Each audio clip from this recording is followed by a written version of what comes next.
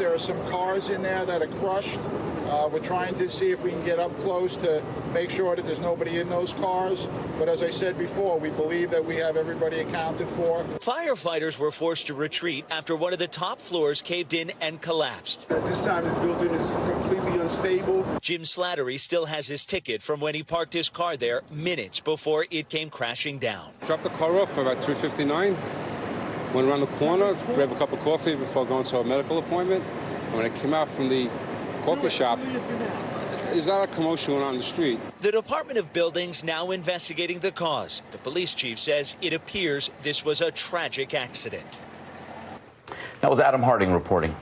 Now to the highly anticipated defamation trial between Fox News and Dominion Voting Systems. It is over before it ever really began.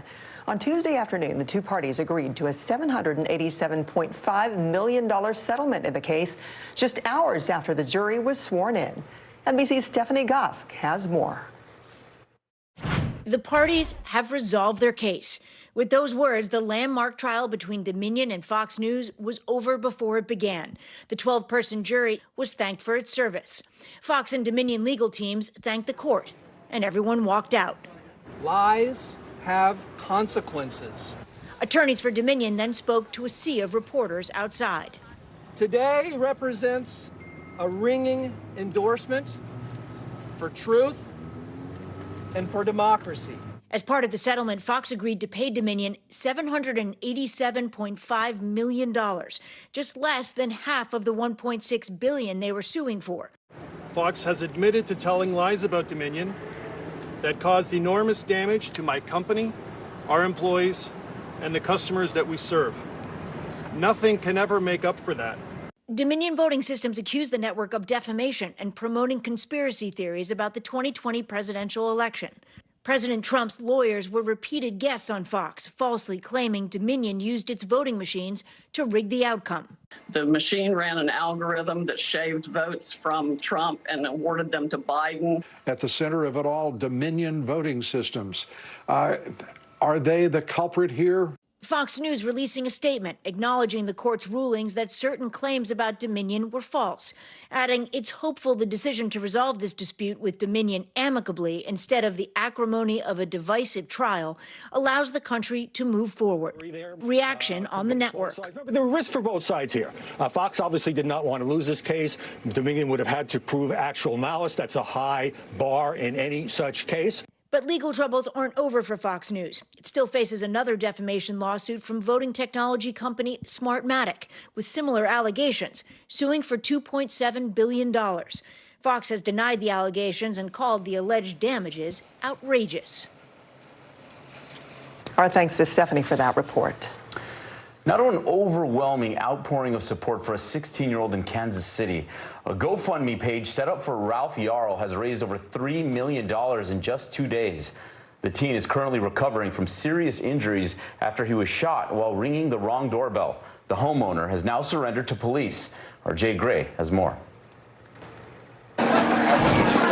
Waves of support spilling into the street in Kansas City, Missouri. More than 1,000 students walking out of Staley High School with a resounding message for a classmate.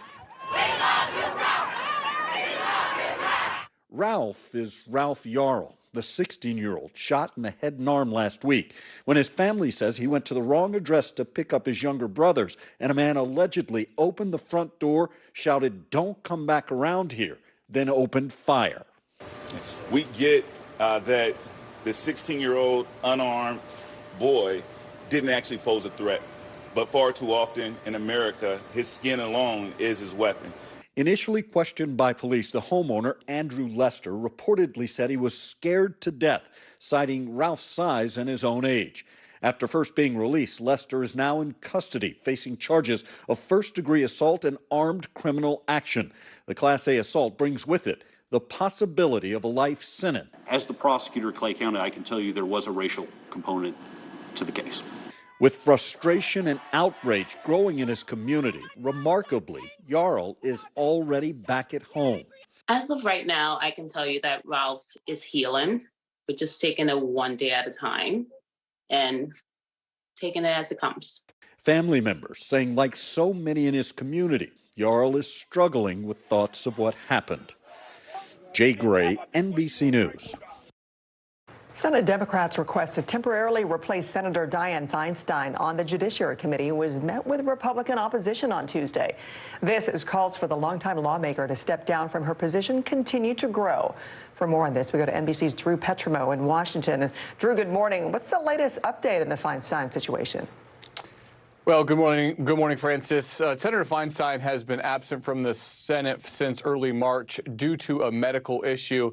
Now, Feinstein sits on the Senate Judiciary Committee, and her prolonged absence has affected the status of several of President Biden's judicial appointments. Last week, Feinstein herself requested that Democrats temporarily replace her spot on the committee in order to approve these nominees. On Tuesday, Senate Majority Leader Chuck Schumer asked for unanimous consent to temporarily swap Feinstein for Maryland Senator Ben Cardin. However, South Carolina's Lindsey Graham, the top Republican on the Judiciary Committee, voiced his opposition to the move by Democrats. Here's what he had to say. She's a dear friend. This is about a handful of judges that you can't get the votes for. The reason this is being made is to try to change the numbers on the committee in a way that I think would be harmful to the Senate and to pass out a handful of judges that I think should never be on the bench. Now, this unsuccessful request by Feinstein came in response to renewed concerns from Democrats in recent weeks that about her absence from Congress. Several members of the party have called for the 89-year-old Democrat to resign, including fellow Californian Ro Khanna. After the committee swap failed on Tuesday, Khanna told NBC News that Feinstein's request didn't solve the problem as many of us had wanted and doubled down on his calls for her to step down. Now, as of now, Feinstein has not offered a timetable for her return to the Senate. Reporting from Washington, I'm Drew Petrimo. Back to you. Drew, the priority for her is her own health. Thank you so much for the update. Now to Moscow, where efforts to get an American journalist out of jail have stalled. The Russian court has rejected the appeal of Wall Street Journal reporter Evan Gershkovich, upholding his detention on spying charges and denying him bail. NBC's Chapman Bell joins us now. Chapman, good morning. So what does this ruling mean for the hopes of bringing Gershkovich back home? Well, good morning, Philip. I mean, it means it could be some time before he's able to potentially come home.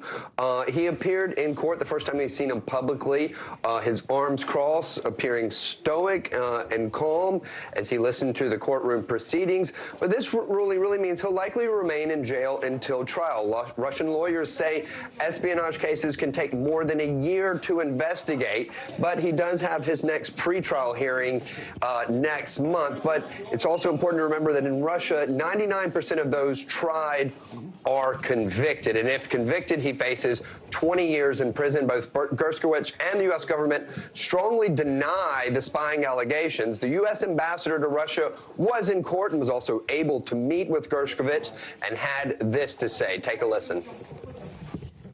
The charges against Evan are baseless, and we call on the Russian Federation to immediately release him. We also call for the immediate release of Paul Whelan. Paul has been held more than 4 years in Russia. Both men deserve to go home to their families now. Now, Ambassador Tracy also referring to American Paul Whelan, who was convicted of espionage in Russia. His family releasing a new statement saying that he feels abandoned by the White House and worried the U.S. may make a decision that leaves Paul in Russia once again, referring to those two other high-profile prison swaps that have happened between the U.S. and Russia since he's been detained. The State Department says he's being unlawfully detained. Now, a top Russian diplomat did say Russia may discuss a prisoner swap, but we know from previous discussions like this does not happen until after a trial and a conviction. So that means any possible prison exchange for Gershkovich will likely be some time, Philip. And I'm sure days feel like weeks for them jailed over there. All right, Chapman, thank you.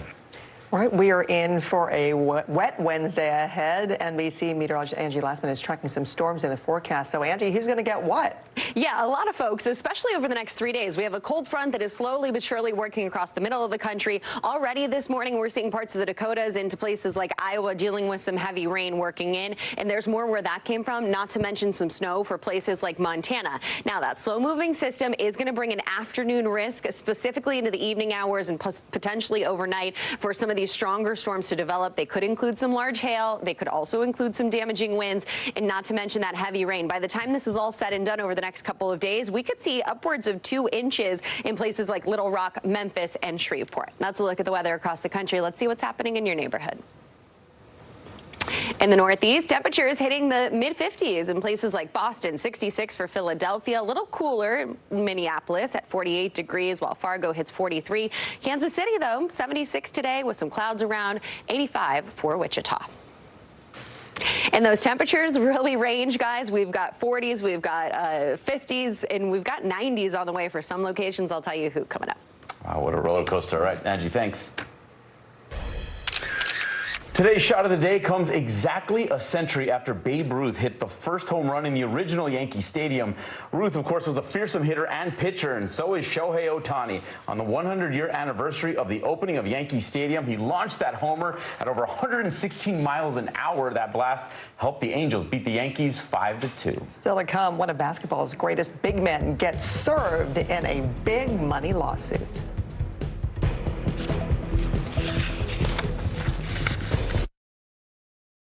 We're back now from Las Vegas. From Seattle, Guatemala City. From Wilmington. I was in space in Texas. From Normandy, From France. Surfside, Florida. Thank you for watching, everyone.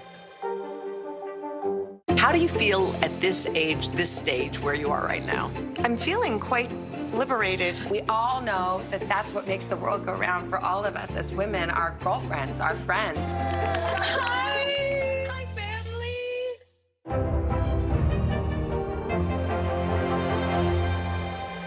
How do you feel at this age, this stage where you are right now? I'm feeling quite liberated. We all know that that's what makes the world go round for all of us as women, our girlfriends, our friends. Hi, my family. Your music is so familiar. What do you think when people start humming back your tunes? How you doing, Lester?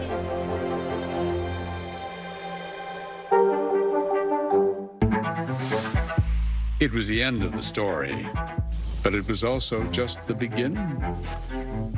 We couldn't know then that following the mystery would take us to places as strange as any fiction. The mind whirled among dreadful possibilities. What happened here?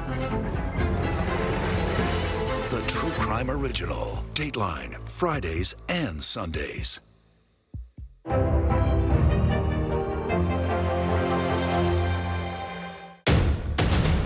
The day's biggest political stories with trusted insight and expert analysis. A daily look at the politics behind the headlines. Meet the Press Now, streaming weekdays at 4 p.m. on NBC News Now. Watch NBC Nightly News with Lester Holt or listen wherever you get your podcasts. NBC News, streaming free now. So you know that saying, seek and you shall find, and it's pretty easy to seek this. The New York State Comptroller's Office has more than $4 billion in unclaimed cash owed to over 24 accounts in New York City. The unclaimed funds come from old bank accounts, uncashed checks, stocks, and more. The comptroller plans to return the lost money to individuals who file claims. All you have to do is just log on to the online claiming system. A simple name search allows you to claim and retrieve any lost funds. You may want to check your relatives as well. I just did it over the break, found lost funds for my daughter and my son. Look at that. Get on it. Look at that. It works. The FDA has authorized a second bivalent COVID booster shot for adults 65 and older and people with compromised immune systems. So people who are over 65 can get a second Pfizer or Moderna bivalent shot 4 months after their last one, and those with compromised immune systems can get another bivalent 2 months after the previous dose. The decision will now be handed off to the CDC, which has a meeting scheduled with its advisory board today. If the CDC does approve the additional shots, immunizations could begin immediately. This comes as more than 1,300 people continue to die from COVID each week. Basketball legend Shaquille O'Neal has been served. A group of investors in FTX have sued Shaq and other celebrities who have endorsed the now failed cryptocurrency exchange. Lawyers for the Moskowitz law firm accused the NBA champion of avoiding them for months until they say they finally got a hold of him at his house. They also warned O'Neal not to destroy the footage of him being served. The $1 billion class action lawsuit also names sports giants like Tom Brady and Steph Curry. Shaq and others deny responsibility, saying they were just paid spokespeople. All right, still to come, how content creators are cooking up creative uses for AI. Still to come on the Channel 2 News. Well, the waters are certainly receding now. Still too close to call. Lester Holt reporting from the Ground Zero, as it's being referred to. It is, in fact, a taste of freedom. The Haitian people know a little something about resiliency. What's the biggest risk right now? Some of the troops who have been proud. I want to welcome you to the first presidential debate. In fact, we've been told we can't go any farther. You with some resilient folks. Let me get a hint.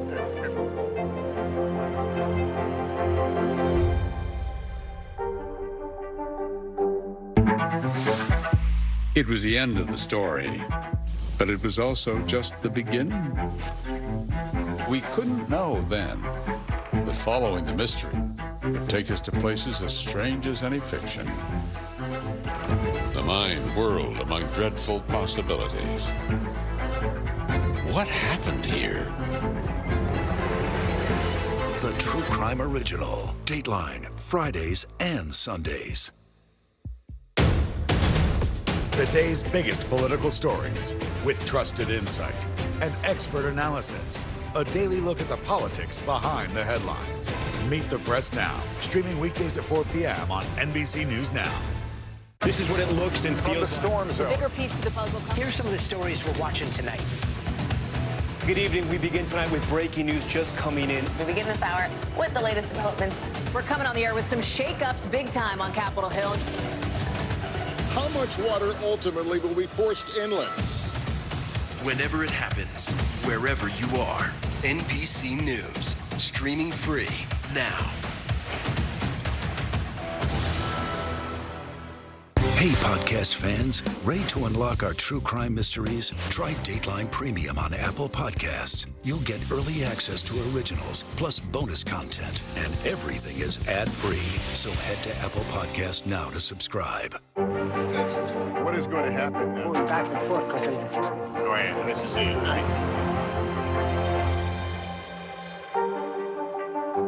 For Dateline Premium, subscribe now on Apple Podcasts. This is what it looks and feels. With the latest, the bigger piece to the puzzle. Here's some of the stories we're watching tonight. How much water ultimately will be forced inland? Whenever it happens, wherever you are, NBC News, streaming free now. How do you feel at this age, this stage where you are right now? I'm feeling quite liberated. We all know that that's what makes the world go round for all of us as women, our girlfriends, our friends. Hi, family. Today I'm going to be doing a sandwich that I got the recipe for from ChatGPT. Now onto the other piece of bread, chocolate spread. 1 tablespoon. Okay, let's give this sandwich of future history a go. That's odd.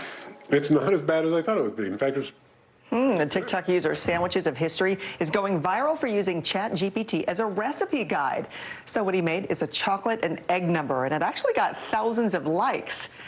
Other creators are also embracing AI-generated content to help them stand out on social media. The trend comes amid AI controversy, and there's a new Pew Research survey that found 38% of Americans are more concerned than excited about tech. I'm sure that number is going to rise because you're talking about privacy, security, trademark, copyright, so many things involved in that. But when it comes to something, for some, maybe harmless as a recipe, it may be interesting to see what they suggest, though. But I mean, you know, computers don't eat, right? They're not Yeah. taste buds. That's the one thing we know that they don't have. Yep. But there is that very unique comparison to social media and AI. That you can use it for innocuous things like silly recipes like that, or more nefarious intentions. And I think that's what we're worried about. I don't know about the Chef GPT.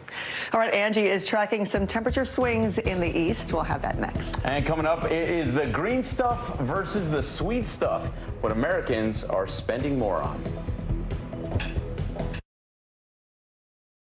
This is what it looks and feels storm zone. The bigger piece of the puzzle comes. Here's some of the stories we're watching tonight. We begin with breaking news just coming in. Russia has launched another round of attacks. What was it like when you came back and saw your neighborhood like this? They say that in modern war there aren't any front lines anymore. Here, there certainly are. Extreme weather tonight on both the West Coast and the East Coast. We've had some of the strongest winds here. How many of you were up there? At least like 11. Now to the economy as Americans face the highest inflation rate in decades. How does this all impact your wallet? More fallout from Elon Musk's Twitter takeover. Peak flu season is almost here. How does RSV specifically hit some kids so hard, and then it seems like it almost doesn't affect others? Can voters trust that you will be able to do this job? Why should voters believe you? This special election night. We love it. We live for this. We have a substantial team of NBC News correspondents fanned out. This is the first time we've not been able to call control of the House on election night. Tonight, we'll take an unflinching look at the resurgence of anti-Semitism in America. They're waiting until Title 42 is lifted before they decide whether to cross into the United States. What made you decide to go the medicinal healing route for what you're growing here? Who should be accountable? The city points the finger at the state at the city. Some more breaking news. We are live on the ground there. I want to show you an up-close look at what we're talking about here. The news continues right now.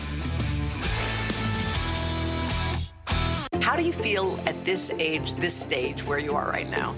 I'm feeling quite liberated. We all know that that's what makes the world go round for all of us as women, our girlfriends, our friends. Hi! Hi, family!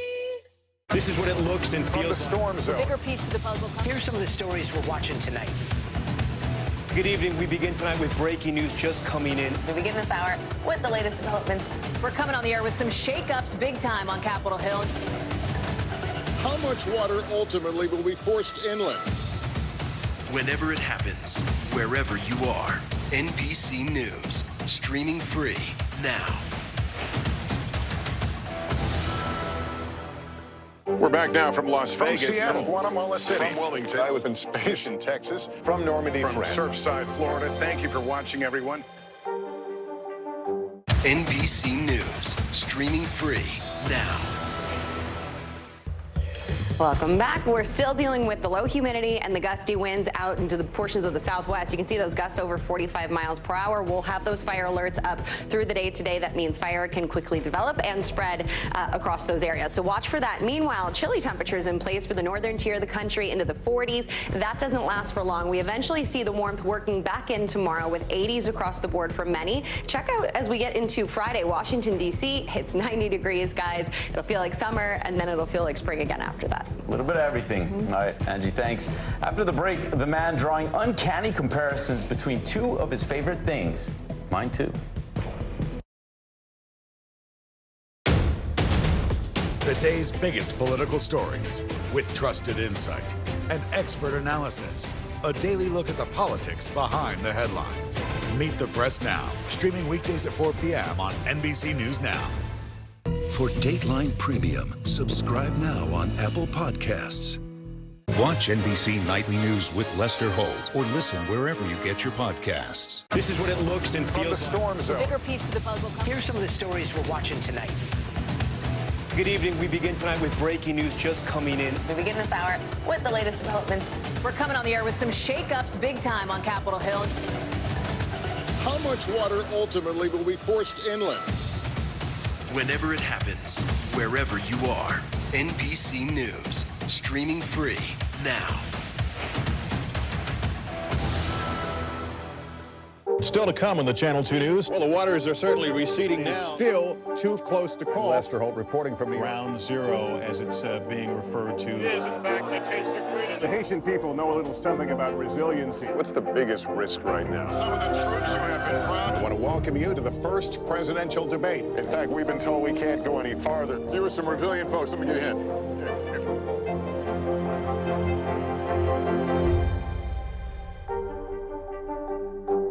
How do you feel at this age, this stage where you are right now? I'm feeling quite liberated. We all know that that's what makes the world go round for all of us as women, our girlfriends, our friends. Hi! Hi, family!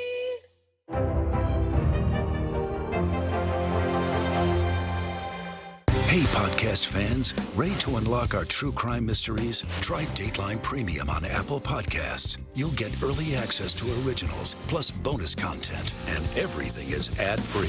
So head to Apple Podcasts now to subscribe. Now to the sports superfan that's putting a bold new twist on some of the world's most famous works of art. NBC's Harry Smith has the story. LJ Rader is a superfan. We're outside one of his two favorite places in New York. So on a given day, would you rather be watching the Knicks at Madison Square Garden or in the Metropolitan Museum of Art? If you asked me that any of the last 20 years, I'd say in the Met, but this season, I think the Knicks actually have a chance. Rader's passion for sports and love of art is not a contradiction. It is his avocation. At Art, but Make It Sports, he's posted scores of comparative images. He matches great sports photographs with paintings he knows, and he knows a lot. The result is mesmerizing. It feels to me like you're kind of a bridge builder. Have you found that in terms of the reactions on your site? Yeah, so you get people from the art world, you get people from the sports world. I think the most rewarding piece is when they can come together. Rader's remarkable skill at matching is uncanny. Some think he's a bot. Every day it seems like somebody's writing into the account saying, this can't be a human, you have to have some sort of algorithm behind the scenes. It's very much just me on my phone. Multiple trips to museums as a kid triggered his imagination. I took a sports lens to what I was seeing and sort of entertained myself by pretending that what I was looking at were sports scenes. Among his first inspirations, Atlas, with the weight of the world on his shoulders, which reminded him of Patrick Ewing back in the day and his beloved Knicks. Patrick Ewing facing the crowd, and yeah, exactly. Neither Ewing nor Atlas shrugged. Harry Smith, NBC News, New York. So impressive. There's got to be some level of genius there with that eye to spot that. Of course, I want to be friends with this guy. I am already obsessed with his Twitter and Instagram he's on. I mean, he does not miss. No. It's incredible. Doing everything I can to not go back and like it like a creeper, some what he posted 3 months ago. But you should check it out. They're incredible. All right. Marijuana sales in the U.S. are going sky high, and they're passing what Americans spend on chocolate. Where do you stand on this? All right, a report on the cannabis industry publication MJ Biz Daily found Americans spent $30 billion in legal marijuana products last year.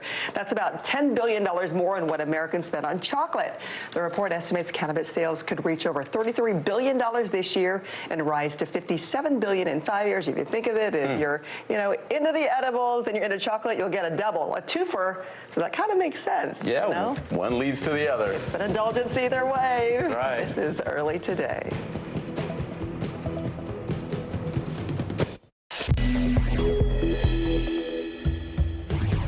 A surprising end to one of the biggest libel cases in decades inside the nearly billion-dollar blow to one of the most conservative channels in the news industry. A win for teachers in the second largest school district.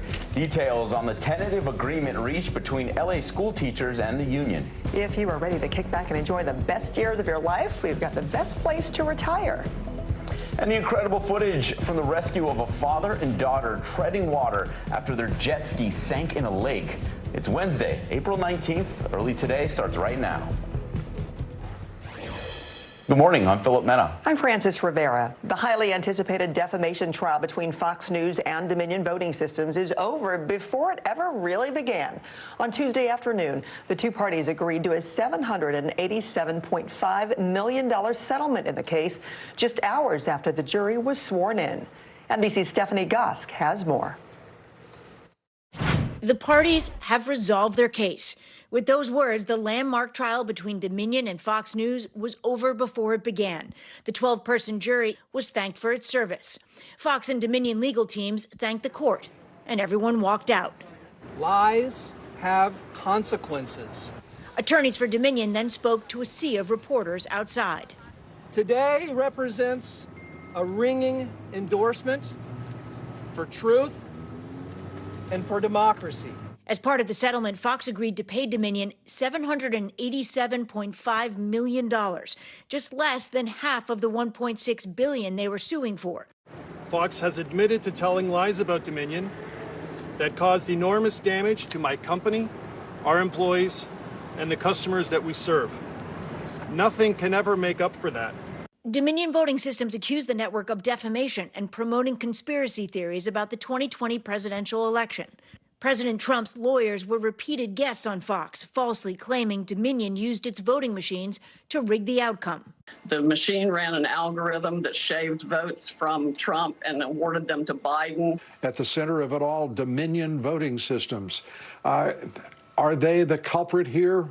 Fox News releasing a statement acknowledging the court's rulings that certain claims about Dominion were false, adding it's hopeful the decision to resolve this dispute with Dominion amicably instead of the acrimony of a divisive trial allows the country to move forward. Reaction on the network. There were risks for both sides here. Fox obviously did not want to lose this case.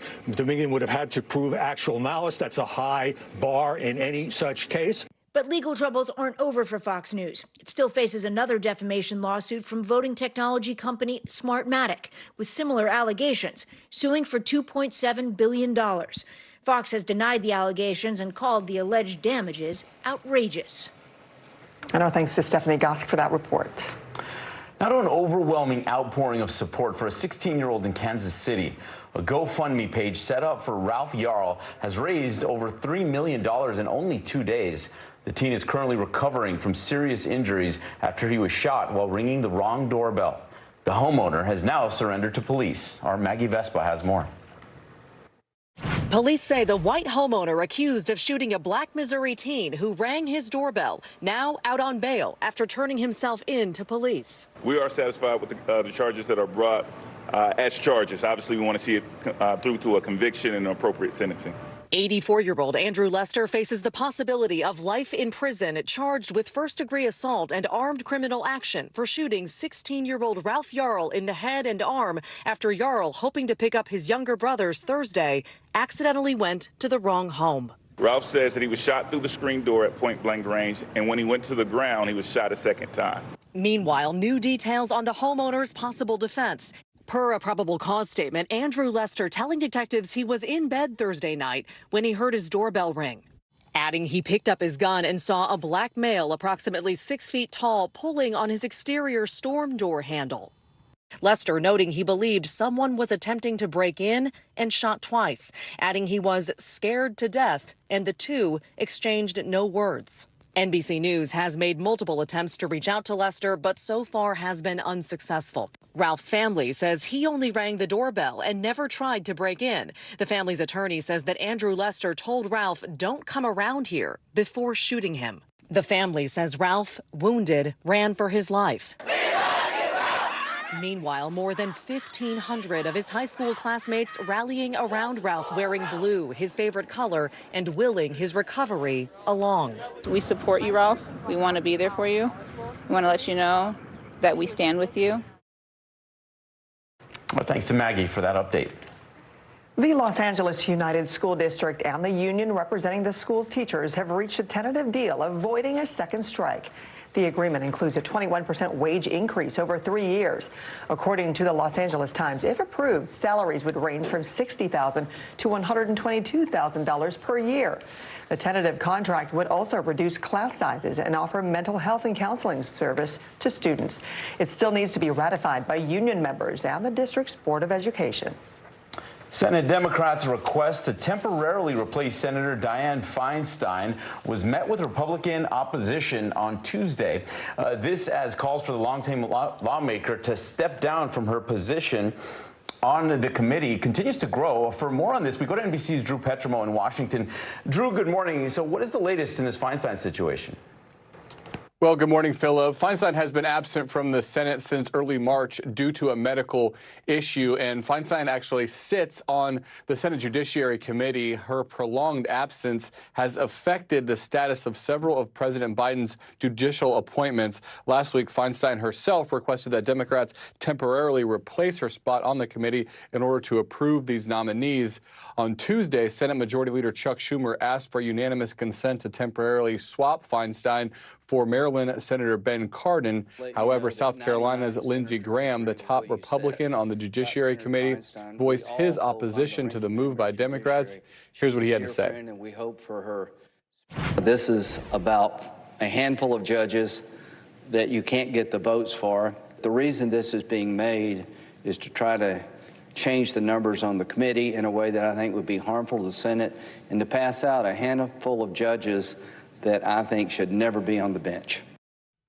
Now, this unsuccessful request by Feinstein came in response to renewed concerns from Democrats in recent weeks about her absence from Congress. Several members of the party have called for the 89-year-old Democrat to resign, including fellow Californian Ro Khanna. After the committee swap failed on Tuesday, Khanna told NBC News that Feinstein's request didn't solve the problem as many of us had wanted, and doubled down on his calls for her to step down. As of now, Feinstein has not offered any time frame for when she plans to return to the Senate. Reporting from Capitol Hill, I'm Drew Petromel. Philip, back to you. All right, Drew, thank you. The White House has made available the tax returns of President Biden and the First Lady. Joe and Jill Biden last year made just shy of $580,000. That's roughly $30,000 less than 2021. The president is still the main breadwinner with his yearly salary of $400K and his $50,000 expense allowance. Every president since Nixon has released tax returns except for former President Trump. Speaking of Mr. Trump and making money, he just posted to Instagram for the first time since January 5th, 2021. He's trying to raise some cash, releasing a new set of NFTs for $99.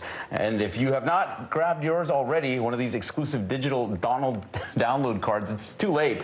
They are all sold out. Happened in mere hours, according to Trump on Truth Social. He says he made $4.6 million off them. We should note that NBC News cannot independently verify that claim. Not in Moscow, where efforts to get an American journalist out of jail have stalled. A Russian court has rejected the appeal of Wall Street Journal reporter Evan Gershkovich, upholding his detention on spying charges and denying bail. NBC's Chapman Bell joins us now. And Chapman, good morning. What does this ruling mean for the hopes of bringing Gershkovich home?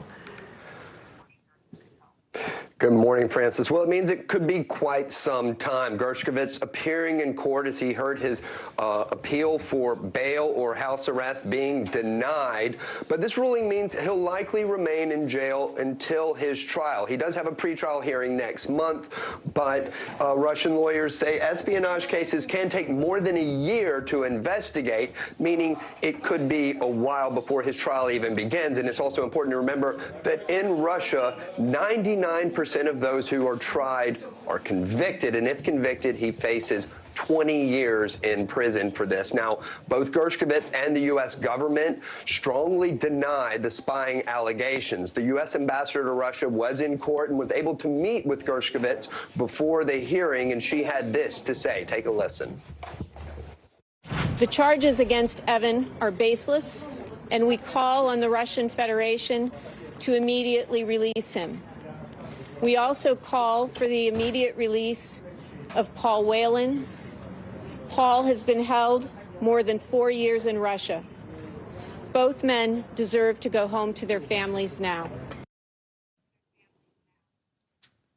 And as you hear the ambassador referring to American Paul Whelan, who was convicted of espionage in Russia, according to the State Department, remains unlawfully detained. His family releasing a new statement saying he feels abandoned by the White House and is worried the U.S. may make a decision again that leaves Paul in Russia, referring to those two other high-profile prisoner exchanges between the U.S.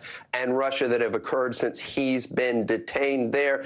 Now, a top Russian diplomat does say that Russia might discuss a prisoner swap, but as we know from previous attempts like this, it requires a trial and a conviction before these are even discussed. So it could be some time that there is a possible swap for Gershkovich and a Russian prisoner in the United States. So again, Francis, this may take some time for Evan Gershkovich to remain behind bars in Russia. Got to be so excruciating for him and his family to wait for any response. Thank you, Chapman.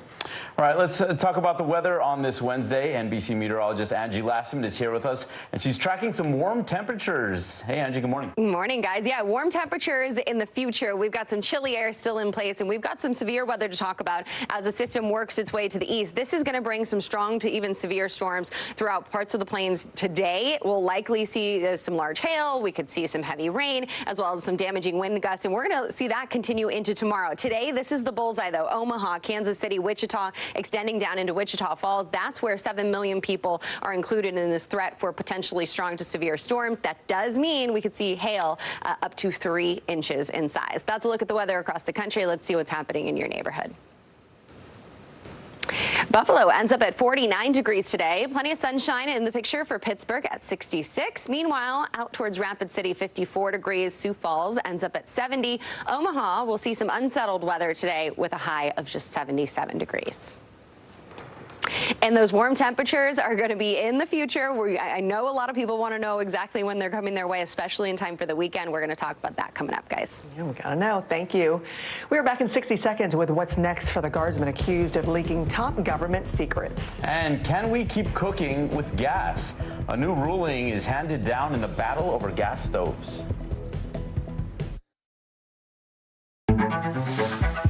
It was the end of the story, but it was also just the beginning.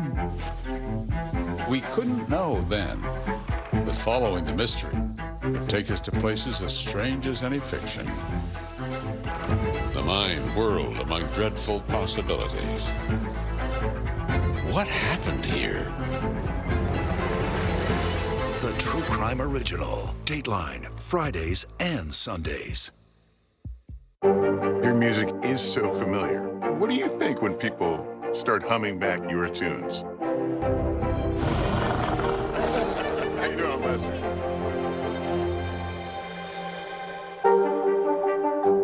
Hey, podcast fans, ready to unlock our true crime mysteries? Try Dateline Premium on Apple Podcasts. You'll get early access to originals, plus bonus content, and everything is ad-free. So head to Apple Podcasts now to subscribe.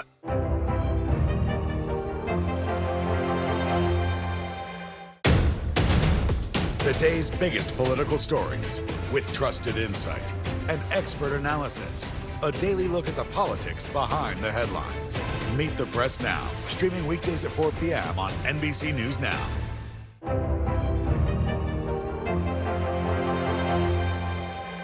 NBC News, streaming free now.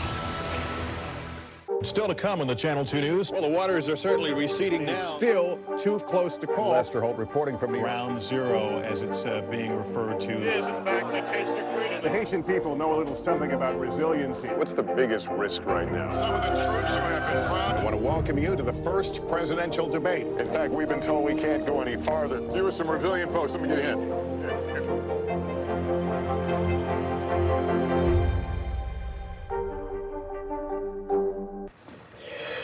Jack Teixeira, the Air National Guardsman accused of leaking classified documents, will appear in court again today at 11 a.m. in Boston.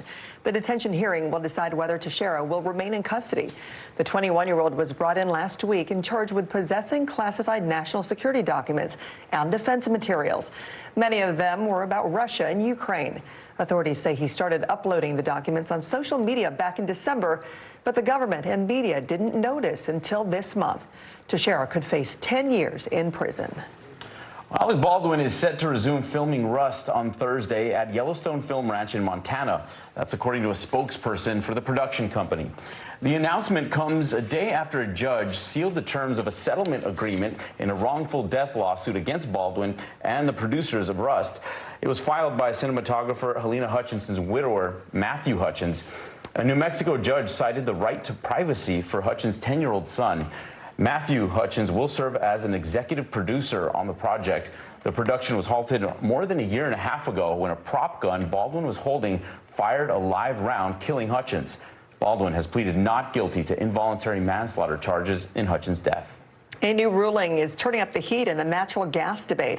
A federal appeals court in San Francisco ruled the city of Berkeley, California, cannot ban natural gas hookups in new buildings, saying it violates federal law. The new decision could set a precedent for other cities that have made moves to steer away from natural gas, which include New York City and Seattle. Advocates pushing for an end to natural gas appliances cite environmental and health concerns. According to CNBC, gas appliances in commercial and residential buildings account for 13% of the country's greenhouse emissions. Still to come, a roaring sale at the auction block, the Jurassic-sized payment for this rare skeleton. And aloha to the brutal cost of living, while you'll be paying up for paradise.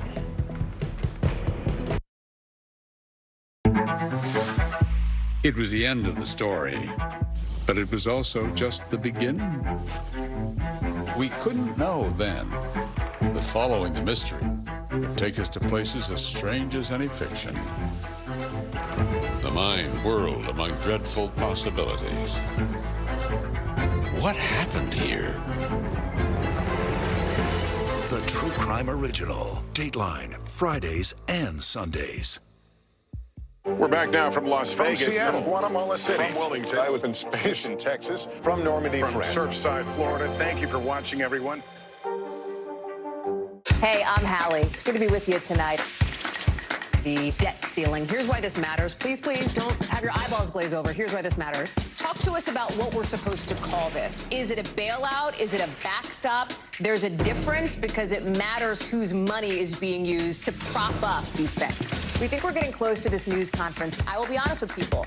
This is like an awkward moment where we think we're like right there. You're going to have to like tap dance with us maybe a little bit. I do have my tap dancing shoes on, not to worry. This is what it looks and feels from the storm zone. The bigger piece to the puzzle. Here's some of the stories we're watching tonight. Good evening. We begin tonight with breaking news just coming in. We begin this hour with the latest developments. We're coming on the air with some shakeups big time on Capitol Hill. How much water ultimately will be forced inland? Whenever it happens, wherever you are, NBC News, streaming free now. Still to come on the Channel 2 News. Well, the waters are certainly receding now. Still too close to call. Lester Holt reporting from Ground Zero, as it's being referred to. It is, in fact, a taste of freedom. The Haitian people know a little something about resiliency. What's the biggest risk right now? Some of the troops who have been proud. I want to welcome you to the first presidential debate. In fact, we've been told we can't go any farther. You with some resilient folks. Let me get in.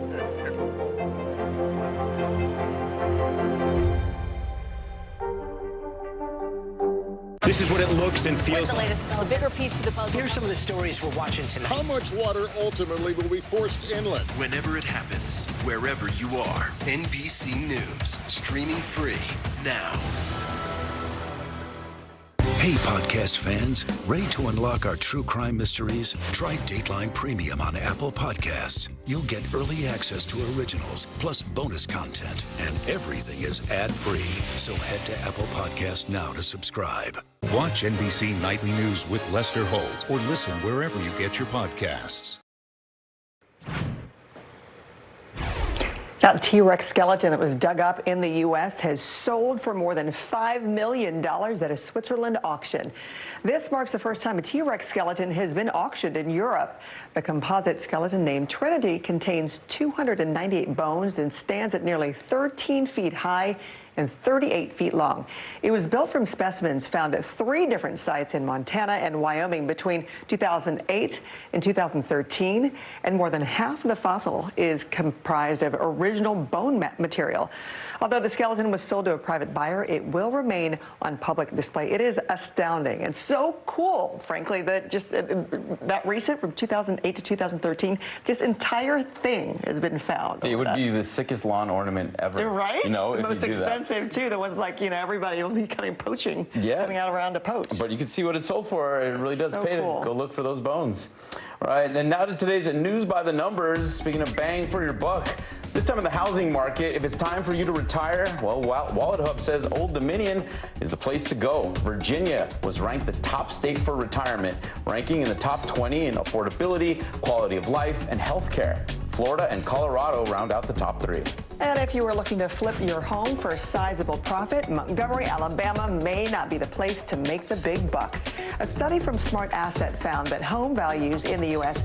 grew 154% from 1998 to now, but home prices in Alabama's capital increased by less than 60%. 6 Illinois cities found themselves in the bottom 15. And settling under the skies of Hawaii may be stretching your dollars super thin. Considering taxes and cost of living, Smart Asset found that a $312,000 salary in Honolulu will boil down to about $100,000 of spending money. So if we're still talking about retirement, $1 million, about $1 million saved is only worth, what, about $300,000? And it's only about 3 years of life left. Yeah, that's the breakdown for you there. Obviously, for the people who live there, they know, but it's the price for paradise. Yeah, that's right. They're willing to pay for it. From fire alerts now to chilly weather, Angie's got your forecast next. And still to come, the deputy who made a daring rescue on a dark lake in Florida. Hey, I'm Hallie. It's good to be with you tonight. The debt ceiling. Here's why this matters. Please, please don't have your eyeballs glaze over. Here's why this matters. Talk to us about what we're supposed to call this. Is it a bailout? Is it a backstop? There's a difference because it matters whose money is being used to prop up these banks. We think we're getting close to this news conference. I will be honest with people. This is like an awkward moment where we think we're like right there. You're going to have to like tap dance with us maybe a little bit. I do have my tap dancing shoes on, not to worry. This is what it looks and feels. From the storm zone. The bigger piece to the puzzle. Here's some of the stories we're watching tonight. Good evening. We begin tonight with breaking news just coming in. We begin this hour with the latest developments. We're coming on the air with some shakeups big time on Capitol Hill. How much water ultimately will be forced inland? Whenever it happens, wherever you are, NBC News, streaming free now. We're back now from Las Vegas, Seattle, from Guatemala City, from Wilmington. I was in space in Texas, from Normandy, from France, Surfside, Florida. Thank you for watching, everyone. Hey, I'm Hallie. It's good to be with you tonight. The debt ceiling. Here's why this matters. Please, please don't have your eyeballs glaze over. Here's why this matters. Talk to us about what we're supposed to call this. Is it a bailout? Is it a backstop? There's a difference because it matters whose money is being used to prop up these banks. We think we're getting close to this news conference. I will be honest with people. This is like an awkward moment where we think we're like right there. You're going to have to like tap dance with us maybe a little bit. I do have my tap dancing shoes on, not to worry. Watch NBC Nightly News with Lester Holt or listen wherever you get your podcasts. For Dateline Premium, subscribe now on Apple Podcasts. This is what it looks and feels. From the storm zone. The bigger piece to the puzzle. Here's some of the stories we're watching tonight. Good evening. We begin tonight with breaking news just coming in. We begin this hour with the latest developments. We're coming on the air with some shakeups big time on Capitol Hill. How much water ultimately will be forced inland? Whenever it happens, wherever you are, NBC News, streaming free now.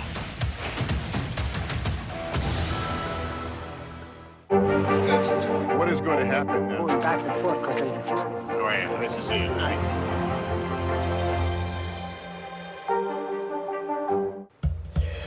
Welcome back. It's chilly in some spots this morning. 43 for Marquette, 59 for Detroit, Burlington at 46 degrees. These numbers are below normal, but that doesn't last for long. We end up into the 80s in a lot of places in the east. Cincinnati hits the mid 80s by tomorrow, and as we roll into the weekend, the warmth will spread. We could see temperatures into the 90s for places like Washington, D.C., and we'll be tracking some severe storms as the cold front moves east. We'll be right back.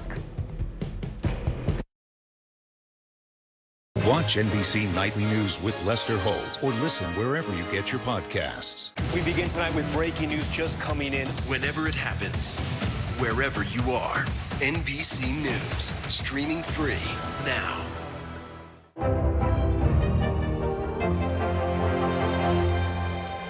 How do you feel at this age, this stage, where you are right now? I'm feeling quite liberated. We all know that that's what makes the world go round for all of us as women, our girlfriends, our friends. Hi! Hi, family!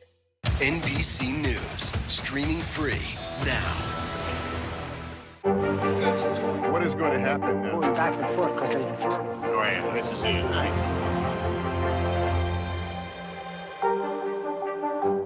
do you feel at this age, this stage, where you are right now?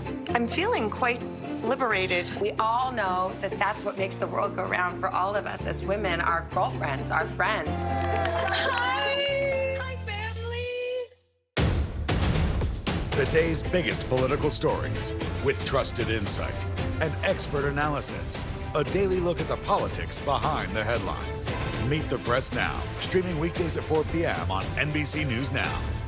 This is what it looks and feels. What's the latest? The bigger piece to the puzzle. Here's some of the stories we're watching tonight. How much water ultimately will be forced inland? Whenever it happens, wherever you are, NBC News, streaming free now. What is going to happen now? Going back and forth because Go ahead. This is it, right? NBC News, streaming free now. What is going to happen now? going back and forth because Go ahead. This is it, right?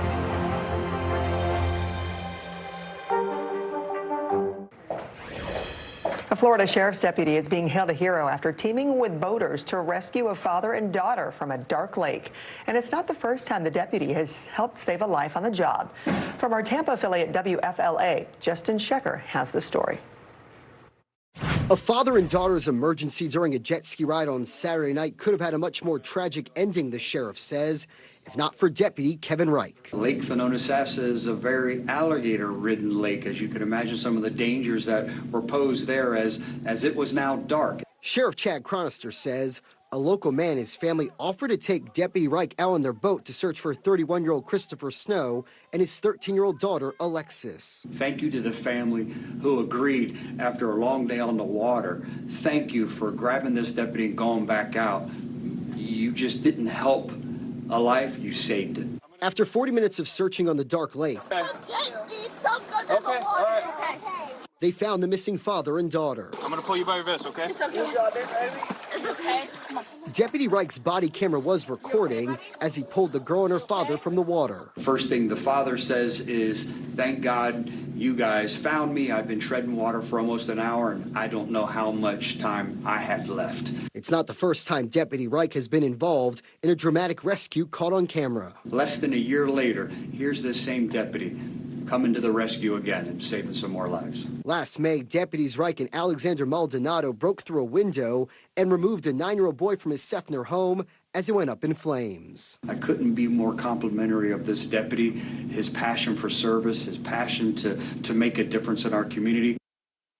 Our thanks to Justin Shecker for that report. Wow, 2 rescues. There's a third one out there, but you got to feel safe if you're in his hands. Shout out to him. I mean, just the heartbreak that he saved these families, you know, and just the swing of emotions, and he was able to give them new life. That's amazing. All right, this evening, there's a 2-decade-old satellite up there. It's expected to fall to Earth. According to NASA and the Department of Defense, the defunct RESI satellite will plummet through the atmosphere, but they say that its chances of impact are low. We'll get to that in just a minute. While scientists have not disclosed its exact re-entry point, they say that most of the satellite should burn up upon its re-entry. RESI was launched in 2002 to study the sun, but was shut down 5 years ago due to issues with communication. Now, when they say this thing is low, the risk of hurting people, they say 1 in 2,500. That doesn't sound too low. You know what word stands out? They said should burn the re-entry. I want them to say will. Otherwise, this is how we're ending this show. When we start the show tomorrow, our lead story may be very different. Let's hope not. Thanks for watching early today. We'll see you tomorrow, God willing.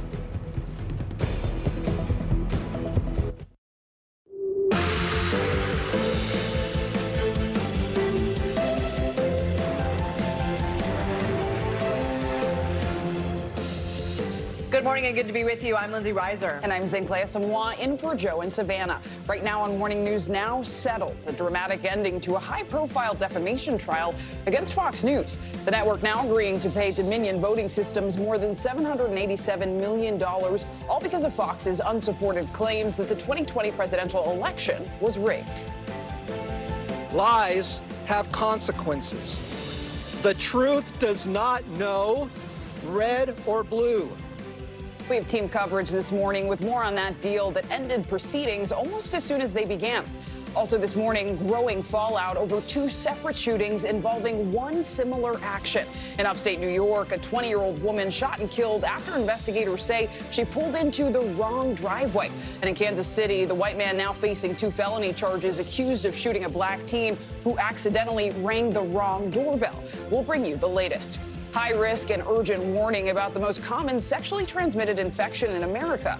We'll break down the new research linking HPV to several forms of cancer and why doctors say the most effective form of prevention is awareness. And in the spotlight, a new study highlighting big changes in Hollywood and a significant increase in Asian and black representation from your TV screen to the movie theater. We'll break down the numbers and what's behind the change, plus why industry experts say we still have a long way to go. Representation on screen. We love to see it. Yeah, and that HPV story, really important. So I'm looking forward to asking our doctor a few questions about that. Absolutely. We got a lot of news to get to this morning, though we begin with that historic settlement in the Dominion Voting Systems defamation lawsuit against Fox News. The two sides agreed to a $787.5 million settlement just hours after the jury was seated for the high-profile trial. Dominion originally sought $1.6 billion, saying the network defamed the company for pushing conspiracy theories about the 2020 presidential election. Following the news, Fox released a statement saying, "We are pleased to have reached a settlement of our dispute with Dominion Voting Systems. We acknowledge the court's rulings findings, certain claims about Dominion to be false. This settlement reflects Fox's continued commitment to the highest journalistic standards." Dominion CEO John Polis also addressed reporters after this agreement was reached. Fox has admitted to telling lies about Dominion that caused enormous damage to my company, our employees, and the customers that we serve. Nothing can ever make up for that. Let's bring in NBC News correspondent Emily Aketa in Wilmington, Delaware for all the latest on this. We're also joined by NBC News legal analyst Danny Savalas. Good morning to both of you. Emily, how did both sides come to this agreement, and what is each side saying about it? Well, I'll tell you this, a lot has transpired since I last talked to you yesterday morning. The jury selection played out, that process played out yesterday morning. The jury was seated, 12 jurors, 12 alternates, and then everyone broke for lunch. Then we were supposed to return to the courtroom for the start of the trial. Opening statements set to get underway around 1:30 p.m. So everyone filed back into the courtroom, back into the media overflow room for opening statements that were delayed by, at first, it was a few minutes. We didn't think anything of it. Those minutes turned into hours, fueling speculation around what could have caused such a prolonged delay. Well, we got our answer shortly before 4 p.m. The judge and the jury re-entered the courtroom, and it was a brief announcement. The judge told everyone that the parties had settled and resolved the case. He thanked the lawyers, he thanked the jurors, and everyone exited. An abrupt end to what would have been a high-stakes trial that could have gone for 5 to 6 weeks, bringing names like and high-profile figures like Rupert Murdoch, Sean Hannity, Tucker Carlson to the stand. Now that is no longer the case. Fox's legal team bypassed the media, released that statement you read earlier, and Dominion's team taking to the courthouse steps right behind me, really breaking down what the huge figure, the nearly $800 million settlement stands for. Take a listen here. For us, this case has always been about exposing the truth and holding those who knowingly spread lies accountable. Over 2 years ago, a torrent of lies swept Dominion and election officials across America into an alternative universe of conspiracy theories. Now, should Dominion have continued into trial, they would have had to prove that Fox acted with something called actual malice, that Fox knowingly aired false claims about election fraud allegations, or at least acted with reckless disregard. Guys? So, Danny, I want to bring you in here because notably, they settled at only half, less than half of what they initially sued for, $1.6 billion. So what's the advantage of Fox settling before opening arguments even begin? The major advantage is the same advantage had they settled months and months and months ago, which is they don't put critical people in the Fox chain of command on the stand and let the bloodletting continue. Look, I think Fox made a bit of a mistake here. They adhered to an old school mentality for defendants in civil cases, which is, and the insurance companies drive this thinking too, which is wait until the absolute last minute to settle. That's magical thinking. Maybe something will happen, but more importantly, you hold on to your money as long as you can. The insurance company can invest it, earn interest on it, whatever the case may be. But the other incentive is that they don't want to encourage other would-be plaintiffs to sue to get the idea that, oh, this is a defendant that rushes to settle a case as soon as it's filed. It's an old way of thinking. It may work with run-of-the-mill motor vehicle accident claims or things that nobody ever hears about in the news. That's not this case. The stakes were too high. It would have been valuable to Fox to settle this even for the same amount early on, before all these depositions were taken and before all these facts were out in the public. Fascinating. Emily, where does each side go from here? Well, I'll tell you, it appears that there are more legal matters on the horizon for both sides here. Fox still facing a similar defamation lawsuit from another voting technology company called Smartmatic. This one with demanding even more money than Dominion did, $2.7 billion. Fox has denied the allegations and called the demanded damages absolutely outrageous. For Dominion, it has more pending lawsuits on the horizon. It is suing several individuals, including Trump allies, also several news outlets. So in other words, guys, more to follow, more to come.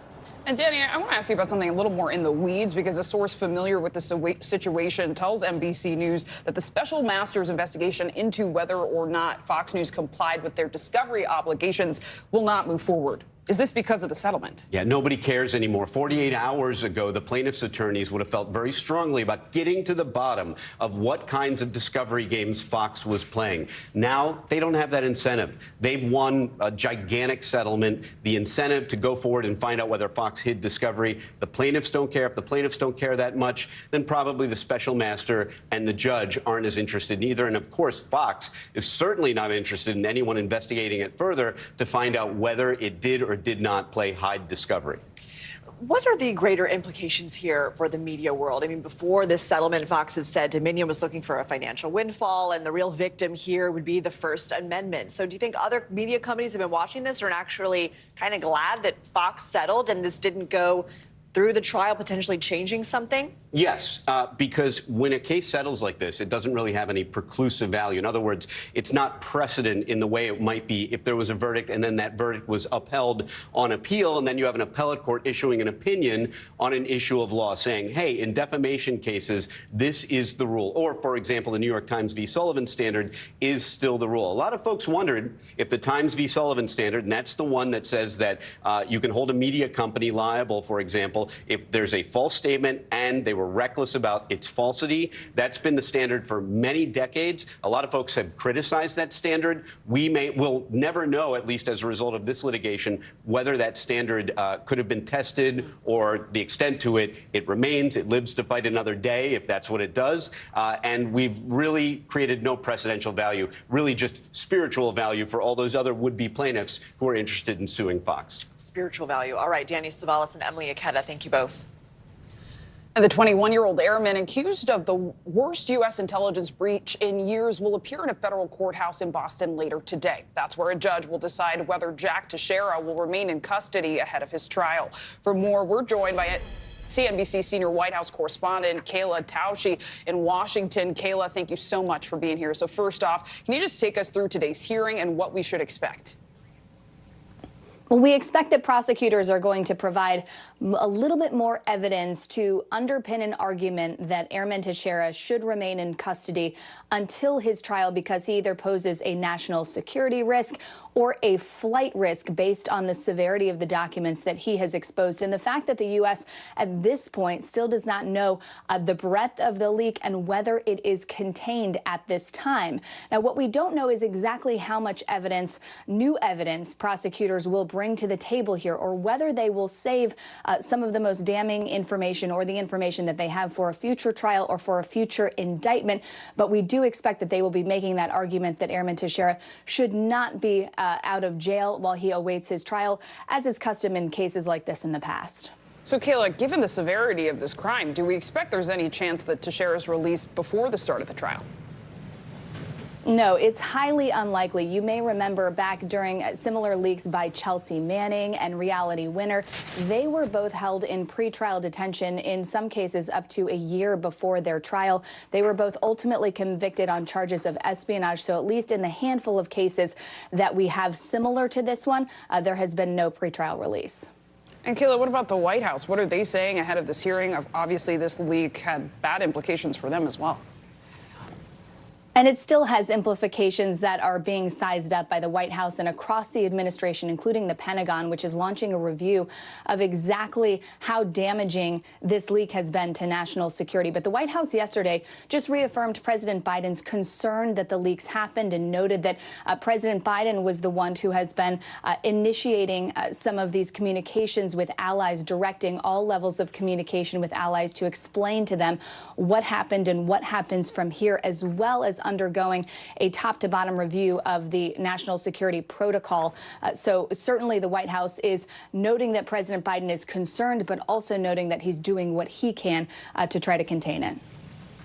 Important analysis. Kayla Tausche, thank you so much. An upstate New York man is expected to appear in court later today to face murder charges. Yeah, police say he shot and killed a 20-year-old woman after the car she was riding in accidentally pulled into the wrong driveway. NBC News national correspondent Miguel Almaguer has more. Lost in rural upstate New York, 20-year-old Kaylin Gillis was shot and killed Saturday night when the SUV she was in accidentally pulled into the wrong driveway.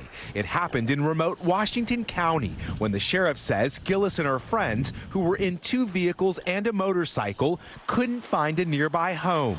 As the SUV was turning around, investigators say Kevin Monahan walked out of his home and fired 2 shots at the vehicle. Why did the suspect tell you he opened fire? He has not given us any motive. He's not given us a reason as to why he felt necessary to fire. They turned around and were in the process of leaving when the shots were fired. The sheriff says Gillis, who was in the front passenger seat, and her 3 friends never got out of the car and never posed a threat to Monahan, who's charged with murder. After the shooting, driving through the secluded town of Hebron, the group reached an area with cell phone service and called 911. They were young kids, like anywhere across this country. They were on a weekend night looking for a friend's house, and it was just a senseless and it's a tragic incident. That was Miguel Almaguer reporting, and Monahan has pleaded not guilty in this case. His attorney tells NBC News the shooting was a series of errors which resulted in a tragedy. The man accused of shooting 16-year-old Ralph Yarl is set to be arraigned today on 2 felony charges. 84-year-old Andrew Lester was released from custody yesterday after posting bail. Now the community is calling for justice as Yarl begins his long road to recovery. NBC News correspondent Maggie Vespa is in Kansas City, Missouri with details. Good morning. After turning himself into police yesterday and hours later posting $200,000 bail, 84-year-old Andrew Lester will face a judge for the first time this afternoon. This as people in Kansas City and beyond rally around a 16-year-old boy who's just beginning to heal. From crowds in downtown Kansas City. Oh my God, this is somebody that I know. We love you, Ralph. We love you, Ralph. To 1,500 high school students walking out to honor their classmate and demand justice. We support you, Ralph. We want to be there for you. 84-year-old Andrew Lester set to be arraigned today on felony charges, including first-degree assault for allegedly shooting the black teen boy who rang his doorbell Thursday. 16-year-old Ralph Yarl now recovering at home. Ralph is doing really, really well. He's loving the love that he's getting from everyone. The bullets to his arm and head, families say, leaving him with a traumatic brain injury and a cracked skull. The family's attorney says the high school junior and marching band standout was trying to pick up his younger brothers when he accidentally went to the wrong home. Prosecutors say there's a racial component in the case. Civil rights attorney Ben Crump pushing for hate crime charges. Where are we coming to in America when young people hit the wrong doorbell and you profile and shoot them? According to court documents, Andrew Lester told detectives that he saw a black male, approximately 6 feet tall, pulling on the exterior storm door handle, believing someone was attempting to break in and that he was scared to death. Ralph's family says he only rang the doorbell and never tried to break in. Ralph says that he was shot through the screen door at point blank range. The family says Ralph, wounded, ran for his life, begging neighbors for help, one ordering him to lie on the ground and put his hands up. James Lynch, hearing the commotion, says he ran and waited with the teen until paramedics arrived. To lay there in the street alone and scared and bleeding, that's awful. According to those court documents, shortly after the shooting, Andrew Lester was, quote, visibly upset and, quote, repeatedly expressed concern for the victim. We are expecting his arraignment today to be virtual, and prosecutors say he faces a maximum of life in prison. Back to you. Maggie Vespa, thank you. And this morning, an investigation is underway after a deadly parking garage collapse in New York City. This is what it looked like in Lower Manhattan yesterday. Following the collapse, one person was killed and 5 others hurt. Witnesses say they heard a loud noise and then a dark cloud of smoke. The entire roof of the structure appeared to crack and cave in, leaving cars literally hanging in the balance. Firefighters were on the scene before rescuers used both high-tech drones and emergency response robotic dogs to search for people trapped in the rubble of the unstable building.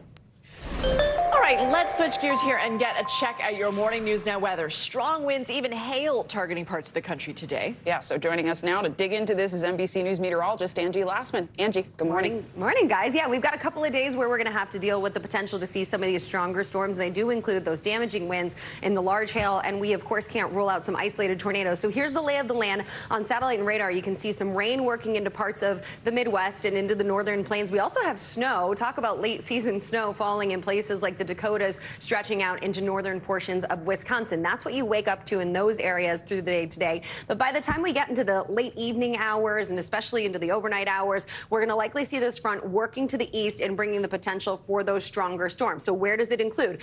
Anywhere where you see that brighter kind of orange shade, that's where we have a slight risk. So that means it's slightly elevated for us to see the potential for some of these severe storms to develop. That does include things like large hail. We're talking 2 inches or larger, even up to 3 inches in size. That, of course, damaging for cars and such. And we also will see the wind gusts potentially reaching up to 60 miles per hour. And like I mentioned, the isolated tornadoes, can't rule those out. It does include Kansas City, Salina, Wichita, Oklahoma City, and as far south as Wichita Falls, Texas. So if you live in those areas through the afternoon and evening hours today, you're going to want to stay alert. Now, that system continues moving east. So that means that there's some folks that are going to be next up as we get into tomorrow for, once again, the potential to see strong to even severe storms. The showers and thunderstorms will develop along that cold front as it tracks to the east. And again, where you see those brighter oranges, Dallas, Austin, stretching into parts of Little Rock, areas that really have already been hard hit so far this season, will once again have the potential to see some of that hail and the damaging wind. I do want to stress the tornado threat is much lower, but of course we cannot rule out the potential to see a few of those isolated tornadoes, but it does look like more of a hail event.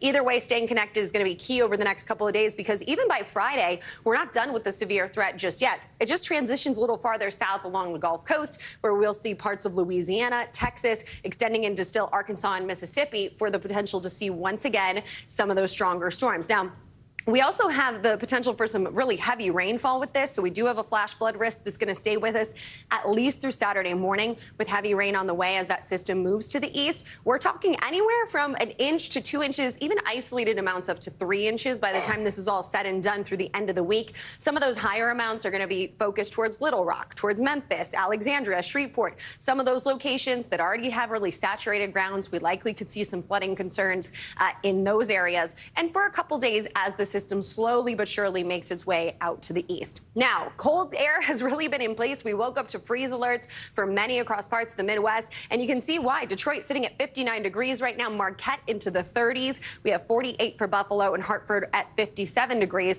later this afternoon. Notice where our temperatures go by later into the afternoon tomorrow. We'll see Cincinnati hit the low 80s, Pittsburgh into the mid 80s. We're running 20 degrees almost above normal by tomorrow. A bit of a different story than what we deal with today.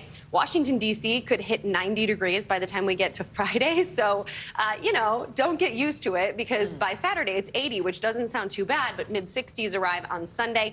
And if you live in Chicago, A little bit of weather whiplash for you too. Friday, mid-60s, but the 40s return just in time for your Saturday and your Sunday plans.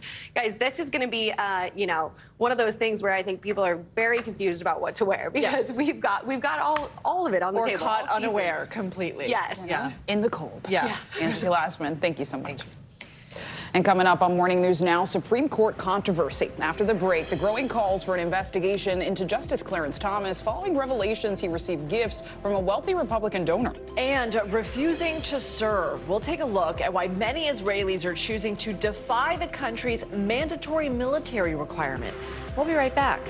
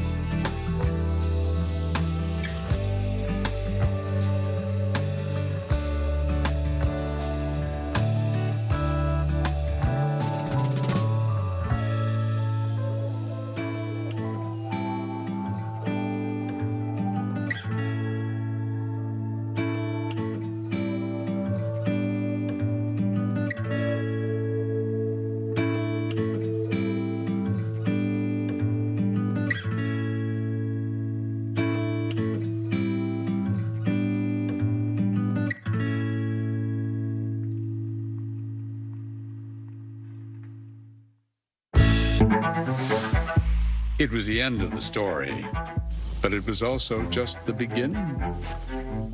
We couldn't know then that following the mystery would take us to places as strange as any fiction. The mind whirled among dreadful possibilities. What happened here? The True Crime Original. Dateline, Fridays and Sundays. We're back now with news of growing calls for a Senate investigation into Supreme Court Justice Clarence Thomas. Senate Democrats are considering a potential hearing on Supreme Court ethics after it was revealed earlier this month that Justice Thomas received undeclared gifts and luxury travel from a wealthy Republican donor. NBC News congressional correspondent Julie Sirkin joins us now to dig into this. Julie, good morning. So the chair of the Senate Judiciary Committee, Dick Durbin, talked about a potential hearing just yesterday while also putting pressure on Chief Justice Roberts to investigate Justice Thomas. So what exactly did he say about that? And do we know what a potential hearing could actually look like? Yeah, well, good morning, Zingley. Look, a hearing pretty much is up in the air now. We don't know what the parameters will look like specifically, but bottom line here is that most, if not all, Senate Democrats believe that these donations by this wealthy donor should have at least been disclosed by Clarence Thomas. But they're also united in the fact that they think this should call for some stricter ethics codes that the Supreme Court would then have to abide by. Right now, they don't really have any formal rules in place. They say they go by the rules that also cover the lower courts. But obviously, Senate Democrats are really concerned with Sheldon Whitehouse, the top Democrat on the Judiciary Committee, potentially connecting this to a larger dark money scheme. Here's what Senator Dick Durbin had to say, who's the top Democrat on the Judiciary panel. Watch. What we've called on Chief Justice Roberts to do is to accept the responsibility at the court. As Chief Justice of the United States Supreme Court, he has to understand that Clarence Thomas's conduct is absolutely unacceptable from an ethical basis. To restore the integrity and the reputation of the court, they have to do something. An investigation followed by a change in the approach on ethics. So you hear him calling on Chief Justice Roberts to investigate this himself. It's not clear what the lawmakers on Capitol Hill are going to be able to do, especially in a divided government. And Julie, it is important to point out that Senate Republicans are pushing back on this idea, especially Senate Minority Leader Mitch McConnell, right? Oh, totally. Most of them are actually united in the fact that they think this is really no big deal. Senator Cornyn, who's a top Republican on the Judiciary Committee, he said, look, this happens. Even senators accept personal favors sometimes here and there. They do, however, think this could have been disclosed, and that's something that even Cornyn said Clarence Thomas is going to have to do. But on the bottom line, on the flip side, Republicans think that Chief Justice Roberts could have this all handled internally. Take a listen to what McConnell had to say, the minority leader. The Supreme Court and the court system is a whole separate part of our Constitution. I have total confidence in the Chief Justice of the United States to deal with these court internal issues. Now, Senator Romney, who is the only Republican I heard say this, said it could potentially be problematic if Clarence Thomas did accept these donations and personal favors, as he called them. And Julie, it is worth noting, though, everything in D.C. is connected, though we heard McConnell say they are their own institution, right? The Supreme Court. This is all complicated by Senator Dianne Feinstein's medical leave. She's also a member of the Judiciary Committee, but Senate Republicans have blocked a request by Democrats to temporarily replace her. So, Julie, this would actually reduce the likelihood of actually seeing Justice Thomas testify in any potential ethics hearing, right?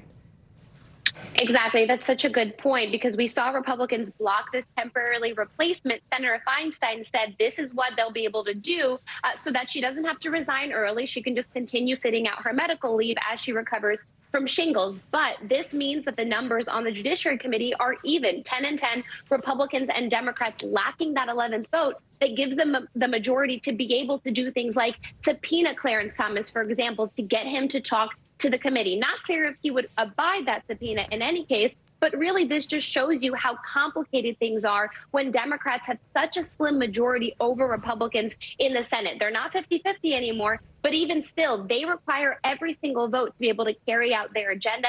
And in a case like this, where they're trying to investigate Clarence Thomas and these payments and donations to him, Senator Feinstein's absence is a huge hurdle for Democrats to get over. Definitely a complicated issue. We know you'll stay on it. Julie Sirkin, thank you. Let's take a look now at headlines from around the world this morning, starting with breaking news in Ukraine. Those highly anticipated Patriot air defense systems have arrived. NBC News foreign correspondent Ali Aruzzi joins us now with more. Good morning, Ali. Good morning, guys. That's right. The Ukrainians are overjoyed at the arrival of the Patriot air defense system. They've been calling them Patriots for Patriots. The Ukrainians have long said that the air defense system is essential for their fight against Russian aggression. The Defense Ministry thanked their colleagues in America, Germany, and Holland, saying that together they can win this war.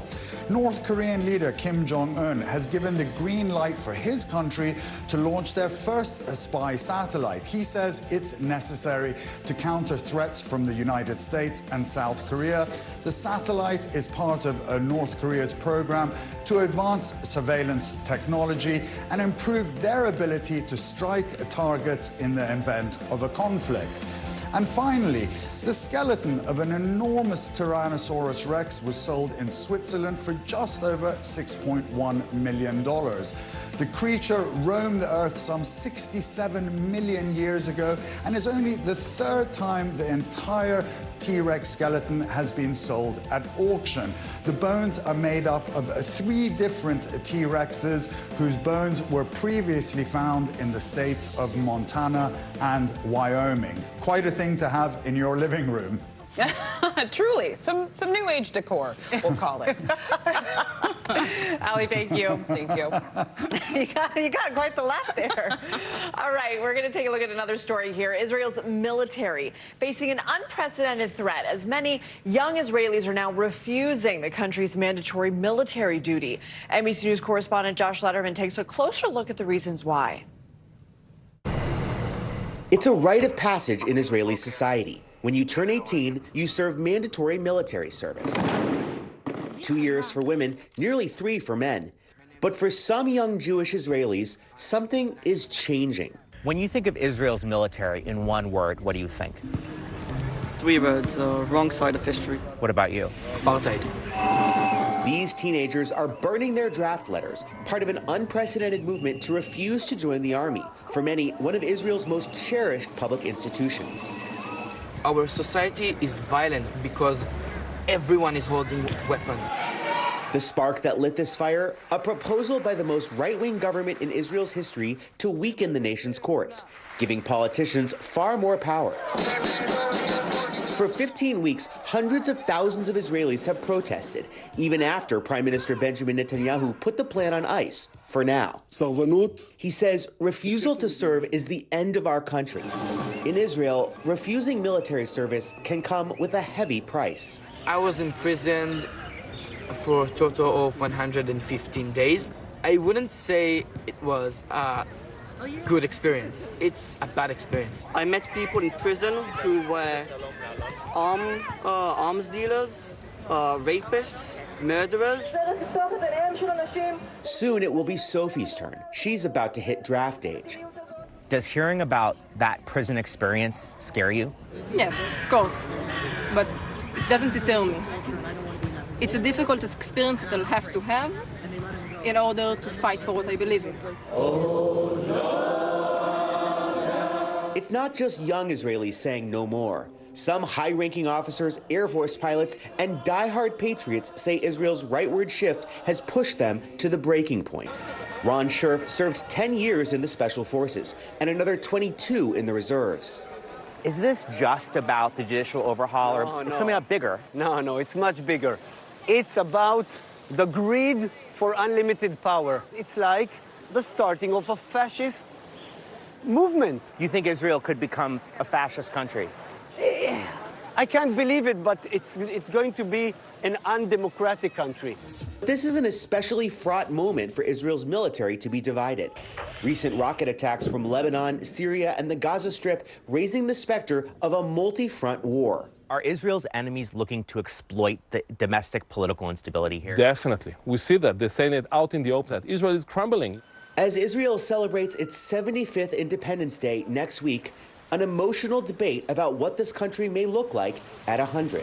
32 years in the army to think that my daughter will not be part of this, I can't even imagine that.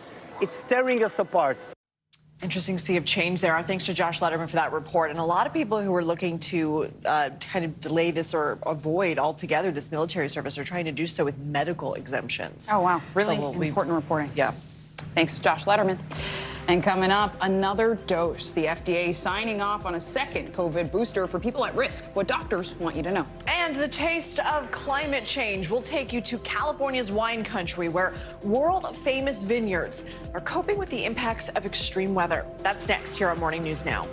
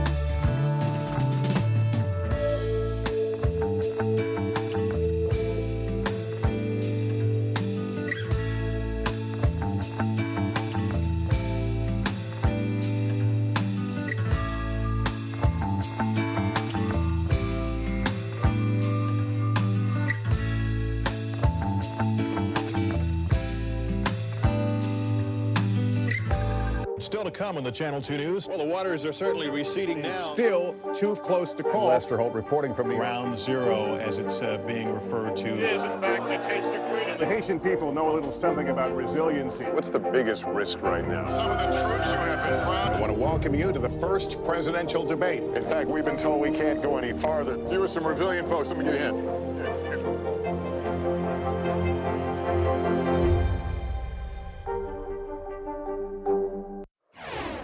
We're back now with a new warning that more middle and high school students are misusing ADHD prescription drugs. And if you take nutrition supplements, a new study says you may be overdoing it. So NBC News medical fellow Dr. Akshay Syal joins us now with more on these stories. Good morning, doctor. Morning. Thanks so much for being with us. So I actually want to start with some COVID news around second boosters. We know the FDA actually authorized a second booster for older and immunocompromised adults just yesterday. They also authorized the use of a bivalent booster in all COVID vaccines moving forward. So who exactly should be getting this second booster? Yeah, good morning. So this is all about those who are at high risk of severe disease from the virus. So we're talking about those over the age of 65 and those with weak immune systems, meaning that maybe you're getting treated for cancer or autoimmune disease, drugs that lower your immune system, and you're immunocompromised is what we say. So when we're talking about those people, adults over the age of 65, if it's been 4 months since your last vaccine, you can get a booster, and if you're immunocompromised, you only have to wait 2 months. Now, these are people that, very high risk from severe disease. So you want to make sure that if you are in those categories, you are following up on this, you are keeping up to date, because you don't want to, too much time to go by and the protection kind of decreases from the boosters.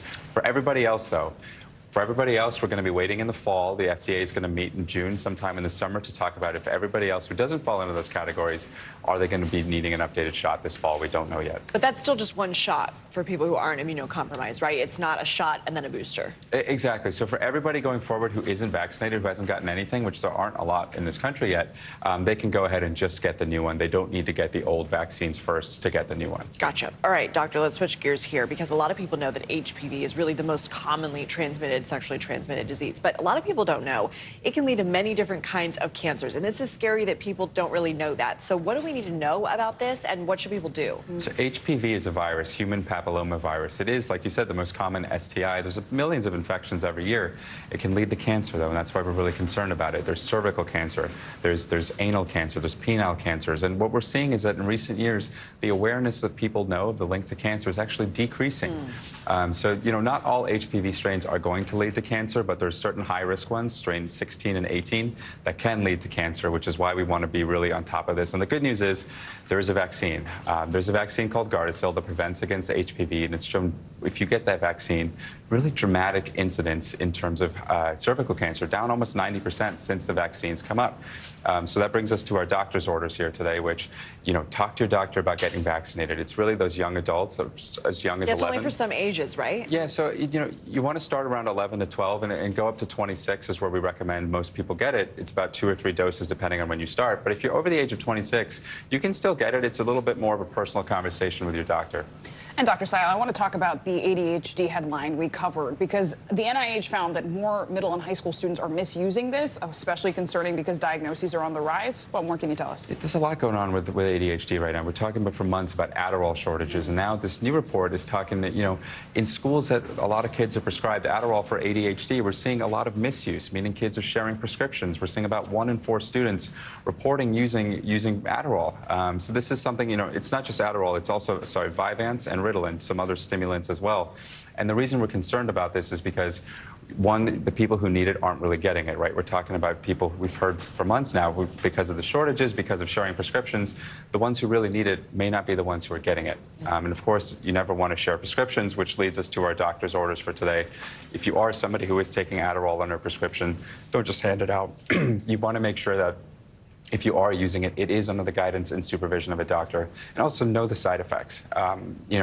Dry eyes, fast heart rate, high blood pressure. Those are some things that you want to watch for as well if you're taking it. All right, we got to be quick with you on this last one here, but supplements. There's a new CDC report saying not everybody needs to take them. So what kind of supplements are we talking about, and what does the study reveal? Yeah, so when we're talking about multivitamins, there was actually the chief of medicine of Northwestern wrote an editorial a few years ago saying most healthy people, non-pregnant, young adults, don't need to be taking multivitamins. Or I think he called them a waste of money for most people. And they are expensive. They are expensive. It's a $50 billion industry. So this is, yeah, a lot of people are taking this, and it turns out not everybody needs to. About 60% of adults are actually taking multivitamins, according to the latest CDC report. And so really, when we talk about multivitamins, if you are pregnant, if you are somebody who is breastfeeding, it's a different conversation. But, discuss your diet with your doctor. Make sure that you talk about what supplements you're taking. Diversify your foods. If you eat a diet of fruits, vegetables, you shouldn't need to be taking multivitamins. If you only eat pizza and ramen, should you still be taking You might not be on the right track there, Dr. Sayal. Thank you so much. Thanks, Doctor. Napa Valley vineyards are known worldwide for producing wines with a one-of-a-kind flavor, but the climate that is key to producing it is being threatened. NBC News correspondent Nyala Charles has more in our Climate Challenge series. The secret to Napa's exquisite wine doesn't come in a bottle, and it can't be recreated. It's the climate, a unique mix of sun, soil, and rain. But climate change threatens to put that equilibrium out of balance. 2%. In Napa Valley, taste tests for the 2021 wines are underway at Turnbull Winery. That's so good. It's like magic unicorn horns. Their backdrop is picturesque. Vibrant green hills, courtesy of record rainfall that eliminated more than 70% of California's drought in just 3 months. But some Napa wineries are still rising from the ashes. In 2020, the glass fire ripped through the Northern Valley. It was one of the most destructive fires in California history. 20 vineyards were destroyed.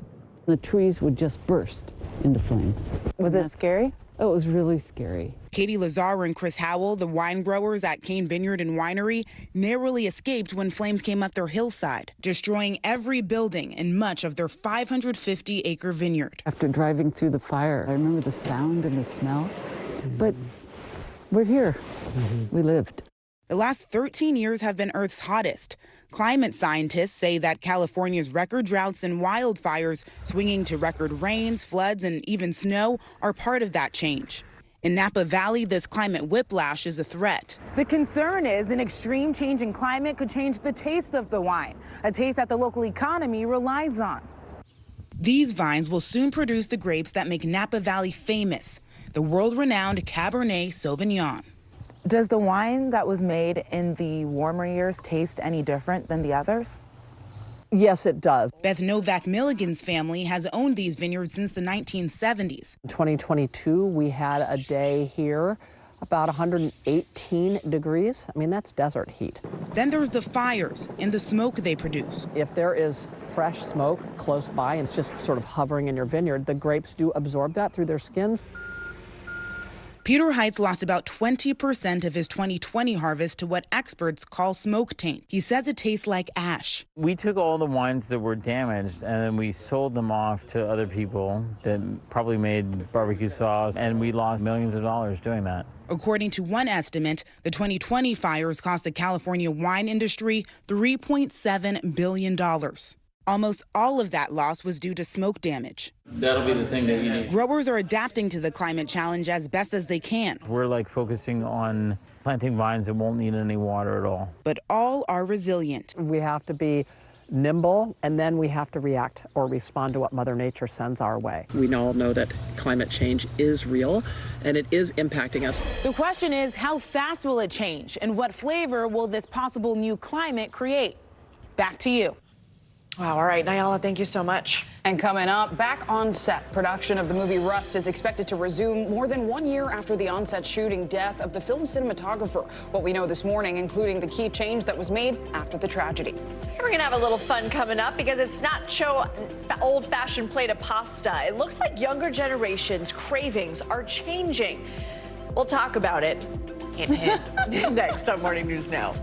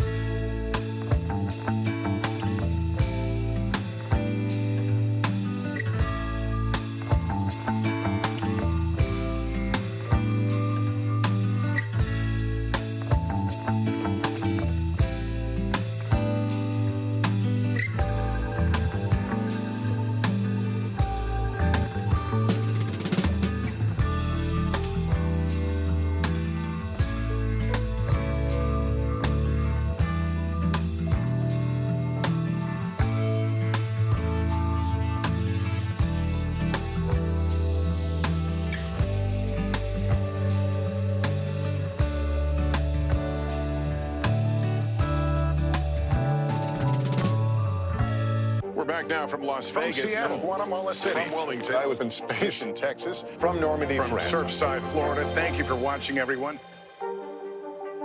NBC News, streaming free now. Your music is so familiar.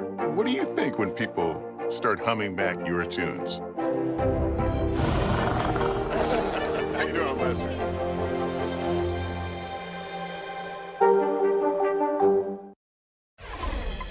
Welcome back, everybody. Filming is expected to resume tomorrow on the set of the Alec Baldwin Western film Rust. A spokesperson for the movie tells NBC News Rust will continue principal photography, this time at Yellowstone Film Ranch in Montana, not in New Mexico, where production previously took place. It'll be the first day back on set for Baldwin and the crew since October 2021, when cinematographer Helena Hutchins was killed after a live round was discharged by a prop gun held by Baldwin. The star in armor, Hannah Gutierrez-Reed, were later charged with involuntary manslaughter. Baldwin has already entered a plea of not guilty. Last year, filmmakers settled a wrongful death lawsuit with Hutchins' family. Now let's turn to your financial headlines. Netflix users, this one's for you. You've only got a few more months to share that password. CNBC's Silvana Henao joins us now with more. Good morning, Silvana. Hey guys, good morning. This is for all of my cousins. Netflix is delaying a broader crackdown on password sharing until later this quarter, likely before July. Now, the company had previously committed to ending password sharing near the end of the first quarter in March. It's already rolled out new rules in Canada, New Zealand, Portugal, and Spain, and says that it's pleased with the result of paid sharing in those countries. In Canada, for example, users pay an extra $6 a month if they want to share their account with people outside their primary household. And staying with Netflix, it's shutting down the DVD business the company was founded upon. It will ship the final round of DVDs in September, ending 25 years of mailing shows and movies to customers.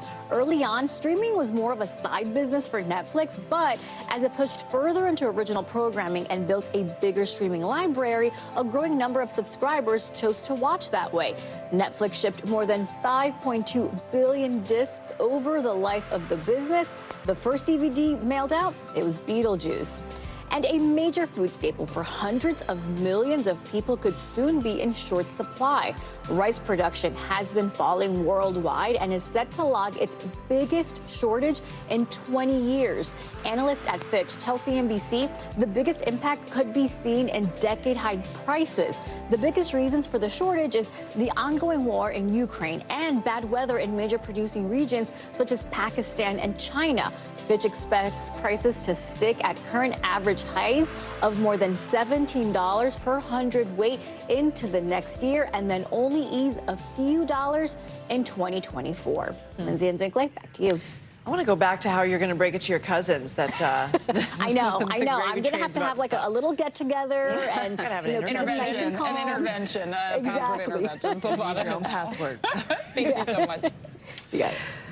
And now to a new study that shows Americans are craving more Mexican food than ever before. I didn't need a study for that. We knew it. We love it. And according to a new report, foods like tacos and chips and guac are becoming go-to orders specifically for young diners. Had to put this in when I'm starting to get hungry. NBC News correspondent Valley Castro had the tough assignment of hitting the hot spots to find out what's driving this.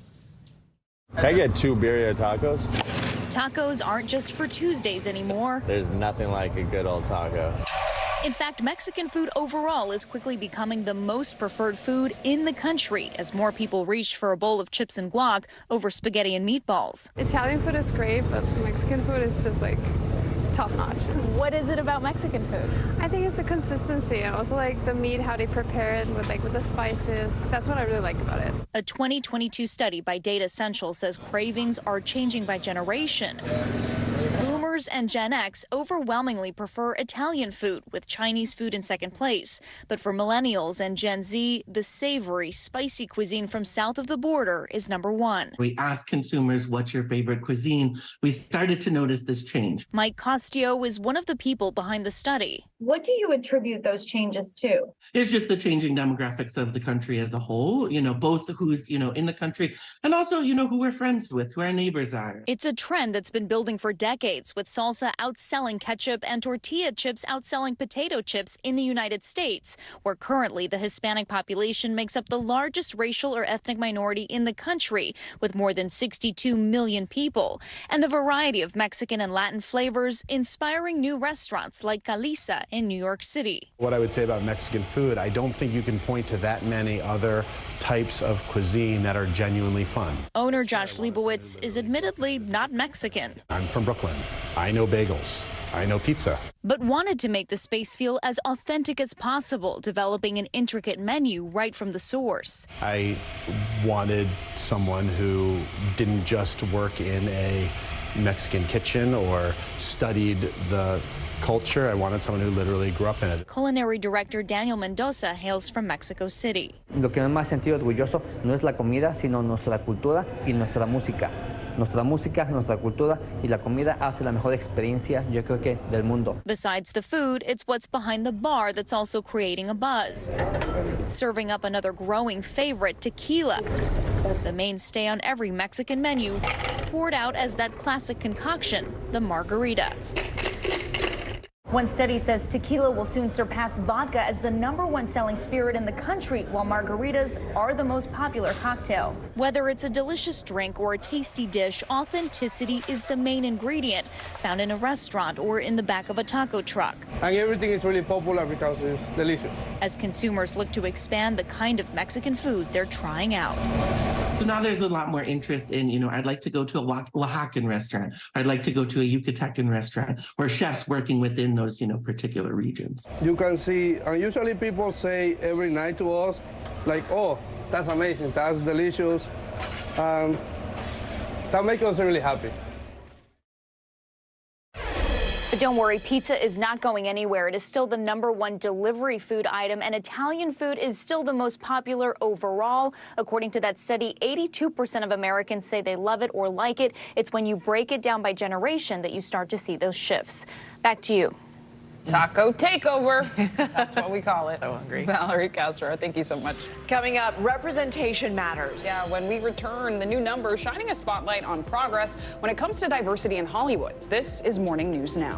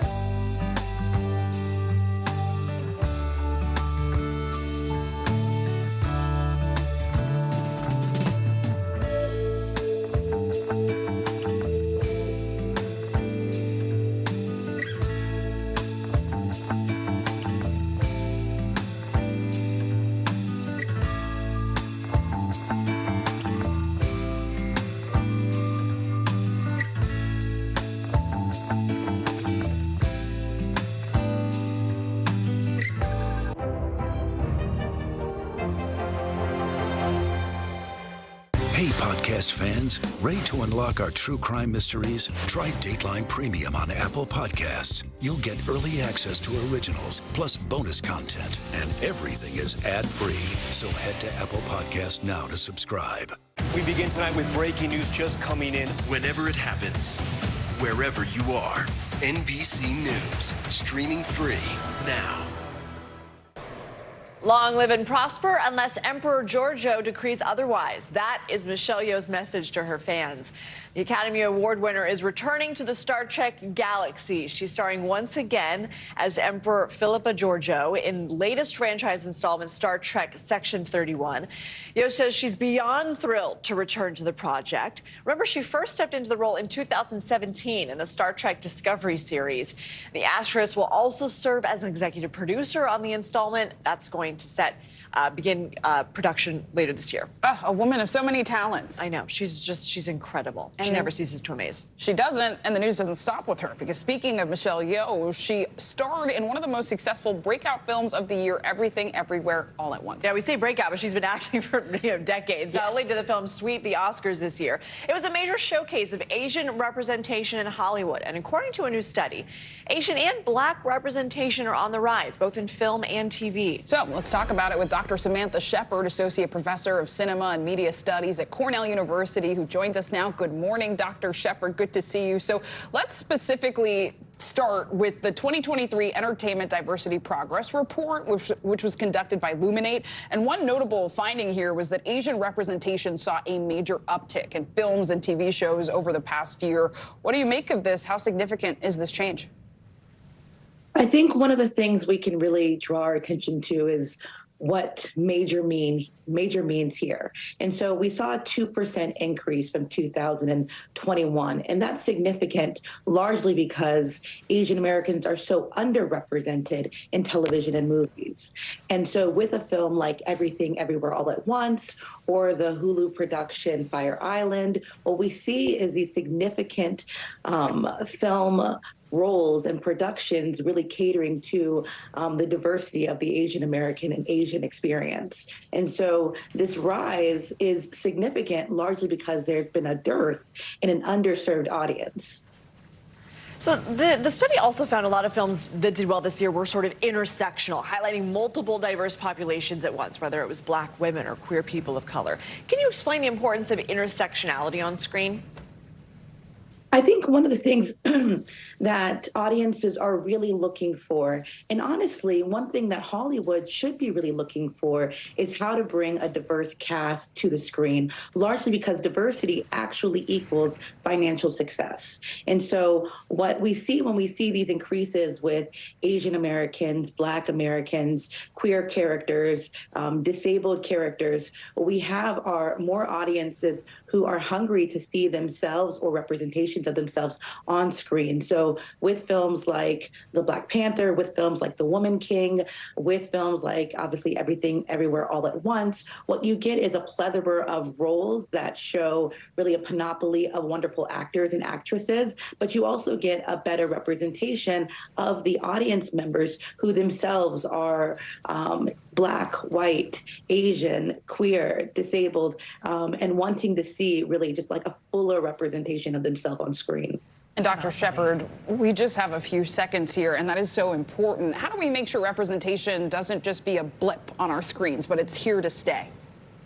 That's such a really great question, because one thing that really matters is not just the numbers, right? We want quality, not just quantity. And so many of my peers and scholars of media industries say, how do we have meaningful representation and how do we sustain this? And so we don't want to just look on screen, but we want to think about who are the gatekeepers, who are able to greenlight these kinds of productions so that we can see that, yes, Michelle Yeoh has other projects, but there's also does Stephanie Hsu have projects? You know, do we see more projects for Gina Prince Bythewood? Do we see more projects in the future? So we want to make sure that the gatekeepers are also greenlighting these more, diverse productions. Yeah, so important. Dr. Samantha Shepard, thank you so much.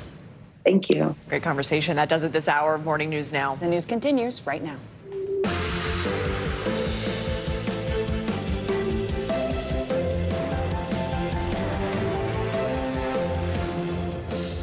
Good Wednesday morning. I'm Zinklea Asamoah. And I'm Lindsay Reiser. Joe and Savannah are on assignment. Right now on Morning News Now, landmark settlement, Fox News Channel and Dominion Voting Systems coming to a massive, nearly $800 million deal to avoid an impending defamation trial. The lawsuit targeted the baseless election fraud conspiracies that flooded Fox's airwaves after the 2020 election. We've got reaction from both sides of the lawsuit in just a moment. Also, the latest on the tragedy in Kansas City, where 16-year-old high school student Ralph Yarl was allegedly shot by a white homeowner after mistakenly ringing the wrong doorbell. That homeowner is expected to be arraigned today on multiple felony charges after turning himself in yesterday. We've got the latest on how Yarl is doing this morning, plus what's next in the criminal case.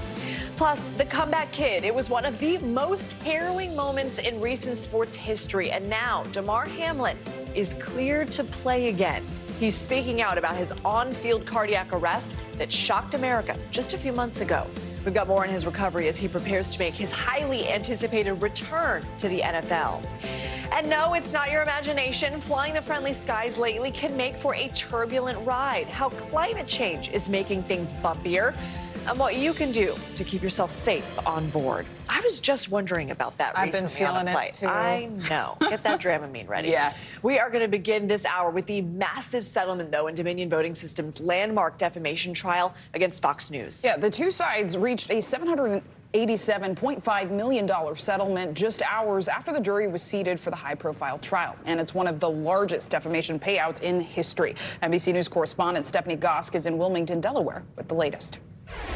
Dominion's defamation trial against Fox was over before it even really began. We came in from a lunch break expecting opening statements. Instead, there was a more than 2-hour delay. The judge finally came in and said it was settled. And just like that, a trial that was supposed to last 6 weeks was suddenly over. But Fox's legal jeopardy is not.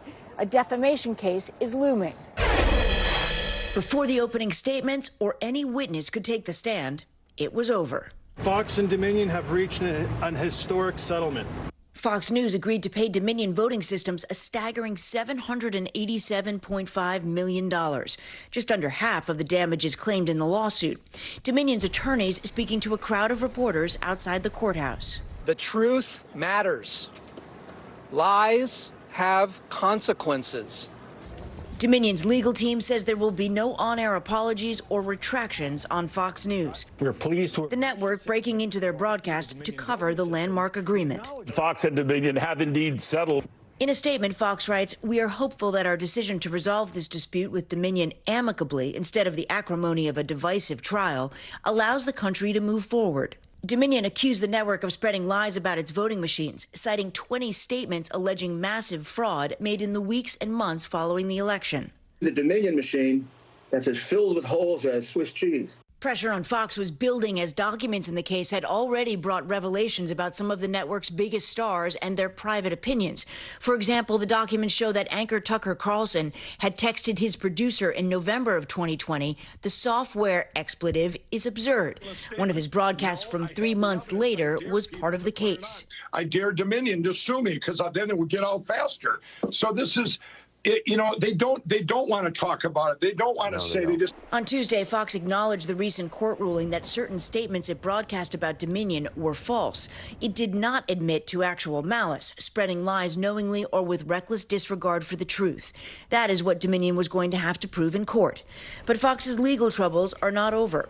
Smartmatic, a voting technology company like Dominion, has also filed a similar defamation lawsuit against Fox News, asking for $2.7 billion in damages. Fox has denied the allegations and called the alleged damages outrageous. The Smartmatic lawsuit is based in New York. Fox recently lost a challenge trying to get it thrown out on appeal. There is no date set for that trial yet. Back to you. Stephanie, thanks so much. Protests and marches are continuing in Kansas City, Missouri, after 16-year-old Ralph Yarl was shot after mistakenly ringing the wrong doorbell. 84-year-old Andrew Lester has been charged with first-degree assault and armed criminal action for allegedly shooting Yarl twice. Lester was released from jail last night after posting a $200,000 bond. He's set to be arraigned later today. Meanwhile, doctors for Yarl say the teen is expected to make a full recovery from his injuries, which include a gunshot to the head. He's been released from the hospital. He's recovering at home, but his parents say there is a long road ahead. You can see that he's just replaying the situation over and over again, and that just doesn't stop my tears either. Because when you see your kid just sits there and constantly, the tears are just rolling from both sides of his eyes, there's nothing you can say to him. Hundreds of Yarl's classmates and teachers walked out of Staley High School yesterday in a show of support, calling for justice and stronger efforts to address race relations in the state. NBC News correspondent Maggie Vespa joins us now from Kansas City, Missouri with the details. So Maggie, good morning. How is this shooting impacting Kansas City? What are Yarl's classmates saying?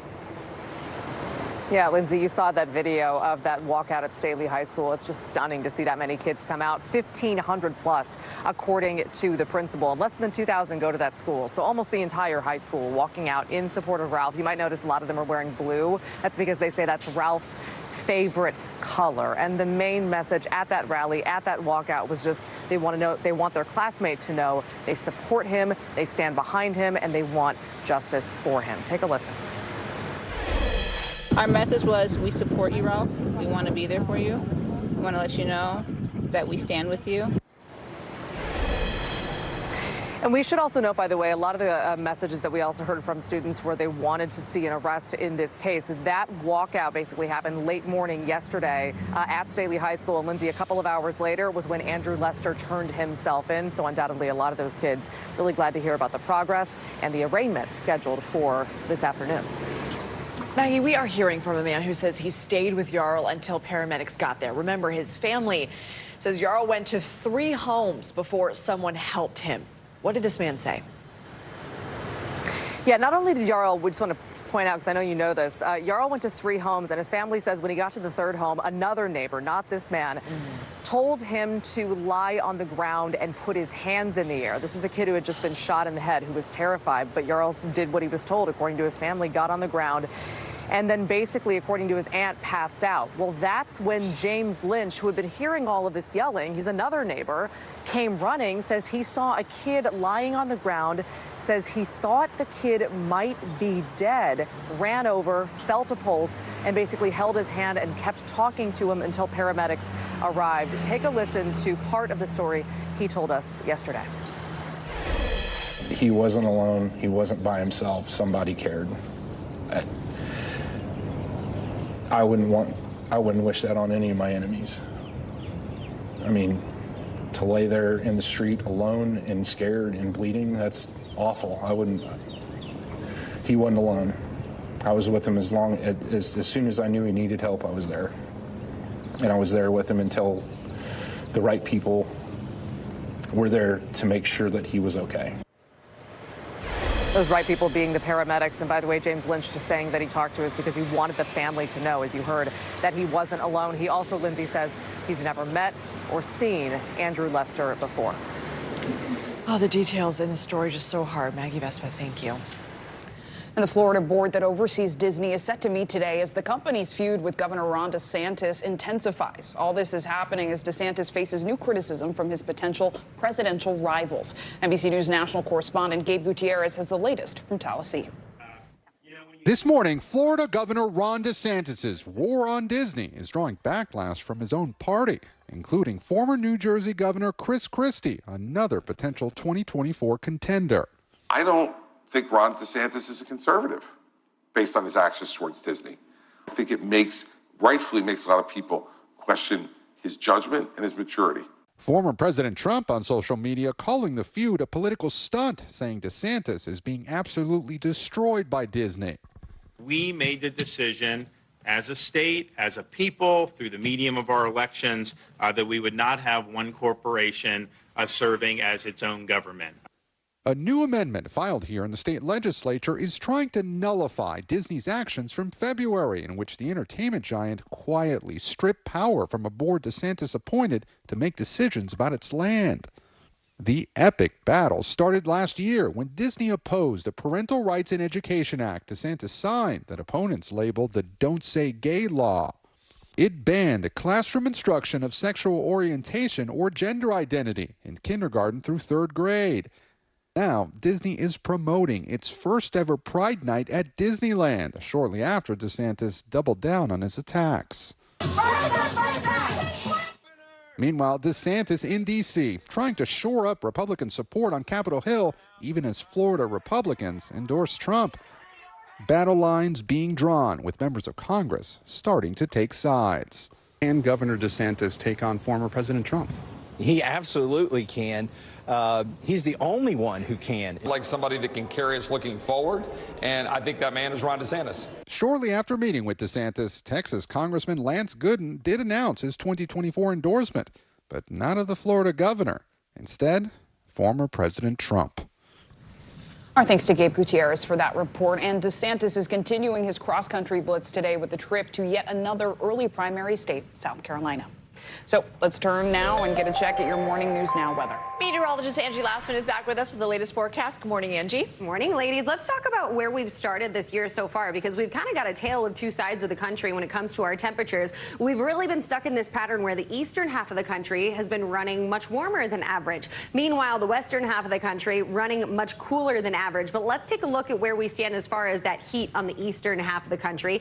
Over 40 cities have had their warmest start to the year ever recorded. This, of course, is through yesterday. That's that final date that is included in some of these cities. They include Miami, Macon, Charlotte, look up towards Scranton, Dayton, Philadelphia, even New York, running way warm for this time of year so far for this part of the year. And check out some of these cities that have had the warmest April on record so far. Again, this is through more than half of the month. And we have places like Scranton, New York, Wilmington, Atlantic City, and Washington, as well as Baltimore included in that. So we've really been stuck in this kind of warmer than normal pattern, and we're going to continue to see it kind of moderate out. We do have some changes in the forecast as far as the cool air that's in place for really the northern tier of the country right now, but that's going to change in a hurry. Meanwhile, Lexington ends up today into the low 80s, Memphis at 83 degrees, and that warmth does start to spread a little farther to the north. It'll include places like Detroit, Chicago. We'll end up into the mid 70s by the time we get into the afternoon hours tomorrow. Richmond hits 90 degrees tomorrow, so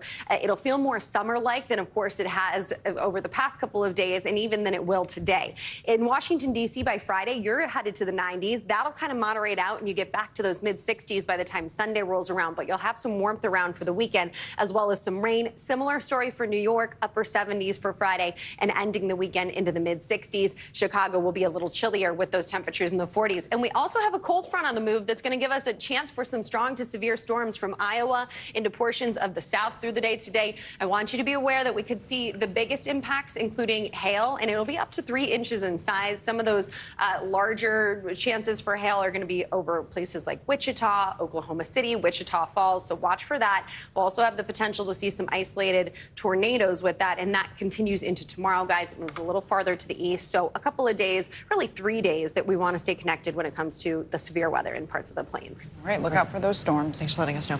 Angie Lastman, thanks. Now to that major U.S. intelligence leak that has rocked the Pentagon and American allies. Massachusetts Air National Guardsman Jack Teixeira is set to appear before a judge today. The 21-year-old was arrested in connection to a major leak exposing potentially hundreds of pages of classified documents. For more, we're joined by NBC News Justice and Intelligence correspondent Ken Delaney. And Ken, good morning. So first off, what are we expecting at today's hearing?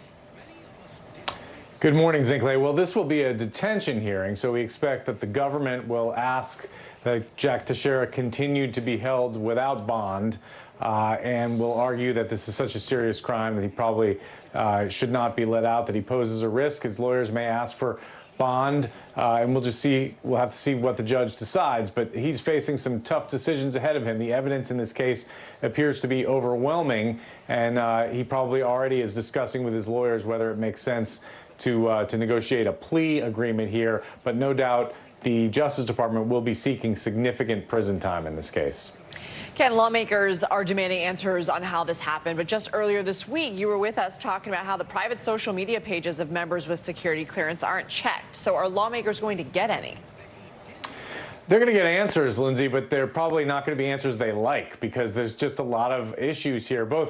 There clearly were basic failures in the military security system, things that were supposed to happen that did not happen, that allowed this low-level airman to smuggle classified documents out and post them on the internet without the U.S. knowing about it for weeks and perhaps months. But there are also systemic issues that they're grappling with. How many people have security clearances, how widely this highly sensitive information is distributed within the government. So a lot of things for lawmakers to chew on. And Ken, I mean, you outlined it, right? There have been a lot of questions about how this 21-year-old was able to get this highly sensitive information. So what exactly is the Air Force and other key agencies doing about it? Well, the Air Force last night announced a stand down essentially across its intelligence units, and also the Air Force told Congress and announced essentially that this wing at this joint air base in Massachusetts will no longer be performing its intelligence mission while they assess its security procedures. And Defense Secretary Austin sent out a memo essentially reinforcing the basic security procedures around classified information that all Defense Department employees should follow, guys. Some big moves there, and I'm sure there will be many more. Ken Delanian, thank you so much. Coming up on this hour Morning News Now, cue the X-Files music. The topic of UFOs descending on Washington this morning. Yeah, a top defense official is set to get a Capitol Hill grilling on those recent mysterious sightings. So what could we learn from that testimony? We'll have that for you next.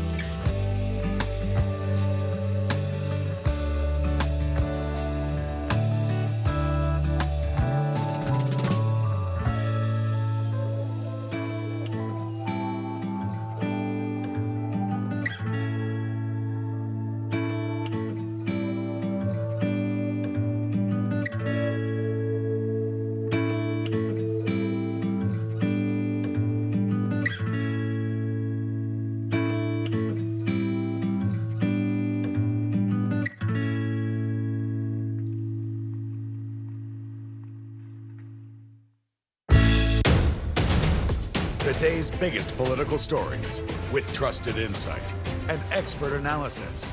A daily look at the politics behind the headlines. Meet the Press Now, streaming weekdays at 4 p.m. on NBC News Now. How do you feel at this age, this stage where you are right now? I'm feeling quite liberated. We all know that that's what makes the world go round for all of us as women, our girlfriends, our friends. Hi! Hi, family! Welcome back. It's a bird. It's a plane. We don't actually know what it is, but today unidentified flying objects are taking over D.C. Yeah, Congress is holding a second hearing to figure out more about the sky-high phenomena keeping us all intrigued and curious for decades. So to dig into this, our very own Joe Fryer joins us for this out-of-this-world story. Hey, good morning. I come in peace. As for those mysterious objects that have been seen by members of the U.S. military, well, those in many cases are still unknown today. But today, Congress hopes to get at least some more answers from defense officials who are looking to identify those mysterious flying objects. There's a whole fleet of them. For just the second time in more than 50 years, Congress is holding a hearing on UFOs. Today, lawmakers are set to question a top defense official who's in charge of analyzing those mysterious happenings in the skies. The thing is, we've been here before. Last year, Congress held a similar hearing, which left lawmakers with more questions than answers. Pentagon officials showed this brief clip with just a few frames of an object they classified as unidentified aerial phenomena, or UAP. That's government speak for UFOs. I do not have an explanation for what this specific object is. Since then, intelligence officials' count of reported UAP sightings has exploded from 144 to 510. Well, many of the new sightings were determined to be balloons, drones, or birds. Nearly half of them remain unexplained. This work must continue and it must be fully funded because we still don't have all the answers. Senator Kirsten Gillibrand is chairing the subcommittee that will question Sean Kirkpatrick. He's the director of something called the All-Domain Anomaly Resolution Office, which was established last summer by the Pentagon. This hearing comes about a month after Kirkpatrick co-authored a paper with an out-of-this-world theory that offers one explanation as to why UFOs would be attracted to our planet and are frequently seen over the ocean. Whoa, splashed. The authors write extraterrestrial probes may use liquid water as their fuel. This would explain why they would target the habitable region around stars like the Earth. Those are theories. My job as a senator is to get to the bottom and to know facts. Now those eyes on the skies are shifting to D.C. as Congress seeks clarity on what has yet to be explained. So UFO enthusiasts are definitely going to be tuning in today. I think everyone is now. Senator Gillibrand says a big question she wants answered is how the U.S. can get better at detecting these UAPs and capturing more data about them. So far, recordings of these objects have been limited, and the Pentagon says that makes it tough to figure out exactly what they are, especially if they're sucking up our ocean water to fly around our planet. Oh, water as fuel?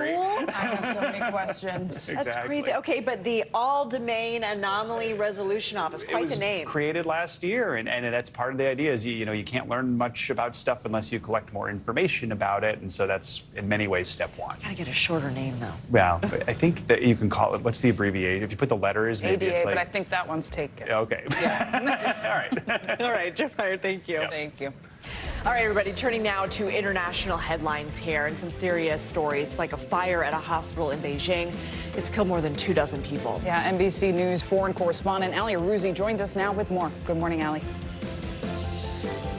Good morning, guys. That's right. A massive fire engulfed a hospital in Beijing, killing 29 people, making it the deadliest fire to hit the Chinese capital in 2 decades. But people didn't hear about it until several hours later as authorities tried to censor information. The fire wasn't reported on Chinese media until 8 hours after firefighters arrived on the scene, prompting many on Chinese social media to ask why they were kept in the dark for so long. 11 Indonesian fishermen have been rescued from a tiny island by Australian maritime authorities after surviving for 6 days without food and water. The men swam to the island after 2 fishing boats were destroyed last week by a tropical cyclone. A group of 9 other fishermen on a second boat are believed to have drowned. And finally, King Charles III and Queen Camilla have chosen a coronation quiche as their signature dish for the upcoming coronation, but the decision has received mixed reaction amid an egg shortage in the UK. Eggs are an essential part of the recipe, and while some are very excited to prepare the dish in honor of the coronation, others say the royals are out of touch for choosing an ingredient that many people in the UK cannot afford. And those are your international headlines, guys. Controversial. Right. Ali, thank you so much. Thank you. And coming up, the cause of Damar Hamlin's terrifying on-field cardiac arrest revealed. We have got the full explanation of what caused that collapse the entire country witnessed, plus the future of Hamlin's NFL career. You're watching Morning News Now.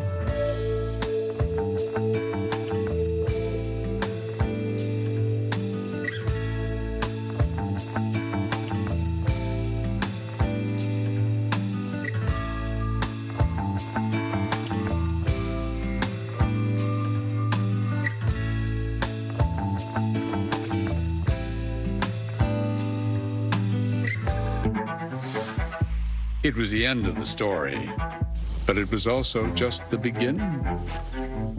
We couldn't know then that following the mystery would take us to places as strange as any fiction. The mind whirled among dreadful possibilities. What happened here? The True Crime Original. Dateline, Fridays and Sundays. Watch NBC Nightly News with Lester Holt or listen wherever you get your podcasts. Hey, podcast fans, ready to unlock our true crime mysteries? Try Dateline Premium on Apple Podcasts. You'll get early access to originals, plus bonus content, and everything is ad-free. So head to Apple Podcasts now to subscribe. We begin tonight with breaking news just coming in. Whenever it happens, wherever you are, NBC News, streaming free now. This is what it looks and feels. From the storm zone. The bigger piece to the puzzle. Here's some of the stories we're watching tonight. Good evening. We begin tonight with breaking news just coming in. We begin this hour with the latest developments. We're coming on the air with some shakeups big time on Capitol Hill. How much water ultimately will be forced inland? Whenever it happens, wherever you are, NBC News, streaming free now.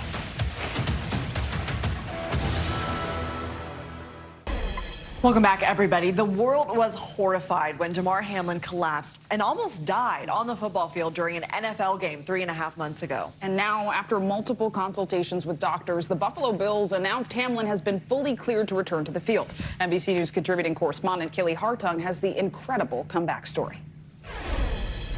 Hey there. Damar Hamlin says while he was still lying in his hospital bed last January, watching other guys play the game that he loves on TV, he said to himself, I don't want to be done yet. And now, with doctor's clearance, he is ready to make his comeback.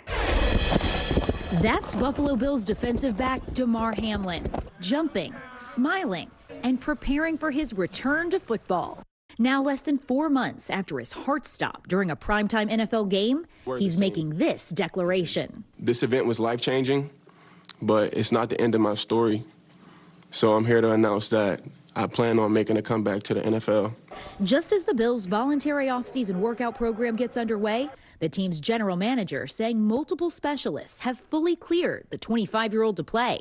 They're all in lockstep of what this was, and that he is cleared, resumed full activities just like anyone else who was coming back from an injury. He's in a great headspace to come back and make his return. When Hamlin collapsed on the field in January, those specialists agree he experienced commotio cordis, which happens when a heart is stopped suddenly by a blow to the chest in between heartbeats.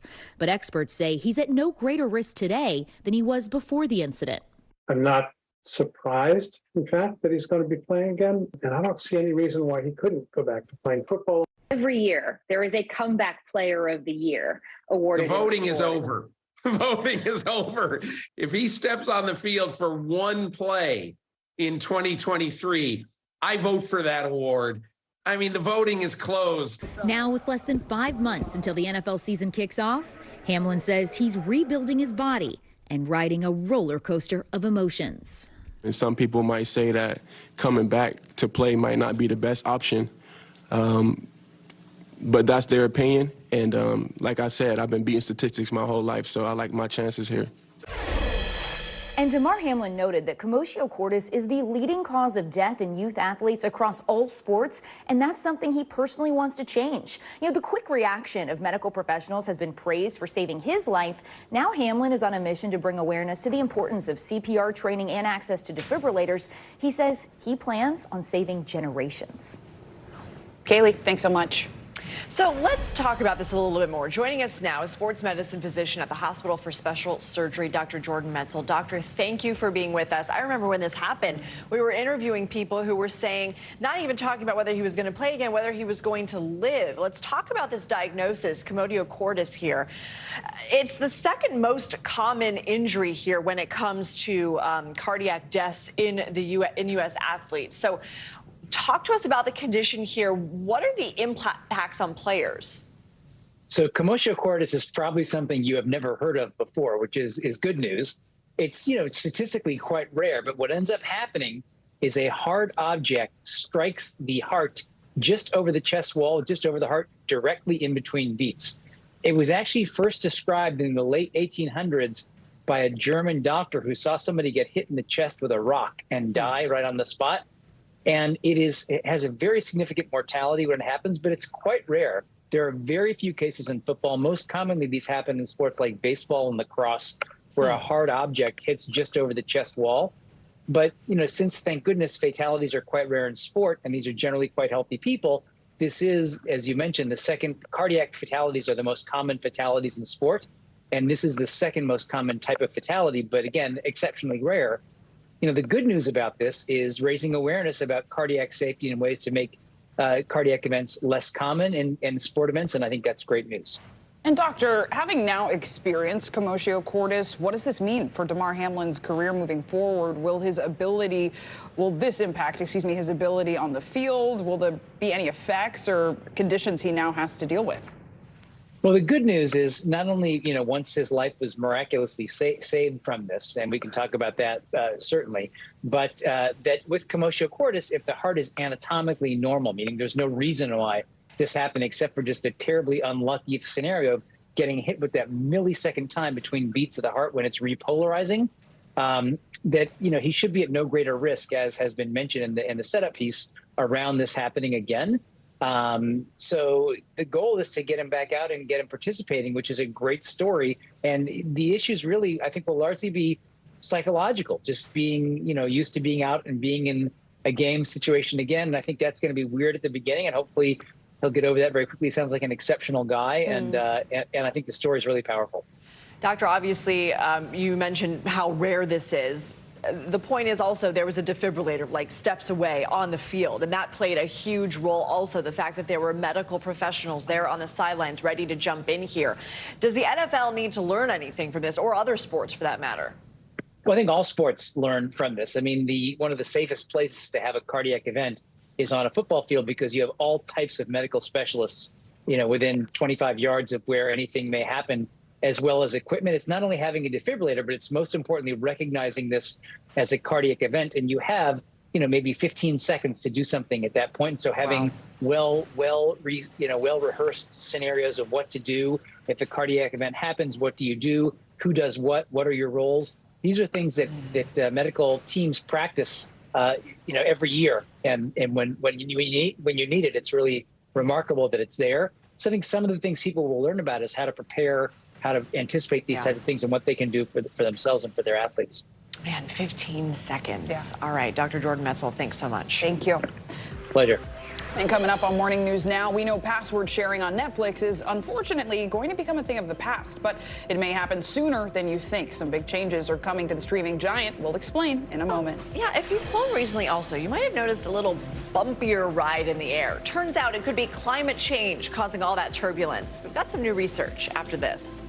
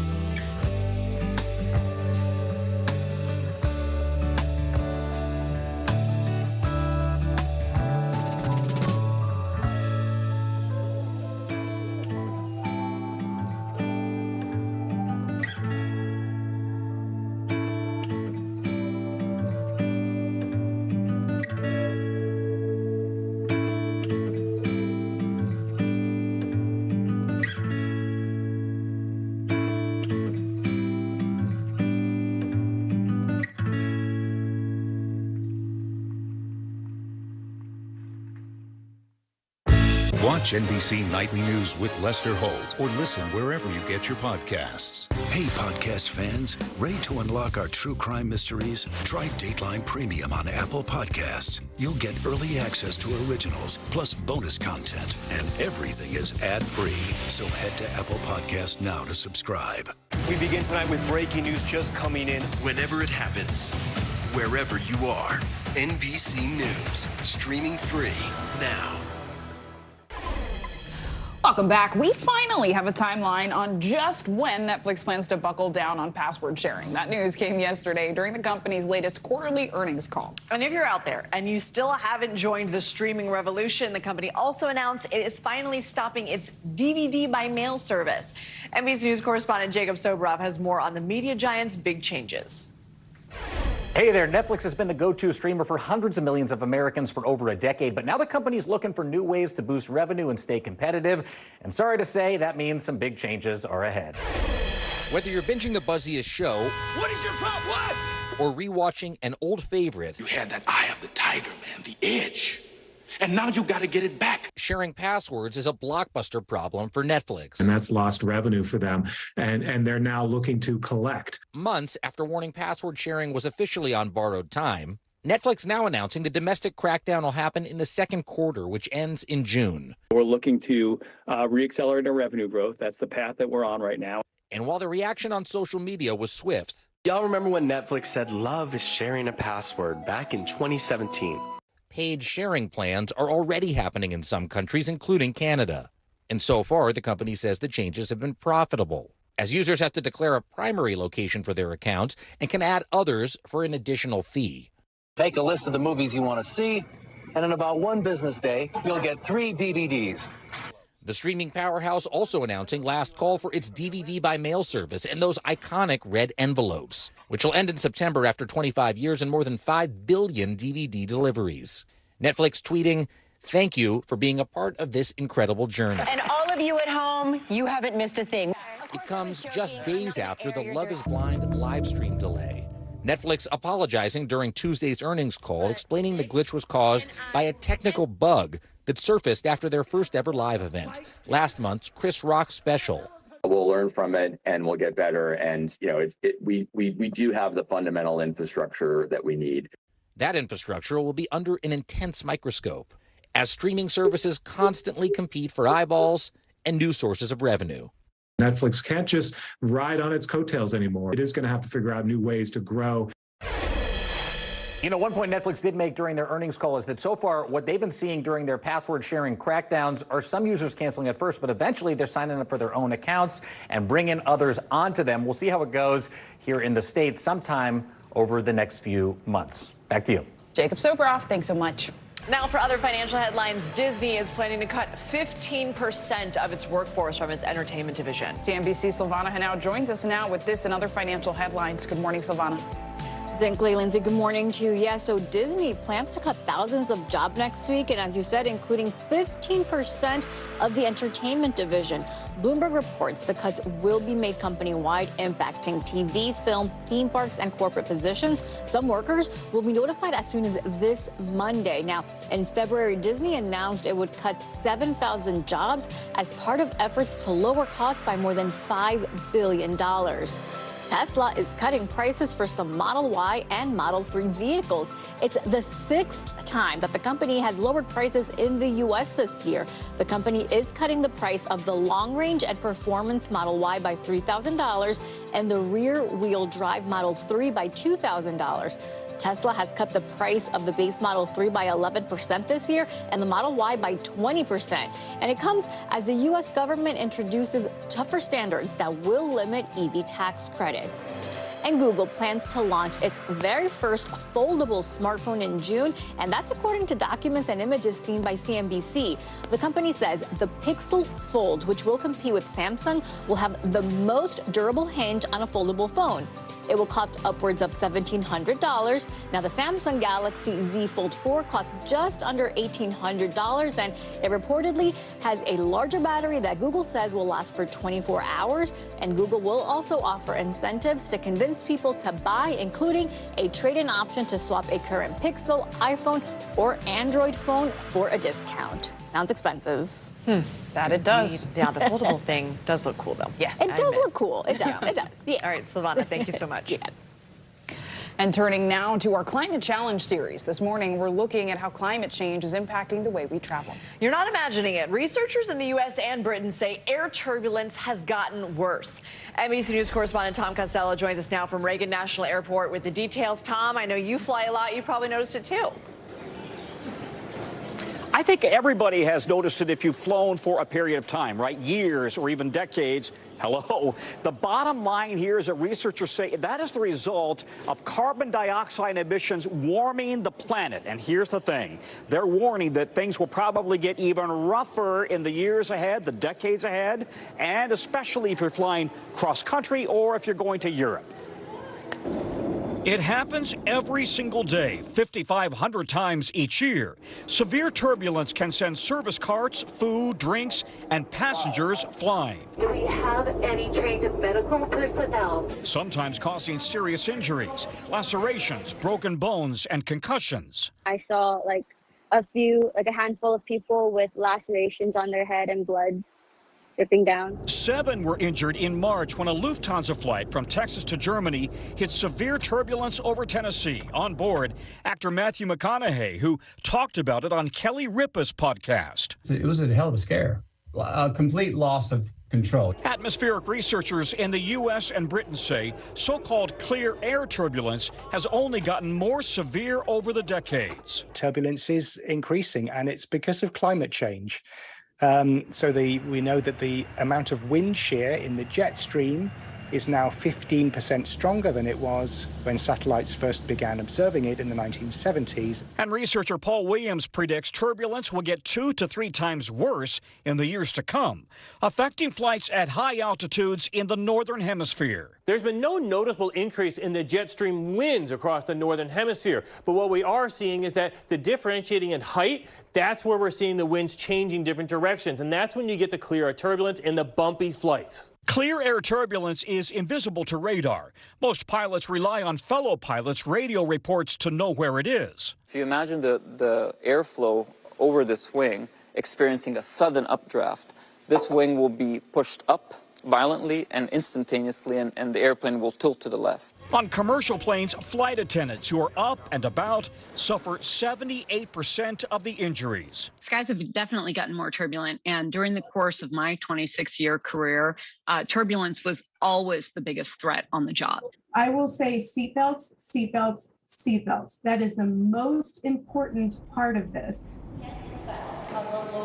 Okay, and listen up, please, especially if you are a new parent or you know somebody who is. You've got to strap the baby and the toddler into a car seat in their own seat next to you. Holding that baby or that toddler in a violent, turbulent situation will not protect that baby or the toddler. They'll go flying. You can't hold on to them. You got to get that car seat, and you got to strap them in to the seat next to you. Guys, back to you. Important advice. I mean, and Tom, you also always tell us that planes are actually designed to withstand this kind of turbulence, right? No, that's 100% right. The plane is not going to break apart in turbulence, right? The plane makers, they test these things dramatically. They've done torque and G-force tests on the wings, bending the wings back like that in severe torque to see if they can break the wings off. And the planes can sustain this kind of severe turbulence, both commercial and military planes. You get a little bit more of a problem when you're in a, sorry, my phone's ringing. You get more of a problem, of course, when you are in a general aviation type of plane. So Tom, you're supposed to put it in airplane mode when you're going live. I know, of all the things. What am I doing? I should be in airplane mode. I don't get. All right, Tom, thanks. Thank you so much. And another travel news, travel etiquette is in the spotlight this morning after a Major League Baseball player called out United Airlines. This is an interesting one. Toronto Blue Jays pitcher Anthony Bass tweeted this picture of his daughter while on a recent United flight, and he claims a flight attendant made his pregnant wife get on her hands and knees to pick up popcorn their child dropped on the floor. For more on this controversy, we're joined by Megan Spurrell. She's the senior editor for Condé Nast Travel magazine. Megan, good morning. Thank you for joining us. So we should say we don't know exactly the flight attendant side of this story, but explain to us in more detail what exactly happened in this particular incident on board the United flight. Yeah, thanks for having me. And I mean, I wasn't on the flight, so obviously I don't know exactly what happened, what was said, how, but I think we know a few things. So, woman and her two small children, popcorn on the floor, and the flight attendant asked them to clean it up. And I think from that alone, we can make a few, assessments on what the etiquette is. I mean, we've all been on flights. There's too little space. You're crammed together with strangers for a long time. No one really wants to be there. Like, it is on everyone to clean up after themselves. And unfortunately, if you're traveling with small children, you are also responsible for their messes. Yeah, the association. Oh, yeah, go ahead. Sorry. No, back to you. The Association of Flight Attendants, which represents the crews, the United Crews, released a statement, and they say we want this space to serve the needs of everyone on the plane, and that takes strict safety rules and a recognition that we're sharing the aircraft cabin to do something we can't do alone. I mean, people have been sounding off on this, and look, traveling with kids, not easy. Just as you said, sitting near kids, also not easy. Nobody wants to be there. I mean, what is the proper thing to do in this situation? You mentioned, we got to clean up our own messes. In this case, she was, she's, I think, some 24 weeks pregnant or something like that, might be uncomfortable. What's the right thing to do here? Yeah, so I think there's a few things. I think, first of all, no shade, but I do think you can try and think smartly if you're a parent about what you're packing. As a woman in her 30s, I make a mess when I eat popcorn. So he did say that the airline provided the popcorn. Yes, important distinction. Okay. But I still, when you're handing that bag to kids, you have to, a mess might happen. That's okay. But if a mess happens, just be proactive. If you see it getting on the floor and you realize, okay, I need help cleaning it up, or I need a wet rag, or I just need to let them know at least that this mess has been made. Call a flight attendant, ask for a little support. Flight attendants are there to help. They aren't there to be their hands and knees cleaning up after you. But I find when everyone's to just try and communicate, don't be the person who's glaring at the parent either. They're also trying. And if you come from that place of mutual respect, it's usually a better experience. Yeah. And I mean, Megan, what other examples can you give us regarding travel etiquette? I know you talked about don't be the person glaring at the parent. Maybe you can help them out. How can we make traveling as painless as possible, both for ourselves and for others, while also noting that some travelers face additional challenges with accessibility or caring for young children? Yeah, I think, again, it's just coming immediately from that place of not trying to attack other people or expect that they're trying to make your experience worse. I just got off a red eye from Lima, Peru yesterday, and I think, I saw people offering to help people lift their bags, or, if someone is falling asleep next to them and they realize they should get up and go to the bathroom before that person is out for the red-eye flight. I think there are little things you can do to try and anticipate what might make other travelers more comfortable. And just, again, assuming that no one's trying to be a terrible fellow passenger, I think helps. And when stuff like this happens, the whole going on social media and coming after the flight attendants who have had a pretty rough few years of dealing with unruly passengers isn't my favorite move either, because it's been hard, and I think we're all just trying to get back out there and have it be as painless as possible. All right, Megan, thanks for your insights. Appreciate it. All right, coming up, she is a Hollywood legend, and she is still going strong at 90. We've got more on the star-studded celebration for Carol Burnett. Her conversation with our own Harry Smith next.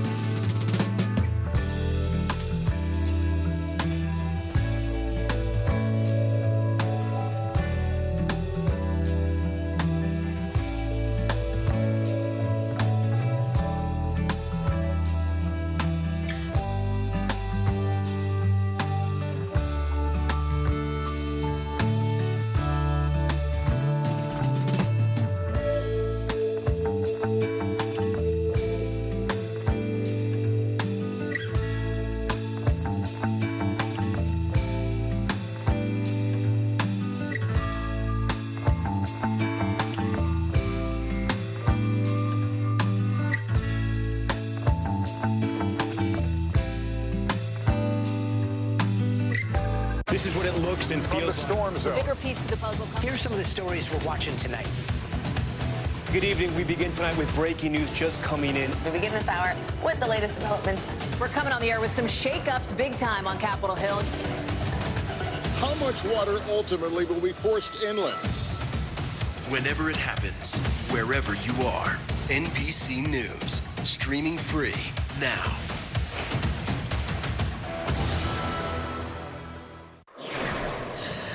Welcome back. It's time for our Good Talker. There's a new song going viral on streaming platforms, but the artists are fake. A viral song created using AI-generated vocals from superstars Drake and The Weeknd has been taken down from streaming services after people played it millions of times. The song Heart on My Sleeve was created by an anonymous musician known as Ghostwriter. Universal Music Group, which represents both Drake and The Weeknd, has now removed the fake track from the big streaming platforms like Spotify, Apple Music, and YouTube.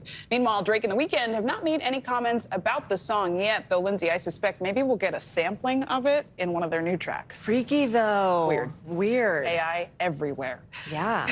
Though finally this hour, we're going to go to another form of entertainment and talk about entertainment icon and trailblazer Carol Burnett gearing up to celebrate her 90th birthday. 90. She has kept us laughing for more than 6 decades. And to honor her big day, NBC is airing a special called Carol Burnett 90 Years of Laughter and Love. And ahead of the big day, NBC News correspondent Harry Smith got a chance to sit down with her, and she talked to you about her career, her life, and really how comedy has saved her. Do you know what's interesting? This is a real person. This is not an artificial intelligence version Good to know, have to preface.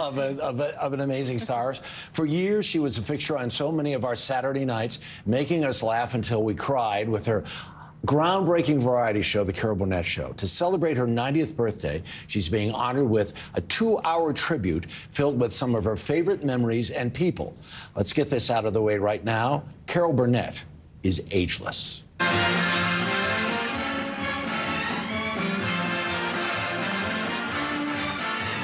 are about to lay it on really thick.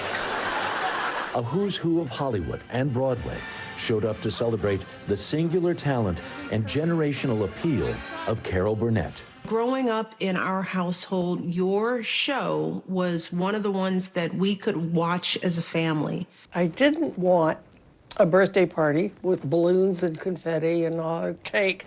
I didn't want that. What I wanted was a show, a variety show with live entertainment, show some funny clips. Big stars, great performances, and lots of laughs. You know that I love you. You know that because it's 3 hours past my bedtime and at least 6 hours past yours. And I was just so thrilled with all the people who showed up. I was gobsmacked. And about those clips, still funny, really funny. How did you go about choosing the clips? I know which clips that the audience gets a kick out of. I dare anybody to watch Tim and Harvey do the dentist sketch and not lose it. And that sketch is 50 years old.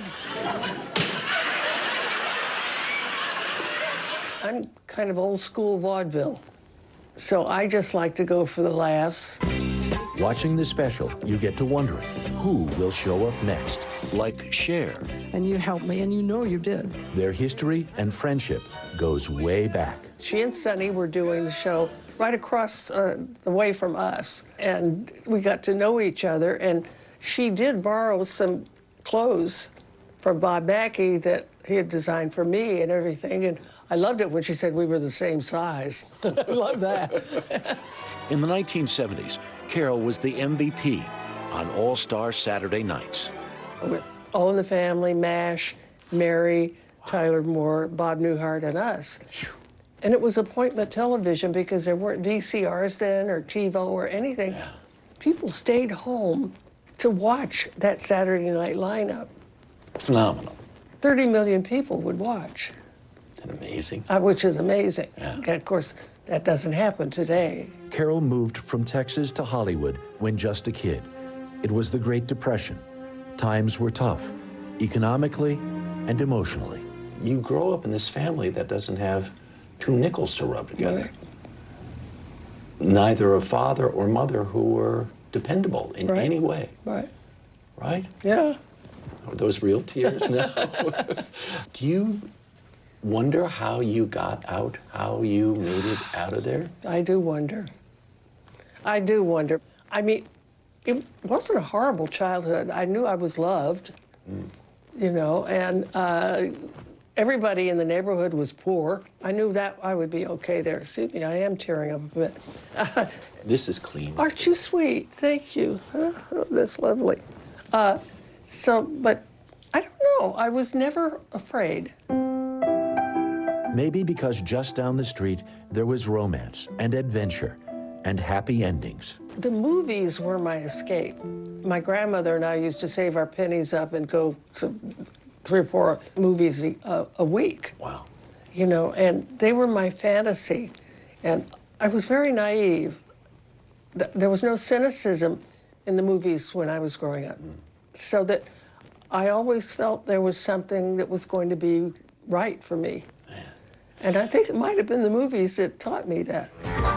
As a teen in high school, Carol told us she was never the class clown, wanted to be a journalist, but was drawn to theater and music at UCLA.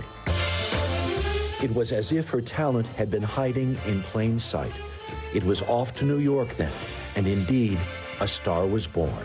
Do you really know inside how much happiness you bring people? Well, I'm thrilled to hear it. I get a lot of mail and stuff. A lot of times people say, you know, your show brought me up when I felt down, and that makes me happy. I feel very fortunate. We feel the same way. Thank you, Henry. I read this in her book, a memoir that was written in 1985. Carol and her childhood best friend, Isla Mae, grew up climbing on the Hollywood sign and pretending to be big actresses of the day. She said that's when she realized she was happy, and she was happy when she was anyone but herself. I don't. If that's not a metaphor, I don't know what is. Right. You know, climbing the Hollywood sign. Wow, and just such a rapport that you have, and she's so genuine. She takes that responsibility of and that joy and privilege so seriously. Yeah, and the show is terrific, by the way, because we've all seen a lot of the clips before. Yeah. And every time they come on, you laugh till you cry. Yeah. By the way, well, it's on a week from tonight. Okay, Love it. Great. We'll be there. Thank you so much. Thank you so much. Pleasure. That does it for this hour of Morning News Now. The news continues right now. Happening now, the Air National Guardsman charged in one of the worst intelligence breach in years is back in federal court today. What's expected to come out of this hearing as lawmakers learn more about just how bad the leak was. Also this morning, a settlement in the defamation case against Fox News. The trial ending before it even started. What Dominion Voting Systems is saying about its deal with Fox and why it's not the end of legal troubles for the network. Also happening now, a Kansas City man is getting ready to face a judge after police say he shot a black teenager who rang the wrong doorbell. But we're learning about his charges and the latest on the teen's recovery. And new this morning, another shooting, this one involving Texas cheerleaders. They were shot after police say one of them tried to get into the wrong car after practice. The new information police are revealing about what happened. Thanks so much for joining us on this Wednesday morning. I'm Zinklea Samwa. And I'm Lindsay Reiser. Joe and Savannah are on assignment. Those stories and more in just a few minutes. Right now, we're going to start with that massive settlement in Dominion Voting Systems' landmark defamation trial against Fox News. The $787.5 million settlement was announced just hours after the jury was seated for the high-profile trial. And it's one of the largest defamation payouts in history. NBC News senior reporter Jane Tim joins us now from Wilmington, Delaware, to dig into this. Jane, good morning. So we know for days there had been multiple reports citing sources that Fox was pursuing settlement talks with Dominion, and now we have the settlement announced right before opening arguments were scheduled to begin. Is it a surprise that the lawsuit made it this far as it did before a settlement was ever reached?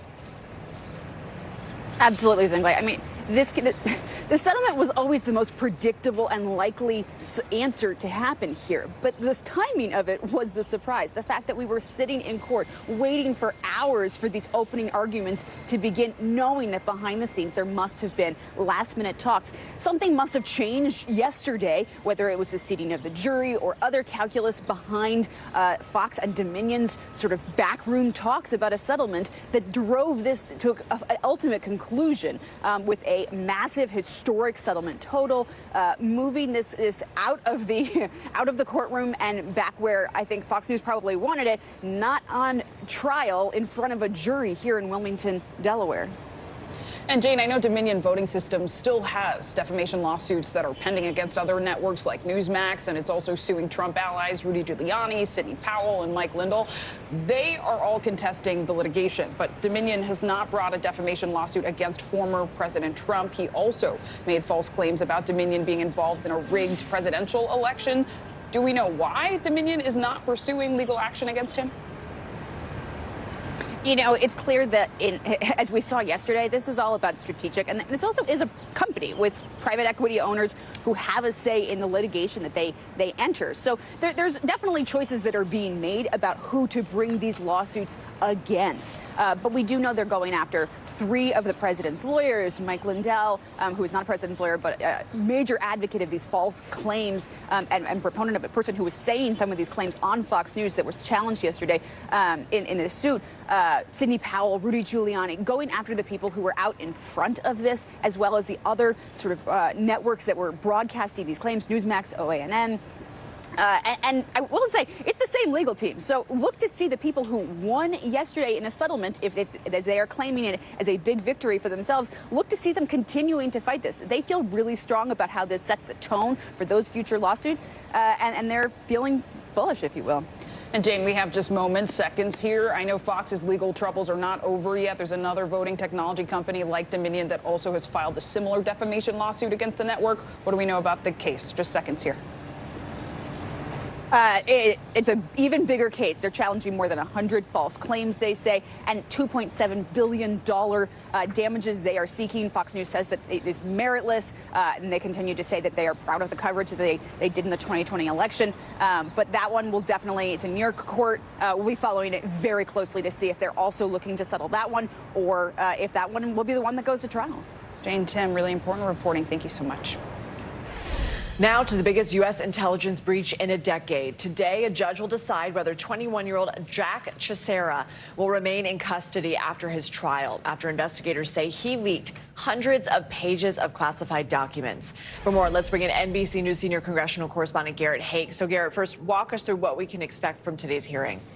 Well, this will be a federal detention hearing in federal court in Boston. It should be fairly straightforward. We expect prosecutors to present some additional evidence that they've gathered about Teixeira and argue that he should remain behind bars as this case moves forward. Whether he's a continued national security threat, I think, will be kind of the heart of the questions here in this detention hearing, but it'll be up to a judge to decide whether Teixeira remains a free man or remains behind bars while this case, which will likely move fairly slowly given the nature of the documents we're talking about, plays out.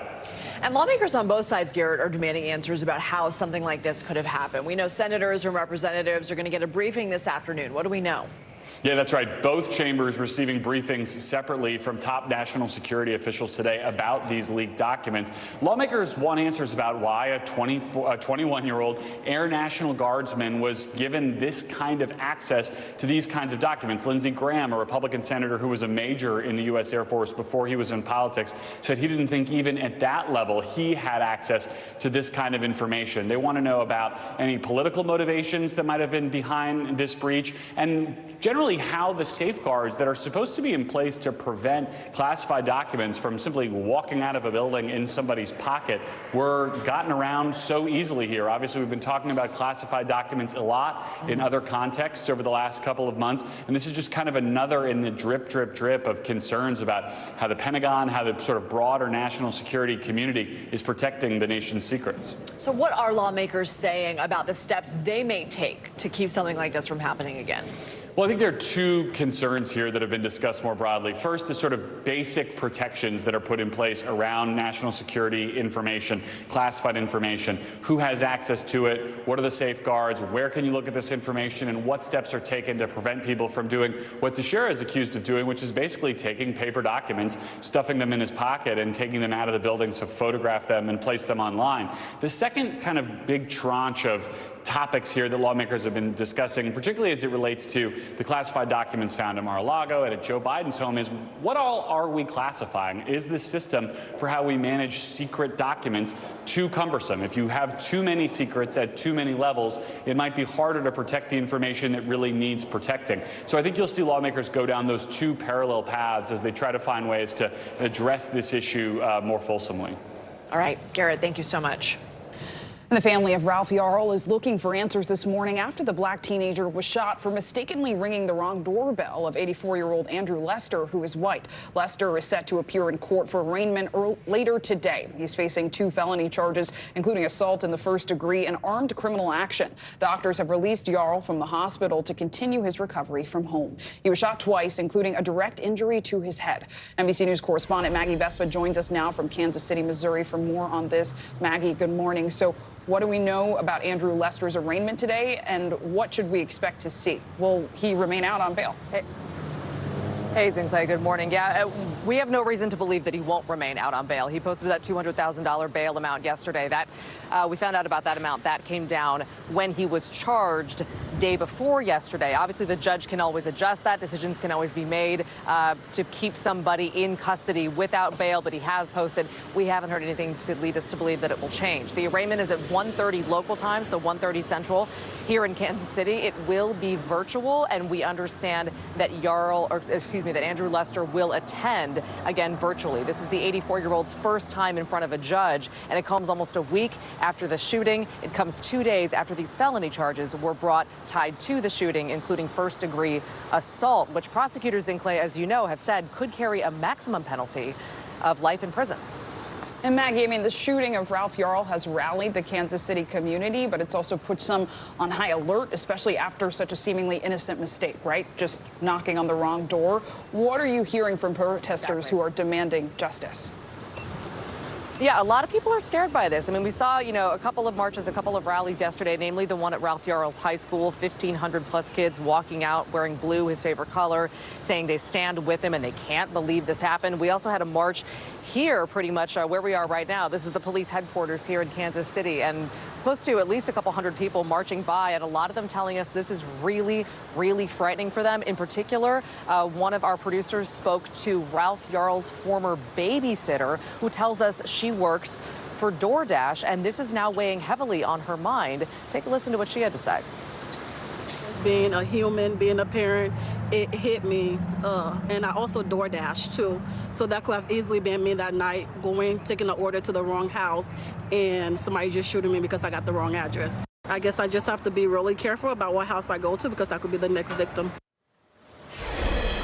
What's interesting about those rallies, too, we were hearing from people in the morning at the high school that they were just really furious that Andrew Lester, the homeowner, had not been arrested yet. A couple of hours later, he was arrested.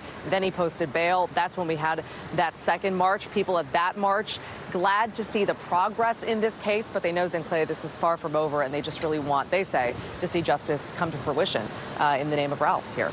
Yeah, I mean, Maggie, briefly here, do we have any updates from his family about his recovery? Just that he is home recovering. He suffered a traumatic brain injury and a cracked skull thanks to that first bullet that his family says he took to the head. The second bullet hitting him in the arm. We're told that this will be a long road to recovery. His family is hopeful for a full recovery, but he still has a lot of issues to deal with, including his speech, his aunt said, is still impaired, and they expect, hopefully, that will repair itself over time, that he'll regain that function fully. But again, nothing is certain, and his family is just taking this one day at a time. Sinclair. Maggie, thanks so much. And now to another shooting, this one involving a woman who police say pulled into the wrong driveway in upstate New York. Police say 65-year-old Kevin Monahan is facing murder charges, accused of shooting and killing a 20-year-old woman over the weekend. It happened Saturday night in remote Washington County. Investigators say Caitlin Gillis was riding in her friend's SUV, and her friend mistakenly pulled into the wrong driveway. As the SUV was turning around, investigators say Monahan walked out of his home and allegedly fired 2 shots at the vehicle, one of them killing Gillis. He's now pled not guilty and is due back in court later today. Turning to another shocking new case of gun violence. 2 high school cheerleaders in Texas are recovering this morning after they were shot mistakenly trying to get into the wrong car. NBC News correspondent Morgan Chesky has the latest. In Elgin, Texas, an outpouring of support for a beloved cheerleader whose team says was injured in a shocking shooting Monday night that may have been over a misunderstanding. According to NBC's affiliate KPRC, the shooting happened when a group of cheerleaders stopped at a grocery store, and one of the group accidentally tried to get into the wrong car. She spoke out overnight. I was trying to apologize to him. I just, halfway my window was down, he just threw his hands up and then he pulled out a gun. And then he just started shooting at all of us. Overnight, Elgin police arrested and charged Pedro Tello Rodriguez Jr., who they say fired into a vehicle after an altercation in a grocery store parking lot. Authorities say one victim had serious injuries and was helicoptered to a hospital. A local gym owner says that was Peyton Washington, a young cheerleader well known in the community. She's won every title there is to win in all-star cheerleading. She's literally a role model for the kids in this industry throughout the country. Everybody knows her. Friends posting on social media calling for support and prayers for the high schooler. It's one of several shootings to gain national attention recently. In rural upstate New York, 20-year-old Kaylin Gillis was shot and killed Saturday night when the SUV she was in accidentally pulled in to the wrong driveway. Investigators say Kevin Monahan walked out of his home and fired 2 shots at the vehicle. He has pleaded not guilty to second-degree murder. All right, our thanks to Morgan Chesky for that report. Also this morning, an investigation is underway into a deadly parking garage collapse in New York City. This was what it looked like in Lower Manhattan just yesterday. Following the collapse, 1 person was killed and 5 others hurt. All of them were workers in the building. And take a look at this. A source familiar with the investigation confirmed this footage is being investigated as part of the probe. It appears to show the moment of the collapse. Witnesses say they heard a loud noise, then saw a dark cloud of smoke. The entire roof of the structure appeared to crack and cave in, leaving cars literally hanging in the balance. A sheriff in Oklahoma and 2 other staffers have been suspended after recordings of them were released in which they were apparently talking about hiring hitmen to kill a reporter and about lynching black people. Sheriff says the recordings were altered and done illegally. NBC News correspondent Stephen Romo has more. Protests are growing in McCurtain County, Oklahoma, along with calls for Sheriff Kevin Clardy and 3 other local officials to resign. This comes after a newspaper released shocking sections of an audio recording which it says captures the officials making violent and racist comments. A warning, though, the language here is disturbing. It was back in the day when they would take a damn blackjack, whoop their ass and throw them in the cell, I'd run for sheriff. Yeah. Well, it's not like that no more. I know. We're taking them down here on Mud Creek and hang them up with the damn rope. Yeah. But you can't do that. Think about it, they got more rights than we got. The McCurtain Gazette News reporter and publisher Bruce Willingham says he left a recording device in the commissioner's chambers on March 6th after he received a tip that officials were allegedly violating public meeting laws by conducting business after the meeting ended. In excerpts of the recording released, the officials, who allegedly include jail administrator Larry Hendricks, sheriff's office captain Alicia Manning, county commissioner Mark Jennings, along with the sheriff, appear to discuss hiring a hitman to target Willingham's son, Christopher, who is a fellow reporter. I've known 2 or 3 hitmen that are very quiet guys. Yeah. And would cut no mercy. Yeah, but here's the reality. If a hair on his wife's head, Chris Willingham's head, or any of those people that really were behind all that, if the hair on their head got touched by anybody, who would be the bad guys? The Willinghams, who have written articles critical of the county commissioners, also filed a lawsuit before releasing this disturbing excerpt. The audio clips released are portions and not the entire recording. It's not known if any context is missing here or if the clips were edited. NBC News has not independently verified these recordings. The following excerpt describes having holes in the ground ready. I know where 2 big deep holes are here. We need them. I got an excavator.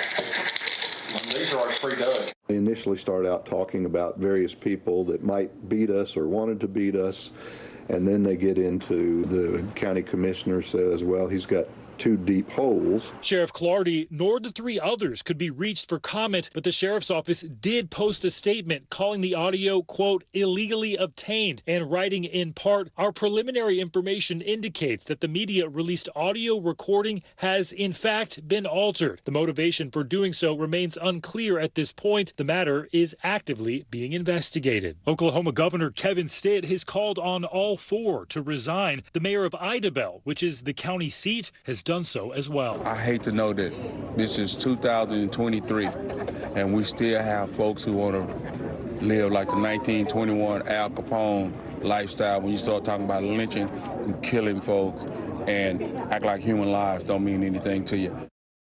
Our thanks to Stephen Romo for that story. And the mayor of Idabel, who you just heard from, says additional recordings might be released on Thursday. All right, we're going to switch gears now. We're going to take a look at your Morning News Now weather. We've got some severe weather in the south and snow in the north. Yeah, meteorologist Angie Lastman joins us now with the very latest. Good morning, Angie. Morning, ladies. Yeah, we have some snow for folks to deal with as they get up and out the door this morning in parts of the high plains. You can see Montana through North Dakota. And we've got kind of a wintry mix going for portions of Minnesota and Wisconsin. We've also got the rain working through, and we've got a system that's slowly but surely making its way east. You can see some of the thunderstorms that have fired up over just the past hour or so in many of these locations. Here's how things play out from now through the rest of the afternoon, though, because you can see some of that rain starts to work through places like Michigan throughout the rest of the morning hours. But we have more of these thunderstorms that do fire up and impact us here through the afternoon, evening, and even into the late night hours. As far as the locations, it really looks like the best chance for some of the stronger storms, Iowa to Oklahoma. We will have that potential to see some of that hail reaching 2 to even 3 inches in size. So dangerous conditions there. We'll also have the potential for some damaging winds up to 60 miles per hour, as well as a couple of tornadoes possible with this. It's not so much that we're concerned about widespread and multiple tornadoes, but a few we can't rule out. Here's what it looks like tomorrow as we get into the afternoon hours. Showers and thunderstorms develop along that front as it continues to move to the east. The threat does extend from basically Illinois to east central Texas, and once again, we'll have the potential for the large hail. That looks like the biggest impact, but we can't rule out the winds and, of course, the tornadoes either. And not to mention some heavy rain that's going to be working through, too. This will be something that we see lasting into Friday. This is where the severe weather threat is going to be. Houston looks like the bullseye for that day. So it's a couple of days where we'll have the potential for severe weather here as we get into basically the afternoon and evening hours each of those days. And again, the heavy rain is going to be problematic, especially over those areas that have already seen some really saturated grounds from previous rainfall events. Dallas, Little Rock, Jackson, New Orleans, all included in that slight risk of flash flooding here as we get through at least Saturday morning. We'll eventually start to see a break between after that by the weekend, but of course a couple of days where heavy rain and those severe storms are possible. It's like one storm after the other. It is. All right. Tis the season. Tis the season. April showers. Angie Lastman, thank you. And coming up, your next glass of wine may be harder to come by, especially if it's from Napa Valley. Later this hour, we'll take a look at the role of climate change in the production of wine and what it could mean for years to come. But first, growing calls for a Senate investigation into Supreme Court Justice Clarence Thomas over donations he received and gifts from a wealthy Republican donor. What a potential hearing could look like. That's coming up in just a few minutes. Don't go anywhere.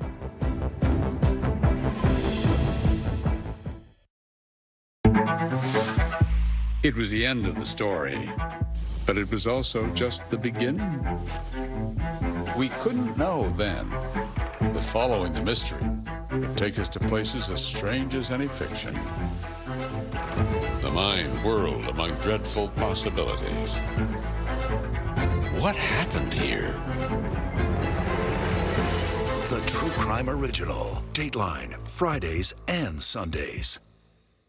This is what it looks and feels like. With the latest, a bigger piece to the puzzle. Here's some of the stories we're watching tonight. How much water ultimately will be forced inland? Whenever it happens, wherever you are, NBC News, streaming free now. Still to come on the Channel 2 News. Well, the waters are certainly receding now. Still too close to call. Lester Holt reporting from Ground Zero, as it's being referred to. It is, in fact, a taste of freedom. The Haitian people know a little something about resiliency. What's the biggest risk right now? Some of the troops who have been proud. I want to welcome you to the first presidential debate. In fact, we've been told we can't go any farther. You were some resilient folks. Let me get a hint.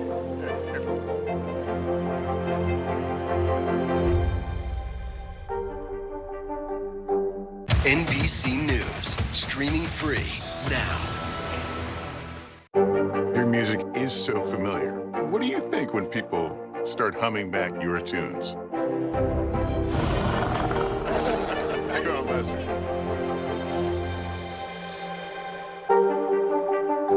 How do you feel at this age, this stage where you are right now?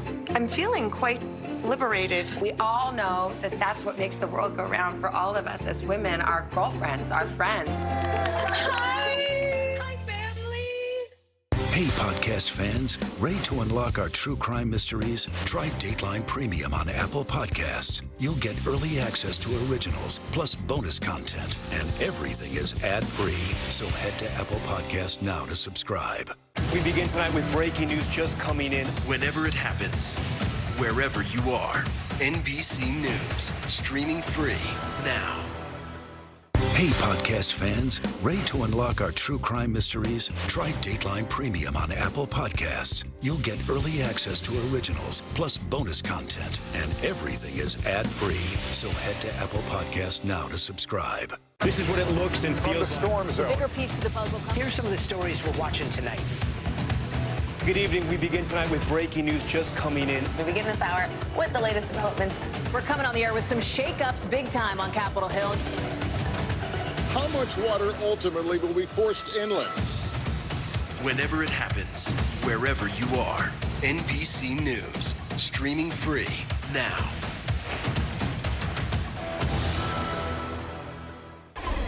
We're back now with news of growing calls for a Senate investigation into Supreme Court Justice Clarence Thomas. Senate Democrats are considering a potential hearing on Supreme Court ethics after it was revealed earlier this month that Justice Thomas received undeclared gifts and luxury travel from a wealthy Republican donor. NBC News congressional correspondent Julie Sirkin joins us now to dig into this. Julie, good morning. So the chair of the Senate Judiciary Committee, Dick Durbin, talked about a potential hearing just yesterday while also putting pressure on Chief Justice Roberts to investigate Justice Thomas. So what exactly did he say about that? And do we know what a potential hearing could actually look like? Yeah, well, good morning, Zingley. Look, a hearing pretty much is up in the air now. We don't know what the parameters will look like specifically, but bottom line here is that most, if not all, Senate Democrats believe that these donations by this wealthy donor should have at least been disclosed by Clarence Thomas. But they're also united in the fact that they think this should call for some stricter ethics codes that the Supreme Court would then have to abide by. Right now, they don't really have any formal rules in place. They say they go by the rules that also cover the lower courts. But obviously, Senate Democrats are really concerned with Sheldon Whitehouse, the top Democrat on the Judiciary Committee, potentially connecting this to a larger dark money scheme. Here's what Senator Dick Durbin had to say, who's the top Democrat on the Judiciary panel. Watch. What we've called on Chief Justice Roberts to do is to accept the responsibility at the court. As Chief Justice of the United States Supreme Court, he has to understand that Clarence Thomas's conduct is absolutely unacceptable from an ethical basis. To restore the integrity and reputation of the court, they have to do something. An investigation followed by a change in the approach on ethics. So you hear him calling on Chief Justice Roberts to investigate this himself. It's not clear what the lawmakers on Capitol Hill are going to be able to do, especially in a divided government. And Julie, it is important to point out that Senate Republicans are pushing back on this idea, especially Senate Minority Leader Mitch McConnell, right? Oh, totally. Most of them are actually united in the fact that they think this is really no big deal. Senator Cornyn, who's a top Republican on the Judiciary Committee, he said, look, this happens. Even senators accept personal favors sometimes here and there. They do, however, think this could have been disclosed, and that's something that even Cornyn said Clarence Thomas is going to have to do. But on the bottom line, on the flip side, Republicans think that Chief Justice Roberts could have this all handled internally. Take a listen to what McConnell had to say, the minority leader. The Supreme Court and the court system is a whole separate part of our Constitution. I have total confidence in the Chief Justice of the United States to deal with these court internal issues. Now, Senator Romney, who is the only Republican I heard say this, said it could potentially be problematic if Clarence Thomas did accept these donations and personal favors, as he called them. And Julie, it is worth noting, though, everything in D.C. is connected, though we heard McConnell say they are their own institution, right? The Supreme Court. This is all complicated by Senator Dianne Feinstein's medical leave. She's also a member of the Judiciary Committee, but Senate Republicans have blocked a request by Democrats to temporarily replace her. So, Julie, this would actually reduce the likelihood of actually seeing Justice Thomas testify in any potential ethics hearing, right? Exactly. That's such a good point, because we saw Republicans block this temporarily replacement. Senator Feinstein said this is what they'll be able to do so that she doesn't have to resign early. She can just continue sitting out her medical leave as she recovers from shingles. But this means that the numbers on the Judiciary Committee are even, 10 and 10, Republicans and Democrats lacking that 11th vote that gives them the majority to be able to do things like subpoena Clarence Thomas, for example, to get him to talk to the committee. Not clear if he would abide that subpoena in any case, but really this just shows you how complicated things are when Democrats have such a slim majority over Republicans in the Senate. They're not 50-50 anymore, but even still, they require every single vote to be able to carry out their agenda. And in a case like this, where they're trying to investigate Clarence Thomas and these payments and donations to him, Senator Feinstein's absence is a huge hurdle for Democrats to get over. Definitely a complicated issue. We know you'll stay on it. Julie Surkin, thank you. Let's take a look now at headlines from around the world this morning, starting with breaking news in Ukraine. Those highly anticipated Patriot air defense systems have arrived. NBC News foreign correspondent Ali Aruzzi joins us now with more. Good morning, Ali. Good morning, guys. That's right. The Ukrainians are overjoyed at the arrival of the Patriot air defense system. They've been calling them Patriots for Patriots. The Ukrainians have long said that the air defense system is essential for their fight against Russian aggression. The Defense Ministry thanked their colleagues in America, Germany, and Holland, saying that together they can win this war. North Korean leader Kim Jong-un has given the green light for his country to launch their first spy satellite. He says it's necessary to counter threats from the United States and South Korea. The satellite is part of North Korea's program to advance surveillance technology and improve their ability to strike targets in the event of a conflict. And finally, the skeleton of an enormous Tyrannosaurus Rex was sold in Switzerland for just over $6.1 million. The creature roamed the Earth some 67 million years ago and is only the third time the entire T-Rex skeleton has been sold at auction. The bones are made up of 3 different T-Rexes whose bones were previously found in the states of Montana and Wyoming. Quite a thing to have in your living room. Truly, some new age decor, we'll call it. Ali, thank you. Thank you. You got quite the laugh there. All right, we're going to take a look at another story here. Israel's military facing an unprecedented threat as many young Israelis are now refusing the country's mandatory military duty. NBC News correspondent Josh Letterman takes a closer look at the reasons why. It's a rite of passage in Israeli society. When you turn 18, you serve mandatory military service. 2 years for women, nearly 3 for men. But for some young Jewish Israelis, something is changing. When you think of Israel's military in one word, what do you think? 3 words, wrong side of history. What about you? Apartheid. These teenagers are burning their draft letters, part of an unprecedented movement to refuse to join the army. For many, one of Israel's most cherished public institutions. Our society is violent because everyone is holding a weapon. The spark that lit this fire, a proposal by the most right-wing government in Israel's history to weaken the nation's courts, giving politicians far more power. For 15 weeks, hundreds of thousands of Israelis have protested, even after Prime Minister Benjamin Netanyahu put the plan on ice, for now. He says refusal to serve is the end of our country. In Israel, refusing military service can come with a heavy price. I was imprisoned for a total of 115 days. I wouldn't say it was a good experience. It's a bad experience. I met people in prison who were arms dealers, rapists, murderers. Soon it will be Sophie's turn. She's about to hit draft age. Does hearing about that prison experience scare you? Yes, of course, but it doesn't deter me. It's a difficult experience that I'll have to have in order to fight for what I believe in. It's not just young Israelis saying no more. Some high-ranking officers, Air Force pilots, and die-hard patriots say Israel's rightward shift has pushed them to the breaking point. Ron Scherf served 10 years in the Special Forces and another 22 in the reserves. Is this just about the judicial overhaul, or it's something bigger? No, it's much bigger. It's about the greed for unlimited power. It's like the starting of a fascist movement. You think Israel could become a fascist country?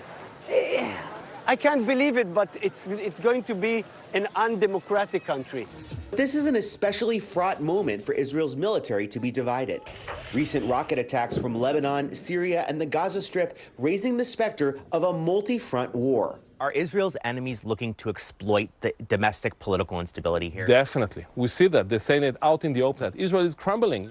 As Israel celebrates its 75th Independence Day next week, an emotional debate about what this country may look like at 100. 32 years in the army, to think that my daughter will not be part of this, I can't even imagine that. It's tearing us apart. Interesting sea of change there. Our thanks to Josh Letterman for that report. And a lot of people who are looking to kind of delay this or avoid altogether this military service are trying to do so with medical exemptions. Oh, wow. Really so important reporting. Yeah. Thanks, Josh Letterman. And coming up, another dose. The FDA signing off on a second COVID booster for people at risk. What doctors want you to know. And the taste of climate change will take you to California's wine country, where world-famous vineyards are coping with the impacts of extreme weather. That's next here on Morning News Now. We begin tonight with breaking news just coming in. Whenever it happens, wherever you are, NBC News, streaming free now. Hey, I'm Hallie. It's good to be with you tonight. The debt ceiling. Here's why this matters. Please don't have your eyeballs glaze over. Here's why this matters. Talk to us about what we're supposed to call this. Is it a bailout? Is it a backstop? There's a difference because it matters whose money is being used to prop up these banks. We think we're getting close to this news conference. I will be honest with people. This is like an awkward moment where we think we're like right there. You're going to have to like tap dance with us maybe a little bit. I do have my tap dancing shoes on, not to worry. Hey, podcast fans, ready to unlock our true crime mysteries? Try Dateline Premium on Apple Podcasts. You'll get early access to originals, plus bonus content, and everything is ad-free. So head to Apple Podcasts now to subscribe. Your music is so familiar. What do you think when people start humming back your tunes? How you doing, Lester?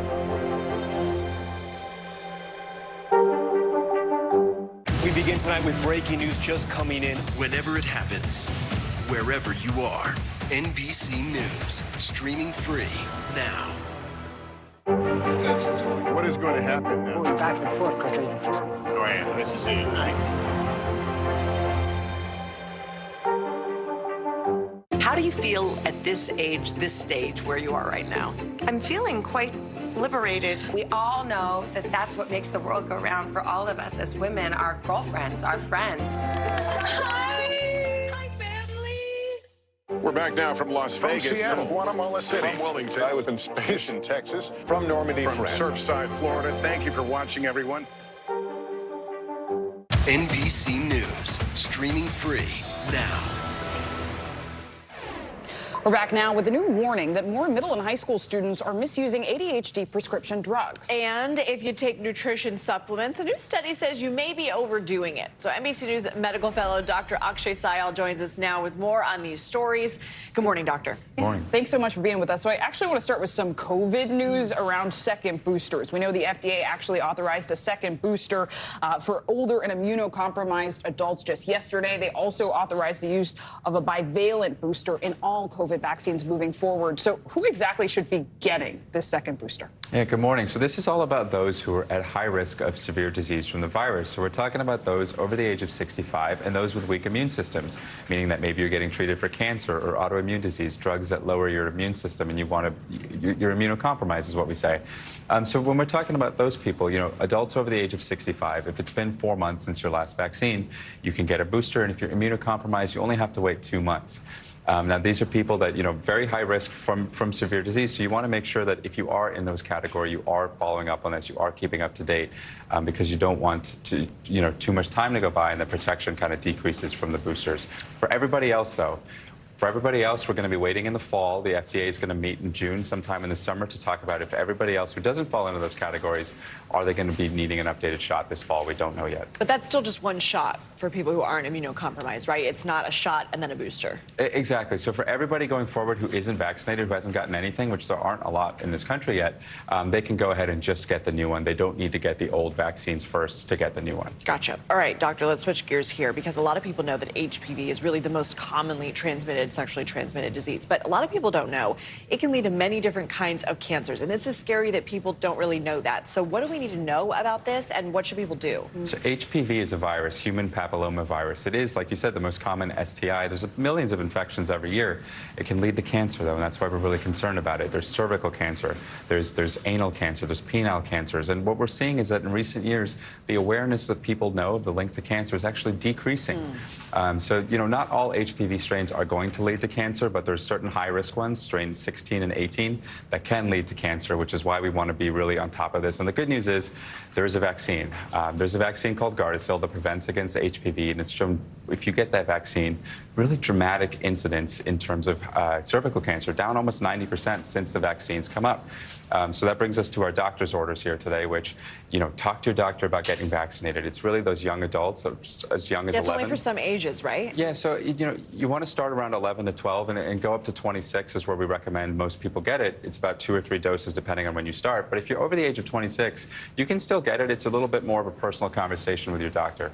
And Dr. Sayal, I want to talk about the ADHD headline we covered, because the NIH found that more middle and high school students are misusing this, especially concerning because diagnoses are on the rise. What more can you tell us? There's a lot going on with ADHD right now. We're talking about for months about Adderall shortages, and now this new report is talking that, in schools that a lot of kids are prescribed Adderall for ADHD, we're seeing a lot of misuse, meaning kids are sharing prescriptions. We're seeing about 1 in 4 students reporting using Adderall. So this is something, it's not just Adderall, it's also, Vyvanse and Ritalin, some other stimulants as well.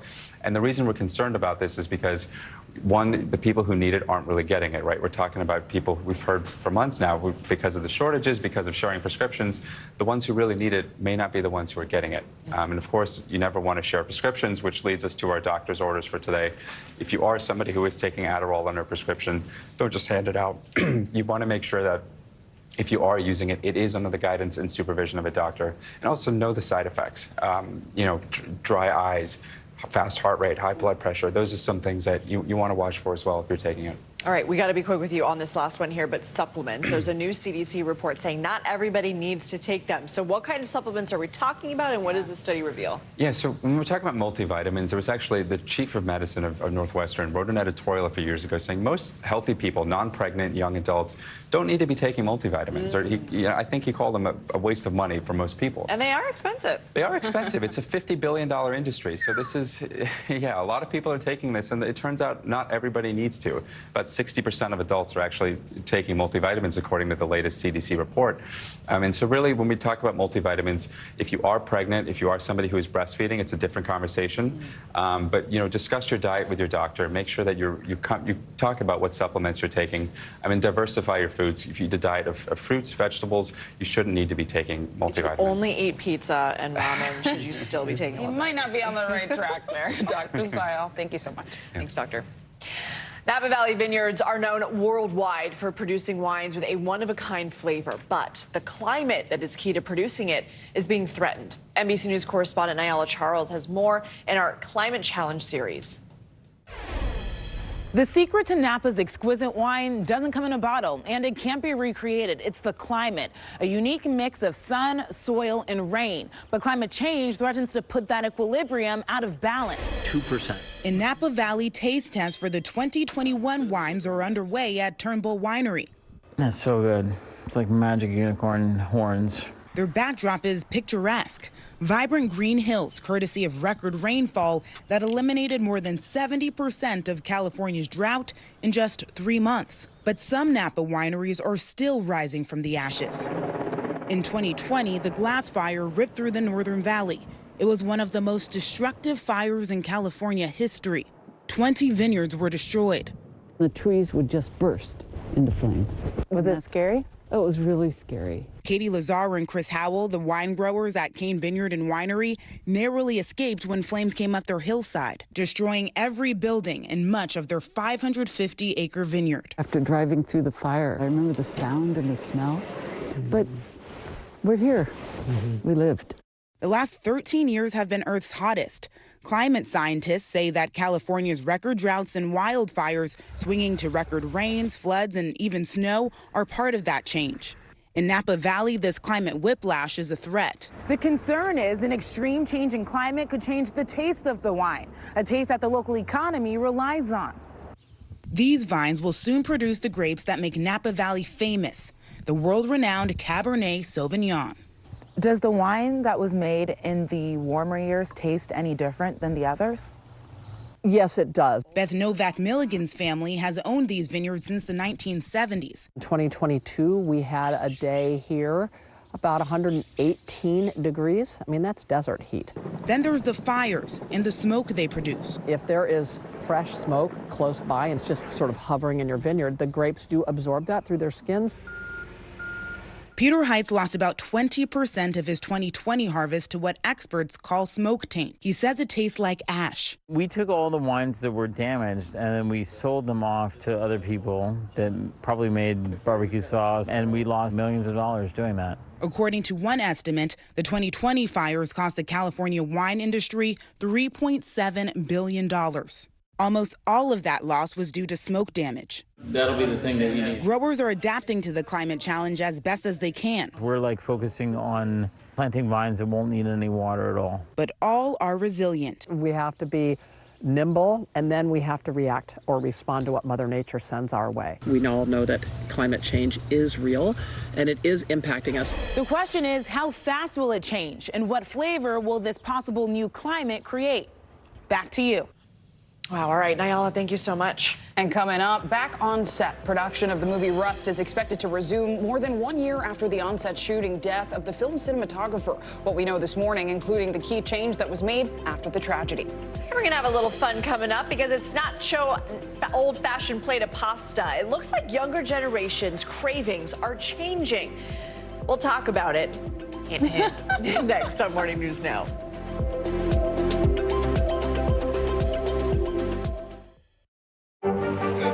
What is going to happen now? Going back and forth because Go ahead. This is it.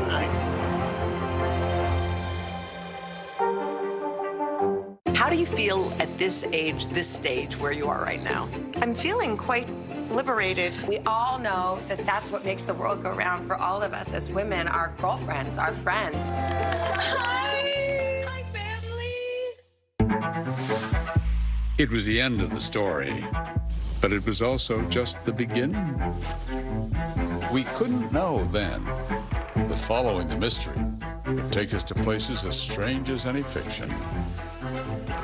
The mind whirled among dreadful possibilities. What happened here? The True Crime Original. Dateline, Fridays and Sundays. Your music is so familiar. What do you think when people start humming back your tunes? How you doing, Lester?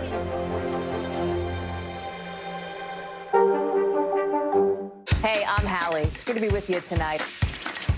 The debt ceiling. Here's why this matters. Please, please don't have your eyeballs glaze over. Here's why this matters. Talk to us about what we're supposed to call this. Is it a bailout? Is it a backstop? There's a difference because it matters whose money is being used to prop up these banks. We think we're getting close to this news conference. I will be honest with people. This is like an awkward moment where we think we're like right there. You're going to have to like tap dance with us maybe a little bit. I do have my tap dancing shoes on, not to worry. We're back now from Las Vegas. From Seattle, Guatemala City. From Wilmington. I was in space in Texas. From Normandy, From France. Surfside, Florida. Thank you for watching, everyone. For Dateline Premium, subscribe now on Apple Podcasts. Watch NBC Nightly News with Lester Holt or listen wherever you get your podcasts. How do you feel at this age, this stage where you are right now? I'm feeling quite liberated. We all know that that's what makes the world go round for all of us as women, our girlfriends, our friends. Hi! Hi, family! For Dateline Premium, subscribe now on Apple Podcasts. We begin tonight with breaking news just coming in. Whenever it happens, wherever you are, NBC News, streaming free now. Welcome back, everybody. Filming is expected to resume tomorrow on the set of the Alec Baldwin Western film Rust. A spokesperson for the movie tells NBC News Rust will continue principal photography, this time at Yellowstone Film Ranch in Montana, not in New Mexico, where production previously took place.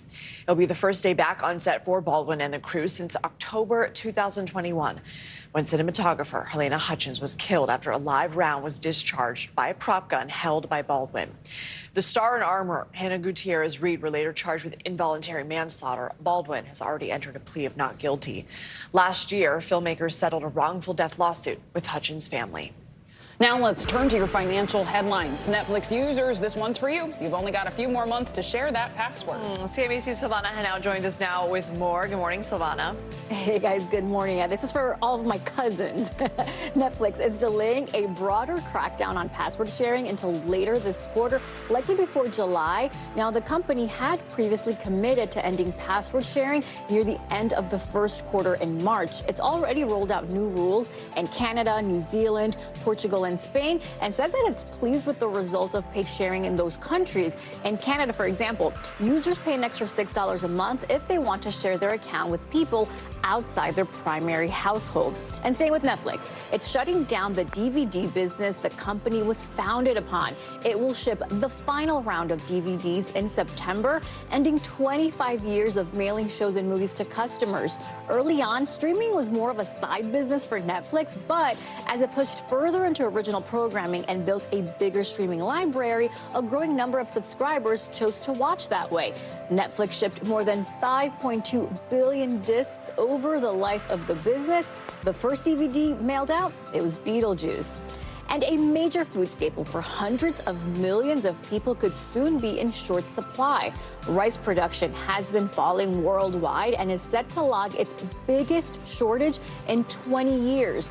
Analysts at Fitch tell CNBC the biggest impact could be seen in decade-high prices. The biggest reasons for the shortage is the ongoing war in Ukraine and bad weather in major producing regions such as Pakistan and China. Fitch expects prices to stick at current average highs of more than $17 per hundredweight into the next year and then only ease a few dollars in 2024. Lindsay and Zinkley, back to you.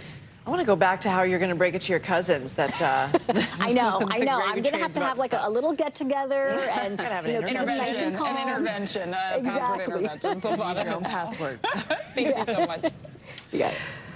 And now to a new study that shows Americans are craving more Mexican food than ever before. I didn't need a study for that. We knew it. We knew it. We love it. And according to a new report, foods like tacos and chips and guac are becoming go-to orders specifically for young diners. I had to put this in when I'm starting to get hungry. NBC News correspondent Valley Castro had the tough assignment of hitting the hot spots to find out what's driving this.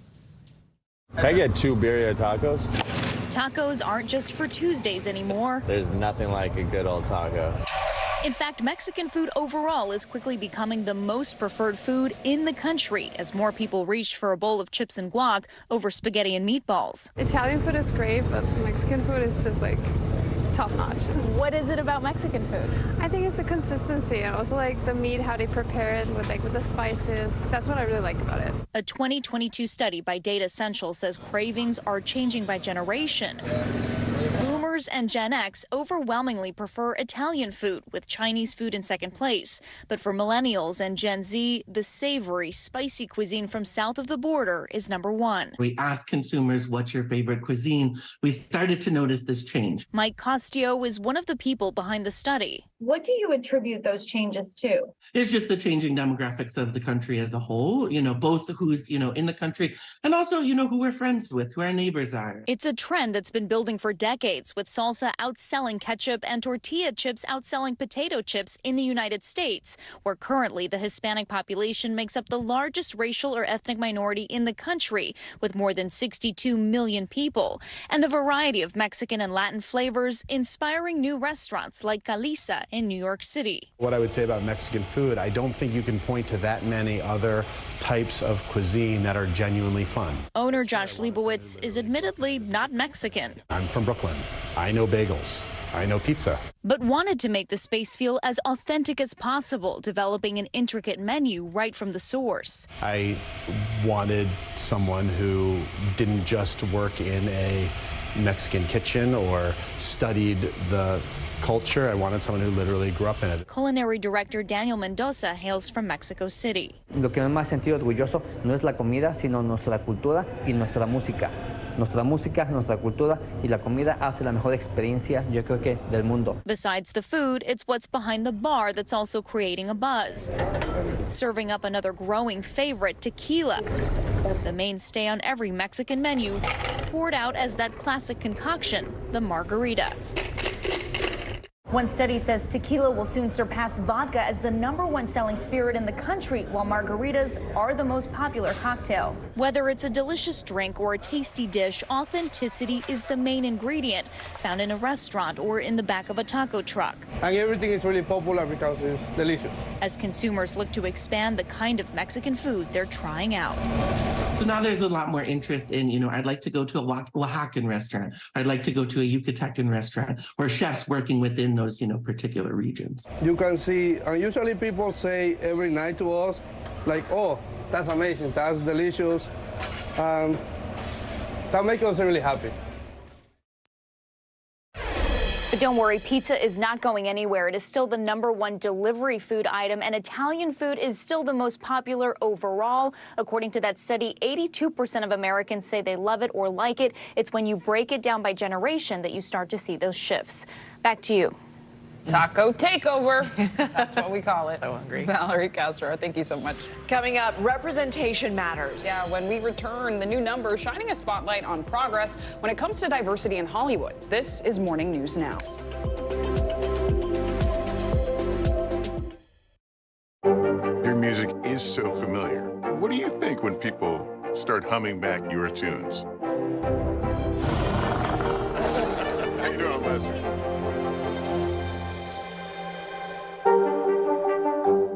This is what it looks and feels. Storm zone. The bigger piece of the puzzle comes. Here's some of the stories we're watching tonight. We begin with breaking news just coming in. Russia has launched another round of attacks. What was it like when you came back and saw your neighborhood like this? They say that in modern war, there aren't any front lines anymore. Here, there certainly are. Extreme weather tonight on both the West Coast and the East Coast. We've had some of the strongest winds here. How many of you were up there? At least like 11. Now to the economy as Americans face the highest inflation rate in decades. How does this all impact your wallet? More fallout from Elon Musk's Twitter takeover. Peak flu season is almost here. How does RSV specifically hit some kids so hard, and then it seems like it almost doesn't affect others? Can voters trust that you will be able to do this job? Why should voters believe you? This special election night. We love it. We live for this. We have a substantial team of NBC News correspondents fanned out. This is the first time we've not been able to call control of the House on election night. Tonight, we'll take an unflinching look at the resurgence of anti-Semitism in America. They're waiting until Title 42 is lifted before they decide whether to cross into the United States. What made you decide to go the medicinal healing route for what you're growing here? Who should be accountable? The city points the finger at the state, state at the city. Some more breaking news. We are live on the ground there. I want to show you an up-close look at what we're talking about here. The news continues right now. For Dateline Premium, subscribe now on Apple Podcasts. We begin tonight with breaking news just coming in. Whenever it happens, wherever you are, NBC News, streaming free now.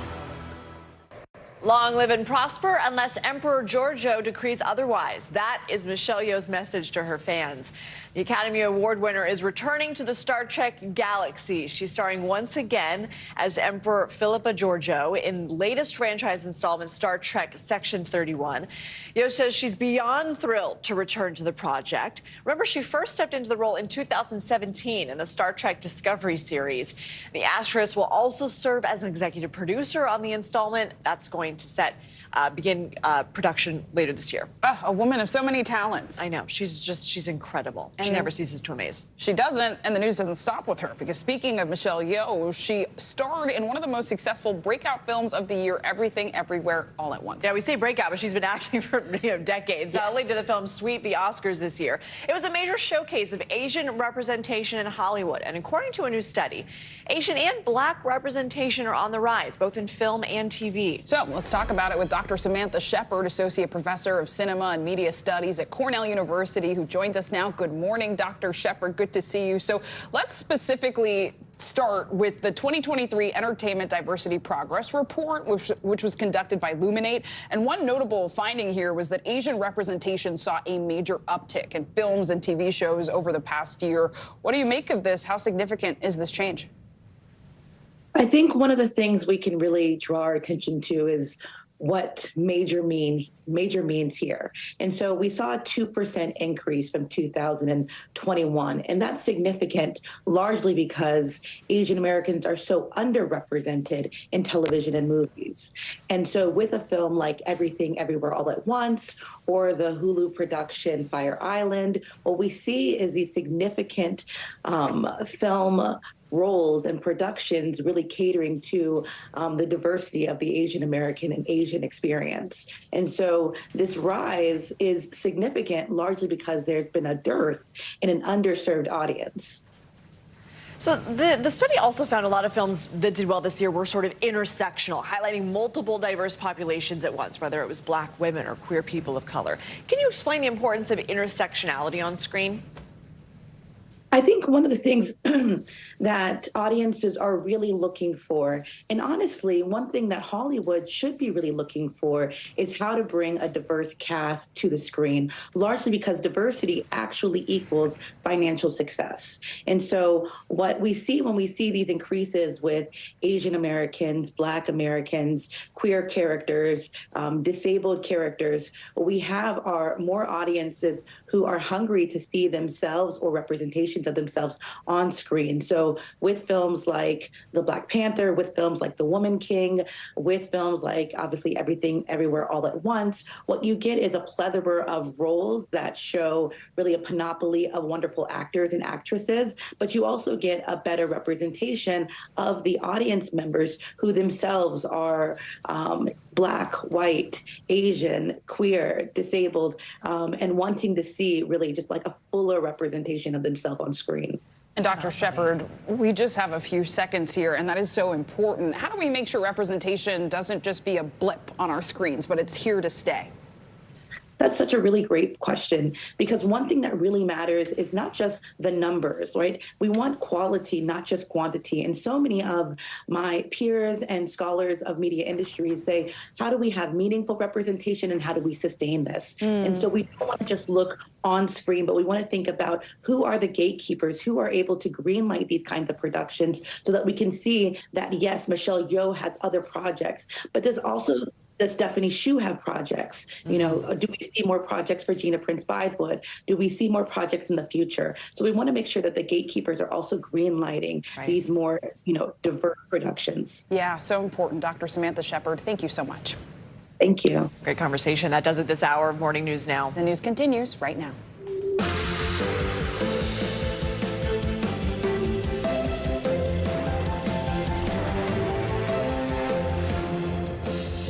Good Wednesday morning. I'm Zinklea Asamoah. And I'm Lindsay Reiser. Joe and Savannah are on assignment. Right now on Morning News Now, landmark settlement. Fox News Channel and Dominion Voting Systems coming to a massive, nearly $800 million deal to avoid an impending defamation trial. The lawsuit targeted the baseless election fraud conspiracies that flooded Fox's airwaves after the 2020 election. We've got reaction from both sides of the lawsuit in just a moment. Also, the latest on the tragedy in Kansas City, where 16-year-old high school student Ralph Yarl was allegedly shot by a white homeowner after mistakenly ringing the wrong doorbell. That homeowner is expected to be arraigned today on multiple felony charges after turning himself in yesterday. We've got the latest on how Yarl is doing this morning, plus what's next in the criminal case. Plus, the comeback kid. It was one of the most harrowing moments in recent sports history. And now, Damar Hamlin is cleared to play again. He's speaking out about his on-field cardiac arrest that shocked America just a few months ago. We've got more on his recovery as he prepares to make his highly anticipated return to the NFL. And no, it's not your imagination. Flying the friendly skies lately can make for a turbulent ride. How climate change is making things bumpier, and what you can do to keep yourself safe on board. I was just wondering about that I've been recently on feeling a flight. it too. I know. Get that Dramamine ready. Yes. We are going to begin this hour with the massive settlement, though, in Dominion Voting Systems' landmark defamation trial against Fox News. Yeah, the two sides reached a $787.5 million settlement just hours after the jury was seated for the high-profile trial. And it's one of the largest defamation payouts in history. NBC News correspondent Stephanie Gosk is in Wilmington, Delaware, with the latest. Dominion's defamation trial against Fox was over before it even really began. We came in from a lunch break expecting opening statements. Instead, there was a more than 2-hour delay. The judge finally came in and said it was settled. And just like that, a trial that was supposed to last 6 weeks was suddenly over. But Fox's legal jeopardy is not. A defamation case is looming. Before the opening statements or any witness could take the stand, it was over. Fox and Dominion have reached an historic settlement. Fox News agreed to pay Dominion Voting Systems a staggering $787.5 million, just under half of the damages claimed in the lawsuit. Dominion's attorneys speaking to a crowd of reporters outside the courthouse. The truth matters. Lies have consequences. Dominion's legal team says there will be no on-air apologies or retractions on Fox News. We're pleased with the network breaking into their broadcast to cover the landmark agreement. Fox and Dominion have indeed settled. In a statement, Fox writes, "We are hopeful that our decision to resolve this dispute with Dominion amicably instead of the acrimony of a divisive trial allows the country to move forward." Dominion accused the network of spreading lies about its voting machines, citing 20 statements alleging massive fraud made in the weeks and months following the election. The Dominion machine that's as filled with holes as Swiss cheese. Pressure on Fox was building as documents in the case had already brought revelations about some of the network's biggest stars and their private opinions.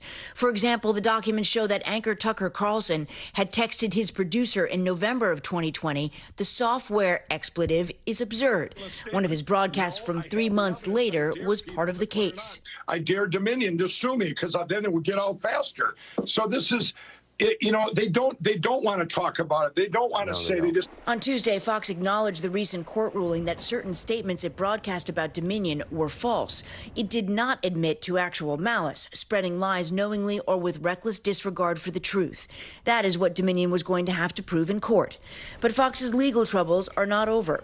Smartmatic, a voting technology company like Dominion, has also filed a similar defamation lawsuit against Fox News, asking for $2.7 billion in damages. Fox has denied the allegations and called the alleged damages outrageous. The Smartmatic lawsuit is based in New York. Fox recently lost a challenge trying to get it thrown out on appeal. There is no date set for that trial yet. Back to you. Stephanie, thanks so much. Protests and marches are continuing in Kansas City, Missouri, after 16-year-old Ralph Yarl was shot after mistakenly ringing the wrong doorbell.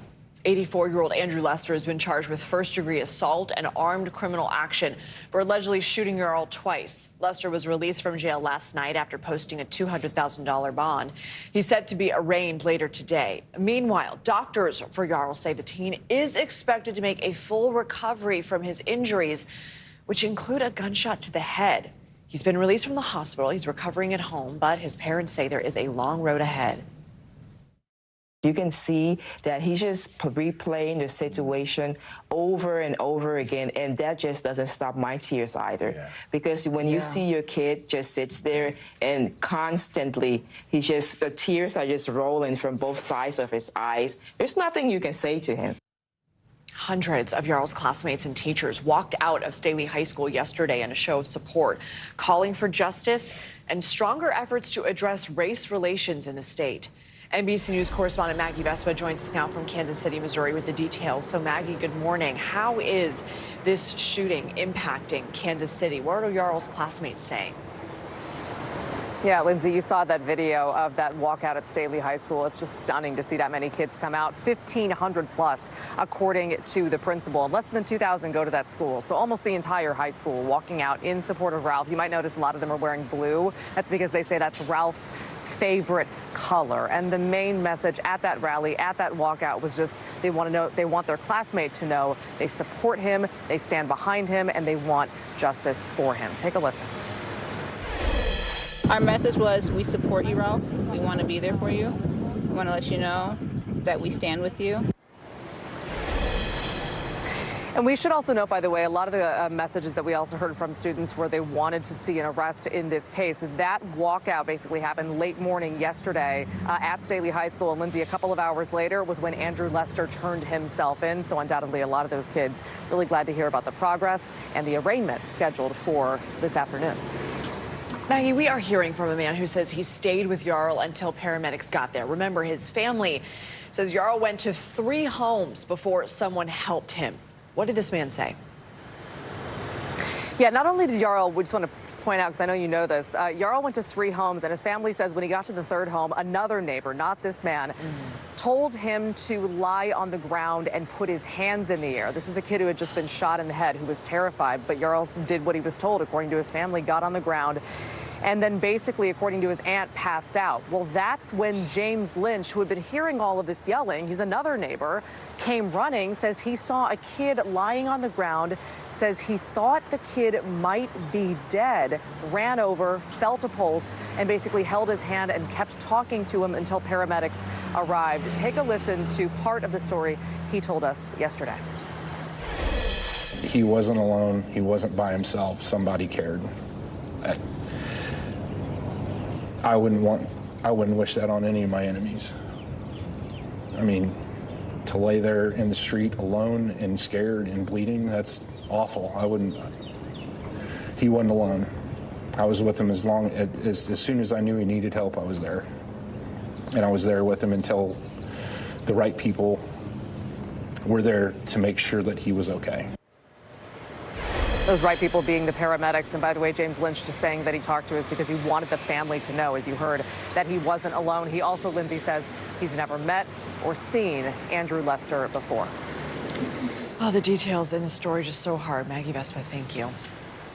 And the Florida board that oversees Disney is set to meet today as the company's feud with Governor Ron DeSantis intensifies. All this is happening as DeSantis faces new criticism from his potential presidential rivals. NBC News national correspondent Gabe Gutierrez has the latest from Tallahassee.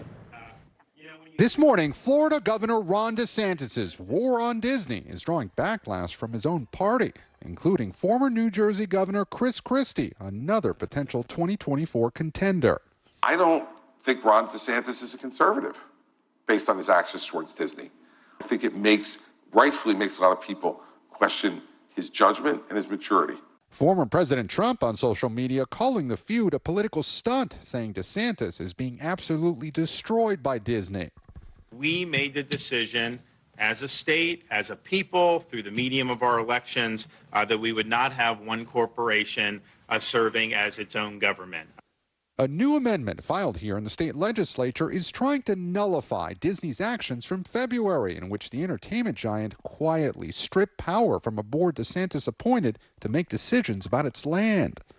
The epic battle started last year when Disney opposed a Parental Rights in Education Act DeSantis signed that opponents labeled the Don't Say Gay law. It banned classroom instruction of sexual orientation or gender identity in kindergarten through 3rd grade. Now, Disney is promoting its first ever Pride Night at Disneyland, shortly after DeSantis doubled down on his attacks. Meanwhile, DeSantis in D.C. trying to shore up Republican support on Capitol Hill, even as Florida Republicans endorse Trump. Battle lines being drawn, with members of Congress starting to take sides. Can Governor DeSantis take on former President Trump? He absolutely can.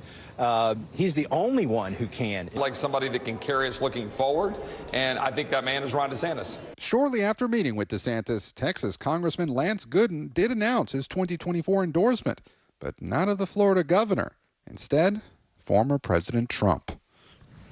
Our thanks to Gabe Gutierrez for that report. And DeSantis is continuing his cross-country blitz today with a trip to yet another early primary state, South Carolina. So let's turn now and get a check at your Morning News Now weather. Meteorologist Angie Lastman is back with us with the latest forecast. Good morning, Angie. Morning, ladies. Let's talk about where we've started this year so far, because we've kind of got a tale of two sides of the country when it comes to our temperatures. We've really been stuck in this pattern where the eastern half of the country has been running much warmer than average. Meanwhile, the western half of the country running much cooler than average. But let's take a look at where we stand as far as that heat on the eastern half of the country.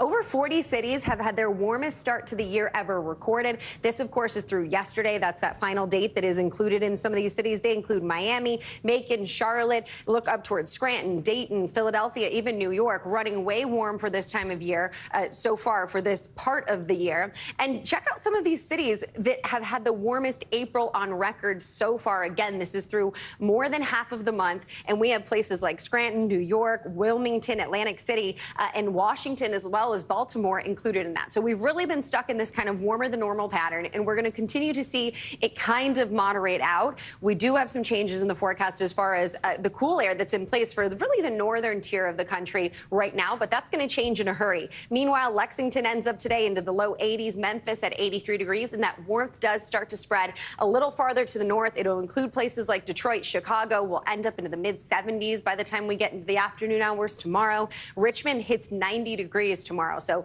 it'll feel more summer-like than, of course, it has over the past couple of days, and even than it will today.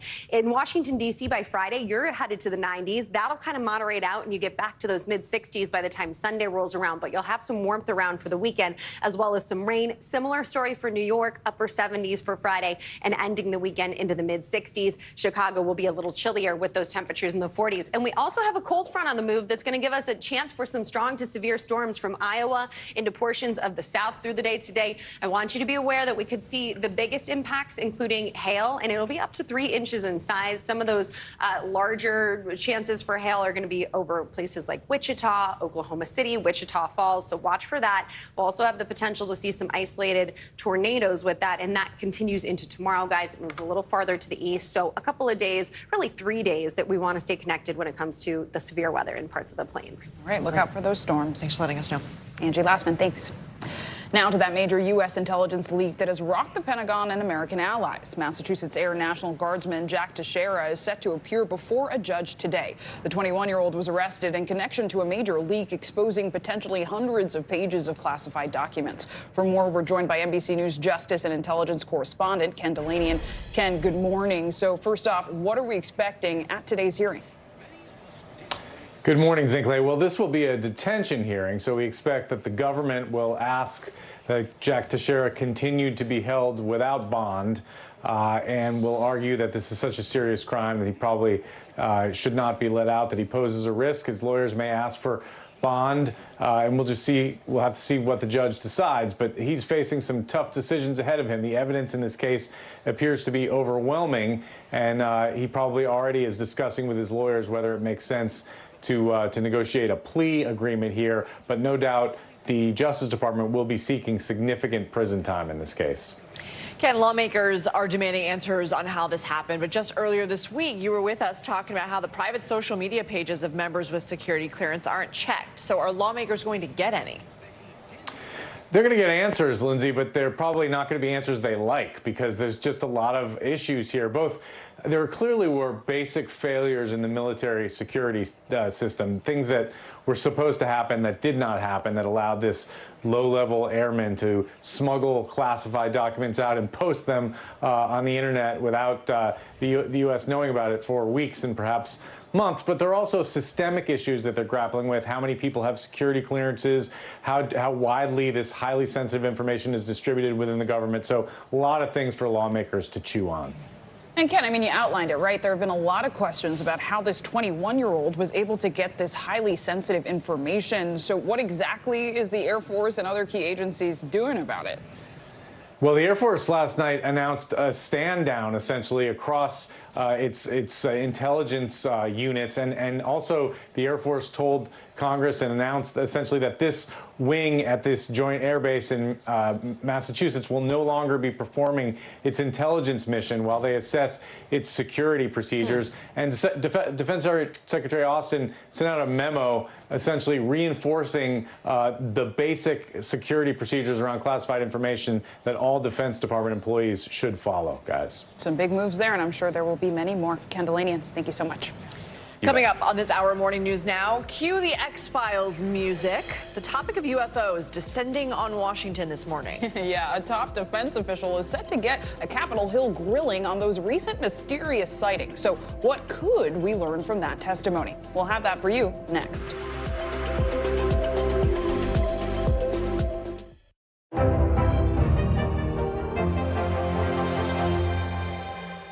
This is what it looks and feels. Storm zone. The bigger piece to the puzzle comes. Here's some of the stories we're watching tonight. We begin with breaking news just coming in. Russia has launched another round of attacks. What was it like when you came back and saw your neighborhood like this? They say that in modern war, there aren't any front lines anymore. Here, there certainly are. Extreme weather tonight on both the West Coast and the East Coast. We've had some of the strongest winds here. How many of you were up there? At least like 11. Now to the economy as Americans face the highest inflation rate in decades. How does this all impact your wallet? More fallout from Elon Musk's Twitter takeover. Peak flu season is almost here. How does RSV specifically hit some kids so hard, and then it seems like it almost doesn't affect others? Can voters trust that you will be able to do this job? Why should voters believe you? This special election night. We love it. We live for this. We have a substantial team of NBC News correspondents fanned out. This is the first time we've not been able to call control of the House on election night. Tonight, we'll take an unflinching look at the resurgence of anti-Semitism in America. They're waiting until Title 42 is lifted before they decide whether to cross into the United States. What made you decide to go the medicinal healing route for what you're growing here? Who should be accountable? The city points the finger at the state at the city. Some more breaking news. We are live on the ground there. I want to show you an up-close look at what we're talking about here. The news continues right now. For Dateline Premium, subscribe now on Apple Podcasts.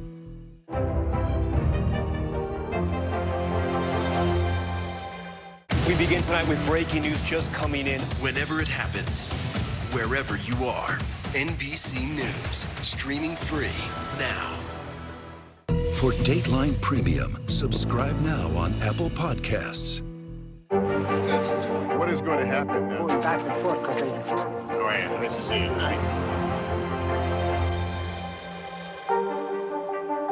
Hey, podcast fans, ready to unlock our true crime mysteries? Try Dateline Premium on Apple Podcasts. You'll get early access to originals, plus bonus content, and everything is ad-free. So head to Apple Podcasts now to subscribe.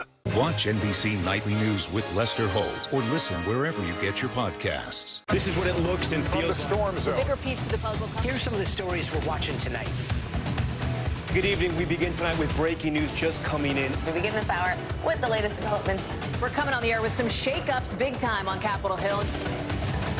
How much water ultimately will be forced inland? Whenever it happens, wherever you are, NBC News, streaming free now. Welcome back. It's a bird. It's a plane.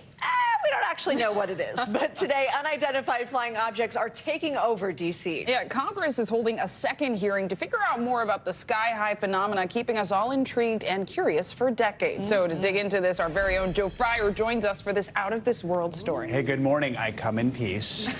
As for those mysterious objects that have been seen by members of the U.S. military, well, those in many cases are still unknown today. But today, Congress hopes to get at least some more answers from defense officials who are looking to identify those mysterious flying objects. There's a whole fleet of them. For just the second time in more than 50 years, Congress is holding a hearing on UFOs. Today, lawmakers are set to question a top defense official who's in charge of analyzing those mysterious happenings in the skies. The thing is, we've been here before. Last year, Congress held a similar hearing, which left lawmakers with more questions than answers. Pentagon officials showed this brief clip with just a few frames of an object they classified as unidentified aerial phenomena, or UAP. That's government speak for UFOs. I do not have an explanation for what this specific object is. Since then, intelligence officials' count of reported UAP sightings has exploded from 144 to 510. Well, many of the new sightings were determined to be balloons, drones, or birds. Nearly half of them remain unexplained. This work must continue and it must be fully funded because we still don't have all the answers. Senator Kirsten Gillibrand is chairing the subcommittee that will question Sean Kirkpatrick. He's the director of something called the All-Domain Anomaly Resolution Office, which was established last summer by the Pentagon. This hearing comes about a month after Kirkpatrick co-authored a paper with an out-of-this-world theory that offers one explanation as to why UFOs would be attracted to our planet and are frequently seen over the ocean. What was splashed? The authors write extraterrestrial probes may use liquid water as their fuel. This would explain why they would target the habitable region around stars like the Earth. Those are theories. My job as a senator is to get to the bottom and to know facts.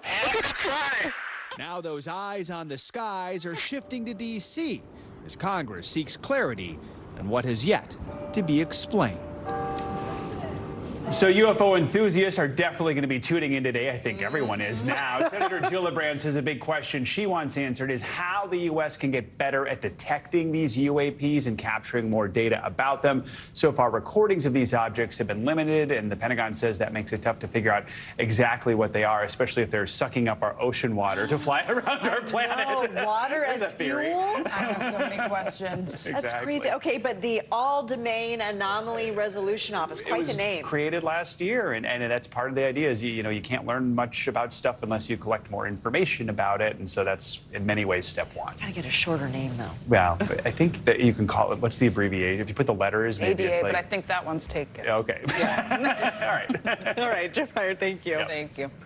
All right, everybody, turning now to international headlines here and some serious stories like a fire at a hospital in Beijing. It's killed more than 24 people. Yeah, NBC News foreign correspondent Ali Aruzzi joins us now with more. Good morning, Ali. Good morning, guys. That's right. A massive fire engulfed a hospital in Beijing, killing 29 people, making it the deadliest fire to hit the Chinese capital in 2 decades. But people didn't hear about it until several hours later as authorities tried to censor information. The fire wasn't reported on Chinese media until 8 hours after firefighters arrived on the scene, prompting many on Chinese social media to ask why they were kept in the dark for so long. 11 Indonesian fishermen have been rescued from a tiny island by Australian maritime authorities after surviving for 6 days without food and water. The men swam to the island after 2 fishing boats were destroyed last week by a tropical cyclone. A group of 9 other fishermen on a second boat are believed to have drowned. And finally, King Charles III and Queen Camilla have chosen a coronation quiche as their signature dish for the upcoming coronation, but the decision has received mixed reaction amid an egg shortage in the UK. Eggs are an essential part of the recipe, and while some are very excited to prepare the dish in honor of the coronation, others say the royals are out of touch for choosing an ingredient that many people in the UK cannot afford. And those are your international headlines, guys. Controversial. Right. Ali, thank you so much. Thank you. And coming up, the cause of Damar Hamlin's terrifying on-field cardiac arrest revealed. We have got the full explanation of what caused that collapse the entire country witnessed. Plus, the future of Hamlin's NFL career. You're watching Morning News Now.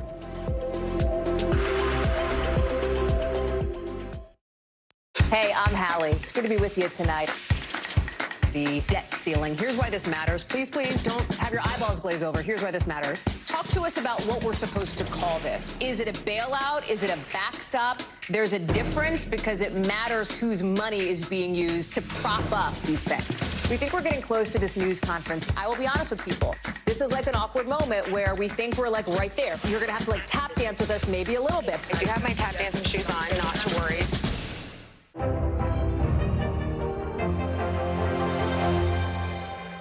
For Dateline Premium, subscribe now on Apple Podcasts. What is going to happen now? Going back and forth because Go ahead. This is it, right? This is what it looks and feels. From the storm zone. Bigger piece to the puzzle. Here's some of the stories we're watching tonight. Good evening. We begin tonight with breaking news just coming in. We begin this hour with the latest developments. We're coming on the air with some shakeups big time on Capitol Hill. How much water ultimately will be forced inland? Whenever it happens, wherever you are, NBC News, streaming free now.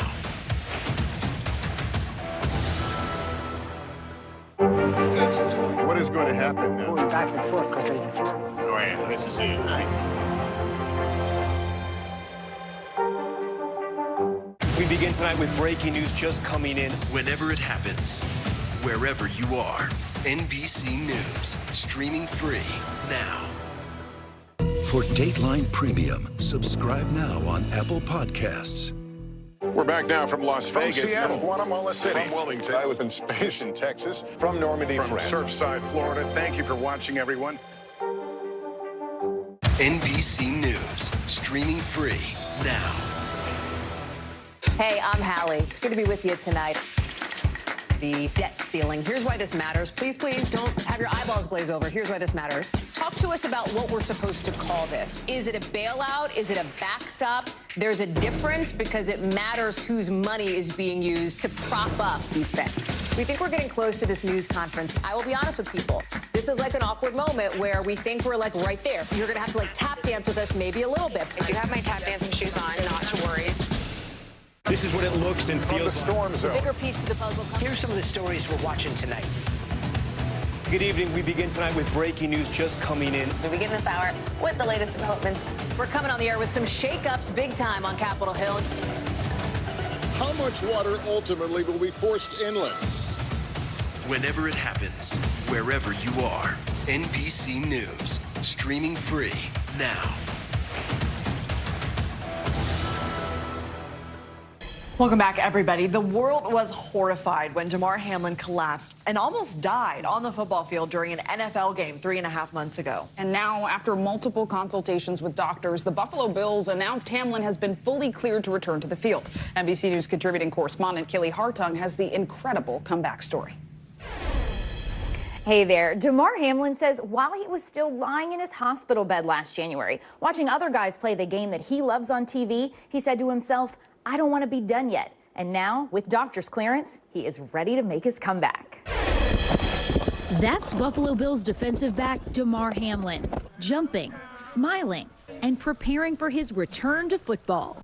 Now, less than 4 months after his heart stopped during a primetime NFL game, he's making this declaration. This event was life-changing, but it's not the end of my story. So I'm here to announce that I plan on making a comeback to the NFL. Just as the Bills' voluntary offseason workout program gets underway, the team's general manager saying multiple specialists have fully cleared the 25-year-old to play. They're all in lockstep of what this was, and that he is cleared, resumed full activities just like anyone else who was coming back from an injury. He's in a great headspace to come back and make his return. When Hamlin collapsed on the field in January, those specialists agree he experienced commotio cordis, which happens when a heart is stopped suddenly by a blow to the chest in between heartbeats. But experts say he's at no greater risk today than he was before the incident. I'm not surprised, in fact, that he's going to be playing again. And I don't see any reason why he couldn't go back to playing football. Every year, there is a comeback player of the year awarded. The voting is over. The voting is over. If he steps on the field for one play in 2023, I vote for that award. I mean, the voting is closed. Now, with less than 5 months until the NFL season kicks off, Hamlin says he's rebuilding his body and riding a roller coaster of emotions. And some people might say that coming back to play might not be the best option, but that's their opinion. And like I said, I've been beating statistics my whole life, so I like my chances here. And Damar Hamlin noted that commotio cordis is the leading cause of death in youth athletes across all sports, and that's something he personally wants to change. You know, the quick reaction of medical professionals has been praised for saving his life. Now Hamlin is on a mission to bring awareness to the importance of CPR training and access to defibrillators. He says he plans on saving generations. Kaylee, thanks so much. So let's talk about this a little bit more. Joining us now is sports medicine physician at the Hospital for Special Surgery, Dr. Jordan Metzl. Doctor, thank you for being with us. I remember when this happened, we were interviewing people who were saying, not even talking about whether he was going to play again, whether he was going to live. Let's talk about this diagnosis, commotio cordis here. It's the second most common injury here when it comes to cardiac deaths in U.S. athletes. So talk to us about the condition here. What are the impacts on players? So commotio cordis is probably something you have never heard of before, which is good news. It's, it's statistically quite rare, but what ends up happening is a hard object strikes the heart just over the chest wall, just over the heart, directly in between beats. It was actually first described in the late 1800s by a German doctor who saw somebody get hit in the chest with a rock and die right on the spot. And it has a very significant mortality when it happens, but it's quite rare. There are very few cases in football. Most commonly, these happen in sports like baseball and lacrosse, where a hard object hits just over the chest wall. But, since, thank goodness, fatalities are quite rare in sport, and these are generally quite healthy people, this is, as you mentioned, the second. Cardiac fatalities are the most common fatalities in sport, and this is the second most common type of fatality, but again, exceptionally rare. The good news about this is raising awareness about cardiac safety and ways to make cardiac events less common in sport events, and I think that's great news. And doctor, having now experienced commotio cordis, what does this mean for Damar Hamlin's career moving forward? Will this impact his ability on the field? Will there be any effects or conditions he now has to deal with? Well, the good news is not only, once his life was miraculously saved from this, and we can talk about that certainly, but that with commotio cordis, if the heart is anatomically normal, meaning there's no reason why this happened except for just a terribly unlucky scenario of getting hit with that millisecond time between beats of the heart when it's repolarizing, that, he should be at no greater risk, as has been mentioned in the setup piece, around this happening again. So the goal is to get him back out and get him participating, which is a great story. And the issues really, I think, will largely be psychological, just being, used to being out and being in a game situation again. And I think that's going to be weird at the beginning, and hopefully he'll get over that very quickly. He sounds like an exceptional guy. And I think the story is really powerful. Doctor, obviously, you mentioned how rare this is. The point is also there was a defibrillator like steps away on the field, and that played a huge role. Also, the fact that there were medical professionals there on the sidelines ready to jump in here. Does the NFL need to learn anything from this, or other sports for that matter? Well, I think all sports learn from this. I mean, one of the safest places to have a cardiac event is on a football field, because you have all types of medical specialists, within 25 yards of where anything may happen, as well as equipment. It's not only having a defibrillator, but it's most importantly recognizing this as a cardiac event. And you have, maybe 15 seconds to do something at that point. And so having well-rehearsed scenarios of what to do if a cardiac event happens, what do you do? Who does what? What are your roles? These are things that medical teams practice, every year. And when you need it, it's really remarkable that it's there. So I think some of the things people will learn about is how to prepare, how to anticipate these types of things, and what they can do for themselves and for their athletes. Man, 15 seconds. Yeah. All right, Dr. Jordan Metzl, thanks so much. Thank you. Pleasure. And coming up on Morning News Now, we know password sharing on Netflix is unfortunately going to become a thing of the past, but it may happen sooner than you think. Some big changes are coming to the streaming giant. We'll explain in a moment. Yeah, if you've flown recently also, you might have noticed a little bumpier ride in the air. Turns out it could be climate change causing all that turbulence. We've got some new research after this. This is what it looks and feels from the storm zone. Bigger piece to the puzzle. Here's some of the stories we're watching tonight. Good evening. We begin tonight with breaking news just coming in. We begin this hour with the latest developments. We're coming on the air with some shakeups big time on Capitol Hill. How much water ultimately will be forced inland? Whenever it happens, wherever you are, NBC News, streaming free now. Hey, podcast fans, ready to unlock our true crime mysteries? Try Dateline Premium on Apple Podcasts. You'll get early access to originals, plus bonus content, and everything is ad-free. So head to Apple Podcasts now to subscribe. Watch NBC Nightly News with Lester Holt or listen wherever you get your podcasts. Hey, I'm Hallie. It's good to be with you tonight. The debt ceiling. Here's why this matters. Please, please don't have your eyeballs glaze over. Here's why this matters. Talk to us about what we're supposed to call this. Is it a bailout? Is it a backstop? There's a difference because it matters whose money is being used to prop up these banks. We think we're getting close to this news conference. I will be honest with people. This is like an awkward moment where we think we're like right there. You're going to have to like tap dance with us maybe a little bit. I do have my tap dancing shoes on, not to worry.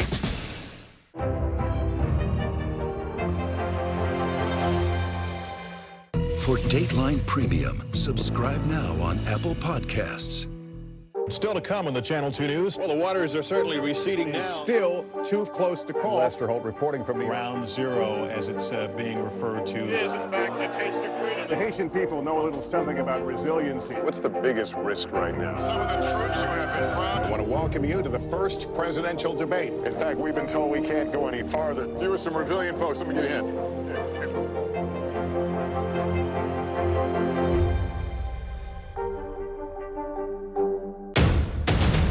The day's biggest political stories with trusted insight and expert analysis. A daily look at the politics behind the headlines.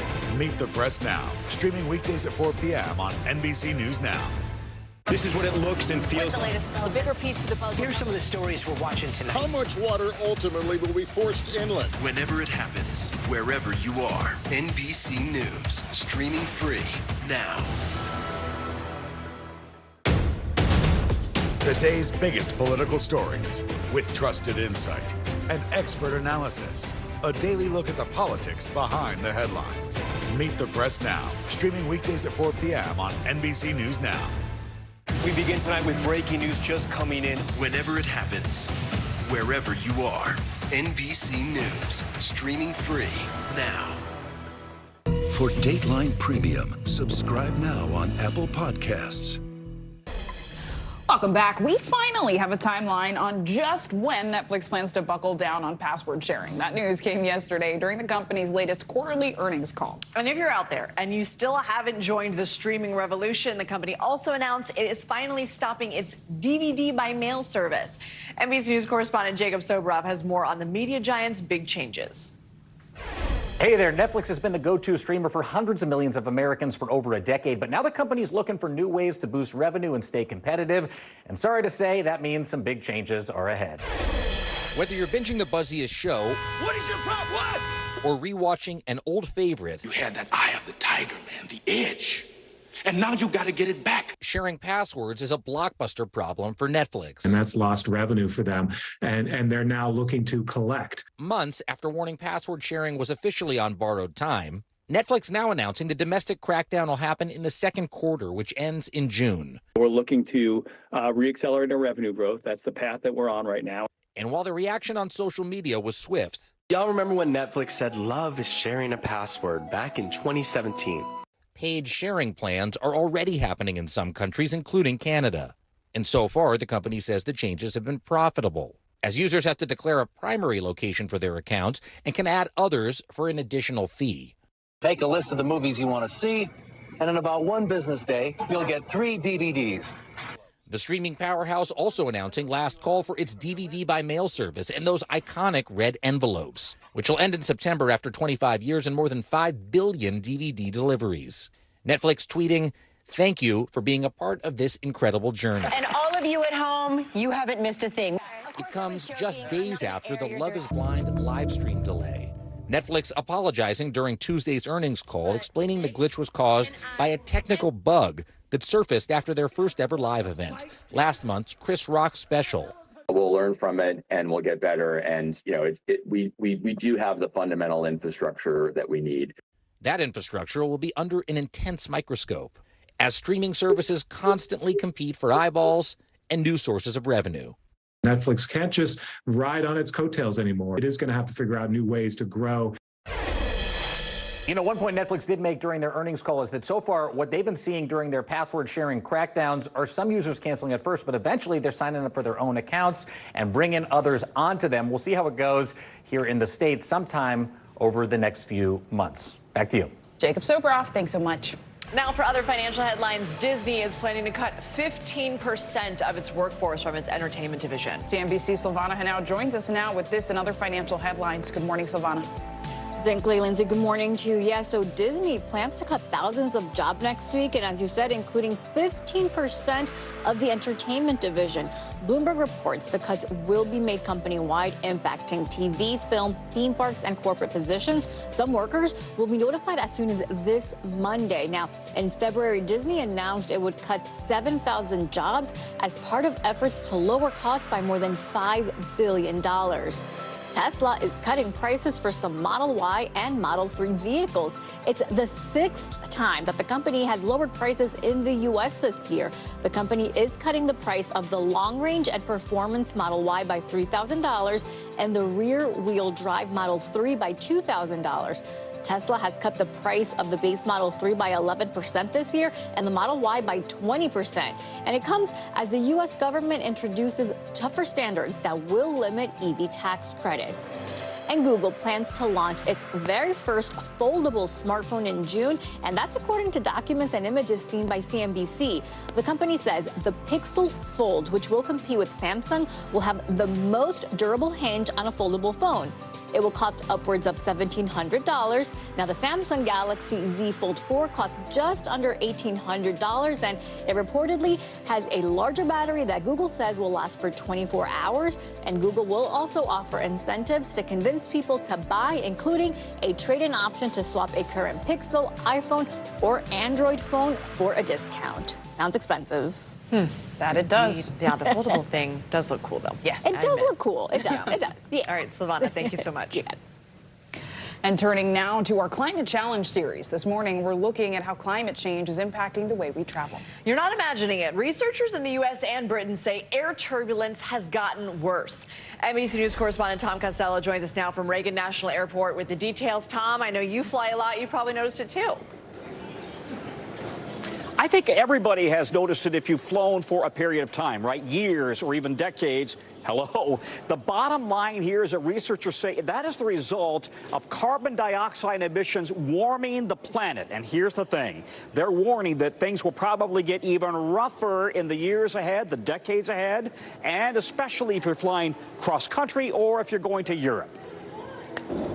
It happens every single day, 5,500 times each year. Severe turbulence can send service carts, food, drinks, and passengers flying. Do we have any trained medical personnel? Sometimes causing serious injuries, lacerations, broken bones, and concussions. I saw like a handful of people with lacerations on their head and blood dripping down. 7 were injured in March when a Lufthansa flight from Texas to Germany hit severe turbulence over Tennessee. On board, actor Matthew McConaughey, who talked about it on Kelly Ripa's podcast. It was a hell of a scare, a complete loss of control. Atmospheric researchers in the U.S. and Britain say so-called clear air turbulence has only gotten more severe over the decades. Turbulence is increasing, and it's because of climate change. We know that the amount of wind shear in the jet stream is now 15% stronger than it was when satellites first began observing it in the 1970s. And researcher Paul Williams predicts turbulence will get 2 to 3 times worse in the years to come, affecting flights at high altitudes in the northern hemisphere. There's been no noticeable increase in the jet stream winds across the northern hemisphere, but what we are seeing is that the differentiating in height, that's where we're seeing the winds changing different directions, and that's when you get the clear air turbulence and the bumpy flights. Clear air turbulence is invisible to radar. Most pilots rely on fellow pilots' radio reports to know where it is. If you imagine the airflow over this wing experiencing a sudden updraft, this wing will be pushed up violently and instantaneously, and the airplane will tilt to the left. On commercial planes, flight attendants who are up and about suffer 78% of the injuries. Skies have definitely gotten more turbulent, and during the course of my 26-year career, turbulence was always the biggest threat on the job. I will say seatbelts, seatbelts, seatbelts. That is the most important part of this. Okay, and listen up, please, especially if you are a new parent or you know somebody who is. You've got to strap the baby and the toddler into a car seat in their own seat next to you. Holding that baby or that toddler in a violent, turbulent situation will not protect that baby or the toddler. They'll go flying. You can't hold on to them. You got to get that car seat and you got to strap them in to the seat next to you. Guys, back to you. Important advice. I mean, and Tom, you also always tell us that planes are actually designed to withstand this kind of turbulence, right? No, that's 100% right. The plane is not going to break apart in turbulence, right? The plane makers, they test these things dramatically. They've done torque and G-force tests on the wings, bending the wings back like that in severe torque to see if they can break the wings off. And the planes can sustain this kind of severe turbulence, both commercial and military planes. You get a little bit more of a problem when you're in a, sorry, my phone's ringing. You get more of a problem, of course, when you are in a general aviation type of plane. So Tom, you're supposed to put it in airplane mode when you're going live. I know, of all the things. What am I doing? I should be in airplane mode. I don't get. All right, Tom, thanks. Thank you so much. And another travel news, travel etiquette is in the spotlight this morning after a Major League Baseball player called out United Airlines. This is an interesting one. Toronto Blue Jays pitcher Anthony Bass tweeted this picture of his daughter while on a recent United flight, and he claims a flight attendant made his pregnant wife get on her hands and knees to pick up popcorn their child dropped on the floor. For more on this controversy, we're joined by Megan Spurrell. She's the senior editor for Condé Nast Travel magazine. Megan, good morning. Thank you for joining us. So we should say we don't know exactly the flight attendant side of this story, but explain to us in more detail what exactly happened in this particular incident on board the United flight. Yeah, thanks for having me. And I mean, I wasn't on the flight, so obviously I don't know exactly what happened, what was said, how, but I think we know a few things. So woman and her two small children, popcorn on the floor, and the flight attendant asked them to clean it up. And I think from that alone, we can make a few, assessments on what the etiquette is. I mean, we've all been on flights. There's too little space. You're crammed together with strangers for a long time. No one really wants to be there. It is on everyone to clean up after themselves. And unfortunately, if you're traveling with small children, you are also responsible for their messes. Yeah, the association. Oh, yeah, go ahead. Sorry.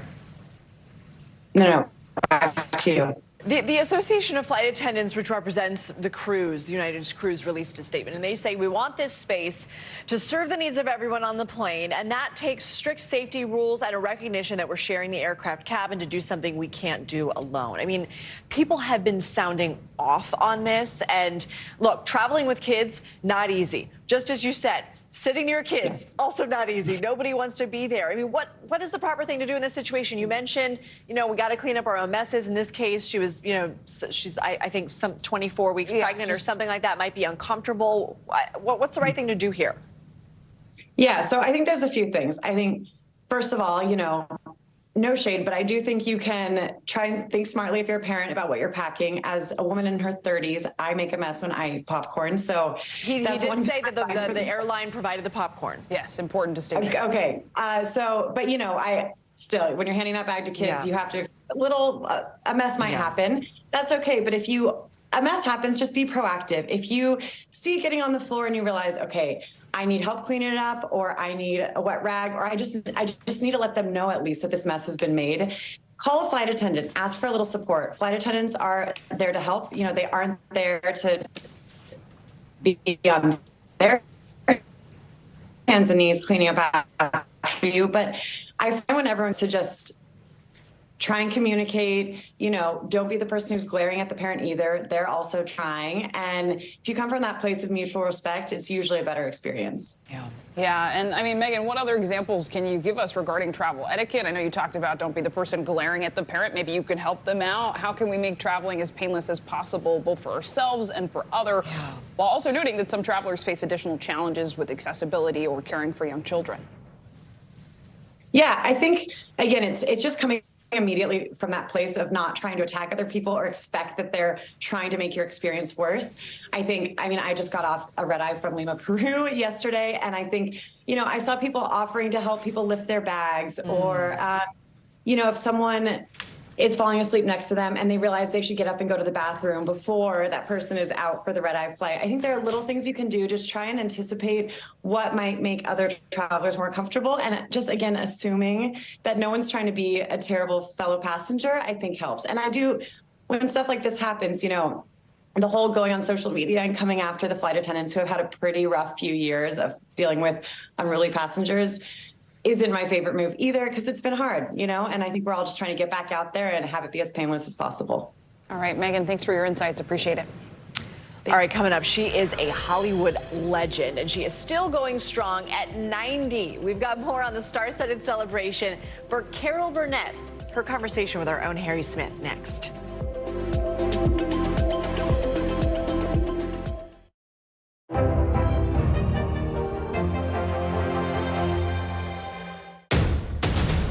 The day's biggest political stories with trusted insight and expert analysis. A daily look at the politics behind the headlines. Meet the Press Now, streaming weekdays at 4 p.m. on NBC News Now. We're back now from Las Vegas. From Seattle, Guatemala City. From Wilmington. I was in space in Texas. From Normandy, From France. Surfside, Florida. Thank you for watching, everyone. It was the end of the story, but it was also just the beginning. We couldn't know then that following the mystery would take us to places as strange as any fiction. The mind whirled among dreadful possibilities. What happened here? The True Crime Original. Dateline, Fridays and Sundays. NBC News, streaming free now.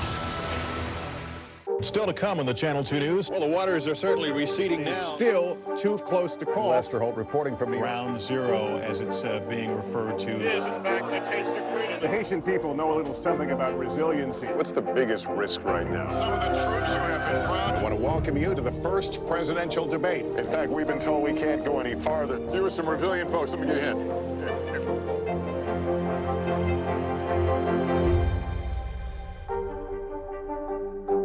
We begin tonight with breaking news just coming in. Whenever it happens, wherever you are, NBC News, streaming free now. For Dateline Premium, subscribe now on Apple Podcasts. Watch NBC Nightly News with Lester Holt or listen wherever you get your podcasts. For Dateline Premium, subscribe now on Apple Podcasts. Welcome back. It's time for our Good Talker. There's a new song going viral on streaming platforms, but the artists are fake. A viral song created using AI-generated vocals from superstars Drake and The Weeknd has been taken down from streaming services after people played it millions of times. The song Heart on My Sleeve was created by an anonymous musician known as Ghostwriter. Universal Music Group, which represents both Drake and The Weeknd, has now removed the fake track from the big streaming platforms like Spotify, Apple Music, and YouTube. Meanwhile, Drake and The Weeknd have not made any comments about the song yet, though, Lindsay, I suspect maybe we'll get a sampling of it in one of their new tracks. Freaky, though. Weird. AI everywhere. Yeah. Though finally this hour, we're going to go to another form of entertainment and talk about entertainment icon and trailblazer Carol Burnett gearing up to celebrate her 90th birthday. 90. She has kept us laughing for more than 6 decades. And to honor her big day, NBC is airing a special called Carol Burnett 90 Years of Laughter and Love. And ahead of the big day, NBC News correspondent Harry Smith got a chance to sit down with her, and she talked to you about her career, her life, and really how comedy has saved her. Do you know what's interesting? This is a real person. This is not an artificial intelligence version of an amazing star. For years, she was a fixture on so many of our Saturday nights, making us laugh until we cried with her Groundbreaking variety show, The Carol Burnett Show. To celebrate her 90th birthday, she's being honored with a 2-hour tribute filled with some of her favorite memories and people. Let's get this out of the way right now. Carol Burnett is ageless.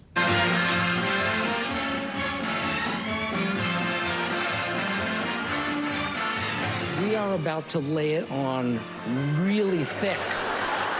A who's who of Hollywood and Broadway showed up to celebrate the singular talent and generational appeal of Carol Burnett. Growing up in our household, your show was one of the ones that we could watch as a family. I didn't want a birthday party with balloons and confetti and cake.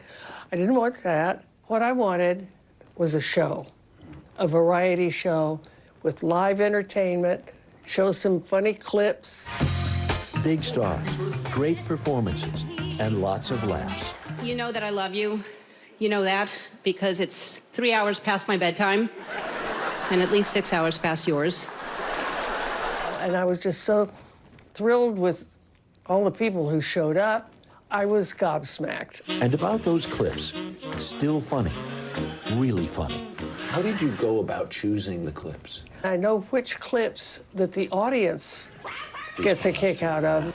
I dare anybody to watch Tim and Harvey do the dentist sketch and not lose it. And that sketch is 50 years old. I'm kind of old school vaudeville, so I just like to go for the laughs. Watching the special, you get to wondering who will show up next, like Cher. And you helped me, and you know you did. Their history and friendship goes way back. She and Sonny were doing the show right across the way from us, and we got to know each other, and she did borrow some clothes from Bob Mackie that he had designed for me and everything, and I loved it when she said we were the same size. I love that. In the 1970s, Carol was the MVP on All-Star Saturday nights. With All in the Family, MASH, Mary, Tyler Moore, Bob Newhart, and us. And it was appointment television because there weren't VCRs then or TiVo or anything. Yeah. People stayed home to watch that Saturday night lineup. Phenomenal. 30 million people would watch. Isn't that amazing? Which is amazing. Yeah. Of course, that doesn't happen today. Carol moved from Texas to Hollywood when just a kid. It was the Great Depression. Times were tough, economically and emotionally. You grow up in this family that doesn't have 2 nickels to rub together. Right. Neither a father or mother who were dependable in any way. Right. Right? Yeah. Are those real tears? No. Do you wonder how you got out, how you made it out of there? I do wonder. I do wonder. I mean, it wasn't a horrible childhood. I knew I was loved, you know, and everybody in the neighborhood was poor. I knew that I would be okay there. Excuse me, I am tearing up a bit. This is clean. Aren't you sweet? Thank you. Oh, that's lovely. But I don't know. I was never afraid. Maybe because just down the street, there was romance and adventure and happy endings. The movies were my escape. My grandmother and I used to save our pennies up and go to 3 or 4 movies a week. Wow. You know, and they were my fantasy. And I was very naive. There was no cynicism in the movies when I was growing up. So that I always felt there was something that was going to be right for me. And I think it might have been the movies that taught me that. As a teen in high school, Carol told us she was never the class clown, wanted to be a journalist, but was drawn to theater and music at UCLA. It was as if her talent had been hiding in plain sight. It was off to New York then, and indeed, a star was born. Do you really know inside how much happiness you bring people? Well, I'm thrilled to hear it. I get a lot of mail and stuff. And so, a lot of times people say, you know, your show brought me up when I felt down, and that makes me happy. I feel very fortunate. We feel the same way. Thank you, Henry. I read this in her book, a memoir that was written in 1985. Carol and her childhood best friend, Isla Mae, grew up climbing on the Hollywood sign and pretending to be big actresses of the day. She said that's when she realized she was happy. And she was happy when she was anyone but herself. I don't. If that's not a metaphor, I don't know what is. Right. You know, climbing the Hollywood sign. Wow, and just such a rapport that you have, and she's so genuine. She takes that responsibility of and that joy and privilege so seriously. Yeah, and the show is terrific, by the way, because we've all seen a lot of the clips before. Yeah. And every time they come on, you laugh till you cry. Yeah. By the way, well, it's on a week from tonight. Okay, Love it. great. We'll be there. Thank you so much. Thank you so much. Pleasure. That does it for this hour of Morning News Now. The news continues right now. Happening now, the Air National Guardsman charged in one of the worst intelligence breach in years is back in federal court today. What's expected to come out of this hearing as lawmakers learn more about just how bad the leak was. Also this morning, a settlement in the defamation case against Fox News. The trial ending before it even started. What Dominion Voting Systems is saying about its deal with Fox and why it's not the end of legal troubles for the network. Also happening now, a Kansas City man is getting ready to face a judge after police say he shot a black teenager who rang the wrong doorbell. But we're learning about his charges and the latest on the teen's recovery. And new this morning, another shooting, this one involving Texas cheerleaders. They were shot after police say one of them tried to get into the wrong car after practice. The new information police are revealing about what happened.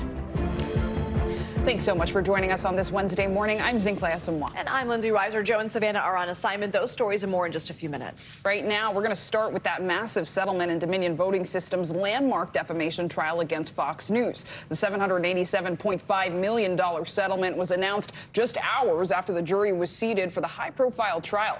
And it's one of the largest defamation payouts in history. NBC News senior reporter Jane Tim joins us now from Wilmington, Delaware, to dig into this. Jane, good morning. So we know for days there had been multiple reports citing sources that Fox was pursuing settlement talks with Dominion, and now we have the settlement announced right before opening arguments were scheduled to begin. Is it a surprise that the lawsuit made it this far as it did before a settlement was ever reached?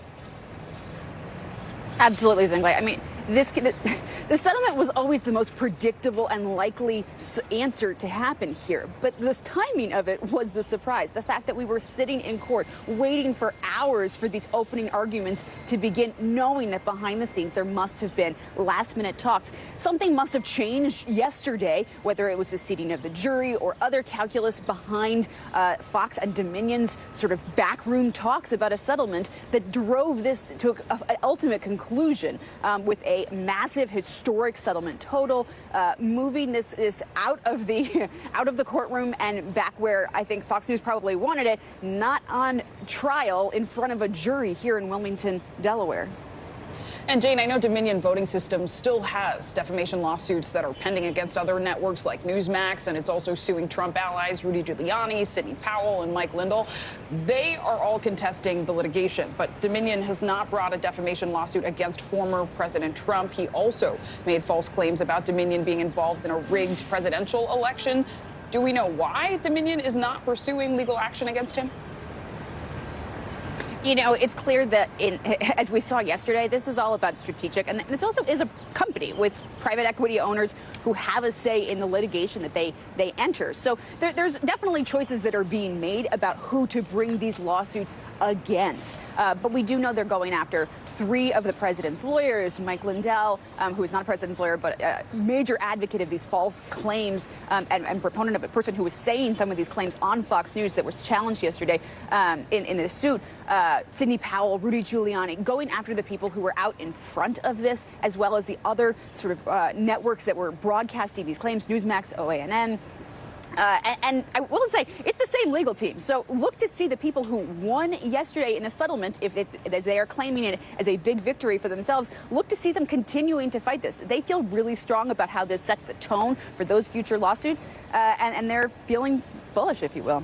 And Jane, we have just moments, seconds here. I know Fox's legal troubles are not over yet. There's another voting technology company like Dominion that also has filed a similar defamation lawsuit against the network. What do we know about the case? Just seconds here. It's an even bigger case. They're challenging more than 100 false claims, they say, and $2.7 billion damages they are seeking. Fox News says that it is meritless, and they continue to say that they are proud of the coverage that they did in the 2020 election. But that one will definitely, it's in New York court. We'll be following it very closely to see if they're also looking to settle that one, or if that one will be the one that goes to trial. Jane, Tim, really important reporting. Thank you so much.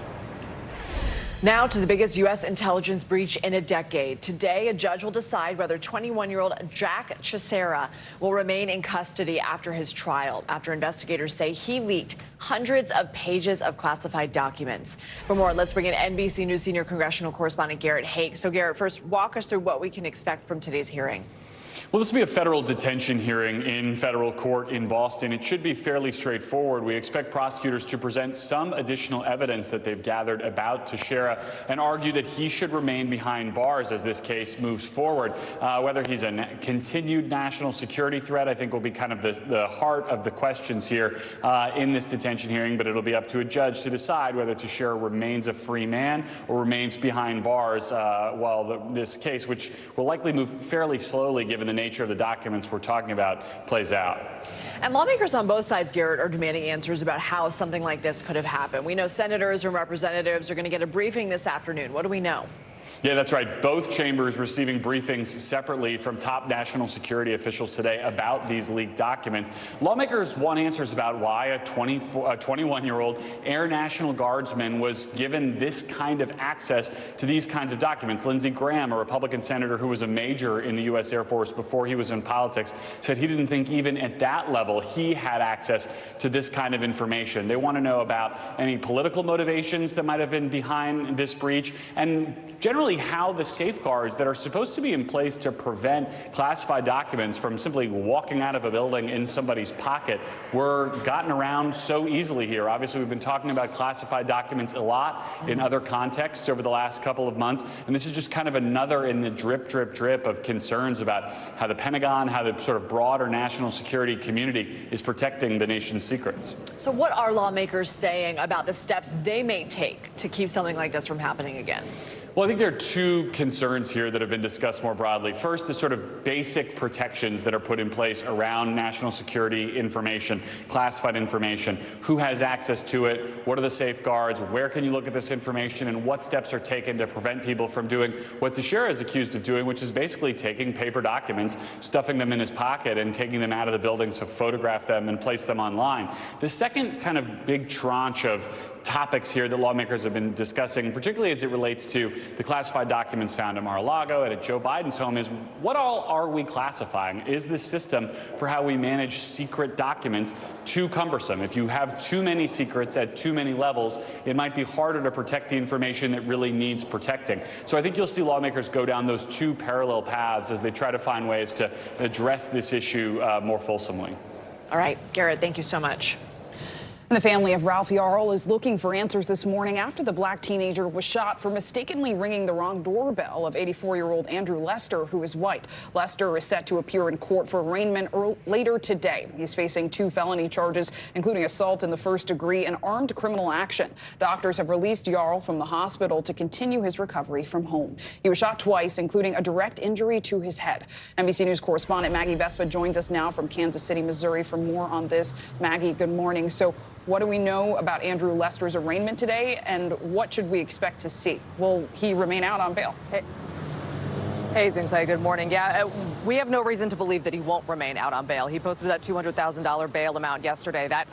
We found out about that amount. That came down when he was charged day before yesterday. Obviously, the judge can always adjust that. Decisions can always be made to keep somebody in custody without bail, but he has posted. We haven't heard anything to lead us to believe that it will change. The arraignment is at 1:30 local time, so 1:30 Central here in Kansas City. It will be virtual, and we understand that that Andrew Lester will attend again virtually. This is the 84-year-old's first time in front of a judge, and it comes almost a week after the shooting. It comes 2 days after these felony charges were brought tied to the shooting, including first-degree assault, which prosecutors in Clay, as you know, have said could carry a maximum penalty of life in prison. And Maggie, I mean, the shooting of Ralph Yarl has rallied the Kansas City community, but it's also put some on high alert, especially after such a seemingly innocent mistake, right? Just knocking on the wrong door. What are you hearing from protesters who are demanding justice? Yeah, a lot of people are scared by this. I mean, we saw, a couple of marches, a couple of rallies yesterday, namely the one at Ralph Yarl's high school, 1,500 plus kids walking out wearing blue, his favorite color, saying they stand with him and they can't believe this happened. We also had a march here pretty much where we are right now. This is the police headquarters here in Kansas City, and close to at least a couple hundred people marching by, and a lot of them telling us this is really, really frightening for them. In particular, one of our producers spoke to Ralph Yarl's former babysitter, who tells us she works for DoorDash, and this is now weighing heavily on her mind. Take a listen to what she had to say. Being a human, being a parent, it hit me. And I also DoorDash too. So that could have easily been me that night taking an order to the wrong house and somebody just shooting me because I got the wrong address. I guess I just have to be really careful about what house I go to because that could be the next victim. What's interesting about those rallies, too, we were hearing from people in the morning at the high school that they were just really furious that Andrew Lester, the homeowner, had not been arrested yet. A couple of hours later, he was arrested. Then he posted bail. That's when we had that second march. People at that march glad to see the progress in this case, but they know, Sinclair, this is far from over, and they just really want, they say, to see justice come to fruition in the name of Ralph here. Yeah, I mean, Maggie, briefly here, do we have any updates from his family about his recovery? Just that he is home recovering. He suffered a traumatic brain injury and a cracked skull thanks to that first bullet that his family says he took to the head. The second bullet hitting him in the arm. We're told that this will be a long road to recovery. His family is hopeful for a full recovery, but he still has a lot of issues to deal with, including his speech, his aunt said, is still impaired, and they expect, hopefully, that will repair itself over time, that he'll regain that function fully. But again, nothing is certain, and his family is just taking this one day at a time. Sinclair. Maggie, thanks so much. Another shocking new case of gun violence. 2 high school cheerleaders in Texas are recovering this morning after they were shot mistakenly trying to get into the wrong car. NBC News correspondent Morgan Chesky has the latest. In Elgin, Texas, an outpouring of support for a beloved cheerleader whose team says was injured in a shocking shooting Monday night that may have been over a misunderstanding. According to NBC's affiliate KPRC, the shooting happened when a group of cheerleaders stopped at a grocery store, and one of the group accidentally tried to get into the wrong car. She spoke out overnight. I was trying to apologize to him. I just, halfway my window was down, he just threw his hands up and then he pulled out a gun.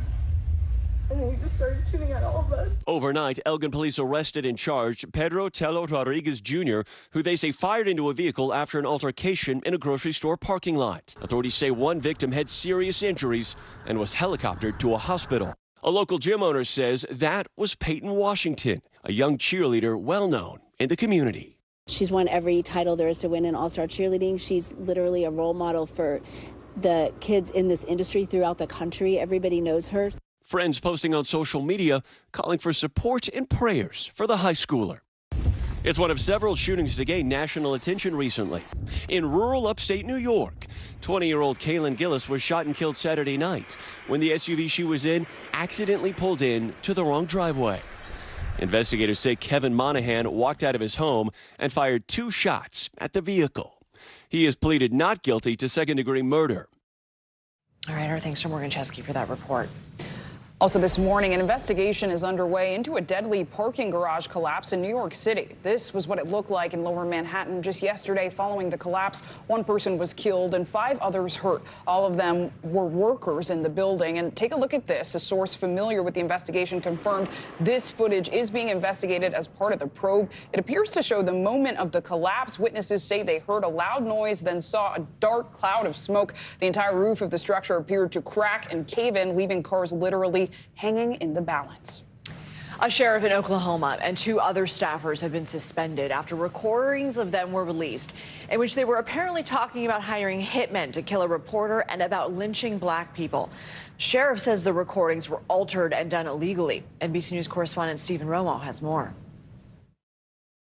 Protests are growing in McCurtain County, Oklahoma, along with calls for Sheriff Kevin Clardy and 3 other local officials to resign. This comes after a newspaper released shocking sections of an audio recording which it says captures the officials making violent and racist comments. A warning, though, the language here is disturbing. If it was back in the day, when I take a damn blackjack, whoop their ass and throw them in the cell, I'd run for sheriff. Yeah.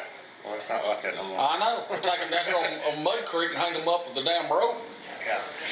But you can't do that. The thing about it is, they got more rights than we got. The McCurtain Gazette News reporter and publisher Bruce Willingham says he left a recording device in the commissioner's chambers on March 6th after he received a tip that officials were allegedly violating public meeting laws by conducting business after the meeting ended. In excerpts of the recording released, the officials, who allegedly include jail administrator Larry Hendricks, Sheriff's Office Captain Alicia Manning, County Commissioner Mark Jennings, along with the sheriff, appear to discuss hiring a hitman to target Willingham's son, Christopher, who is a fellow reporter. I've known 2 or 3 hitmen that were very quiet guys.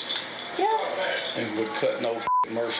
Yeah, but here's the reality. If the hair on his wife's head, Chris Willingham's head, or any of those people that really were behind all that, if the hair on their head got touched by anybody, who would be the bad guys? The Willinghams, who have written articles critical of the county commissioners, also filed a lawsuit before releasing this disturbing excerpt. The audio clips released are portions and not the entire recording. It's not known if any context is missing here or if the clips were edited. NBC News has not independently verified these recordings. The following excerpt describes having holes in the ground ready. Well, I know where 2 big deep holes are here. I got an excavator. These are already pre-dug. They initially started out talking about various people that might beat us or wanted to beat us, and then they get into the county commissioner says, well, he's got 2 deep holes. Sheriff Clardy nor the 3 others could be reached for comment, but the sheriff's office did post a statement calling the audio, quote, illegally obtained, and writing in part, our preliminary information indicates that the media released audio recording has in fact been altered. The motivation for doing so remains unclear at this point. The matter is actively being investigated. Oklahoma Governor Kevin Stitt has called on all 4 to resign. The mayor of Idabel, which is the county seat, has done so as well. I hate to know that this is 2023 and we still have folks who want to live like the 1921 Al Capone lifestyle when you start talking about lynching and killing folks and act like human lives don't mean anything to you. Our thanks to Stephen Romo for that story. And the mayor of Idabel, who you just heard from, says additional recordings might be released on Thursday.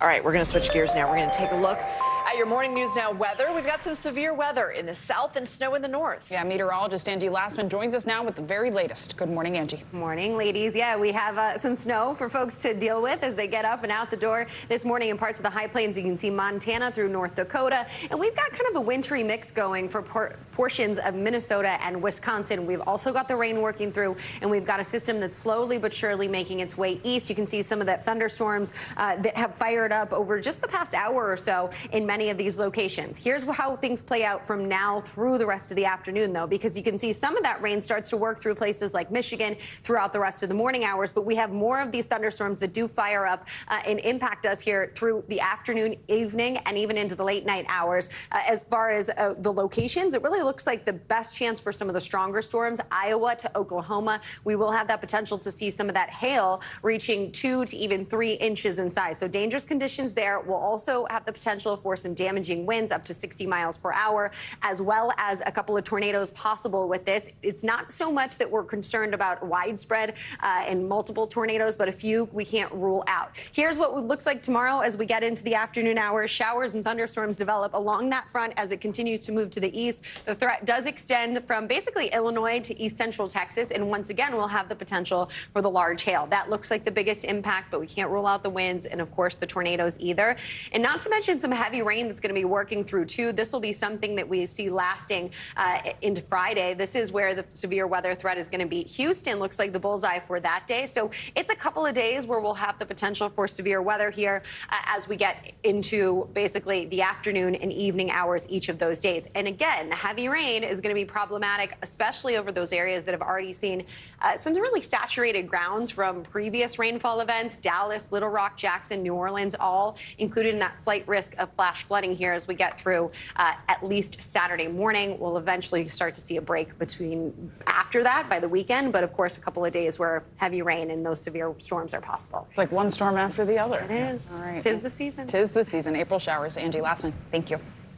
And coming up, your next glass of wine may be harder to come by, especially if it's from Napa Valley. Later this hour, we'll take a look at the role of climate change in the production of wine and what it could mean for years to come. But first, growing calls for a Senate investigation into Supreme Court Justice Clarence Thomas over donations he received and gifts from a wealthy Republican donor. What a potential hearing could look like. That's coming up in just a few minutes. Don't go anywhere. NBC News, streaming free now. It was the end of the story, but it was also just the beginning. We couldn't know then that following the mystery would take us to places as strange as any fiction. The mind whirled among dreadful possibilities. What happened here? The True Crime Original. Dateline, Fridays and Sundays.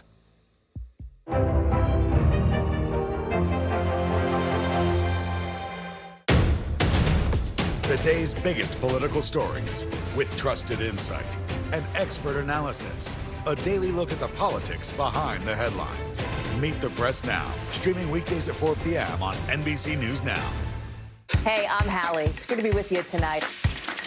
The debt ceiling. Here's why this matters. Please, please don't have your eyeballs glaze over. Here's why this matters. Talk to us about what we're supposed to call this. Is it a bailout? Is it a backstop? There's a difference because it matters whose money is being used to prop up these banks. We think we're getting close to this news conference. I will be honest with people. This is like an awkward moment where we think we're like right there. You're going to have to like tap dance with us maybe a little bit. I do have my tap dancing shoes on, not to worry. We begin tonight with breaking news just coming in. Whenever it happens, wherever you are, NBC News, streaming free now.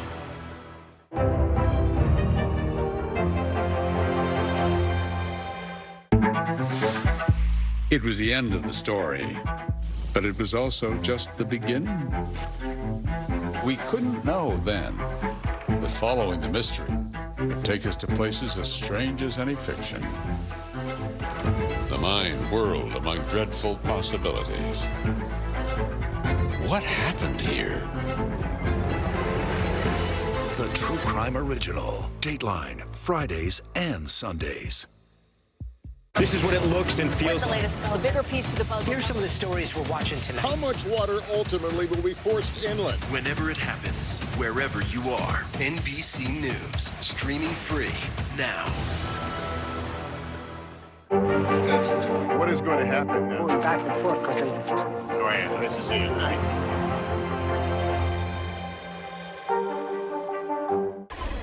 We're back now with news of growing calls for a Senate investigation into Supreme Court Justice Clarence Thomas. Senate Democrats are considering a potential hearing on Supreme Court ethics after it was revealed earlier this month that Justice Thomas received undeclared gifts and luxury travel from a wealthy Republican donor. NBC News congressional correspondent Julie Sirkin joins us now to dig into this. Julie, good morning. So the chair of the Senate Judiciary Committee, Dick Durbin, talked about a potential hearing just yesterday while also putting pressure on Chief Justice Roberts to investigate Justice Thomas. So what exactly did he say about that? And do we know what a potential hearing could actually look like?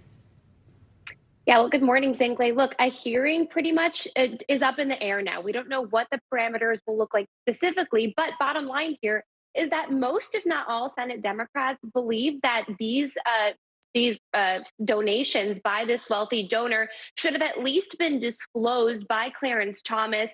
But they're also united in the fact that they think this should call for some stricter ethics codes that the Supreme Court would then have to abide by. Right now, They don't really have any formal rules in place. They say they go by the rules that also cover the lower courts. But obviously, Senate Democrats are really concerned with Sheldon Whitehouse, the top Democrat on the Judiciary Committee, potentially connecting this to a larger dark money scheme.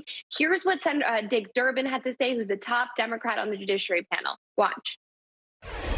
What we've called on Chief Justice Roberts to do is to accept the responsibility at the court. As Chief Justice of the United States Supreme Court, he has to understand that Clarence Thomas's conduct is absolutely unacceptable from an ethical basis. To restore the integrity and reputation of the court, they have to do something. An investigation followed by a change in the approach on ethics. So you hear him calling on Chief Justice Roberts to investigate this himself. It's not clear what the lawmakers on Capitol Hill are going to be able to do, especially in a divided government. And Julie, it is important to point out that Senate Republicans are pushing back on this idea, especially Senate Minority Leader Mitch McConnell, right?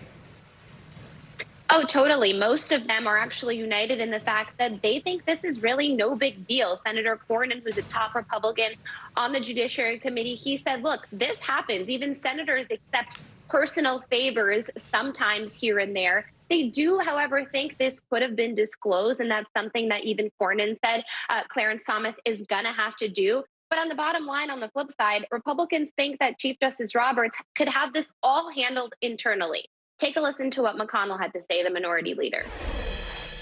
The Supreme Court and the court system is a whole separate part of our Constitution. I have total confidence in the Chief Justice of the United States to deal with these court internal issues. Now, Senator Romney, who is the only Republican I heard say this, said it could potentially be problematic if Clarence Thomas did accept these donations and personal favors, as he called them. And Julie, it is worth noting, though, everything in D.C. is connected, though we heard McConnell say they are their own institution, right? The Supreme Court. This is all complicated by Senator Dianne Feinstein's medical leave. She's also a member of the Judiciary Committee, but Senate Republicans have blocked a request by Democrats to temporarily replace her. So, Julie, this would actually reduce the likelihood of actually seeing Justice Thomas testify in any potential ethics hearing, right?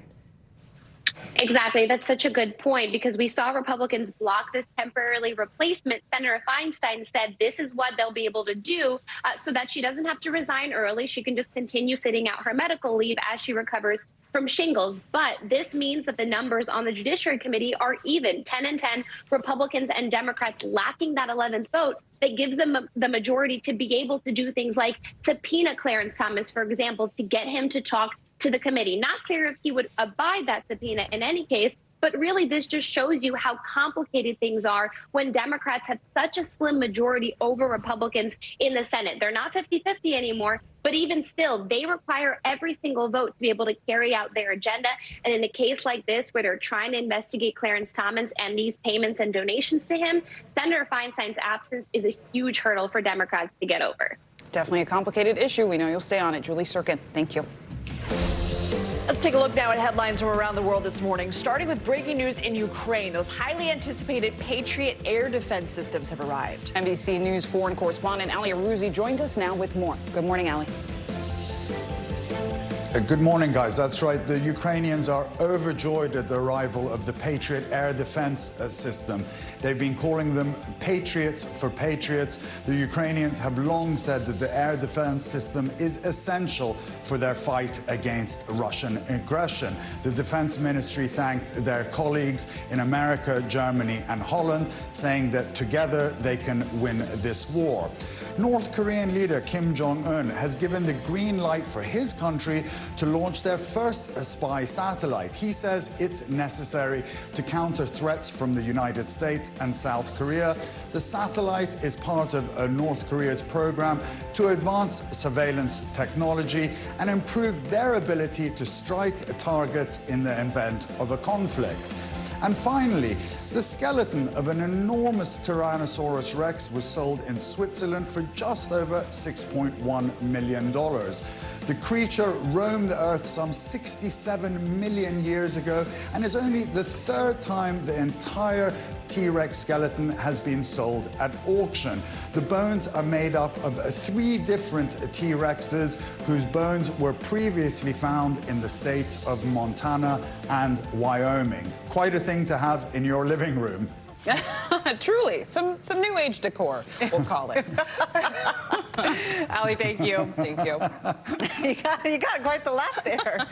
All right, we're going to take a look at another story here. Israel's military facing an unprecedented threat as many young Israelis are now refusing the country's mandatory military duty. NBC News correspondent Josh Letterman takes a closer look at the reasons why. It's a rite of passage in Israeli society. When you turn 18, you serve mandatory military service. 2 years for women, nearly 3 for men.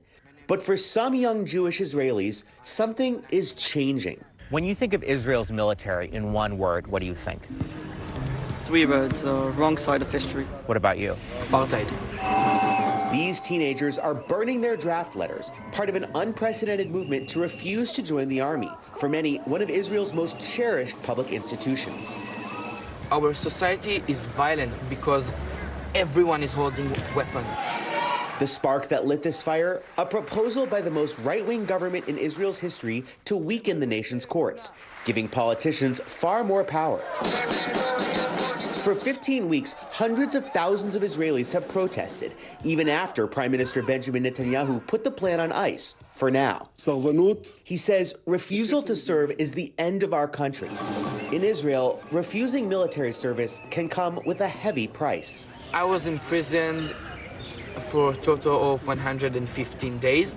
I wouldn't say it was a good experience. It's a bad experience. I met people in prison who were arms dealers, rapists, murderers.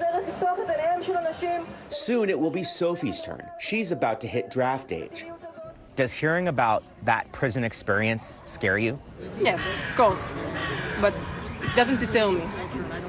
It's a difficult experience that I'll have to have in order to fight for what I believe in.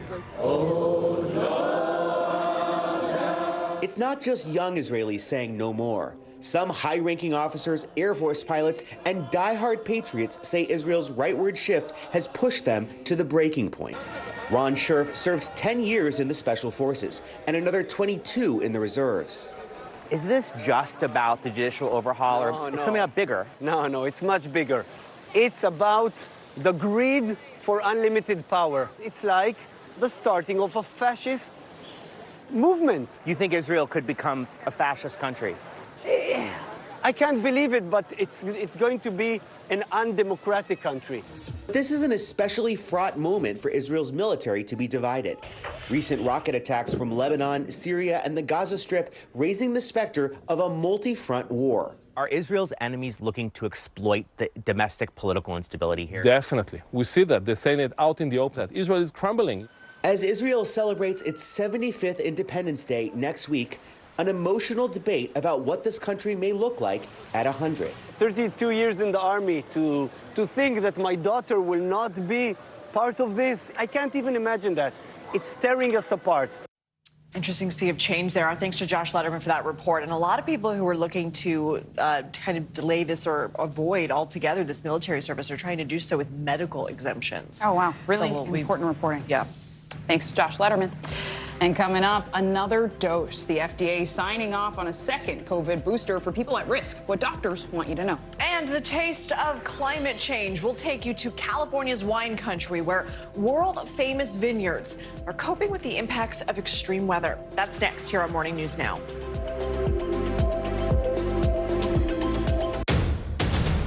The day's biggest political stories with trusted insight and expert analysis. A daily look at the politics behind the headlines. Meet the Press Now, streaming weekdays at 4 p.m. on NBC News Now. Watch NBC Nightly News with Lester Holt or listen wherever you get your podcasts. This is what it looks and feels What's the latest? The bigger piece to the puzzle. Here's some of the stories we're watching tonight. How much water ultimately will be forced inland? Whenever it happens, wherever you are, NBC News, streaming free now. How do you feel at this age, this stage where you are right now? I'm feeling quite liberated. We all know that that's what makes the world go round for all of us as women, our girlfriends, our friends. Hi! Hi, family!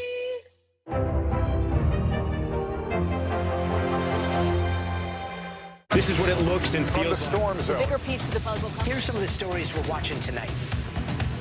Good evening. We begin tonight with breaking news just coming in. We begin this hour with the latest developments. We're coming on the air with some shakeups big time on Capitol Hill. How much water ultimately will be forced inland?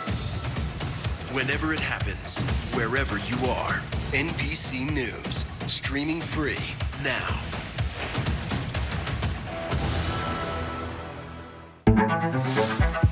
It was the end of the story, but it was also just the beginning.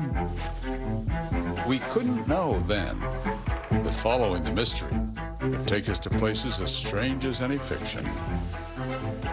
The mind whirled among dreadful possibilities. What happened here? The True Crime Original. Dateline, Fridays and Sundays.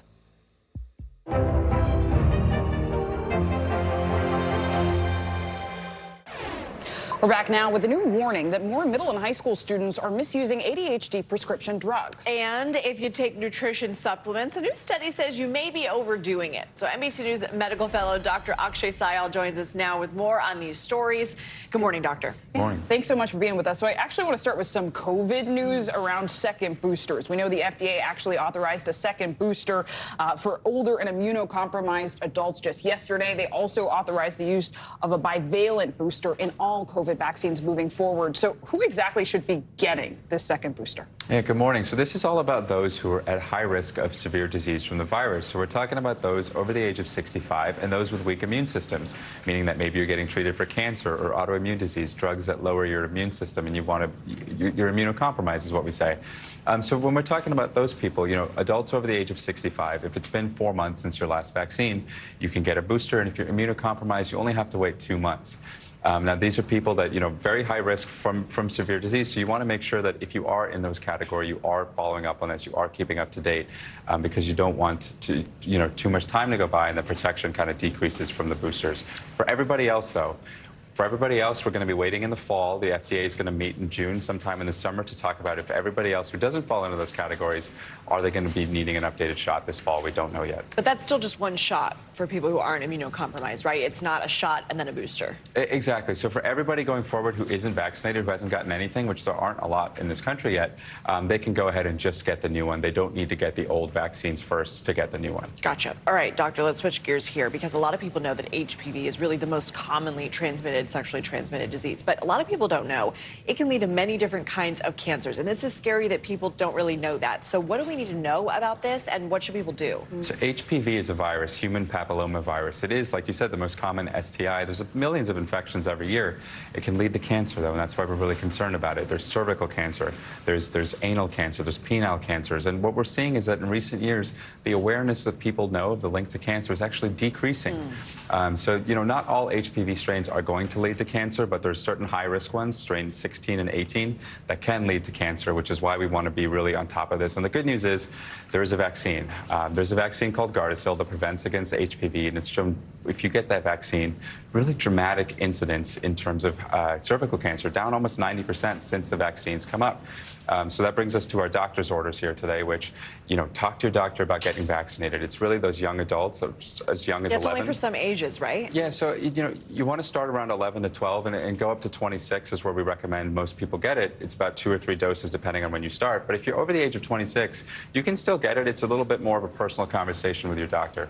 And Dr. Sayal, I want to talk about the ADHD headline we covered, because the NIH found that more middle and high school students are misusing this, especially concerning because diagnoses are on the rise. What more can you tell us? There's a lot going on with ADHD right now. We're talking about for months about Adderall shortages, and now this new report is talking that, in schools that a lot of kids are prescribed Adderall for ADHD, we're seeing a lot of misuse, meaning kids are sharing prescriptions. We're seeing about 1 in 4 students reporting using Adderall. So this is something, it's not just Adderall, it's also, Vyvanse and Ritalin, some other stimulants as well. And the reason we're concerned about this is because, one, the people who need it aren't really getting it, right? We're talking about people we've heard for months now, because of the shortages, because of sharing prescriptions, the ones who really need it may not be the ones who are getting it. And of course, you never want to share prescriptions, which leads us to our doctor's orders for today. If you are somebody who is taking Adderall under prescription, don't just hand it out. You want to make sure that if you are using it, it is under the guidance and supervision of a doctor. And also know the side effects. Dry eyes, fast heart rate, high blood pressure. Those are some things that you want to watch for as well if you're taking it. All right, we got to be quick with you on this last one here, but supplements. There's a new CDC report saying not everybody needs to take them. So what kind of supplements are we talking about, and what does the study reveal? Yeah, so when we're talking about multivitamins, there was actually the chief of medicine of Northwestern wrote an editorial a few years ago saying most healthy people, non-pregnant, young adults, don't need to be taking multivitamins. I think he called them a waste of money for most people. And they are expensive. They are expensive. It's a $50 billion industry. So this is, a lot of people are taking this, and it turns out not everybody needs to. But 60% of adults are actually taking multivitamins, according to the latest CDC report. And so really, when we talk about multivitamins, if you are pregnant, if you are somebody who is breastfeeding, it's a different conversation. But, discuss your diet with your doctor. Make sure that you talk about what supplements you're taking. Diversify your foods. If you eat a diet of fruits, vegetables, you shouldn't need to be taking multivitamins. If you only eat pizza and ramen, should you still be taking one? You might not be on the right track there, Dr. Sayal. Thank you so much. Thanks, Doctor.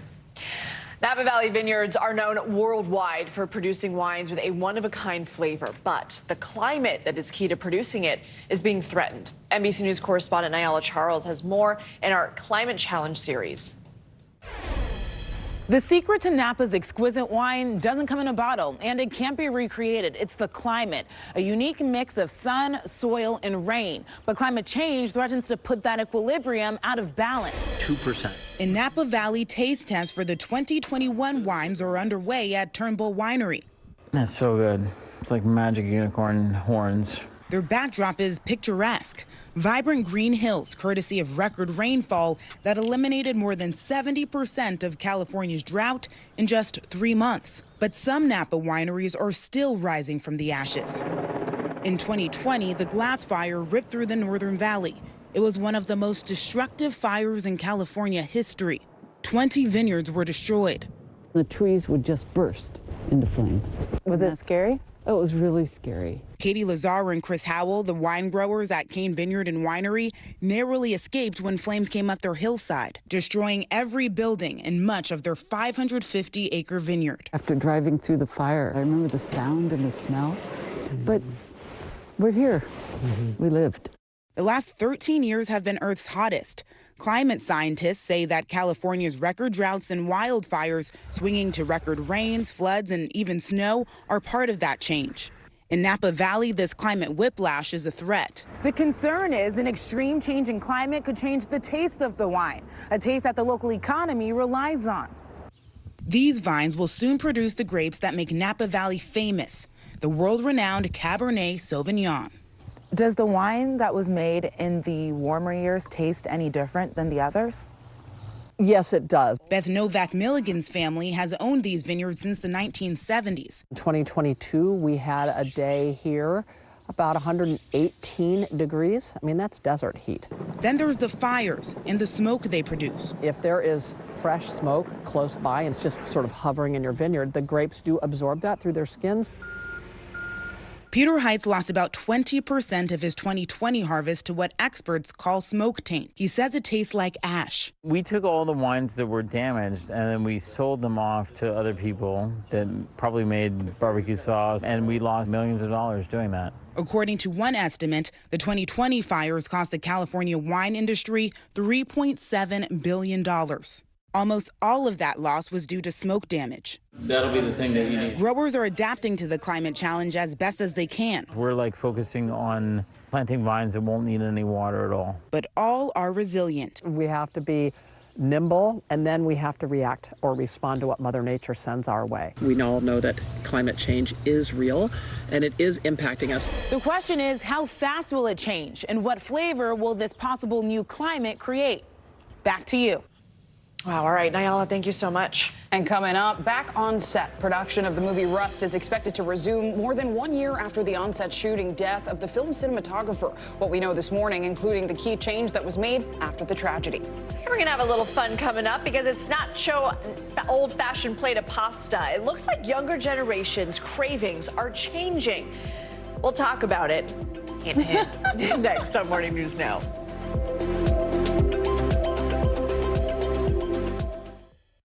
Still to come on the Channel 2 News. Well, the waters are certainly receding now. Still too close to call. Lester Holt reporting from Ground Zero, as it's being referred to. It is, in fact, a taste of freedom. The Haitian people know a little something about resiliency. What's the biggest risk right now? Some of the troops who have been proud. I want to welcome you to the first presidential debate. In fact, we've been told we can't go any farther. Here are some resilient folks. Let me get a hint.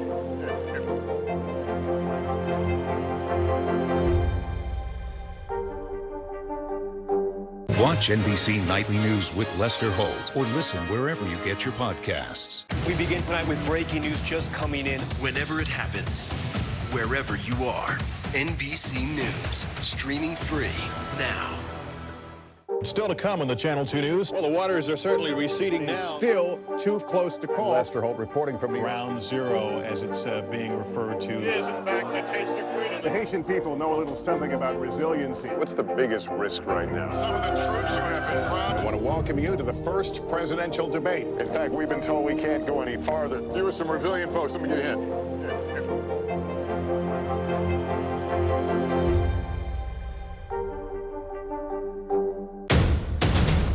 The day's biggest political stories with trusted insight and expert analysis. A daily look at the politics behind the headlines. Meet the Press Now, streaming weekdays at 4 p.m. on NBC News Now. What is going to happen now? Going back and forth because Oh, yeah, this is it.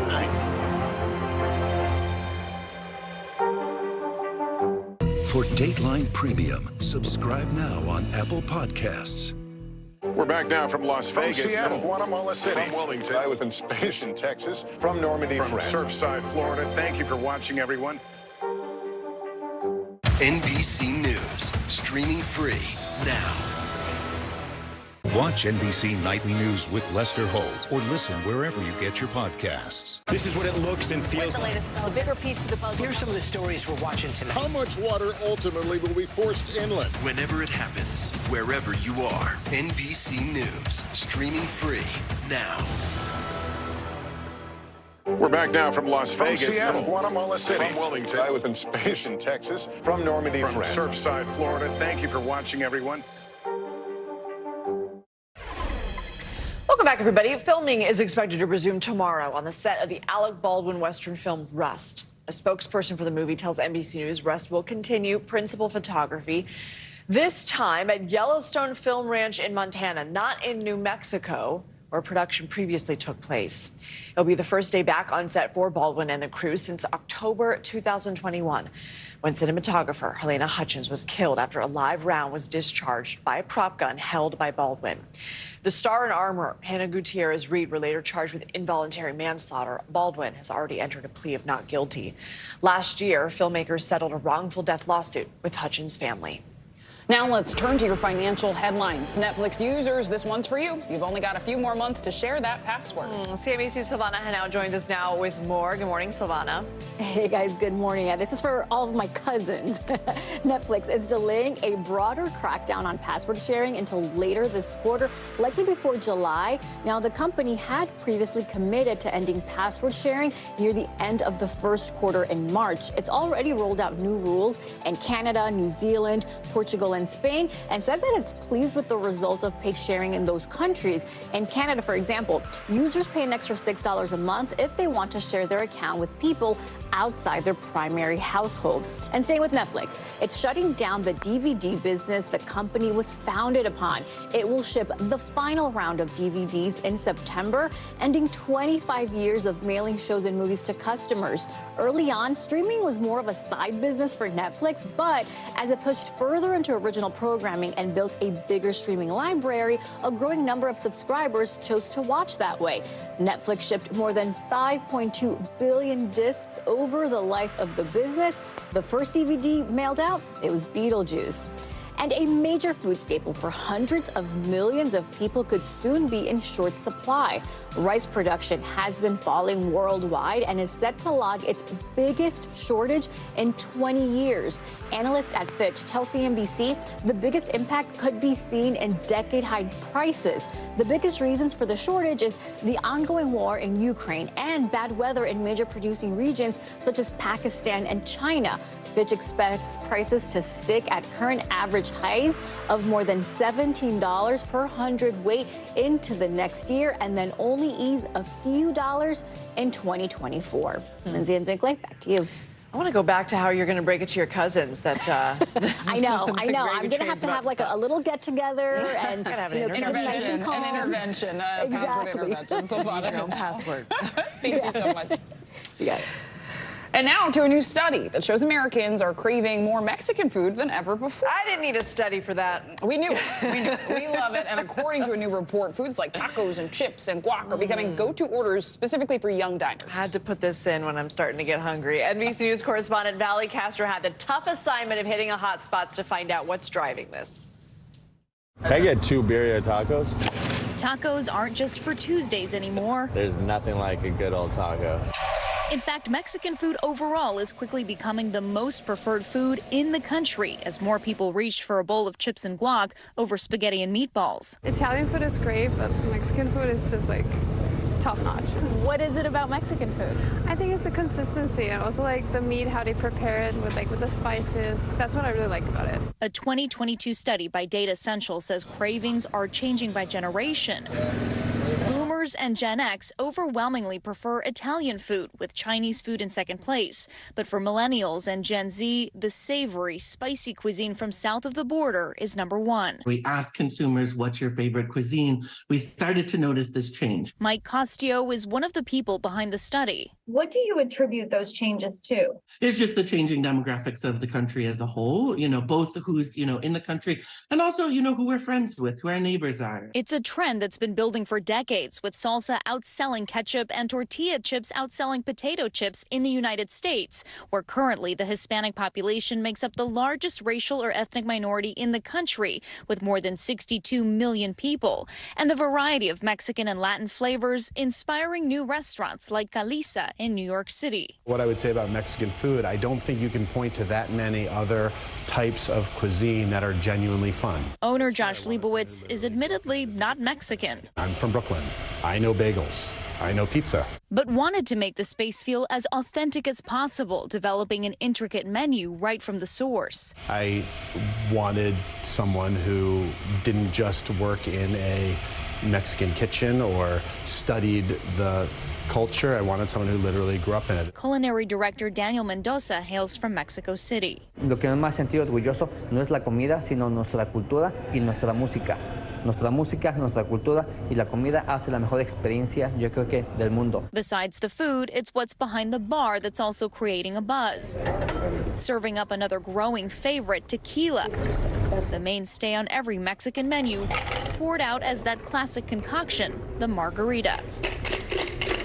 One study says tequila will soon surpass vodka as the #1 selling spirit in the country, while margaritas are the most popular cocktail. Whether it's a delicious drink or a tasty dish, authenticity is the main ingredient, found in a restaurant or in the back of a taco truck. And everything is really popular because it's delicious. As consumers look to expand the kind of Mexican food they're trying out.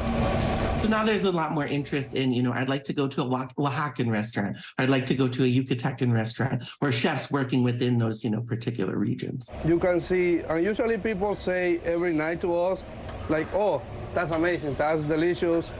That makes us really happy.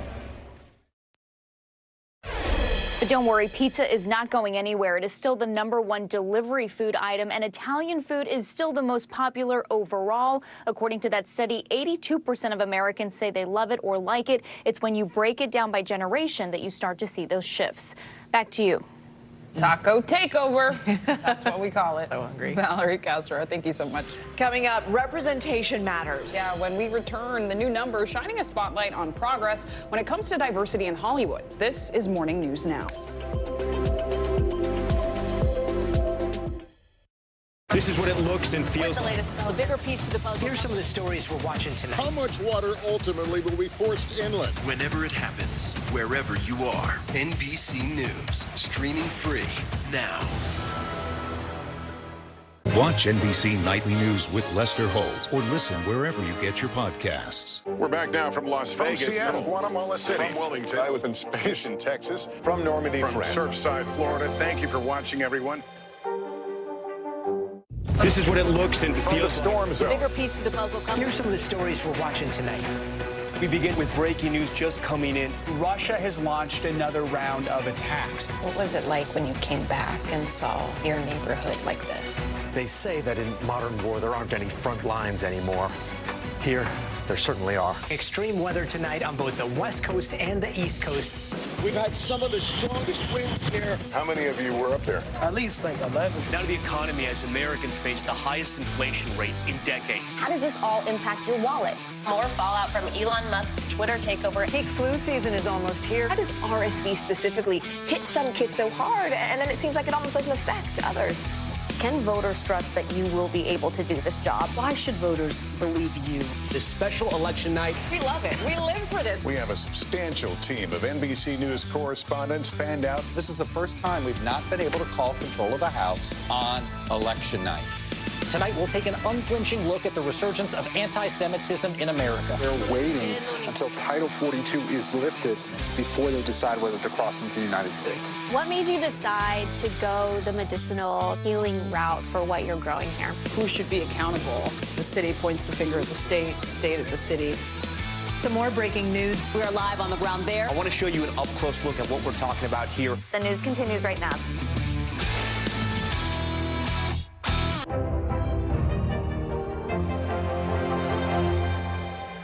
Still to come on the Channel 2 News. Well, the waters are certainly receding now. It's still too close to call. Lester Holt reporting from Ground Zero, as it's being referred to. It is, in fact, the taste of freedom. The Haitian people know a little something about resiliency. What's the biggest risk right now? Some of the troops who have been proud. I want to welcome you to the first presidential debate. In fact, we've been told we can't go any farther. You are some resilient folks. Let me get in.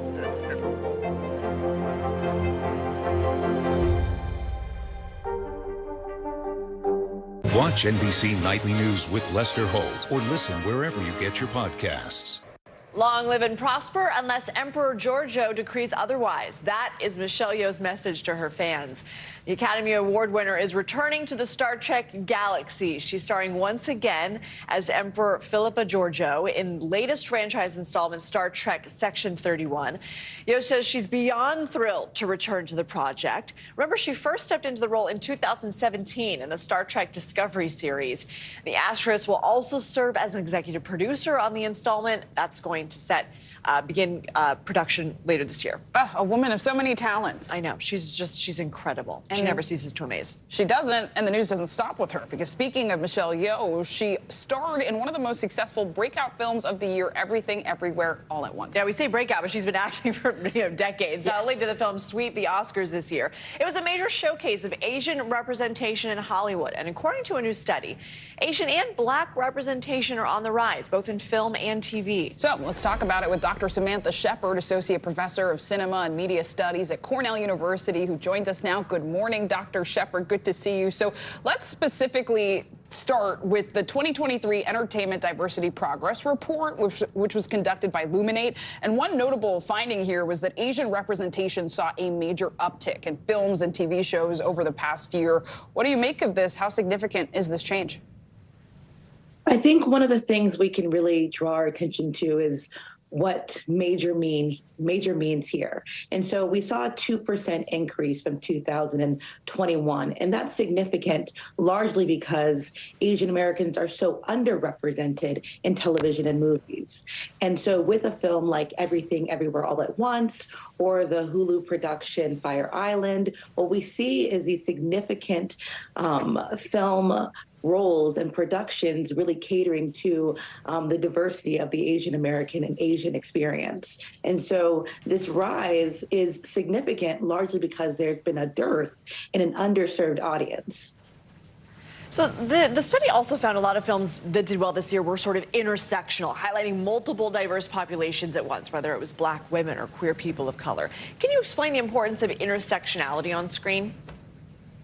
I think one of the things that audiences are really looking for, and honestly, one thing that Hollywood should be really looking for, is how to bring a diverse cast to the screen, largely because diversity actually equals financial success. And so what we see when we see these increases with Asian Americans, Black Americans, queer characters, disabled characters, what we have are more audiences who are hungry to see themselves or representation of themselves on screen. So with films like The Black Panther, with films like The Woman King, with films like obviously Everything Everywhere All at Once, what you get is a plethora of roles that show really a panoply of wonderful actors and actresses, but you also get a better representation of the audience members who themselves are Black, white, Asian, queer, disabled, and wanting to see really just like a fuller representation of themselves on screen.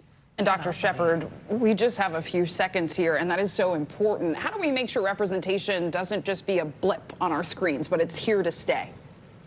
That's such a really great question, because one thing that really matters is not just the numbers, right? We want quality, not just quantity. And so many of my peers and scholars of media industries say, how do we have meaningful representation and how do we sustain this? And so we don't want to just look on screen, but we want to think about who are the gatekeepers, who are able to greenlight these kinds of productions so that we can see that, yes, Michelle Yeoh has other projects, but there's also does Stephanie Hsu have projects? You know, do we see more projects for Gina Prince Bythewood? Do we see more projects in the future? So we want to make sure that the gatekeepers are also greenlighting these more, diverse productions. Yeah, so important. Dr. Samantha Shepard, thank you so much. Thank you. Great conversation. That does it this hour of Morning News Now. The news continues right now. Hi, everyone. Welcome to NBC News Daily. I'm Vicki Nguyen. I'm Joe Fryer. NBC News Daily starts right now.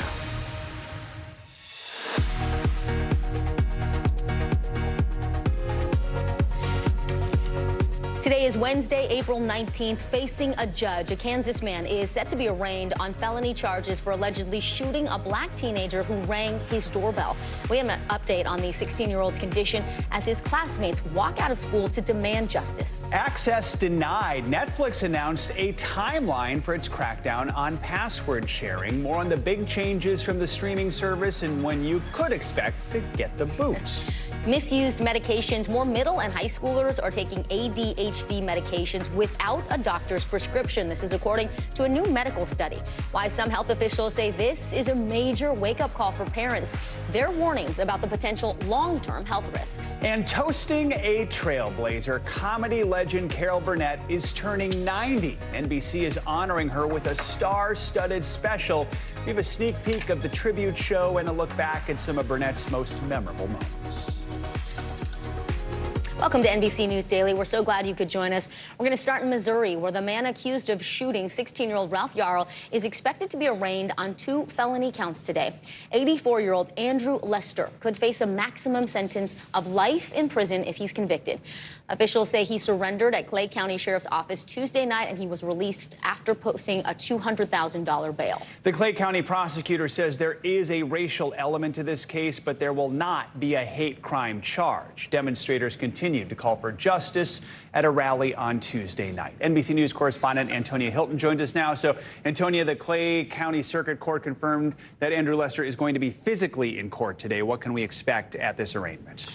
That's right. This is going to happen at about 2:30 Eastern time this afternoon. And what happens at these arraignments is that the judge formally advises the defendant of the charges that they're facing. And he is facing two very serious felony charges, first-degree assault and armed criminal action. As Vicky said, you know, this could mean that this 84-year-old spends the rest of their life behind bars. And it's coming at a moment of, you know, intense emotions in this community because for days since the shooting on Thursday, protesters, family members were asking authorities why Lester wasn't taken into custody sooner. Just yesterday, he surrendered to Clay County authorities. He was booked at the jail there and then posted $200,000 of bail and was able to leave. Another step in this process that has angered so many people as, you know, not just that community, but frankly, the nation processes this news and all of the gun violence happening here right now. Joe. Antonia, we know that the support for this teenager has grown, not just there in that community, but across the nation, as you just mentioned. What has his family said about these latest developments and also how he's doing? Well, they describe it as, you know, a roller coaster for Ralph. He is back at home, out of the hospital, recovering there, but he suffered from 2 major gunshot wounds, one to the head. And so it's been up and down. They say that at moments he is grateful to be alive, and then in the next moment he is feeling like, why did this happen to me? Take a listen to his aunt talking about what this has been like. He sees that there's a lot of love in America. There's a lot of good people. Doesn't matter black, purple, green, white, yellow, it does not matter. There are people filled with love. There are people who loves him that I have never met, that he would never meet, but they're pouring love into him. We saw that love yesterday as classmates left school. They went marching, they had signs, and they've been trying to show Ralph and his family as much support as possible.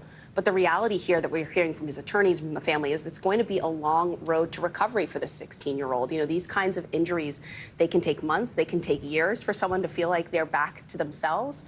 And so it's going to be a little while before he's able to join his classmates again and get back to the band leader, the high-achieving student, and back into his normal routine, frankly. His lawyers say he has a traumatic brain injury, right? That's right. That's what has been described to us. We don't know much more about the details from there. One of his lawyers shared an image of him sitting outside today. He looked like he was in a bit higher spirits. And so they're trying to get the message out there that Ralph is really grateful for all the outpouring of love that we've seen across the country over these last couple days. But that anger, that frustration is still there, frankly, you know, and people will be looking very closely this afternoon to see how does Andrew Lester plead to these charges, too. All right. Antonia Hilton, thank you so much. Thank you. Well, in a stunning last-minute move, Fox News has agreed to pay nearly $800 million to settle a high-stakes defamation lawsuit from Dominion Voting Systems. The two sides reached a deal yesterday, just moments before the jury was supposed to hear opening statements. The lawsuit centered on false claims that Fox aired about the 2020 election. NBC News correspondent Emily Aketa has been tracking the case for us since the start. Emily, this is one of the largest defamation settlements in U.S. history. And keep in mind, Dominion sued Fox, what was this now, 2 years ago. So explain how they ended up hammering out this deal in the really 11th hour, Em. Yeah, absolutely. It was this 11th hour drama playing out. The jury had been seated. People broke for lunch, and then everyone filed back into the courthouse behind me, ready to hear opening statements from both sides that were supposed to play out around 1:30 in the afternoon. But the minutes passed, then the hours passed. The judge returned to the courtroom along with the jurors just before 4 p.m., announcing that both parties had resolved the case. And one of the people who was heavily involved in cutting the deal spoke exclusively to our colleagues over at NBC and discussed that Dominion wasn't going to settle until the reams of information, think the email communications, the internal communications and texts between Fox hosts and executives came to light. He said he also acknowledged that settlement talks have been going on for some time, but Fox didn't bring that massive $787.5 million figure to the table until just yesterday. Dominion taking to the courthouse steps just behind me, calling it vindication. Take a listen here. The truth matters. Lies have consequences. Today's settlement of $787,500,000 represents vindication and accountability. And Fox avoided the media upon leaving the courthouse, but released a statement. We have it to share on your screen that read in part, and this first sentence really key here. We acknowledge the court's rulings finding certain claims about Dominion to be false. We are hopeful that our decision to resolve this dispute with Dominion amicably instead of the acrimony of a divisive trial allows the country to move forward from these issues. Vicki? Well, Emily, the legal troubles aren't necessarily over for Fox, right? It is also facing a separate lawsuit from another election technology company. Yeah, that's right. And this one carrying an even bigger dollar amount, demanding $2.7 billion in damages. That's coming from Smartmatic, another voting technology company, and it was filed in New York. There has been no trial date set for that at this point. Fox has denied the allegations and called the damages just outrageous. Vicki? NBC News correspondent Emily Aketa, thank you so much, Em. Netflix is making some major changes. The streaming giant just announced that it is planning to crack down on password sharing in the U.S. by the end of June. And if you're one of the few people who still uses the company's DVD by mail rental service and those iconic red envelopes, well, bad news. It's scrapping those too. NBC News correspondent Jacob Soboroff has more on the Netflix Hey there, Netflix has been the go-to streamer for hundreds of millions of Americans for over a decade, but now the company's looking for new ways to boost revenue and stay competitive. And sorry to say, that means some big changes are ahead. Whether you're binging the buzziest show, What is your problem? What? or rewatching an old favorite, You had that eye of the tiger, man, the edge. And now you got to get it back. sharing passwords is a blockbuster problem for Netflix. And that's lost revenue for them. And they're now looking to collect. Months after warning password sharing was officially on borrowed time, Netflix now announcing the domestic crackdown will happen in the second quarter, which ends in June. We're looking to reaccelerate our revenue growth. That's the path that we're on right now. And while the reaction on social media was swift, y'all remember when Netflix said love is sharing a password back in 2017? paid sharing plans are already happening in some countries, including Canada. And so far, the company says the changes have been profitable, as users have to declare a primary location for their accounts and can add others for an additional fee.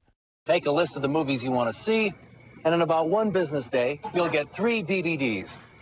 The streaming powerhouse also announcing last call for its DVD by mail service and those iconic red envelopes, which will end in September after 25 years and more than 5 billion DVD deliveries. Netflix tweeting, "Thank you for being a part of this incredible journey." And all of you at home, you haven't missed a thing. It comes just days after the Love is Blind live stream delay. Netflix apologizing during Tuesday's earnings call, explaining the glitch was caused by a technical bug that surfaced after their first ever live event, last month's Chris Rock special. We'll learn from it and we'll get better. And, you know, we do have the fundamental infrastructure that we need. That infrastructure will be under an intense microscope as streaming services constantly compete for eyeballs and new sources of revenue. Netflix can't just ride on its coattails anymore. It is going to have to figure out new ways to grow. You know, one point Netflix did make during their earnings call is that so far what they've been seeing during their password sharing crackdowns are some users canceling at first, but eventually they're signing up for their own accounts and bringing others onto them. We'll see how it goes here in the States sometime over the next few months. Back to you. All right, Jacob, thank you. Turning now to our CNBC Money Minute. While home prices seem to be cooling off, affordability challenges are still stopping many people from buying. Mortgage applications dropped 10% last week from the week before. That's all according to the Mortgage Bankers Association. CNBC Tech Check anchor Deirdre Bosa joins us now. So, Deirdre, we saw a slight week-to-week increase in what's called the contract interest rate for 30-year mortgages. So how's all this impacting first-time home buyers? So as you mentioned, it goes back to the affordability factor. While home prices are easing, increasing rates offset any potential savings. And you're seeing that play out in the data as rates tick back up to 6.43% last week. Mortgage applications to purchase a home dropped 10% over the prior week. Meantime, guys, Facebook parent Meta starting another round of layoffs today, this time focused on technical employees. And it's just the latest round of layoffs that began last November. Additional cuts to the business groups are expected to take place in May. And finally, Google is introducing its first foldable smartphone. The Pixel Fold is set to debut in June. Google says it will have, quote, the most durable hinge on a foldable phone, available at at the cost of upward of $1,700, and that makes it the highest price point product in Google's smartphone series. Guys, I've been talking about this morning. I know exactly one person who uses a foldable smartphone. It is my father-in-law. Not very many people use them. Do you know what does he think of it, though? I mean, this was his last holdout. He didn't want a smartphone for so long, so it's basically just imitating the Razr Flip. It's not the one with the screen that folds. No. It is. My dad just made the transition too. It's the one that costs about $40, right? All right, CNBC's Deirdre Bosa. Deirdre, thank you so much. Yeah, it's a little too expensive for me. Coming up, Buffalo Bills player Damar Hamlin, who collapsed during a nationally televised game. He is now set to make his return to the field. How he's preparing for the NFL season that, oh, by the way, is only 5 months away. You're watching NBC News Daily.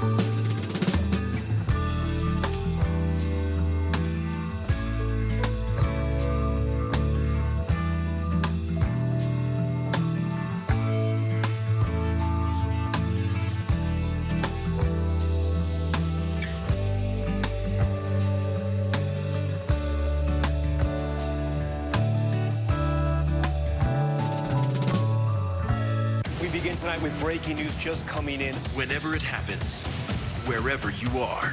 NBC News, streaming free now.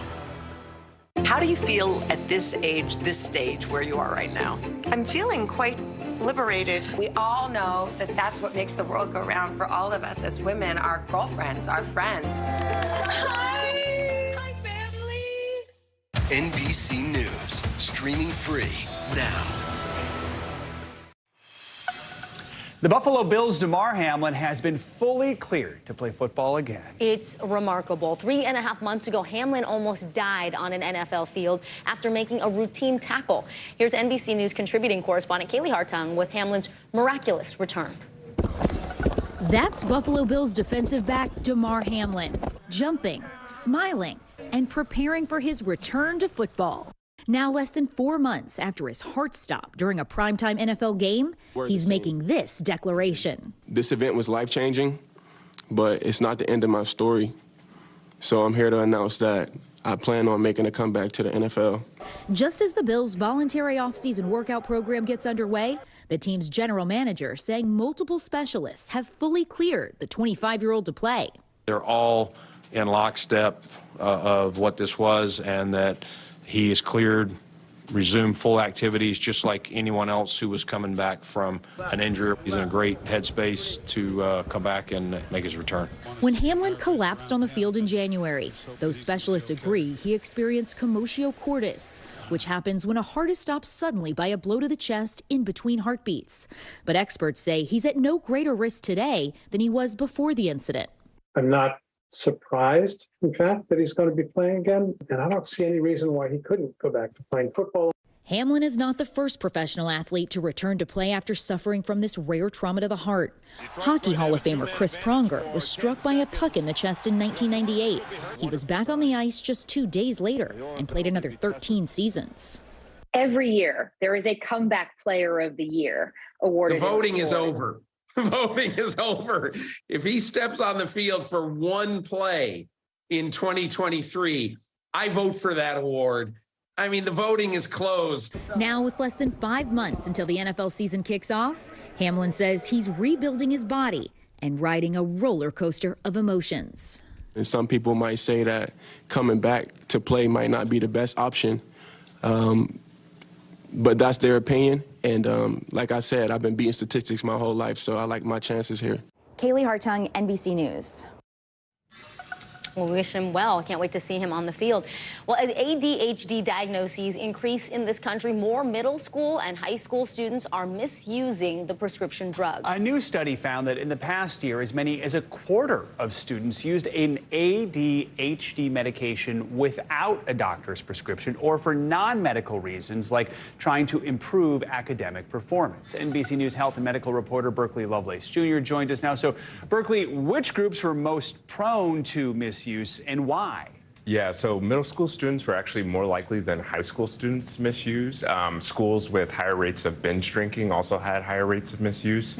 Students with more white students or whose parents had a college degree or higher also had higher rates of misuse. And then schools where the drug was more prevalent, so more students had the prescription, had higher rates of misuse. And so the reason why is a lot of people see this as a way to gain academic performance. And so a lot of students under pressure see these ways, seek out friends, seek out peers who have this medication, to get this medication to boost their performance. Even in middle school, that's even in middle school. Stunning to people. Yeah. All right. Yeah, really. Well, the pressure starts building on those kids pretty early and sometimes inflicted on themselves. What are some of the signs and symptoms parents, teachers should look for to see if the kids are on these drugs that don't have a prescription? And also, how can parents sort of protect their kids, shelter them from this? Yeah, so long term without a doctor's prescription or a doctor's direction, it can cause heart problems, seizures, overdose, psychosis, substance abuse disorders, eating disorders, anxiety, a host of a number of problems. And so parents can also talk with their child who has ADHD about managing their prescription and also what to do when someone else asks for the drug. Also, parents can also, keep a lockbox for the prescription and also maybe count the pills that their child has to make sure that, some is not missing. And some of this also, I think, is just the pressure that's put on kids, right? I mean, parents can just maybe try and make it clear to kids, hey, you don't need to perform at this level all the time. Yeah, and that's actually what a few experts said. Anxiety rates are rising, depression rates are rising, eating disorder rates are rising, and so now there's more people self-medicating. All right, thank you for bringing some info to us and shedding light on this issue. NBC News health and medical reporter Berkeley Lovelace Jr. Thank you so much.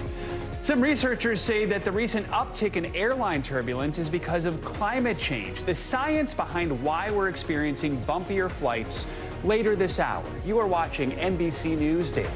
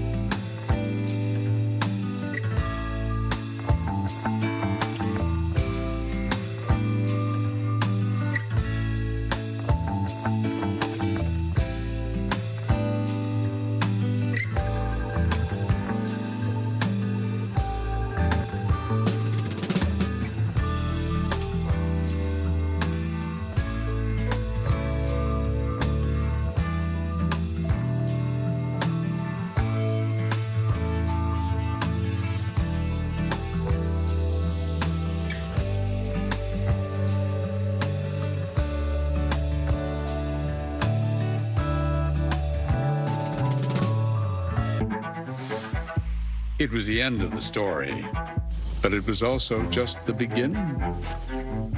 We couldn't know then that following the mystery would take us to places as strange as any fiction. The mind whirled among dreadful possibilities. What happened here? The True Crime Original. Dateline, Fridays and Sundays.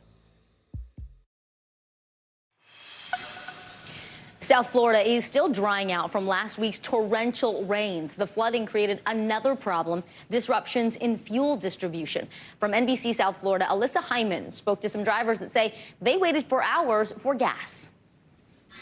This is the line of cars snaked out to Flagler Tuesday morning, waiting to fill up with gas at the Costco in Northwest Miami-Dade. Well, you do need that Costco membership to fill up here. With 18 pumps and both regular and premium in stock, one driver told us the wait was only about 15 minutes long. But that was not the case for this driver, who told us after striking out several times, he waited a full hour to fill up, and his only option was premium, the more expensive grade. It's been really hard. I left work, I went to like 6 gas stations and neither of them had. You couldn't fill up with regular? Just premium, that's it. I had to, I was on empty. I couldn't get to work on time. Well, there's no shortage in the supply of gas. The historic rainfall and flooding last week caused a disruption in the fuel distribution out of Port Everglades. The rain had flooded the roads in and out of the fuel farms, which didn't allow their trucks to bring the gas to the gas stations. Though Monday morning we saw long lines of fuel tank trucks coming in and out of Port Everglades as they worked to pick up the slack to deliver the gas. The tank systems are fully intact. It's just the pumping systems that don't allow to go from the tanks to the rack. Officials say there was damage to the pumps at some of the privately owned terminals at the port. But we're told even more of the 12 terminals are back online since that news conference just yesterday. For NBC News Daily, I'm Alyssa Hyman. Summer is right around the corner, and a lot of teens are starting to look for their first jobs. That's leaving some parents wondering if these jobs can fit into already packed schedules. But a new survey shows it might be worth putting in the extra effort. Today, co-host Jenna Bush-Hager spoke with one teen and his mom about their plans. Hey there, I loved my summer job growing up. Being a camp counselor helped me discover my passion for teaching. And while every job has its up and downs, a new survey is showing it may be worth putting in the work. It's a timeless rite of passage. Guess who just got the job at our Your first job and that first hard-earned paycheck. More than 40% of 16 and 17-year-olds have jobs, according to a new national poll of parents with teens. And over half of 18-year-olds are working. Many parents see a positive impact, with the jobs giving their teens the opportunity to learn time and money management, boost self-esteem, and make new friends. But some parents are also worried. For those teens without a job, parents surveyed were concerned about the impacts on grades, sleep, and schedules. So this is my first paycheck job where it's really official. 16-year-old Walker Satterfield of North Carolina has been hired this summer as an assistant swim coach and lifeguard. To make time for the job, Walker spoke with his mom, Beth, and decided to give up his spot on the varsity basketball team. I couldn't stay committed to basketball if I wanted to work. I think when you look at sort of what teens have on their plates with academics and sports, other extracurricular activities, it's like something has to give. I can't make them want to play soccer or do the swimming. Walker's very clear. He needs his downtime. How do you make sure you have time for yourself too? Sometimes, unfortunately, I procrastinate a little bit. I think just to kind of leaving one day in the week where I don't have a packed schedule, that really helps. Walker now has a plan, and with his mom's support, he's ready for his first day of work. Get a job that you're interested in. Once you create a relationship with people in the job, it doesn't really become a job. It just becomes fun and scheduled fun. Jenna Bush-Hager, NBC News. Joe, how old were you when you had your first job, and what was it? 9th grade at Okay. the local drugstore in town. Nice. How about you? Were you a clerk? You sold? Yeah, I was a clerk. Very yes. cool. I worked in the front of the store where they sold like the Hallmark cards and the can. You sold everything at the drugstore. You were also a sports referee, which I think is a very fun actually, fact about 7th Joe grade, Fryer. I was a basketball referee, so I guess that's Oh, my well, first that's your job. first paying job. There you go. There you go. 7th grade. Very cool. I started at 14. I worked in the mall, a little kiosk. There you so go. I think I'm a pro. Kids And look getting where I got jobs. you. Consumer reporter. Right here next to this guy. All right, up next, the boyfriend of the woman who was killed after pulling into the wrong driveway. He is speaking out. What he's telling NBC News exclusively about that shooting. You're watching NBC News Daily, and you can watch us for free 24/7 on NBC News Now. The news continues right after this.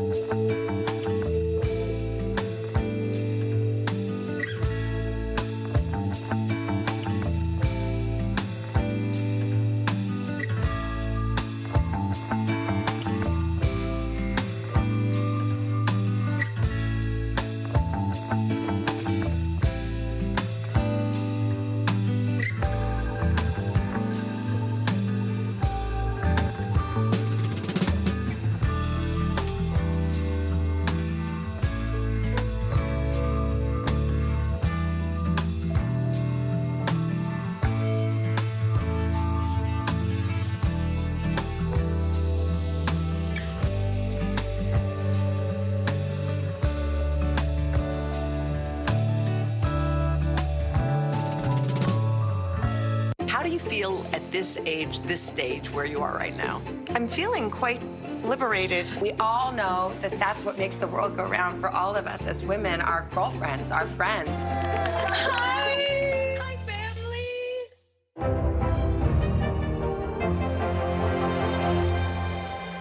We begin tonight with breaking news just coming in. Whenever it happens, wherever you are, NBC News, streaming free now.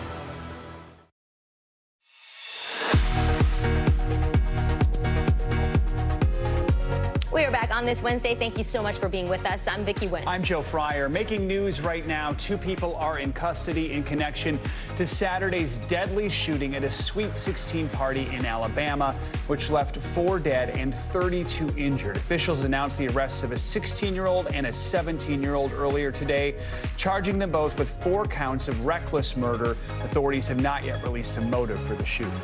One person is dead after a 4-story parking garage collapsed in New York City Tuesday. Authorities say 5 others were injured and all the victims were working in that garage. Fire officials believe everyone has been accounted for, but they are continuing to search out of caution. An investigation into what caused the collapse is now underway. And India is on track to become the world's most populous country. New data released by the United Nations shows that India will pass China's population by almost 3 million people in the middle of this year. That data puts India's population at an astounding 1.4 billion people. China's population fell for the first time last year, ending the country's historic 6 decades of growth. We are learning more about 20-year-old Kaylin Gillis, the woman who was shot and killed when the car she was in pulled into the wrong driveway and the owner of the home started shooting. That homeowner, Kevin Monahan, is now facing second-degree murder charges. The victim's boyfriend, Blake Walsh, spoke exclusively by phone to NBCnews.com about the shooting and Gillis's final moments. NBC News correspondent Kristen Dahlgren joined us now. Kristen, first of all, Kaylin's boyfriend was actually driving that night. What did he say happened? Right. And it's so tragic to hear it from his mouth. He says that he and 3 other passengers, including 20-year-old Kaylin Gillis, were in a Ford Explorer. Another car was with them as well. They were looking for a party. He says they were in an area with no cell service, so they got lost. They got confused. They pulled into this driveway, and then they realized they were in the wrong place. So that's when they started to turn around. He says that's when shots rang out. 2 rounds fired into the car. He says somebody yelled, "They're shooting at us," and he tried to step on the gas, but he says that Kaylin was hit in that. He describes her as the woman he planned to spend the rest of his life with, his high school sweetheart. He says he just hopes that it was over quickly for her, because he then describes how they had to drive 5 miles to get some cell service, to get some help, and rescuers were not able to save her, guys. In about 30 minutes, we understand the accused shooter, Kevin Monahan, is expected back in court for a bail hearing. Kristen, what is Monahan's lawyer saying about what happened? Right. So his attorney is saying that it was unintentional. He never meant to hurt anyone. The lawyer says that sometimes there's not always a villain. Everybody wants somebody to blame, but he says in this case, it's not Monahan. He says while there were mistakes made, they were unintentional. So we do expect to see him in court coming up very shortly. Vicki and Joe? NBC News correspondent Kristen Dahlgren for us. Kristen, thank you. Oklahoma's governor is calling on a local sheriff and 3 other officials to resign after audio recordings were released allegedly capturing the group making violent and racist comments. The sheriff's office released a statement on its Facebook page saying, quote, "This is a very complex situation and we regret having to address," but later saying the recording was illegal and altered. Now, NBC News has not independently verified the recordings. NBC News Now correspondent Stephen Romo has more on the fallout. Protests are growing in McCurtain County, Oklahoma, along with calls for Sheriff Kevin Clardy and 3 other local officials to resign. This comes after a newspaper released shocking sections of an audio recording which it says captures the officials making violent and racist comments. A warning, though, the language here is disturbing. It was back in the day when they thought when I take a damn blackjack, whoop their ass and throw them in the cell, I'd run for sheriff. Yeah. Well, it's not like that no more. I know. Take them down here on Mud Creek and hang them up with the damn rope. Yeah. But you can't do that. The thing about it is, they got more rights than we got. The McCurtain Gazette News reporter and publisher Bruce Willingham says he left a recording device in the commissioner's chambers on March 6th after he received a tip that officials were allegedly violating public meeting laws by conducting business after the meeting ended. In excerpts of the recording released, the officials, who allegedly include jail administrator Larry Hendricks, sheriff's office captain Alicia Manning, county commissioner Mark Jennings, along with the sheriff, appear to discuss hiring a hitman to target Willingham's son, Christopher, who is a fellow reporter. I've known 2 or 3 hitmen that were very quiet guys. Yeah. And would cut no mercy.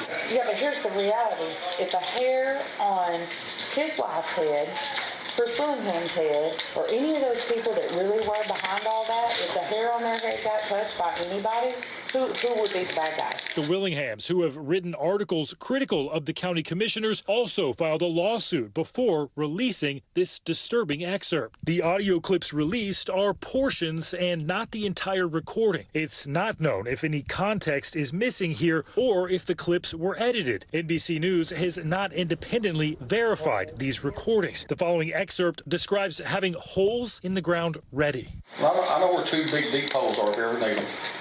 I got an excavator.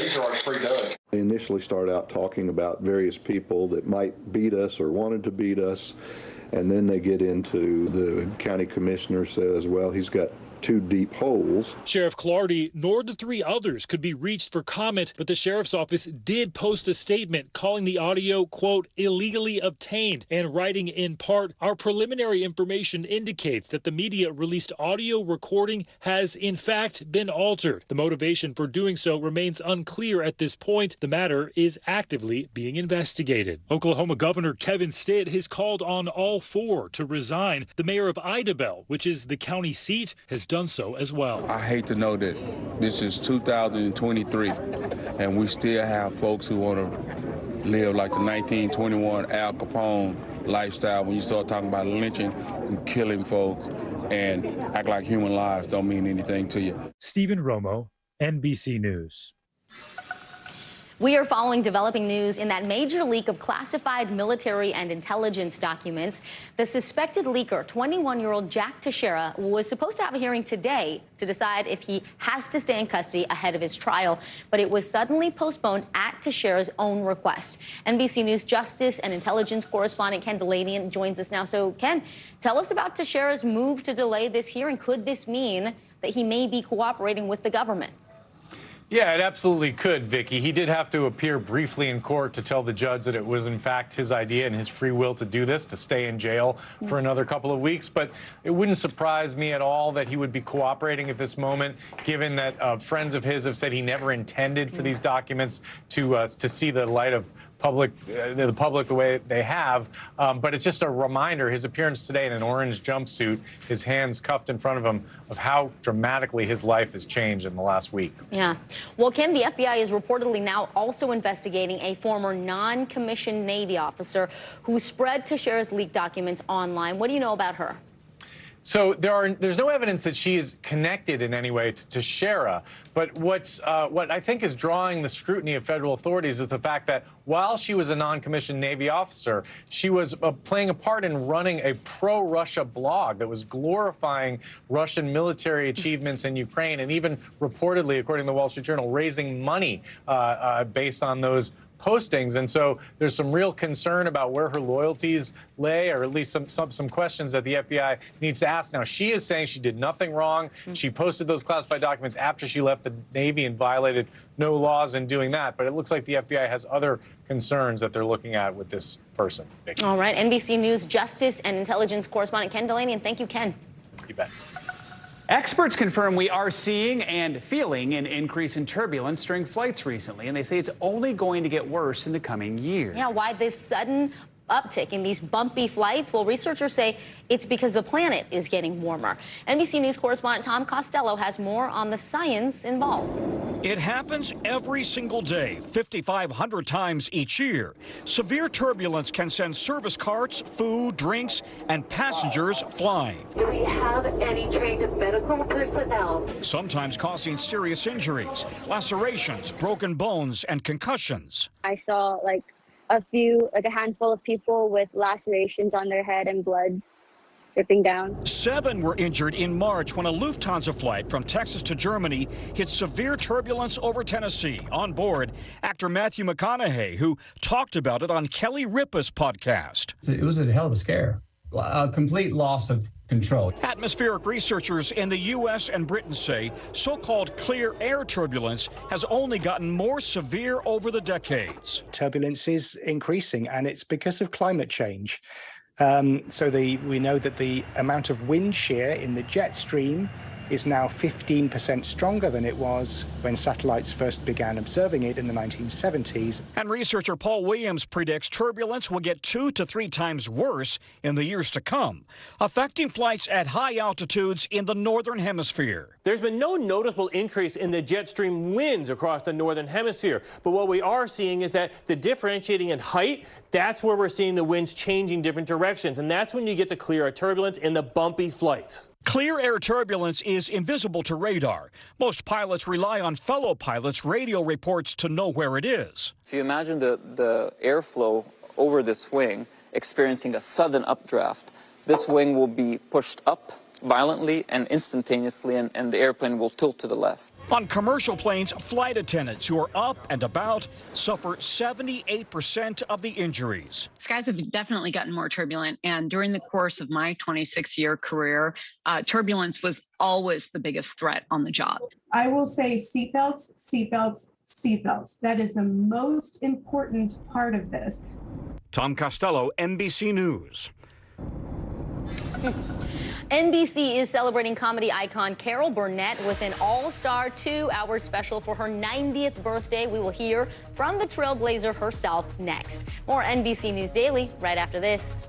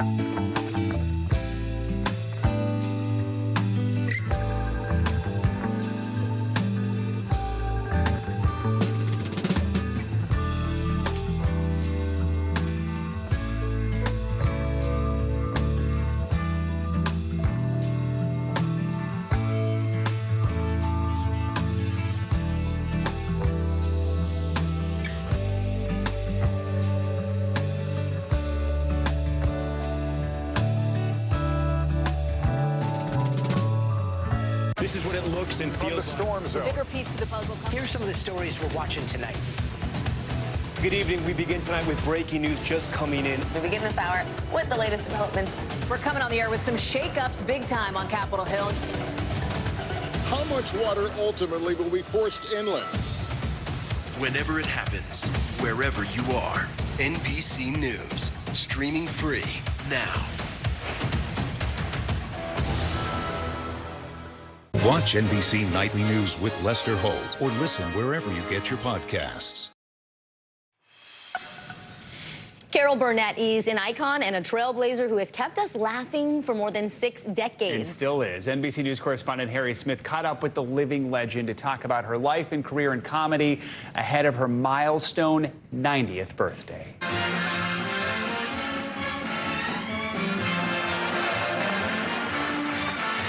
We are about to lay it on really thick. A who's who of Hollywood and Broadway showed up to celebrate the singular talent and generational appeal of Carol Burnett. Growing up in our household, your show was one of the ones that we could watch as a family. I didn't want a birthday party with balloons and confetti and cake. I didn't want that. What I wanted was a show. A variety show with live entertainment, show some funny clips. Big stars, great performances, and lots of laughs. You know that I love you. You know that because it's 3 hours past my bedtime and at least 6 hours past yours. And I was just so thrilled with all the people who showed up. I was gobsmacked. And about those clips, still funny, really funny.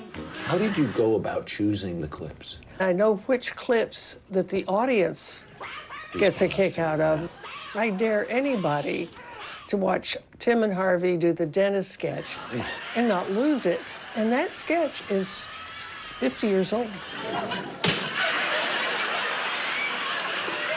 I'm kind of old school vaudeville, so I just like to go for the laughs. In the 1970s, Carol was the MVP on All-Star Saturday nights. With All in the Family, MASH, Mary, Tyler Moore, Bob Newhart, and us. And it was appointment television because there weren't VCRs then or TiVo or anything. Yeah. People stayed home to watch that Saturday night lineup. Phenomenal. 30 million people would watch. Isn't that amazing? Which is amazing. Yeah. Of course, that doesn't happen today. Carol moved from Texas to Hollywood when just a kid. It was the Great Depression. Times were tough, economically and emotionally. You grow up in this family that doesn't have two nickels to rub together. Right. Neither a father or mother who were dependable in any way. Right. Right? Yeah. Are those real tears? No. Do you wonder how you got out, how you made it out of there? I do wonder. I do wonder. I mean, it wasn't a horrible childhood. I knew I was loved, you know, and everybody in the neighborhood was poor. I knew that I would be okay there. Excuse me, I am tearing up a bit. This is clean. Aren't you sweet? Thank you. Oh, that's lovely. But I don't know. I was never afraid. Maybe because just down the street, there was romance and adventure and happy endings. The movies were my escape. My grandmother and I used to save our pennies up and go to 3 or 4 movies a week. Wow. You know, and they were my fantasy. And I was very naive. There was no cynicism in the movies when I was growing up. So that I always felt there was something that was going to be right for me. And I think it might have been the movies that taught me that. As a teen, in high school, Carol told us she was never the class clown, wanted to be a journalist, but was drawn to theater and music at UCLA. It was as if her talent had been hiding in plain sight. It was off to New York then, and indeed, a star was born. Do you really know inside how much happiness you bring people? Well, I'm thrilled to hear it. I get a lot of mail and stuff. And a lot of times people say, you know, your show brought me up when I felt down, and that makes me happy. I feel very fortunate. We feel the same way. Thank you, Harry. Harry Smith, NBC News. Harry, by the way, has watched the special, which is airing next week, and says it's fantastic from beginning to end. 2 hours. He'd actually never met Carol Burnett. Looks I like they know. made a real connection. No Can't doubt. wait to see it. Can't wait. All right, speaking of legends, film legend Clint Eastwood set to direct what might reportedly be his final movie. It's titled Juror Number 2, takes place during a murder trial in which a juror realizes he may have caused the victim's death. According to The Hollywood Reporter, when production begins in June, Eastwood will be 93 years old. That will make him one of the oldest filmmakers still working. That is incredible. And he, by the way, runs a tight ship. He is always on budget, always on time. In this day and age when movies tend to go over budget, Clint Eastwood gets it done. That is so on brand for him. Exactly. Wouldn't you say? Still at 93 years old. He has no time to waste. I'm Vicki Wynn. I'm Joe Fryer. You're watching NBC News Digital.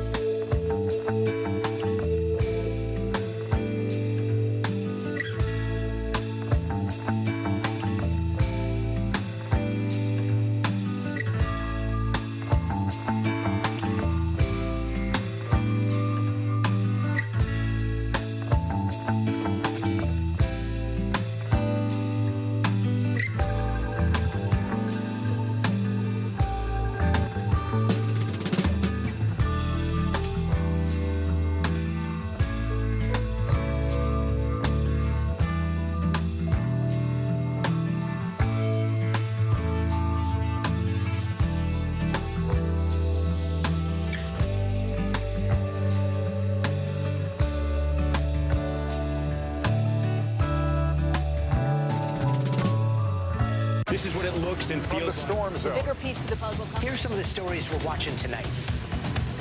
Good evening. We begin tonight with breaking news just coming in. We begin this hour with the latest developments. We're coming on the air with some shakeups big time on Capitol Hill. How much water ultimately will be forced inland?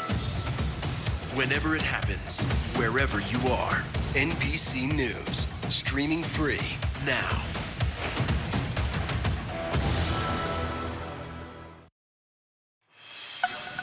American taste buds are changing. A new survey finds that Mexican cuisine is overtaking Italian as the top food choice among younger eaters. I can't say I'm surprised, Joe. NBC News correspondent Valerie Castro shows us what's behind this delicious shift. Can I get 2 birria tacos? Tacos aren't just for Tuesdays anymore. There's nothing like a good old taco. In fact, Mexican food overall is quickly becoming the most preferred food in the country as more people reach for a bowl of chips and guac over spaghetti and meatballs. Italian food is great, but Mexican food is just like top notch. What is it about Mexican food? I think it's the consistency and also like the meat, how they prepare it with the spices. That's what I really like about it. A 2022 study by Data Central says cravings are changing by generation. Boomers and Gen X overwhelmingly prefer Italian food, with Chinese food in second place. But for millennials and Gen Z, the savory, spicy cuisine from south of the border is number one. We asked consumers, what's your favorite cuisine? We started to notice this change. Mike Costio is one of the people behind the study. What do you attribute those changes to? It's just the changing demographics of the country as a whole, both who's, in the country and also, who we're friends with, who our neighbors are. It's a trend that's been building for decades, with salsa outselling ketchup and tortilla chips outselling potato chips in the United States, where currently the Hispanic population makes up the largest racial or ethnic minority in the country, with more than 62 million people. And the variety of Mexican and Latin flavors inspiring new restaurants like Calisa in New York City. What I would say about Mexican food, I don't think you can point to that many other types of cuisine that are genuinely fun. Owner Josh Leibowitz is admittedly not Mexican. I'm from Brooklyn.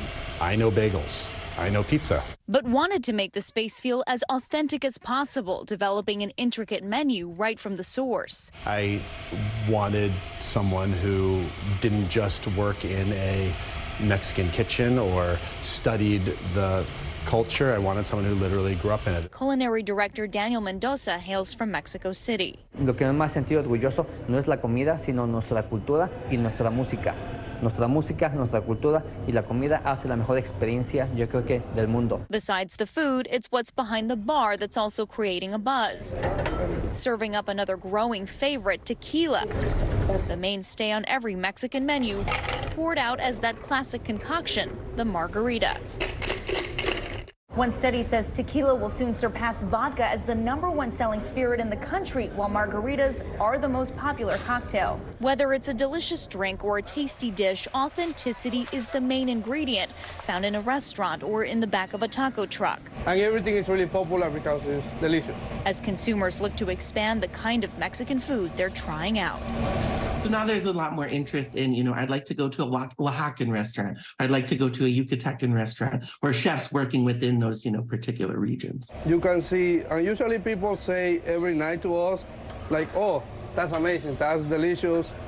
That makes us really happy. Valerie Castro, NBC News. Ooh. Starving now. Now we're hungry. So good. It is lunchtime. Yeah. Here's what's trending now. Bring Your Own Cup Day, if you're thirsty, is heading back to 7-Eleven. On April 29th, customers can get a Slurpee in any cup of their choice for just $2. People are encouraged to get creative and bring a favorite cup or something more unconventional, like a helmet or even a flower vase. Just please wash it first. A helmet? Can you imagine drinking a Slurpee out of a helmet? No. What about your Converse sneaker? I wouldn't do that. No, but I mean, $2 Slurpee, not bad. All right, a Harry Potter exhibition coming to New York City. Fans will be able to immerse themselves in the wizarding world starting on May 19th in an exhibit that celebrates the series' iconic moments and characters. The event will feature original props, innovative technology, and an in-depth journey through Hogwarts. And the Secret Service was deployed to the White House Tuesday. Don't worry. It's a security security breach from a toddler. Officers responded to this, quote, curious young visitor along the north fence line. The toddler briefly entered the grounds after squeezing through the metal fence, earning himself the title of one of the tiniest White House intruders. Wait, Joe, so I notoriously have bad vision, but are they both holding him up right there? I believe they are. That's interesting. I mean, he's adorable, and that's quite a photo, but that's a lesson weird way of... learned. Yeah, don't do that. Not that most of us ever could do that. More for mom and dad, the lesson, right? Exactly. I'm Vicki Wynn. I'm Joe Fryer. You're watching NBC News Daily.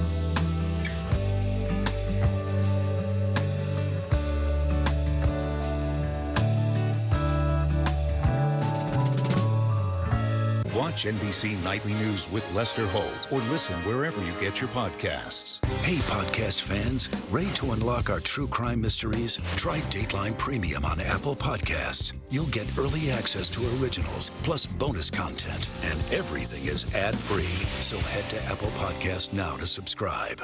We begin tonight with breaking news just coming in. Whenever it happens, wherever you are, NBC News, streaming free now. Hey there, everyone. Good to have you with us. I'm Joe Fryer. I'm Vicki Wynn. NBC News Daily starts right now.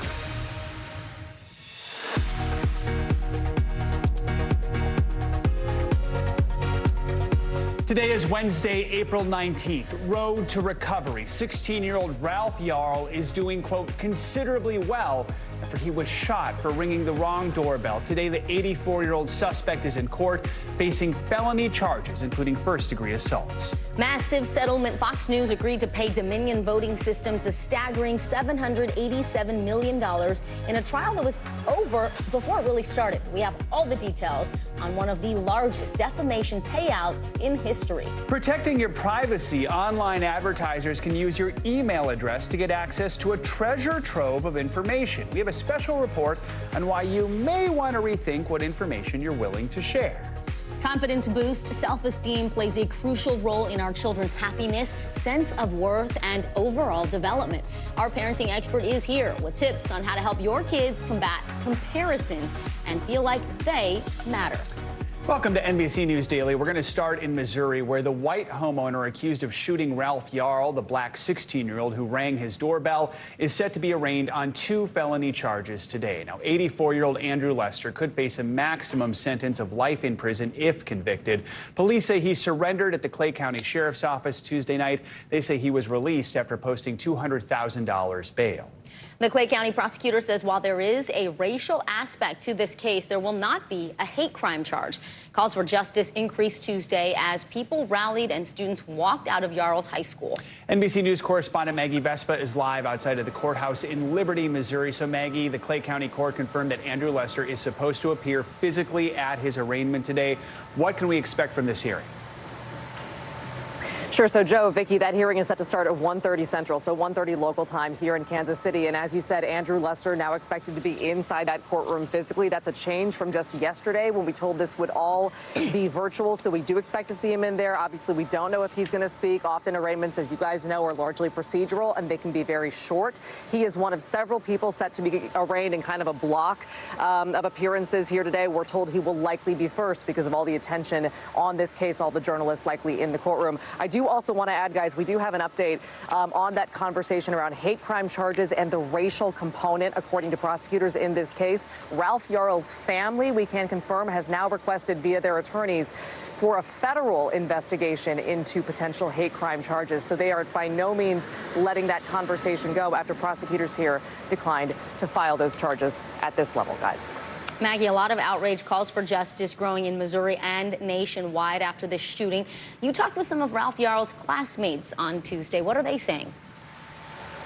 Yeah, Vicki, as you know, more than 1,500 of his high school classmates walked out of class yesterday at a high school of about 2,000 kids. So almost everybody in school walked out. They were wearing blue, which is Ralph's favorite color, and they said they know that he's at home recovering from a traumatic brain injury and these very serious injuries, and they just want him to know how much support is out there for him. Take a listen. We support you, Ralph. We want to be there for you. We want to let you know that we stand with you. And we just want to add, by the way, Ralph's family has told us he's very aware of all this public support. He is buoyed by it, and it's absolutely, guys, really helping in his recovery, which, as we know, is just beginning. Maggie, you mentioned the traumatic brain injury. Do we know any more from his family about his recovery, what's expected, when he may return to school?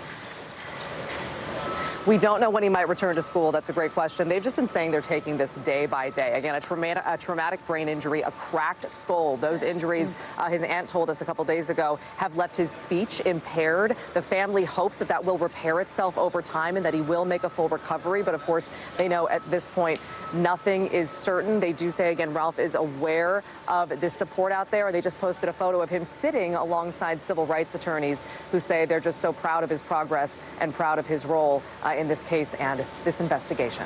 And I just want to stay on a beat on that photo there. He looks great. We are so happy to see him outside smiling, and it's great to hear, Maggie, that he is aware of all the support that's flowing in for him. Absolutely. NBC News correspondent Maggie Vespa live in Missouri for us. Thank you so much.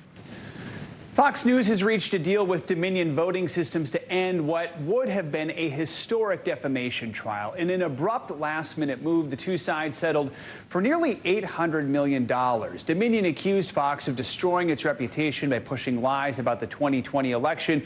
Fox argued that the comments were protected under the First Amendment. NBC News correspondent Emily Aketa has been tracking the case since the very beginning. So, Emily, this, we believe, is one of the largest defamation payouts in U.S. history.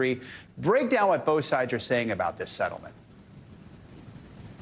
Yeah, that's right, Joe. So even without going into the high-stakes trial process, still, as you mentioned, one of the largest defamation lawsuit settlements in history, a massive figure, $787.5 million. After we heard reports of and we covered settlement talks, rumors of settlement talks in the days leading up to this week. Literally, the jury had been seated. We played out and covered the jury selection process yesterday morning, and then the judge returned after several hours of an unexplained delay, announcing that both sides had resolved the matter and dismissing the jurors, telling them they didn't have to come back to this Delaware courthouse today.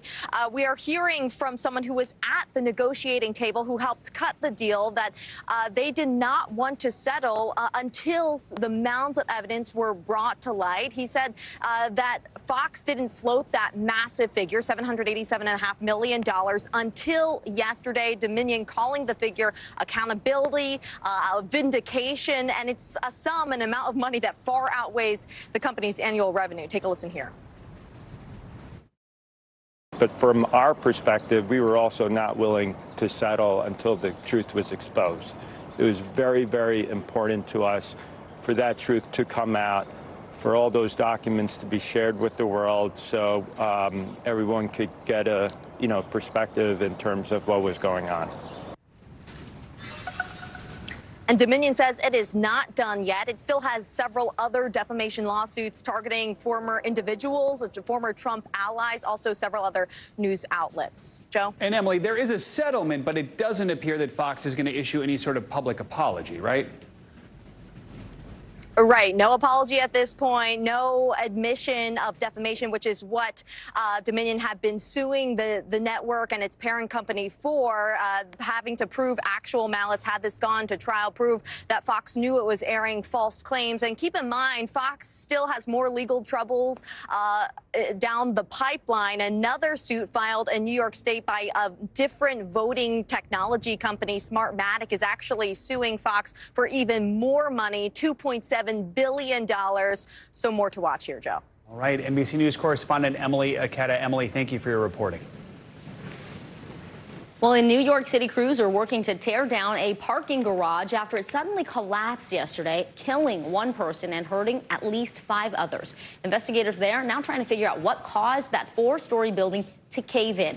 NBC News reporter Maya Eaglin is live in Lower Manhattan for us this afternoon. So Maya, tell us what's happening there right now. And I understand there's a lot of dust in the air still. Yes. Hey, Vicki. As you can see behind me, crews are working to demolish the garage that collapsed yesterday. There are plumes of smoke coming out when some cars have been taken out. We even saw a crane take a truck from the collapse yesterday out here. Crews are working to demolish the site and still try to figure out what caused this in the first place. Vicki? What do you know about that investigation and also the concern about potentially other buildings in that area and their safety?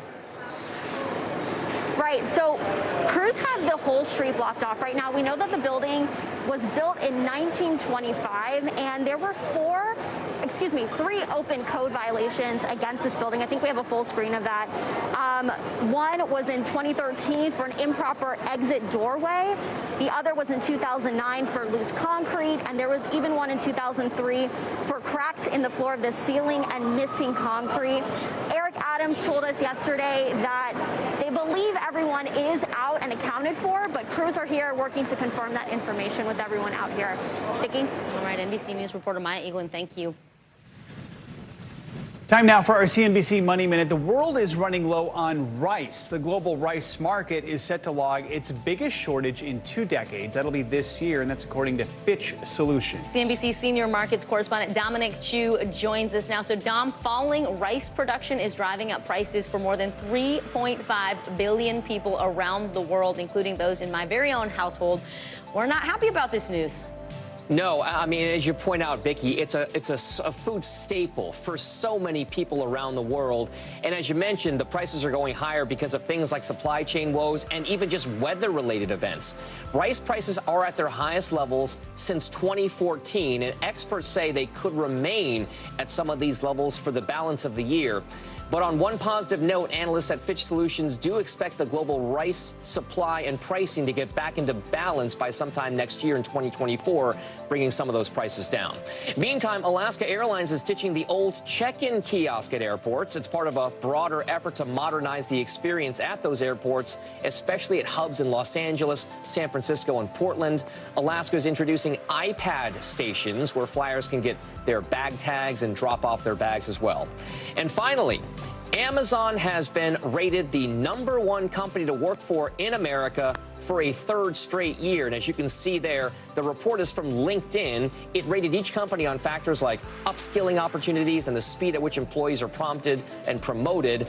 Wells Fargo, JP Morgan Chase, Bank of America, and Google parent Alphabet round out the top 5. But an interesting look at some of those places that people really do apparently enjoy working, guys. Back over to you. CNBC senior markets correspondent Dominic Chu. Dom, thanks so much. Some changes are coming to Netflix. What longtime feature is ending? And when the crackdown on password sharing is beginning. That's when we come back. You are watching NBC News Daily.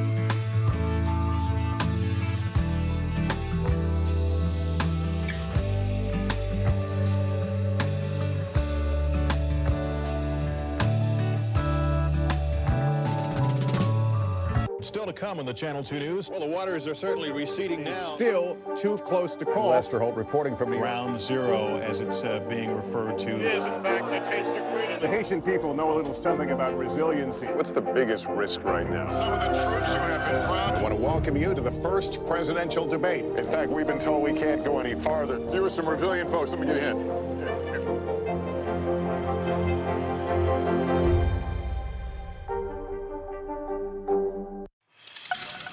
Netflix is rolling out some big changes. The streaming giant just announced it is planning to crack down on password sharing in the United States by the end of June. And the company is also ending its DVD by mail rental service. NBC News correspondent Jacob Sobroff has more on the Netflix reboot.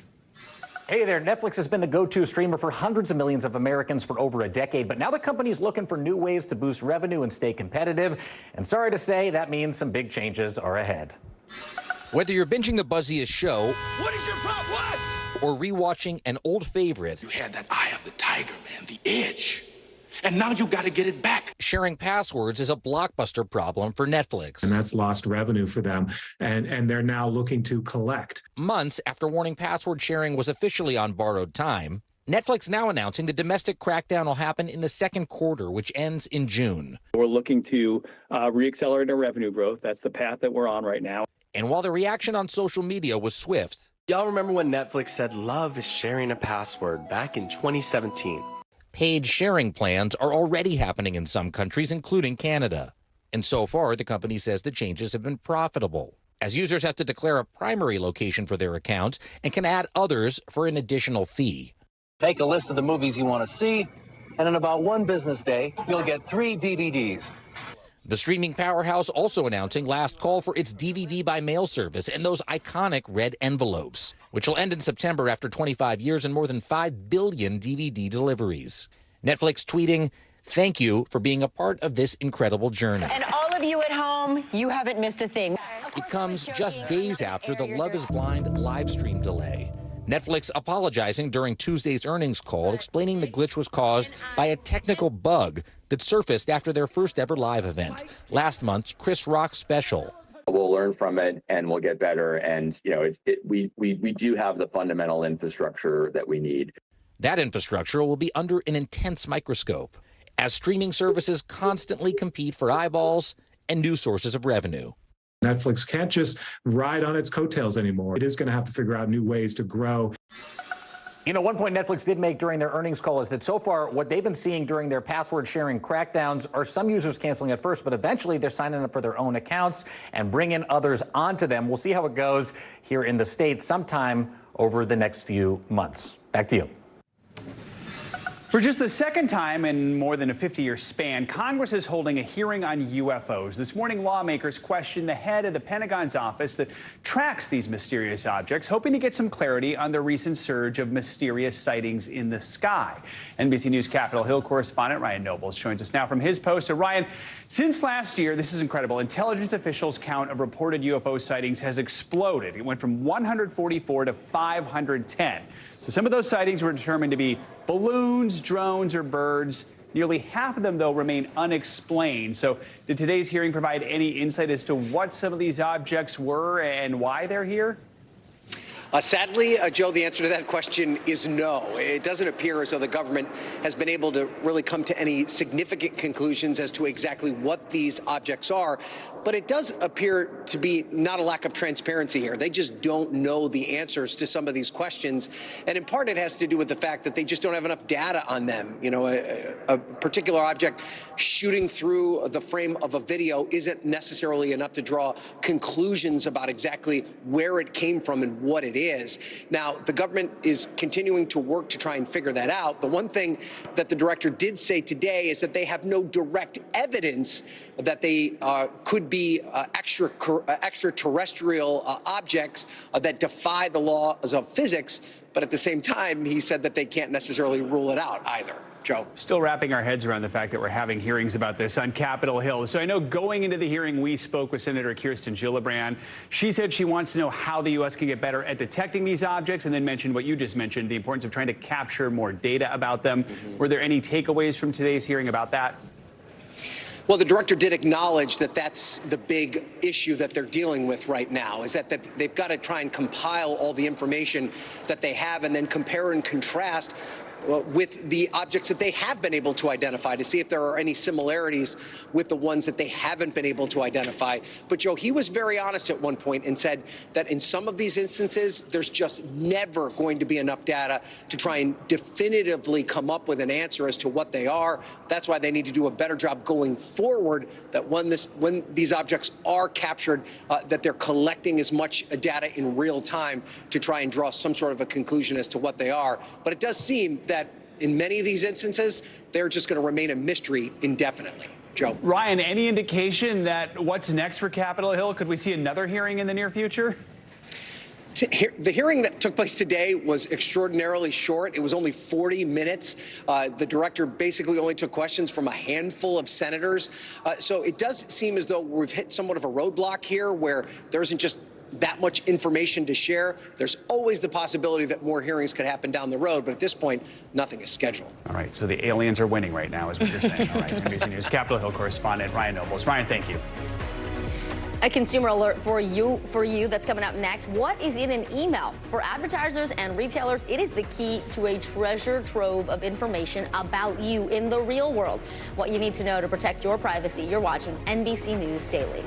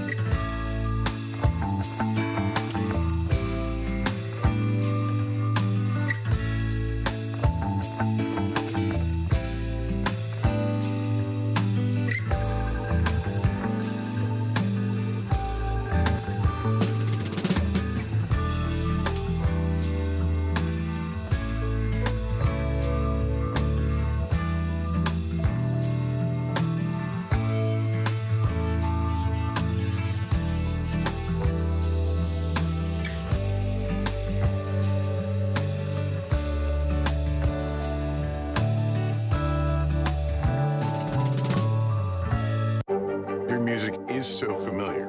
What do you think when people start humming back your tunes? How you doing, Lester?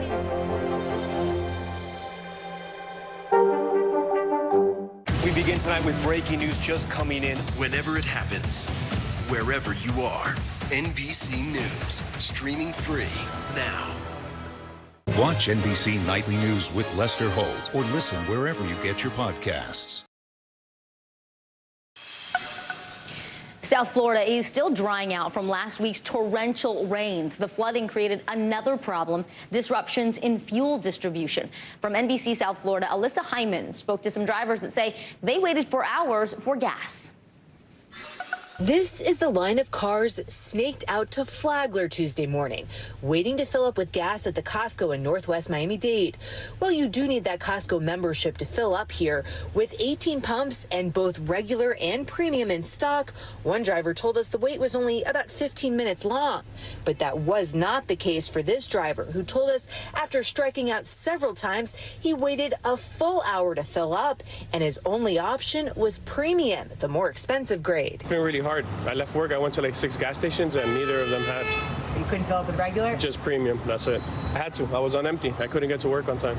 Well, there's no shortage in the supply of gas. The historic rainfall and flooding last week caused a disruption in the fuel distribution out of Port Everglades. The rain had flooded the roads in and out of the fuel farms, which didn't allow their trucks to bring the gas to the gas stations. Though Monday morning we saw long lines of fuel tank trucks coming in and out of Port Everglades as they worked to pick up the slack to deliver the gas. The tank systems are fully intact. It's just the pumping systems that don't allow to go from the tanks to the rack. Officials say there was damage to the pumps at some of the privately owned terminals at the port. But we're told even more of the 12 terminals are back online since that news conference just yesterday. For NBC News Daily, I'm Alyssa Hyman.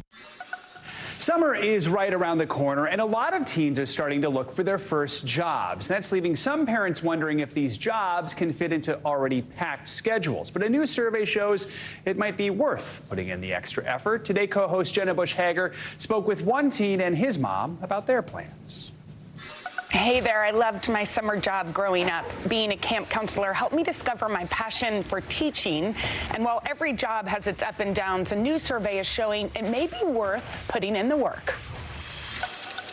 It's a timeless rite of passage. Guess who just got the job at our Your first job and that first hard-earned paycheck. More than 40% of 16 and 17-year-olds have jobs, according to a new national poll of parents with teens. And over half of 18-year-olds are working.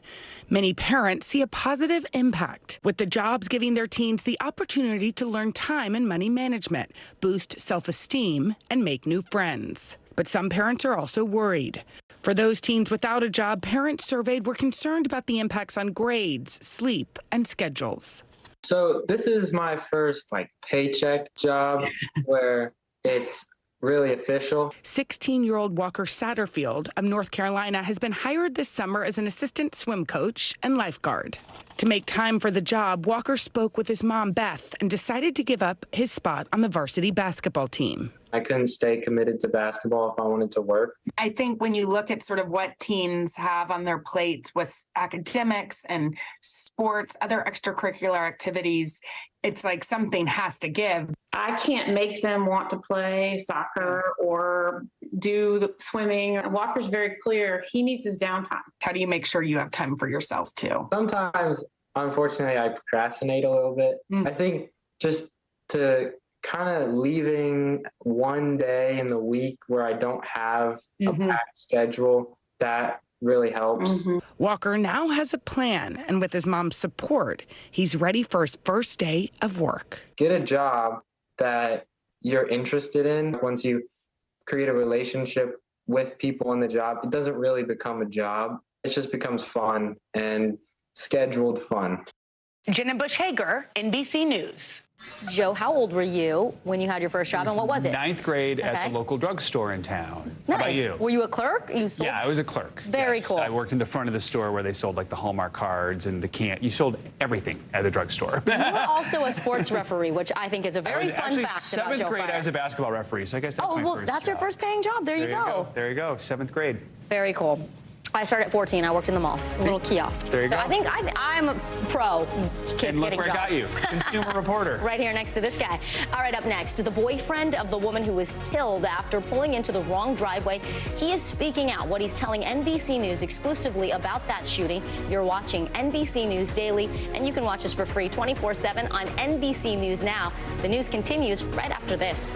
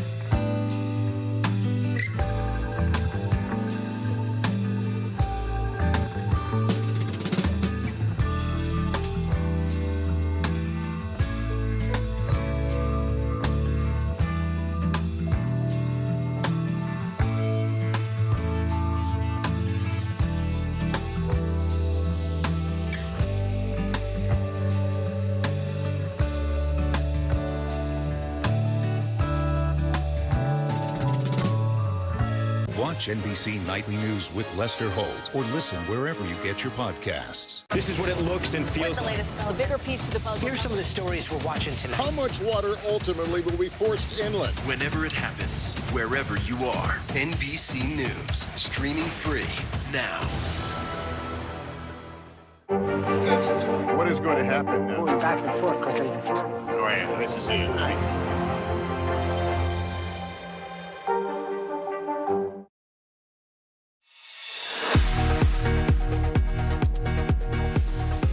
Welcome back to NBC News Daily. I'm Joe Fryer. And I'm Vicki Nguyen, making news right now. Kim Jong-un announcing North Korea's first military spy satellite is ready to launch. State media reporting it will happen on an undisclosed date. Previous missiles and rocket tests have shown North Korea can send satellites into space, but experts question the sophistication of the satellite's cameras. Kim says North Korea must launch several satellites to establish an intelligence gathering capability. He says these satellites are crucial for his country's nuclear capabilities. A spokesperson for the movie Rust says filming will resume tomorrow in Montana. Production stopped in 2021 after star Alec Baldwin fatally shot cinematographer Helena Hutchins during rehearsal. Baldwin and the movie's armorer were charged with involuntary manslaughter. Both have pleaded not guilty. And 2 arrests have been made in the shooting at a Sweet 16 party in Alabama. It happened Saturday. 4 people were killed, 32 others were hurt. Today, officials announced the arrests of a 16-year-old and a 17-year-old from Tuskegee, Alabama. Both have been charged with 4 counts of reckless murder. Police have not released a motive. Right now, we're waiting to hear if a judge in upstate New York will grant bail to Kevin Monahan. He is the homeowner who is now charged with shooting and killing 20-year-old Kaylin Gillis. Now, police say Gillis and her friends pulled into Monahan's driveway after getting lost. That's when her friends say Monahan started shooting. NBC News correspondent Kristen Dahlgren's following this one for us and joins us now. So, Kristen, Kaylin's boyfriend spoke exclusively with NBCNews.com by phone. He said he was driving that night. What is he saying happened? What's his description? Right, and it's believed that he's actually inside the court as that bail hearing is happening now. He says he wanted to get a look at the person he says shot his girlfriend. He says that they were with another person. They were driving, looking for a party with another car behind them. The 2 cars pulled into the wrong driveway. They thought they were in the right place. They didn't have cell service, so they didn't have GPS, got a little bit confused. As soon as they realized they were in the wrong place, he says they turned around, and that's when shots rang out. A friend yelled, "They're shooting at us, step on it." He tried to step on the gas and get away, but he says that's when Kaylin was hit. They had to go 5 miles away to get cell service and to finally get help. She didn't make it. He describes her as his high school girlfriend, the love of his life, the person he wanted to spend the rest of his life with, and he says he hopes it was over quickly for her and that she didn't suffer. So really just tragic to hear it from his point of view, guys. Just heartbreaking all around. Kristen, what reason did Monahan give to police for shooting into that car? And also, what is his lawyer saying at this point about the shooting? Right, and really at this point, we've just heard from the lawyer. Police have said they don't know what any motive would be. His lawyer says that it was unintentional. He didn't mean to hurt anyone, that sometimes there really is no villain. Here's what the sheriff had to say about it. He's not given us any motive. He's not given us a reason as to why he felt necessary to fire. They turned around and were in the process of leaving when the shots were fired.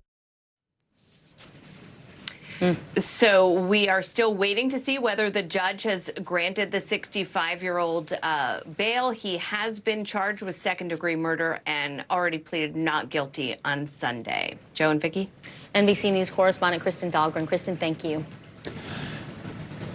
The suspected leaker of classified U.S. military and intelligence documents postponed his own detention hearing today. 21-year-old Jack Teixeira was due in federal court in a bid to try and leave custody and go home ahead of his trial. NBC News Pentagon correspondent Courtney Cubey joins us now. So, Courtney, tell us more about this move to delay his own hearing. Does this mean or suggest that he could be working with the government at all?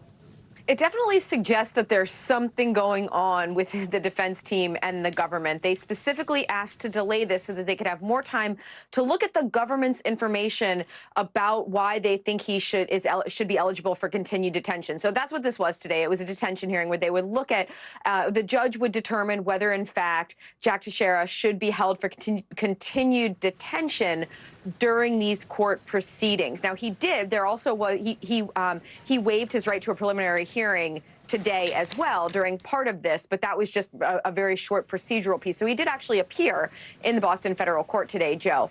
But this does, as you said, suggest that there may be some effort here to work with the government on the defense's part. There will be a continued detention hearing in about 2 weeks. We think they haven't set the date yet, but we will still hear from him again in the next couple of weeks. And Courtney, the Air Force is now halting the intelligence mission for the unit that Teixeira belonged to. What more can you tell us about that? Yeah, this is really significant. So this is a question that we have been asking here at the Pentagon for days, is ever since he was identified and arrested for this, and then we found out that he was assigned to the 102nd Wing out of this base in Cape Cod called Otis Air National Guard Base. We've been asking whether their intelligence mission has been halted. It seems obvious to civilians like us that if there is a potential leak, that they would suspend operations there and look at what was going on to make sure that it wasn't continuing to go on. And one of the questions that we've been asking here also is, was he acting alone? Is there any indication that there may have been other people there at the base who may have been complicit or at least knew that this was going on? So we finally got an answer to that late yesterday in the form of a memo. The Air Force said that they have transferred the intelligence collection and the intelligence mission from the 102nd to another Air Force unit for now, while they're undergoing this one of many, frankly, reviews that are ongoing right now into security procedures. But also very significant is the Air Force is calling for a complete security stand down across the Air Force and the Space Force for all airmen and guardians to look at their security procedures over the next 30 days. Now, this doesn't mean that the entire Air Force and Space Force are shutting down to do this, but they will over those 30 days. Various units will look at their security procedures to determine if there are other places where they may have potential lapses that could lead to eventually something like this happening again, Joe. All right, Pentagon correspondent Courtney Cubie, thank you. Well, Joe, in today's Consumer Confidential, a warning about sharing your contact information. That's because some companies are using what's in your email address to unlock personal information about you. Here's how it works and 3 things you can do right now to protect your privacy. This is a common sight on most websites, pop-up windows asking you to enter your email address to get a discount. But it might not be worth it. Your email connects companies to a treasure trove of information that can stretch back decades. What you read, where you shop, your age, marital status, sexual orientation, medical history, income, even where you've traveled and lived. All pieces of information that come together to reveal your personal profile. I've had my email longer than I've had my phone number. And that's a reality for a lot of folks. Patrick Jackson is a cybersecurity expert with Disconnect, an online privacy company. Your email address is a lot more valuable than probably people think it is. It may contain your first and last name, your birthday, who you work for, what school you go to. He says as Apple and Google add more ways for you to block apps from tracking you, and as more consumers say no to cookies, not those cookies, these cookies, advertisers and brands are now asking you directly for your email. It's something that consumers really don't understand, that this is really the glue that connects all these pieces of information together. And when you open an email, that can give advertisers even more info about you. Jackson showed me how it works in real time. Okay, so I got an email that says shoe sale. Is that for me? Yep, that's for you. All right, I'm gonna open it. He hit a tracker in this banner advertisement, and the moment I open it, he learns a lot about me. Just from you opening this email, I can get your location, which is New York, New York. You're connecting from an iPhone. You're using the Outlook app on your device, the time when you open it, and if you opened it again. Why should I care that you know all that about me? It's not clear that it's happening. It creates this beast that we no longer have control over once this data is collected. And where does all that data go? Patrick says it often ends up with so-called data brokers that might collect and sell it to people like Michael Preem, the CEO of Modern Impact, an advertising agency that helps brands target their customers. Preem says some of this data collection helps consumers by giving them a better online experience. What's the benefit to the consumer? The benefit to the consumer is actually receiving ads that enrich or create a better digital experience. There's no way to remove all advertising from our digital ecosystem. But Preem also advocates for consumer privacy and enforcement of privacy laws. The balance then for brands is making sure that they don't breach our privacy, where they don't come across as stalkerish. Do you think there's a world where you can have both? A consumer can protect their data and have their privacy and still have ads and an experience online that is relevant to them? I sure hope so. While it's not perfect, I think the goal for many smart advertising brands are to continue to enrich that experience, not to hijack it.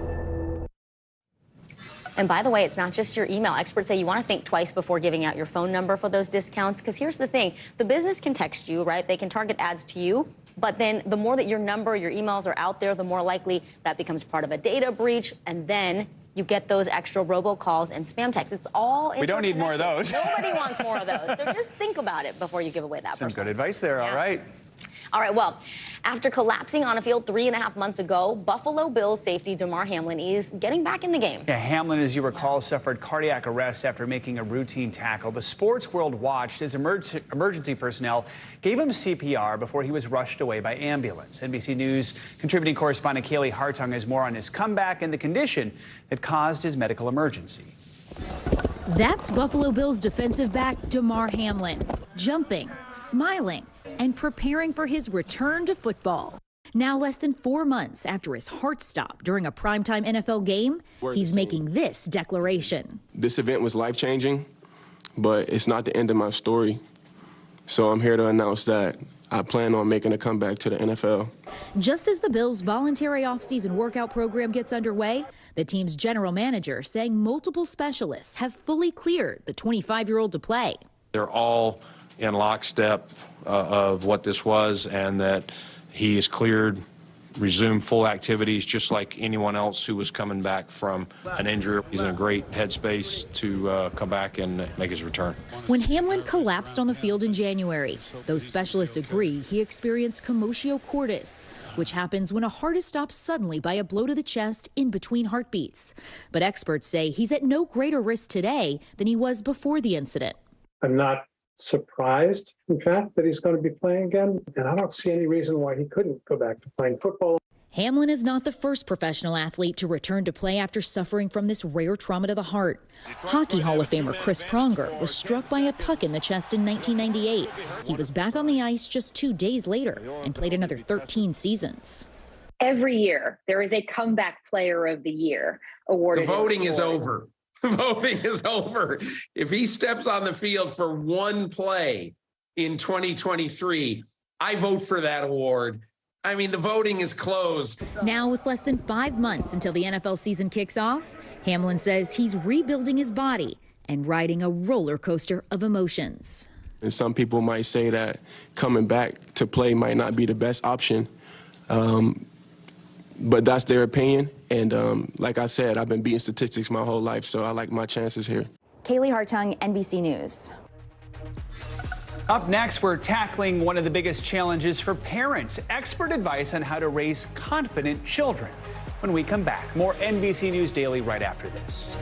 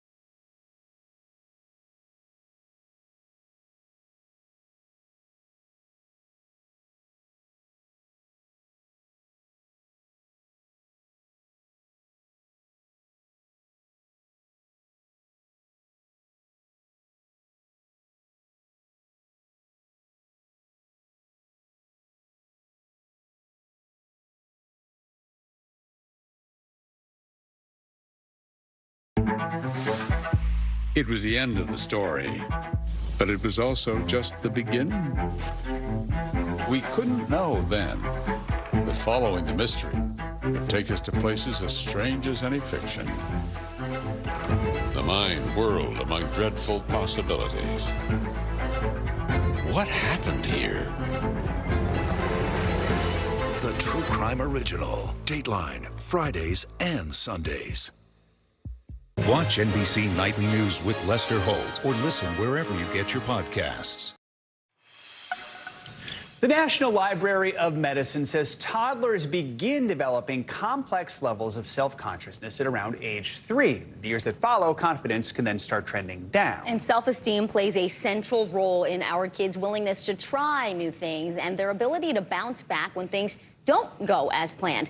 But fostering that self-esteem can be tricky. So we have family therapist Tom Kirsting, who joins us now. He's also the author of the book, Raising Healthy Teenagers, an important book. All right, so Tom, let's talk about defining self-esteem, what exactly it is, why it's important, but also, is there such a thing as too much self-esteem?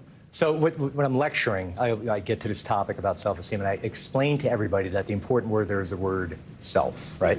It's how I feel about me. It's not how you feel about me, you feel about me. It's how I feel about me. Unfortunately, our kids are a little bit tangled up because everything is external, outside in, and their sense of self is really, they believe, predicated on, likes and streaks and stuff like that. So we want to help kids really learn how to delve inward. Now, too much self-esteem is called cockiness. And that's actually not a lot of self-esteem. It's more outward boastfulness. Confidence is just the way you carry yourself, and it doesn't matter what others think of you and so forth, and you just feel good about who you are and your values. So how is it that we instill the good self-esteem and self-confidence into our kids, and how does age play into all this? So yeah, younger kids, toddlers and so forth, they're just not fully developed yet. They're just full of, they're just with their parents and so forth. Once they start moving into the school system, meeting other kids, having some controversies, debates and so forth, comparing themselves, that's when it starts to get a little bit compromised. So it's really the parents' role. It's very important for parents to spend time with their kids, have conversations, let their kids speak to them, learn from them a little bit, and and give them some pats on the back when they do well and hold them accountable when they don't. Yeah, walk us through some of those specific techniques, methods that you can use to teach your kids that they do matter and they should draw on that well from within for confidence. Yeah, so I always say happiness, self-esteem, it's an inside-out thing, never an outside-in thing.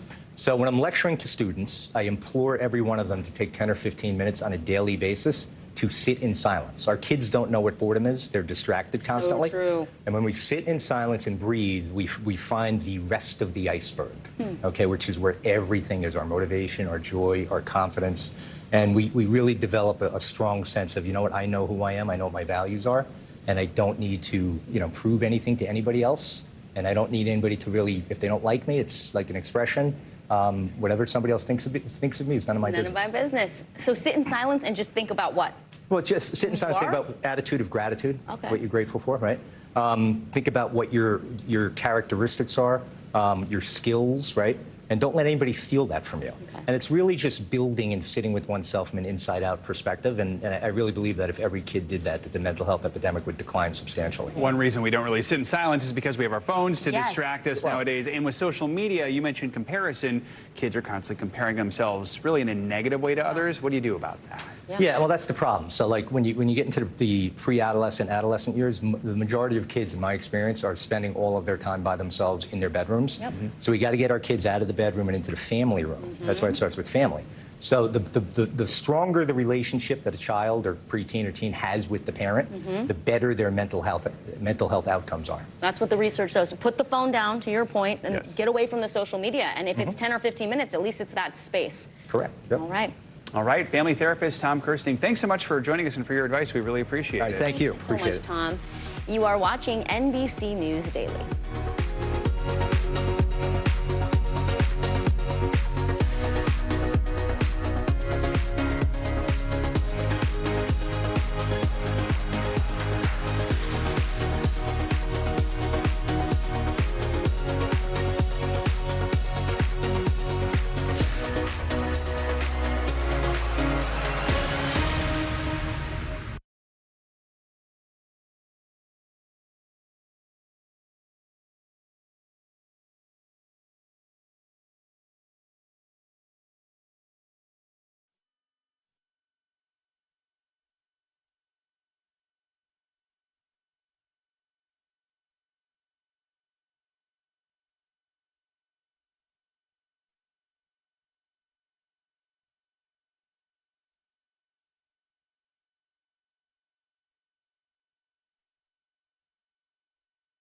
Hey, podcast fans, ready to unlock our true crime mysteries? Try Dateline Premium on Apple Podcasts. You'll get early access to originals, plus bonus content, and everything is ad-free. So head to Apple Podcasts now to subscribe. How do you feel at this age, this stage where you are right now? I'm feeling quite liberated. We all know that that's what makes the world go round for all of us as women, our girlfriends, our friends. Hi! Hi, family! It was the end of the story, but it was also just the beginning. We couldn't know then that following the mystery would take us to places as strange as any fiction. The mind whirled among dreadful possibilities. What happened here? The True Crime Original. Dateline, Fridays and Sundays. It was the end of the story, but it was also just the beginning. We couldn't know then that following the mystery would take us to places as strange as any fiction. The mind whirled among dreadful possibilities. What happened here? The True Crime Original. Dateline, Fridays and Sundays. This is what it looks and feels the storm zone. The bigger piece to the puzzle. Here's some of the stories we're watching tonight. Good evening. We begin tonight with breaking news just coming in. We begin this hour with the latest developments. We're coming on the air with some shakeups big time on Capitol Hill. How much water ultimately will be forced inland? Whenever it happens, wherever you are, NBC News, streaming free now. So a Philadelphia woman just surrendered an 8-foot-long alligator that she says her now ex-husband kept in their basement for 11 years. From NBC Philadelphia, Karen Hua spoke with Animal Control, which says this is the 4th big reptile surrendered in a month. Meet Big Mac. At 8 feet and 127 pounds, he's an alligator that's big indeed. It was behind a padlocked door. There was a narrow flight of stairs nearby, some weights, somebody worked out nearby. Last week, a woman called Animal Control, or ACT, surrendering Big Mac. The gator is her ex-husband's, and after they split, she wanted him out of the house. Big Mac had been living in the basement of their North Philly row home for 11 years, since he was a baby. I was scared that it would come out, but he said it was caged up so that it wouldn't come out. These people did the right thing. They had this animal, they called us, they asked for help, they coordinated with us, and that's what we want people to do. Sarah Barnett, the director of ACT, says now they're looking for a local reptile rescue or zoo to take him in. This is the 4th big reptile they've gotten in a month. It started with a caiman found at FDR Park in March, which was euthanized when a sanctuary couldn't be found for him. We really try to get people to understand that, releasing these animals is not okay. It's not humane, it's not right, it's also not legal. So we were really trying to encourage people, look, if you have an exotic like this, we take all animals, so give us a call. To be fair, we did not expect to get that many calls. North Philly neighbors we talked to weren't thrilled to hear they lived near this big of a gator in case it got out. They should be held accountable for something because they're endangering the lives of the people around here and the children. In Pennsylvania, it's illegal to have a dangerous animal like Big Mac, but Barnett says they won't be filing any charges. We really aren't looking to make cases out of this because we want people to come to us. For NBC News Daily, I'm Karen Hua. Big Mac. All right, LJ Rader is the man behind Art, but Make It Sports. It's a Twitter and Instagram account where he pairs iconic sports images with pieces of art. NBC News correspondent Harry Smith has his story. LJ Rader is a super fan. We're outside one of his 2 favorite places in New York. So on a given day, would you rather be watching the Knicks at Madison Square Garden or in the Metropolitan Museum of Art? If you asked me that any of the last 20 years, I'd say in the Met, but this season, I think the Knicks actually have a chance. Rader's passion for sports and love of art is not a contradiction. It is his avocation. At Art, but Make It Sports, he's posted scores of comparative images. He matches great sports photographs with paintings he knows, and he knows a lot. The result is mesmerizing. It feels to me like you're kind of a bridge builder. Have you found that in terms of the reactions on your site? Yeah, so You get people from the art world, you get people from the sports world. I think the most rewarding piece is when they can come together. Rader's remarkable skill at matching is uncanny. Some think he's a bot. Every day it seems like somebody's writing into the account saying, this can't be a human, you have to have some sort of algorithm behind the scenes. It's very much just me on my phone. Multiple trips to museums as a kid triggered his imagination. I took a sports lens to what I was seeing and sort of entertained myself by pretending that what I was looking at were sports scenes. Among his first inspirations, Atlas, with the weight of the world on his shoulders, which reminded him of Patrick Ewing back in the day and his beloved Knicks. Patrick Ewing facing the crowd, and yeah, exactly. Neither Ewing nor Atlas shrugged. Harry Smith, NBC News, New York. Keep the basketball theme going with what's trending now. The NBA playoffs are back, and they're hitting a 12-year high when it comes to viewerships. Last weekend's opening games averaged just over 4 million viewers across 3 networks. It's the best ratings for the playoffs opening weekend since 2011. Count me among those viewers. Film legend Clint Eastwood is set to direct what will reportedly be his final movie. Titled Juror Number 2, the movie takes place during a murder trial in which a juror realizes he may have caused the victim's death. According to The Hollywood Reporter, when production begins in June, Eastwood will be 93 years old. That would make him one of the oldest filmmakers still working, and you said he runs a tight ship. He runs a tight ship. He's on time. He's on budget. Picked up a few Oscars and other awards along the way as well. He does a pretty good job. I'm Vicki Wynn. I'm Joe Fryer. You're watching NBC News Daily. You can watch us free 24/7 on our streaming network, NBC News Now, wherever you stream. The news continues after this. This is what it looks and feels storm zone. The bigger piece of the puzzle comes. Here's some of the stories we're watching tonight. We begin with breaking news just coming in. Russia has launched another round of attacks. What was it like when you came back and saw your neighborhood like this? They say that in modern war, there aren't any front lines anymore. Here, there certainly are. Extreme weather tonight on both the West Coast and the East Coast. We've had some of the strongest winds here. How many of you were up there? At least like 11. Now to the economy as Americans face the highest inflation rate in decades. How does this all impact your wallet? More fallout from Elon Musk's Twitter takeover. Peak flu season is almost here. How does RSV specifically hit some kids so hard, and then it seems like it almost doesn't affect others? Can voters trust that you will be able to do this job? Why should voters believe you? This special election night. We love it. We live for this. We have a substantial team of NBC News correspondents fanned out. This is the first time we've not been able to call control of the House on election night. Tonight, we'll take an unflinching look at the resurgence of anti-Semitism in America. They're waiting until Title 42 is lifted before they decide whether to cross into the United States. What made you decide to go the medicinal healing route for what you're growing here? Who should be accountable? The city points the finger at the state at the city. Some more breaking news. We are live on the ground there. I want to show you an up-close look at what we're talking about here. The news continues right now.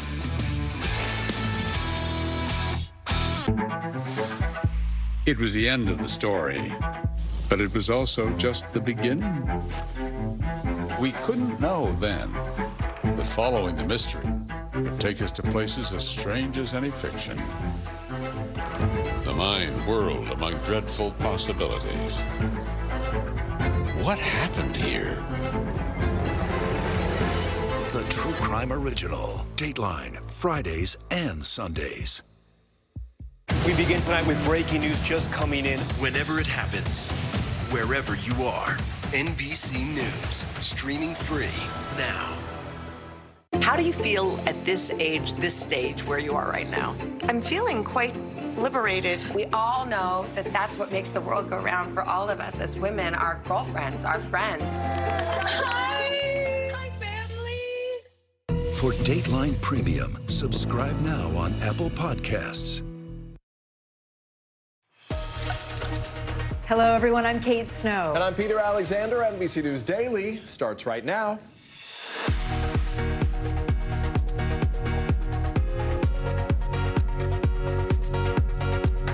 Today, Wednesday, April 19th, 2023, secrets exposed. New details emerging about the document leak that has the Pentagon scrambling to do damage control.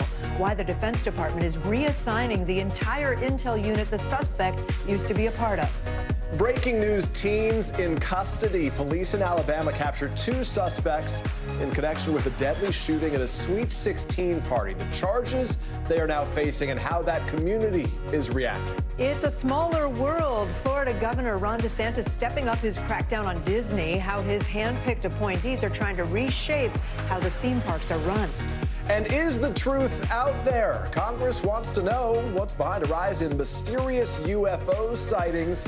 What the Pentagon official in charge of finding out is now saying about it. Well, that's a good tease. UFOs on Capitol Hill. It is 11 a.m. in Las Vegas, 1 p.m. in Mobile, 2 p.m. in New York. We're going to begin this half an hour with these new developments in the case against that 21-year-old accused of leaking some of America's most top secret information, the biggest leak in at least a decade. Air National Guardsman Jack Teixeira is being charged under what's called the Espionage Act for allegedly sharing classified documents to an online chat group. Teixeira appeared in a Boston courtroom, but only for a matter of minutes today. His attorneys were granted a 2-week delay for his detention hearing. That is raising the possibility that Teixeira might be cooperating with the government, maybe telling them how much he exposed. So let's start this hour with NBC News Justice and Intelligence correspondent Ken Delainian. Ken, good to visit with you here. We just learned the intel unit that Teixeira was a part of is going to be reassigned. Basically, the intelligence responsibility they had is now going to go elsewhere. That's a pretty significant step. What else is going on there? Well, the Defense Secretary, Peter, sent out a memo reinforcing the need to comply with various measures involving the keeping of classified information, including the need to know requirement, which is one of the perplexing things about this case, why a 21-year-old airman on Cape Cod had a need to know this very strategic intelligence that we're seeing that came from CIA reporting. You know, on the surface, this intelligence wing had a mission of delivering worldwide precision intelligence for expeditionary combat support and homeland security. Exactly what that means remains to be seen, but there was a lot of really sensitive stuff that were traversing those servers, Peter. And Ken, there's another leaked document getting a lot of attention today. This one related to how China's military does surveillance. What are the details there? Yeah, it's pretty alarming, Kate. This document suggests that China is close to deploying hypersonic drones, which would really expand China's surveillance capabilities. You know, we can imagine as to whether the United States is also developing hypersonics. We think they are, but this is nonetheless a pretty big leap for China if they are able to successfully deploy drones that travel at these supersonic speeds. Ken, one of the aspects of this story that critics keep pointing out is just how young Teixeira was. Everyone's asking, why would someone like this have access to all of this classified information? He was just 21, is just 21 years old. The Secretary of Defense, Lloyd Austin, spoke about this just today. Here's what he said. The vast majority of our military is young. And so it's not exceptional that young people are doing important things in our military. That's really not the issue. The issue is, and by the way, he had a top secret clearance. The issue is, you know, how you responsibly execute or carry out your duties and how you protect the information. So, Ken, what is the government doing to try to make sure that this does not happen again? Well, the Pentagon is taking a really hard look at how widely some of this very strategic intelligence is shared throughout the ranks, because there is a real question. Austin's got a great point there. There may be some 21-year-olds at the NSA doing very, very sensitive intelligence collection, but why on this Air Force base in Cape Cod did this enlisted man have access to CIA reporting about Israel and South Korea, for example? It boggles the mind. Lawmakers don't understand it, and the Pentagon is now saying they're taking another look at that. Yeah, and allies telling NBC News they're really frustrated about this, outraged, in fact, by the carelessness of the U.S. Ken Delainian, thank you. You bet. We are awaiting that highly anticipated decision from the Supreme Court involving a widely used abortion medication. The decision is expected to happen today. Access to mifepristone has been the subject of clashing court decisions over the last month. Well, now the Supreme Court has until midnight tonight to weigh in. Michelle Goodwin is here to help break it all down for us. She's a visiting professor at Harvard Law School. Michelle, nice to see you. So the Supreme Court, you're the lawyer, but the Supreme Court essentially has to decide whether to put a hold on any restrictions on this drug while the legal battle goes on, right? Or allow some restrictions on the abortion pill while the legal battle goes on. Is that about right? That's about right. So the court could issue a stay against the lower court decisions, which basically allows mifepristone to stay in the marketplace just as it was before Judge Kaczmarek's decision. That's that district court decision. Or it could impose some level of restrictions that we might see similar to what the Fifth Circuit then did after the Kaczmarek ruling. Now, note that was a 3-judge panel. The case is scheduled on the Fifth Circuit for a review of the Fifth Circuit itself, but the Supreme Court could essentially just say, dispense with all of that and just issue a stay against this decision, and mifepristone stays on the market as it had before that lower court decision. And the Supreme Court, to remind people, has a 6-3 conservative majority right now. This is the same court that overturned Roe v. Wade. Do you think it's likely the court will want to take this case on itself, or more likely that they then send it back down to the lower court? Well, that's a really good question, because in the Dobbs decision, the court said that these would be matters to be determined by the states, that this would not be a federal imposition. And what we see out of Judge Kaczmarek's decision, that's that district court decision, is a ban against the use of this drug, the distribution of this drug nationwide, which strikes at the heart of what the justices said in the Dobbs decision, and specifically what came out of a concurrence by Justice Kavanaugh. So it's doubtful there. But I'd also say one other thing, which is that this is an unheard of type of a case. There's never been an instance before where the FDA has been forced to withdraw a drug that's been approved from the marketplace. Right. Potentially precedent setting, whatever happens. This midnight deadline that we mentioned, I think, was self-imposed by the Supreme Court. Is that a real deadline? Do we really expect something to happen before midnight tonight, or could they kick the can again? That's a great question. The court basically provided a deadline for itself. It could always change its mind, and we could continue to be waiting. It's quite possible that what the court will do is issue a stay such that mifepristone will stay on the marketplace as it was before all of this litigation began. Like those deadlines I used to set for myself for writing college papers. Those can move. Michelle Goodwin, thank you so much. Appreciate it. Thank you. Breaking news at this hour: 2 Alabama teens, brothers in fact, are now under arrest in connection with a mass shooting we've been telling you about. It happened at a Sweet 16 party on Saturday. 4 people were killed. At least 32 more were injured. 17-year-old Tyreek Muakola and 16-year-old Travis Muakola have been charged with 4 counts of reckless murder. Both teens will be charged as adults. This is Alabama. And when you pull out a gun and you start shooting people, we're going to put you in jail, okay? We're going to do that because we're thinking about the families. Somebody's got to start thinking about mama. Because I know I'm tired of it, and everybody behind me is tired of it. NBC News correspondent Guad Venegas is following all the breaking developments here. Guad, how were investigators able to track down these 2 teens, and what's the new information that we're learning about them right now? Peter, investigators have chosen to keep a lot of these details to themselves. They have not shared a lot from this investigation. As you mentioned, both of the suspects arrested are teenagers. We know that they are brothers, and they are from a city 30 miles south of Dadeville. They're from Tuskegee, Alabama. Those are the details that we were able to learn from this press conference. During this press conference, reporters did ask if authorities had a motive, if they understood why this happened, and they chose not to respond to that question because they believe keeping these details to themselves is going to be beneficial to their investigation. The district attorney did say that they plan to prosecute these 2 suspects as adults. Here's the district attorney speaking today. We've got a lot more victims in this. We've still got 4 that are in hospital, 4 that are in critical condition. There'll be pending charges coming regarding all those. So when I tell you that this is just the tip of the iceberg and forthcoming charges, literally, we're going to make sure every one of those victims has justice and not just the deceased.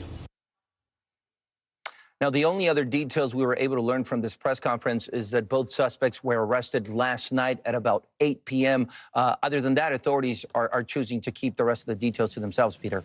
Guad, 32 others who were hurt. They're still recovering now. Any updates on how they're doing? Peter, the authorities have also kept a lot of those details to themselves. We know initially they had a number at 28. That number was then changed to 32. Now, some family members and friends of the victims have spoken to local media in Alabama. In fact, the mother of one of those wounded did speak to AL.com. That's a local outlet there in Alabama. This is the mother of Bree Hutchinson, a 16-year-old cheerleader who was at the party. She's at the hospital. She was shot in her hip and still has the bullet in her hip as she recovers in the hospital. That's just one of the 32 that were injured during that incident, Peter. Yeah, just sending so much strength to those families and to those victims. Guad Venegas with the latest. Guad, thank you. Disney, by the way, is poised for a new round of layoffs, and an airline is moving on from check-in kiosks. Christina Partsinevelos joins us now with today's CNBC Money Minute. Hi, Christina. Hi. Well, Disney is planning another round of widespread job cuts starting next week. A source familiar with the matter tells CNBC just moments ago the company is set to lay off about 15% of the staff in its entertainment division, but the cuts will also include people in TV, theme parks, and corporate positions. Disney said in February that it was planning to shed 7,000 jobs as part of a wider cost-saving effort, and this is the latest move in those announced cuts. New Jersey is pausing rebates for electric vehicles because demand is too high. The state said the fund encouraging people to purchase or lease electric vehicles is just running out of money. The rebates will be paused until the end of the fiscal year. New Jersey's utility board said the rebates should return July 1st. And Alaska Airlines is getting rid of airport kiosks in an effort to encourage more people to check in at home. The airline said there will still be iPad stations for tagging bags and new automatic biometrics bags drop technology that will be available in the coming months, but no people. So you just do it all yourself? Is that what you're saying? Exactly. I have some thoughts about that. comment. I don't know if I'm going to share all my thoughts about that. Say those for after the broadcast. Thanks. We need people. Christina, thank you. 2 cheerleaders are hurt after a shooting in Texas. Coming up, why it all might have been yet another dangerous misunderstanding. You're watching NBC News Daily. This is what it looks and feels. Storm zone. Bigger piece to the puzzle. Here's some of the stories we're watching tonight. We begin with breaking news just coming in. Russia has launched another round of attacks. What was it like when you came back and saw your neighborhood like this? They say that in modern war, there aren't any front lines anymore. Here, there certainly are. Extreme weather tonight on both the West Coast and the East Coast. We've had some of the strongest winds here. How many of you were up there? At least like 11. Now to the economy as Americans face the highest inflation rate in decades. How does this all impact your wallet? More fallout from Elon Musk's Twitter takeover. Peak flu season is almost here. How does RSV specifically hit some kids so hard, and then it seems like it almost doesn't affect others? Can voters trust that you will be able to do this job? Why should voters believe you? This special election night. We love it. We live for this. We have a substantial team of NBC News correspondents fanned out. This is the first time we've not been able to call control of the House on election night. Tonight, we'll take an unflinching look at the resurgence of anti-Semitism in America. They're waiting until Title 42 is lifted before they decide whether to cross into the United States. What made you decide to go the medicinal healing route for what you're growing here? Who should be accountable? The city points the finger at the state at the city. Some more breaking news. We are live on the ground there. I want to show you an up-close look at what we're talking about here. The news continues right now.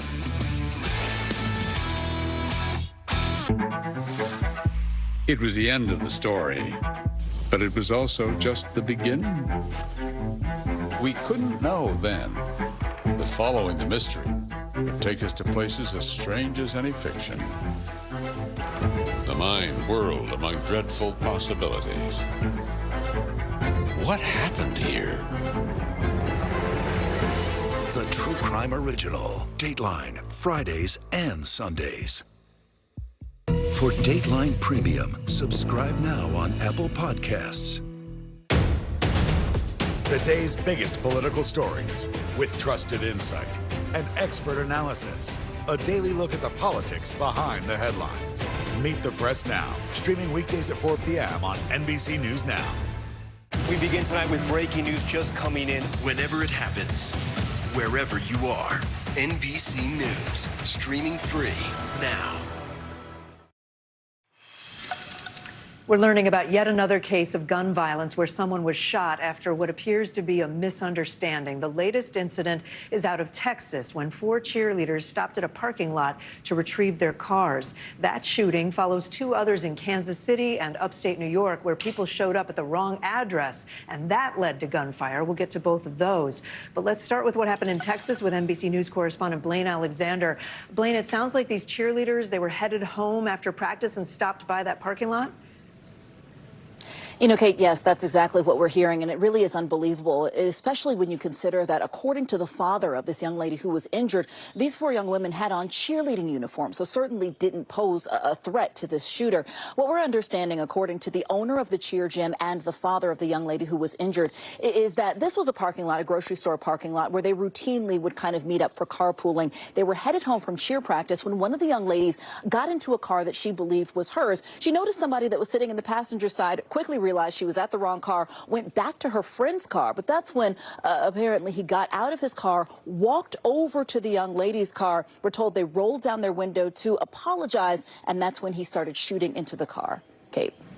It's unbelievable. And Blaine, they played a prominent role in their hometown, these cheerleaders. Talk about how the community's responding to all this. Yeah, I think it's important to say, Kate, like, these are elite athletes. These are young women who are part of a very elite cheerleading competitive squad. The young lady, Peyton Washington, who received the brunt of the injuries, has a scholarship to Baylor University to continue cheering and tumbling. We know that the coach there of her future squad has reached out. They've been embracing her. There's been a GoFundMe that started to raise money for their recovery. But bottom line, just a lot of shock, a lot of trauma, and people just really kind of in disbelief that this happened, Kate. All right, Blaine Alexander, thank you. In just a few minutes, the white homeowner charged with shooting a black teenager in Kansas City is set to face a judge for the first time. The local community there is holding rallies for 16-year-old Ralph Yarl, who is now home recovering from his injuries. Yarl was shot while trying to pick up his siblings and ringing the doorbell of the wrong home. One of the lawyers representing Yarl's family tweeted out this photo today. They say it's a miracle that he did not suffer even more serious injuries. NBC's Maggie Vespa is outside the courthouse in Missouri. Peter, this arraignment here at the Clay County Courthouse is set to start at 1:30 Central Time. 84-year-old Andrew Lester, we're told, will be physically in court. That's a change from yesterday when we told this would be virtual. And he faces, as you know, 2 felony counts, including first-degree assault, which local prosecutors say they pursued because in this case, it would come with a life sentence. At the same time, the aftermath of Thursday's shooting is coming into focus. Families say after 16-year-old Ralph Yarl was shot in the head and the arm, he ran for his life and he begged neighbors for help. They say one of those neighbors yelled at him to get on the ground and put his hands in the air. And that's when another neighbor, a man named James Lynch, says he heard that commotion and he came sprinting to the unconscious teen's side. Take a listen. He wasn't alone. He wasn't by himself. Somebody cared. To lay there in the street alone and scared and bleeding, that's awful. He wasn't alone. I was with him as soon as I knew he needed help, I was there. And I was there with him until the right people were there to make sure that he was okay. Now, as of today, we're told Ralph Yarl is home recovering from, among other injuries, a traumatic brain injury and a cracked skull. Family telling us that his speech at this point is impaired, but they are hopeful for a full recovery. And then also new today via the family's attorney, the family, have now requested a federal investigation into potential hate crime charges tied to this case. Peter. Good to see Ralph Yarl, at least with a smile on his face even after that. Maggie Vespa, thank you. A family's fight coming up, how the relatives of a man shot by Memphis police officers are taking on the city and the police department. We are also streaming for free 24/7 on NBC News Now. You can watch us wherever you stream live. That includes all the places you see on your screen there, everything from Peacock to Fire TV, YouTube to Fubo to Pluto. The news continues right after this.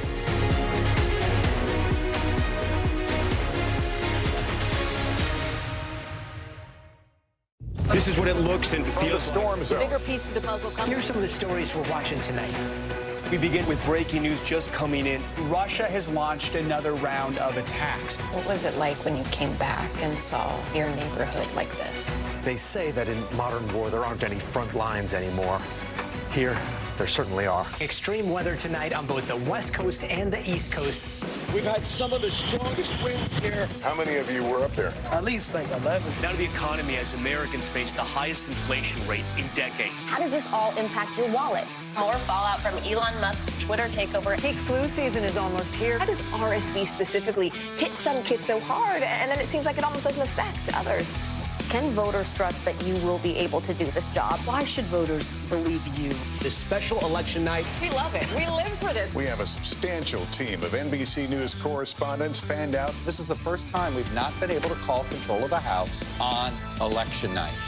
Tonight, we'll take an unflinching look at the resurgence of anti-Semitism in America. They're waiting until Title 42 is lifted before they decide whether to cross into the United States. What made you decide to go the medicinal healing route for what you're growing here? Who should be accountable? The city points the finger at the state at the city. Some more breaking news. We are live on the ground there. I want to show you an up-close look at what we're talking about here. The news continues right now.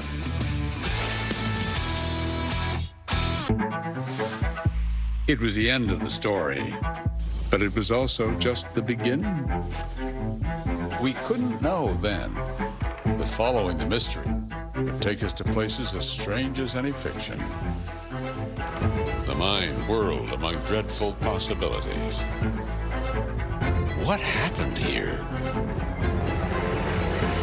The True Crime Original. Dateline, Fridays and Sundays. We begin tonight with breaking news just coming in. Whenever it happens, wherever you are, NBC News, streaming free now.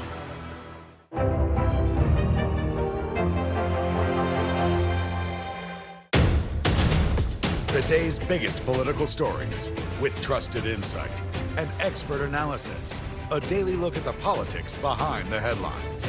Meet the Press Now, streaming weekdays at 4 p.m. on NBC News Now. In today's Consumer Confidential, this is an important warning about sharing your email address. Yeah, when you give it away to score a discount at your favorite store, I've done that, or your restaurant, you might be giving away a lot more than you bargained for. NBC News Daily anchor Vicki Nguyen explains why. This is a common sight on most websites, pop-up windows asking you to enter your email address to get a discount. But it might not be worth it. Your email connects companies to a treasure trove of information that can stretch back decades. What you read, where you shop, your age, marital status, sexual orientation, medical history, income, even where you've traveled and lived, all pieces of information that come together to reveal your personal profile. I've had my email longer than I've had my phone number. And that's a reality for a lot of folks. Patrick Jackson is a cybersecurity expert with Disconnect, an online privacy company.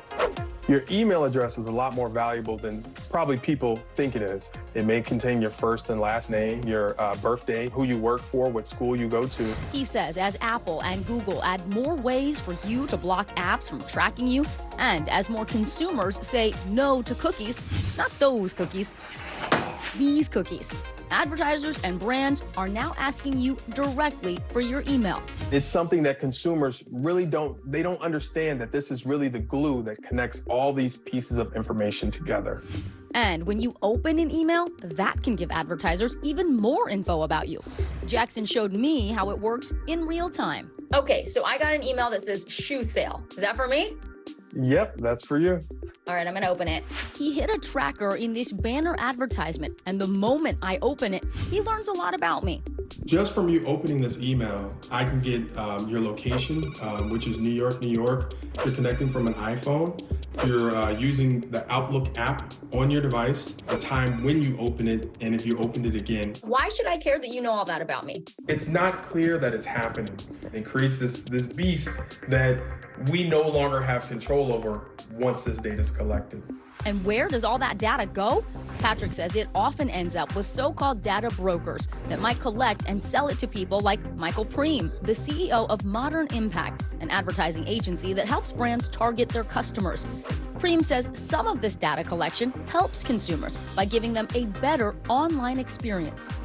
What's the benefit to the consumer? The benefit to the consumer is actually receiving ads that enrich or create a better digital experience. There's no way to remove all advertising from our digital ecosystem. But Preem also advocates for consumer privacy and enforcement of privacy laws.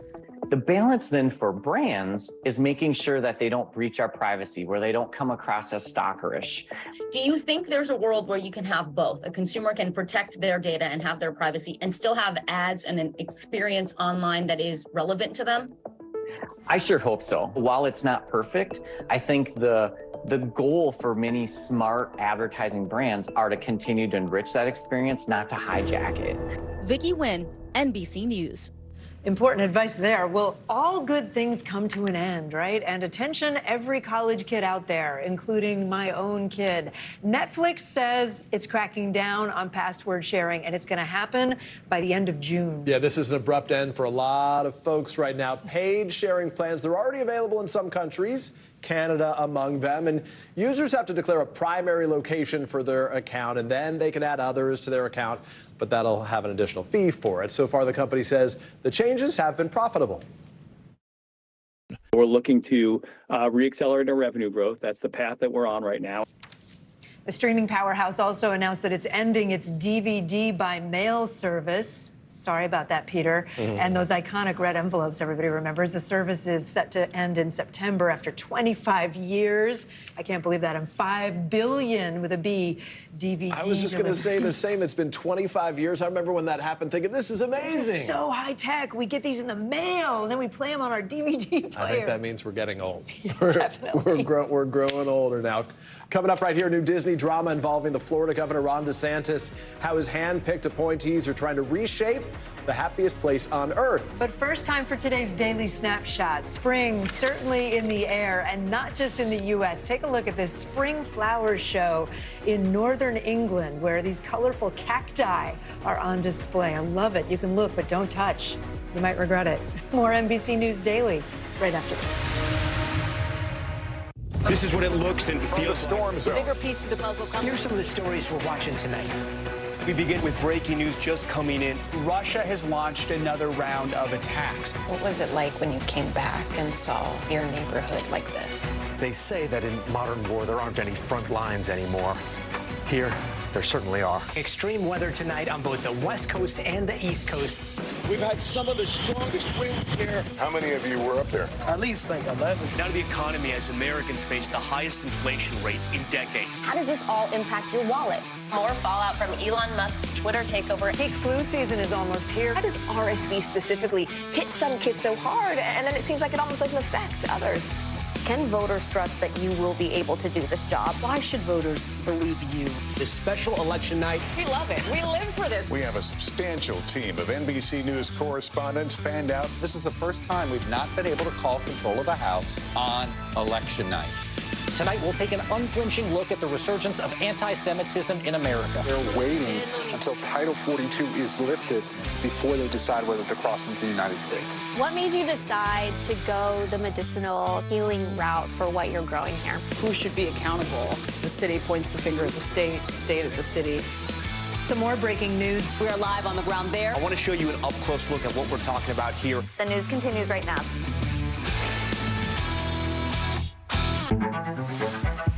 It was the end of the story, but it was also just the beginning. We couldn't know then that following the mystery would take us to places as strange as any fiction. The mind whirled among dreadful possibilities. What happened here? The True Crime Original. Dateline, Fridays and Sundays. Hey, podcast fans, ready to unlock our true crime mysteries? Try Dateline Premium on Apple Podcasts. You'll get early access to originals, plus bonus content, and everything is ad-free. So head to Apple Podcasts now to subscribe. The day's biggest political stories with trusted insight and expert analysis. A daily look at the politics behind the headlines. Meet the Press Now, streaming weekdays at 4 p.m. on NBC News Now. Bottom of the hour now. Here are some of the stories making headlines on NBC News Daily. A man has been arrested in the shooting deaths of 4 people inside a home in rural Maine. Officers were called to the home and they discovered the bodies on Tuesday morning. Just a short time later, vehicles were shot at on an interstate, leaving 3 drivers wounded.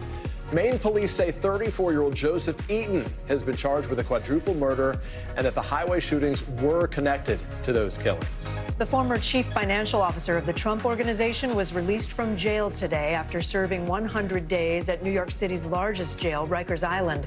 Alan Weisselberg was sentenced to 5 months in jail back in January for helping engineer a 15-year tax fraud scheme at former President Donald Trump's family business. He was released on good behavior. And check out this incredible video. 11 Indonesian fishermen were rescued from a remote island off Western Australia after 2 wooden fishing boats that they were on got caught in the path of a powerful tropical cyclone. Can you imagine? Wow. One of the boats sank. 8 fishermen are feared drowned, according to the Australian Maritime Safety Authority. They survived on the island for 6 days without food or water before they were spotted by a border plane doing routine surveillance. The survivors were taken to the hospital where they are now being reported to be in good health despite one heck of an ordeal. Yeah.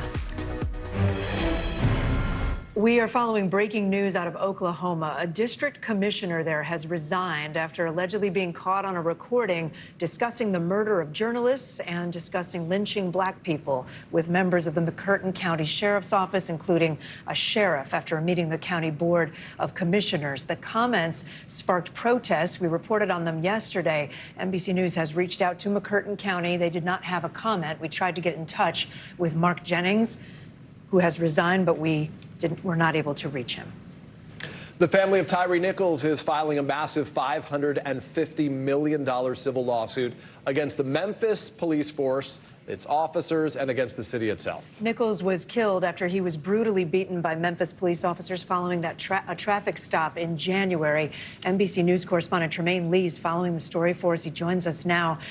Tremaine, it's unfortunate that we have to think back what happened in this case, but we remember this one. Tell us about this lawsuit and what the family's hoping for. That's certainly at $550 million you mentioned is certainly a big number, but the family says that Tyree Nichols was the victim of a widespread sanctioned unconstitutional policy that targeted black people with this Scorpion unit, which is a rogue unit. And they wanted to send a message that $550 million wasn't just pulled out of thin air. 55 years ago in Memphis, the Reverend Dr. Martin Luther King was assassinated. So this family felt that it was appropriate as they likened the death of Tyree Nichols to the lynching of Emmett Till. But here's Ben Crump, civil rights attorney Ben Crump. Let's take a listen. This landmark lawsuit is not only to get the justice for Tyree Nichols in the civil courts, but it is also a message that is being sent to cities all across America who have these police oppression units that have been given the license by city leaders to go and terrorize black and brown communities. Ben Crump putting on notice every city across this country where there are allegations of abuse against the black community, that they're coming after them folks. He said, likening this to lynching, likening this to centuries of abuse heaped upon the black community. And he said no more, so they hope to send a message with this case. I mean, we watched this. It was awful. But I want to ask you specifically about what we're now hearing from the city of Memphis and from those named in the suit. Are they responding? Not just yet. This announcement just came within the last hour or so, so it's still early. But again, they're being put on notice. $550 million is a huge number and it sends a serious message. Yeah, no doubt. Tremaine Lee, always good to have you here. Thank you. Appreciate you. Breaking news of the hour right now. Kevin Monahan, the suspect accused of shooting and killing 20-year-old Kaylin Gillis, has been denied bail. Police say Gillis and her friends mistakenly pulled into Monahan's driveway on Saturday night after they had simply got lost. That's when Gillis's friends say Monahan started shooting at them. Monahan has been charged with attempted murder. He has pleaded not guilty. Right now, investigators are trying to figure out what led to a deadly parking garage collapse in New York City that killed one person. The collapse happened in the busy financial district that's in Lower Manhattan, just a few blocks away from the World Trade Center and the New York Stock Exchange. Ring camera video shows the moment of this collapse from inside that building. Check it out. You can see part of the roof caving in and then the dust there filling that area. We want to bring in NBC News reporter Maya Eaglin. She is now at the scene of the collapse. Maya, this was awful when it happened. The building, though, is still unstable. What are they doing at the scene right now, and are they having any success getting a better look inside? Hey, Pete. Yeah, as you can see behind me, crews are still out here working to clear the demolition site. They began earlier this morning around 10, and a lot of officials are still masked up because we're getting these plumes of dust every so often. We've been out here for a while. We've seen cranes take whole trucks from the demolition site and really just trying to clear the street and move people away from the site as they continue to investigate it. Pete? All right, Maya Eaglin, thank you very much. Appreciate it. Florida Governor Ron DeSantis, his feud with Disney is intensifying. A board newly appointed by DeSantis to oversee Disney's special district met today after DeSantis railed against the company on Monday. But the governor is not even in the Sunshine State. Right now, he's in the early primary state of South Carolina after spending last night in Washington courting Republican support for a potential presidential run. Let's bring in NBC News national correspondent Gabe Gutierrez. He's down in Tallahassee, Florida, with the latest. Gabe, we mentioned this meeting today of the board that oversees the Disney district, if you will. So what's the latest in the back and forth between DeSantis and Disney? Hi there, Kate. Good afternoon. Well, that board met today, and it's appointed by Governor DeSantis, and it's now starting to reshape that special tax district to give more power to the state, take it away from Disney. Meanwhile, the state legislature here is considering legislation that would also wrestle back power from Disney. And I spoke today with the House Speaker, the Republican House Speaker, a staunch DeSantis ally, and he defended the governor's attacks on the major company here in Florida. Take a listen. I don't think it's retaliation at all. Look, Disney has lived by its own rules for over 50 years. They came at a time when that was the only game in town in Florida, so they got a blank check, basically, with no government oversight whatsoever. So we're not going to treat them any differently than we do other theme parks in Orlando, Universal and SeaWorld, or any other business in Florida. Isn't it risky to go after the largest single-site employer in Florida? I think it's risky not to hold people accountable and make sure that people play by the same rules. Still, Governor DeSantis' attacks on Disney is getting some backlash, including from some of his Republican rivals, including former President Trump, who is calling it a political stunt. Kate? Hey, Gabe, I'll take it for a second. Let's talk about DeSantis 2024 here. He obviously has been viewed as one of the toughest potential challengers to former President Donald Trump. But political watchers, those keeping an eye on this, say he's losing some momentum, not just in polls, but also in perception. So what happened with those meetings in Washington, D.C.? What's he doing to try to sort of regain that momentum, even though he's not officially a candidate yet? Well, hi there, Peter. Well, the consensus is those meetings in D.C. yesterday did not go well. Just after the governor left D.C., there was yet another announcement from a Texas congressman that he was endorsing former President Trump just after a meeting with Governor DeSantis. And here in the state of Florida, there has been at least 6 members of the congressional delegation who are throwing their support behind former President Trump. As you said, Peter and Kate, the governor is now in South Carolina trying to sell his vision of Florida, trying to sell that vision to the wider country. But there are many questions whether his campaign is running out of momentum before it even starts. Gabe Gutierrez for us. Gabe, thanks so much. Good to see you. Well, this whole back and forth with Disney started over the company's reaction to what opponents call Florida's Don't Say Gay bill. Today, the Florida Board of Education expanded the ban on classroom instruction about sexual orientation and gender identity. They expanded it to all grades. That was at the request of Governor Ron DeSantis. The current law, which went into effect last year, bans such lessons just from kindergarten through 3rd grade. Unidentified flying objects. It's not just something that the boys in the backyard are talking about these days. It's a hot topic on Capitol Hill as well. Congress is holding a hearing trying to get a little better understanding of this phenomenon. Yeah, not often we say the words UFO in Congress in the same breath, but lawmakers today are questioning the Pentagon's UFO chief, who is in charge of analyzing what they call, are you ready for another acronym? Unidentified anomalous phenomenon. Yeah, that's what I would have said. That's the way I would have put it. UAP is the word. NBC News Capitol Hill correspondent Ryan Noble's got the out-of-this-world assignment today. I'm sorry. Ryan, we got, I mean, I'm not making fun of it. It's fascinating, right? I used to live in New Mexico near Roswell. Anybody know that place? Yeah, UFO Central. You saw him. That's another story for another day. Okay. Ryan, what's happening? What are they learning on Capitol Hill today? Not a whole lot, to be honest with you, Oh, Kate. no.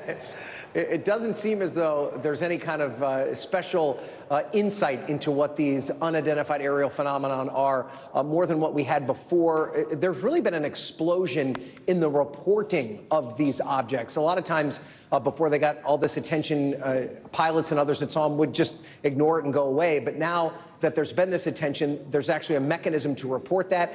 At this point, they say only about half of what they've been able to take a look at, they've been able to conclusively say what they are. Listen to how the director explained the process and some of the conclusions that they've drawn as part of their investigation. Only a very small percentage of UAP reports display signatures that could reasonably be described as anomalous. In our research, AARO has found no credible evidence thus far of extraterrestrial activity, off-world technology, or objects that defy the known laws of physics. So in other words, not aliens, but he also did say that they can't completely rule it out either. So I guess it's depending on what you want to believe in this particular instance. We should note that Ryan Nobles comes in peace for this report here. Ryan, since they're getting so many more of these reported sightings, how do they kind of decide which ones they even investigate? You know, Peter, that's part of the problem. They don't have a system in place right now. And what the lawmakers are asking for is kind of a plan to try and determine exactly what they should look into and what they should set aside. Part of the problem here is that there are so many reports and they are so different in their scope that they really need to find a way to kind of drill down on what is exactly important and what is worth the taxpayers' money to investigate. Yeah. Ryan Nobles on UFO duty today. Ryan, nice to see you. Thank you. Fascinating stuff. Well, coming up, losing history, why the lessons of the Holocaust are becoming harder to teach as more of those who survived that horror are no longer with us. You're watching NBC News Daily. This is what it looks and feels. Storm zone. Bigger piece of the puzzle comes. Here's some of the stories we're watching tonight. We begin with breaking news just coming in. Russia has launched another round of attacks. What was it like when you came back and saw your neighborhood like this? They say that in modern war, there aren't any front lines anymore. Here, there certainly are. Extreme weather tonight on both the West Coast and the East Coast. We've had some of the strongest winds here. How many of you were up there? At least like 11. Now to the economy as Americans face the highest inflation rate in decades. How does this all impact your wallet? More fallout from Elon Musk's Twitter takeover. Peak flu season is almost here. How does RSV specifically hit some kids so hard, and then it seems like it almost doesn't affect others? Can voters trust that you will be able to do this job? Why should voters believe you? This special election night. We love it. We live for this. We have a substantial team of NBC News correspondents fanned out. This is the first time we've not been able to call control of the House on election night. Tonight, we'll take an unflinching look at the resurgence of anti-Semitism in America. They're waiting until Title 42 is lifted before they decide whether to cross into the United States. What made you decide to go the medicinal healing route for what you're growing here? Who should be accountable? The city points the finger at the state at the city. Some more breaking news. We are live on the ground there. I want to show you an up-close look at what we're talking about here. The news continues right now.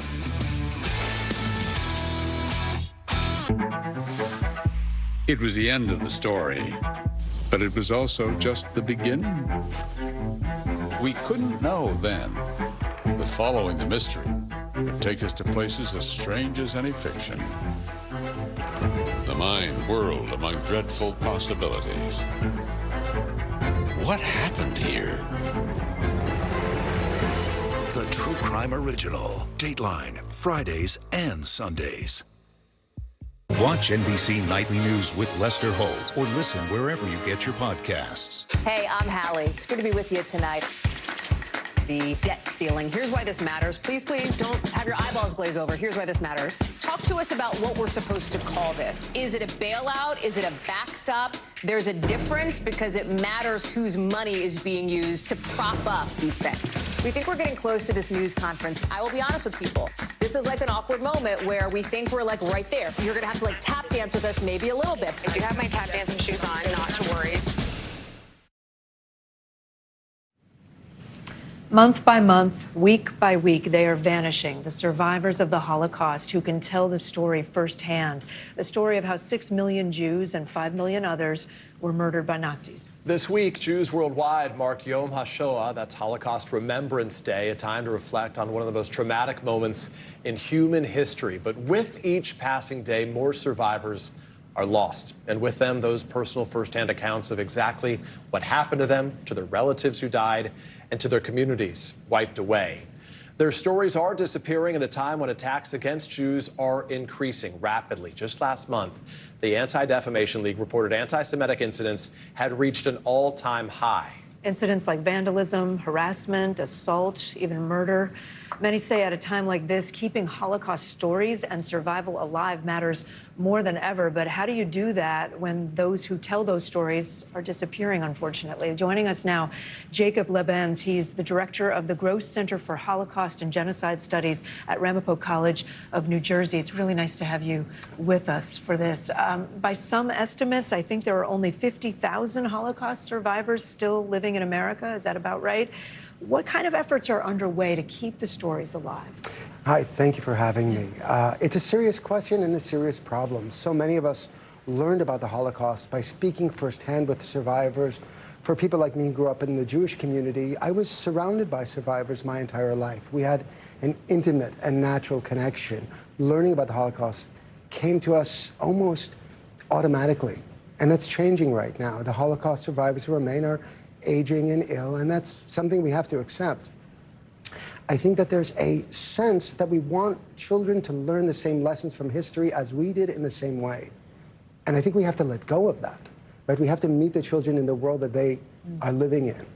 So there are people making, for instance, exciting holograms of survivors that mimic the relationship that we had, but those aren't real people. I'm far more excited about programs that really confront a world of post-memory. So, you know, the language in the Jewish community is we say, never forget, never again. So this never occurs again. And look at some of the figures. I want to ask you about Holocaust education. We'll put up for people who are with us right now some of the data. This is 18 U.S. states right now that require Holocaust and genocide education in schools. I want to get your sense of those numbers because the polling is so striking how few Americans under the age of, 18 or 25 have any understanding or awareness even of the Holocaust. It's a challenge because on the one hand, so many states either mandate or suggest Holocaust education. I'm lucky to teach in New Jersey, which had the first mandate, which produces an excellent curriculum, which we make available to anyone in the world, and to work at Ramapo College, where they are investing in my center, in the Gross Center for Holocaust and Genocide Studies. The question is how we teach it. And so one of the ways that we respond to this disparity between, on the one hand, insisting that people learn it, on the other hand, that students may not be learning enough or what we want, is we run semesterly teacher training programs so that teachers who are teaching in high schools who aren't necessarily experts can get trained up, can gain new insights, can keep current with methodologies and information. But it's scary. We mentioned the ADL statistics earlier about anti-Semitic incidents happening. Do you see a connection between that surge and a lack of education? I don't think there's a direct surge, a direct relationship. If you know, speaking sort of off the cuff, if you need the Holocaust as an example not to be an anti-Semite, you have a bigger problem. We're not dealing with the Holocaust in America, but we are dealing with what seems to be a rise in anti-Semitism. And I'm most concerned for the violence that our Haredi, our ultra-Orthodox siblings are facing. And I'm most concerned with how this anti-Semitism entwines with other forms of rising bigotries in this country. I think only when we think of it complexly, but also individually, can we make a change. And then very quickly, before we let you go on this topic, it really just feels like this is not alone. There are a lot of other communities that are under attack, and that's why this stuff matters. Absolutely. Absolutely. And if the Holocaust can serve as a symbol of what can go wrong, great.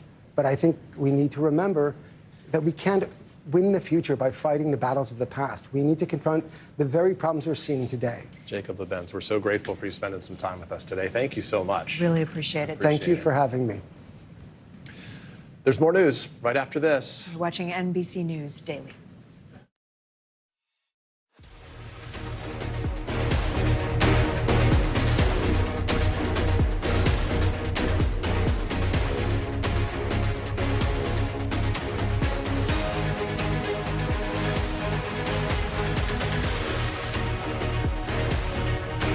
This is what it looks and feels. Storms The bigger piece to the puzzle comes. Here's some of the stories we're watching tonight. We begin with breaking news just coming in. Russia has launched another round of attacks. What was it like when you came back and saw your neighborhood like this? They say that in modern war, there aren't any front lines anymore. Here, there certainly are. Extreme weather tonight on both the West Coast and the East Coast. We've had some of the strongest winds here. How many of you were up there? At least like 11. Now to the economy as Americans face the highest inflation rate in decades. How does this all impact your wallet? More fallout from Elon Musk's Twitter takeover. Peak flu season is almost here. How does RSV specifically hit some kids so hard, and then it seems like it almost doesn't affect others? Can voters trust that you will be able to do this job? Why should voters believe you? This special election night. We love it. We live for this. We have a substantial team of NBC News correspondents fanned out. This is the first time we've not been able to call control of the House on election night. Tonight, we'll take an unflinching look at the resurgence of anti-Semitism in America. They're waiting until Title 42 is lifted before they decide whether to cross into the United States. What made you decide to go the medicinal healing route for what you're growing here? Who should be accountable? The city points the finger at the state at the city. Some more breaking news. We are live on the ground there. I want to show you an up-close look at what we're talking about here. The news continues right now.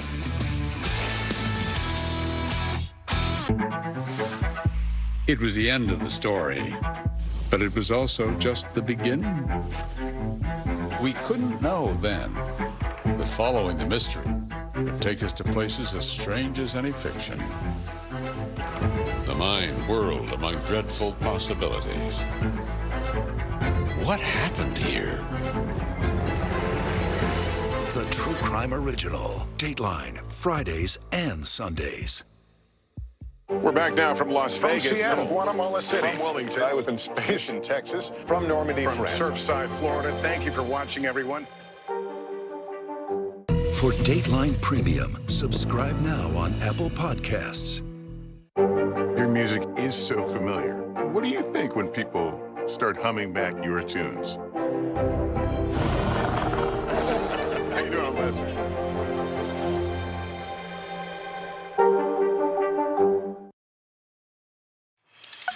We have a dramatic rescue caught on camera. A Florida sheriff's deputy teamed up with boaters to save a father and daughter who were stranded in the middle of a dark lake. Reporter Justin Shecker has more from our station in Tampa, Florida.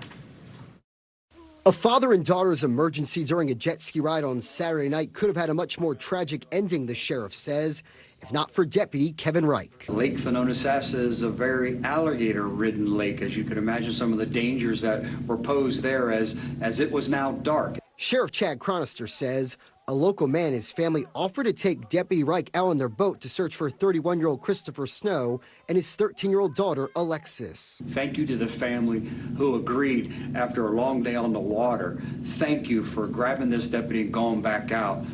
You just didn't help a life, you saved it. After 40 minutes of searching on the dark lake, they found the missing father and daughter. I'm gonna pull you by your vest, okay? It's okay. It's okay. Come on. Deputy Reich's body camera was recording as he pulled the girl and her father from the water. First thing the father says is, thank God you guys found me. I've been treading water for almost an hour, and I don't know how much time I had left. It's not the first time Deputy Reich has been involved in a dramatic rescue caught on camera. Less than a year later, here's this same deputy coming to the rescue again and saving some more lives. Last May, deputies Reich and Alexander Maldonado broke through a window and removed a 9-year-old boy from his Seffner home as it went up in flames. I couldn't be more complimentary of this deputy, his passion for service, his passion to make a difference in our community. That's one heck of a deputy. He's the guy you want there if something happens. Justin Schecker, by the way, reporting for our station in Tampa. Thanks to him. A group of divers from Connecticut made a historic discovery over the weekend. They found the wreckage of a submarine from 1907. It was in the waters off of Long Island, New York. Reporter Leslie Mays with our Connecticut station has that. Is it a submarine? Yes, it is. Yeah! Woo! A piece of history discovered off the coast of Old Saybrook. It's been hiding in plain sight all these years. Richard Simon grew up hearing stories about the Defender from Connecticut's ship captains and explorers. My father was a commercial diver, and I've grown up knowing about diving, being involved in diving, and just loving shipwrecks and explorations. The experimental submarine, made in 1907, was ripped right from the pages of 20,000 Leagues Under the Sea. Its inventor, Simon Lake, was inspired by the classic Jules Verne novel. The Defender had wheels. It could drive on the bottom. It had a door that could release divers from it. It sank more than 75 years ago. Simon, a commercial diver from Coventry, assembled a team and set out to find the elusive submarine. After a failed dive on Friday, they tried again Sunday. We throw a grappling hook overboard off of our research vessel, try and hook into the side of it, go down that hook, and hopefully there's a submarine. There's what we were looking for. Simon decided to oversee operations on the deck that day while 2 team members did the dive. A long wait, then the divers resurfaced, and a moment of pure joy. Is it a submarine? Yes, it is. Yeah! Woo! Very excitement, a lot of yelling, screaming, and excitement. You know, it's been years in the making of research to get to this point. The next step for Simon and his team is to keep diving and documenting the Defender. We barely scratched the surface, so just dive, dive, dive. We have all summer. Hopefully weather conditions are good, and we can keep documenting it and sharing it with everyone. Leslie Mays, NBC Connecticut News. Next week, comedy legend Carol Burnett is celebrating one heck of a huge milestone. Yeah, she is going to be 90 years old on April 26th. Hard to believe. And to celebrate the occasion, NBC will be broadcasting a 2-hour special honoring her life and legacy. Ahead of that special, she spoke with NBC News correspondent Harry Smith about her incredible career, including the moment that inspired her to get into the entertainment industry. My grandmother and I used to save our pennies up and go to 3 or 4 movies a week. Wow. You know, and they were my fantasy. And I was very naive. There was no cynicism in the movies when I was growing up. So that I always felt there was something that was going to be right for me. And I think it might have been the movies that taught me that. How good does Carol Burnett look? 90 years young. You can watch Carol Burnett, 90 Years of Laughter and Love. Again, it's next Wednesday here on NBC. I have heard it is fantastic. Yeah, she's so funny. Yeah. I'm Peter Alexander. I'm Kate Snow. You're watching NBC News Daily. We're also streaming 24/7 on NBC News Now. You can watch us wherever you stream. This is what it looks and feels storm The bigger piece to the puzzle comes. Here's some of the stories we're watching tonight. We begin with breaking news just coming in. Russia has launched another round of attacks. What was it like when you came back and saw your neighborhood like this? They say that in modern war, there aren't any front lines anymore. Here, there certainly are. Extreme weather tonight on both the West Coast and the East Coast. We've had some of the strongest winds here. How many of you were up there? At least like 11. Now to the economy as Americans face the highest inflation rate in decades. How does this all impact your wallet? More fallout from Elon Musk's Twitter takeover. Peak flu season is almost here. How does RSV specifically hit some kids so hard, and then it seems like it almost doesn't affect others? Can voters trust that you will be able to do this job? Why should voters believe you? This special election night. We love it. We live for this. We have a substantial team of NBC News correspondents fanned out. This is the first time we've not been able to call control of the House on election night. Tonight, we'll take an unflinching look at the resurgence of anti-Semitism in America. They're waiting until Title 42 is lifted before they decide whether to cross into the United States. What made you decide to go the medicinal healing route for what you're growing here? Who should be accountable? The city points the finger at the state at the city. Some more breaking news. We are live on the ground there. I want to show you an up-close look at what we're talking about here. The news continues right now.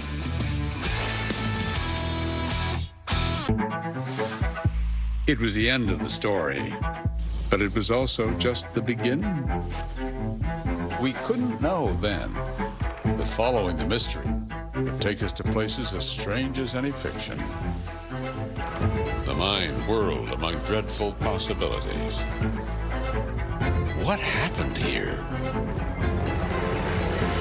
The True Crime Original. Dateline, Fridays and Sundays. This is what it looks and feels From the storm The zone. bigger piece to the puzzle. Here's some of the stories we're watching tonight.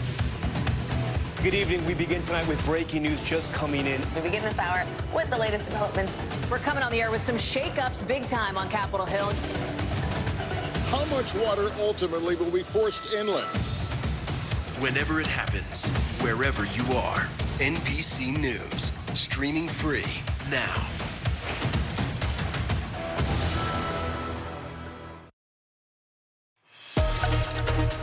Hello, everyone. I'm Kate Snow. And I'm Peter Alexander. NBC News Daily starts right now.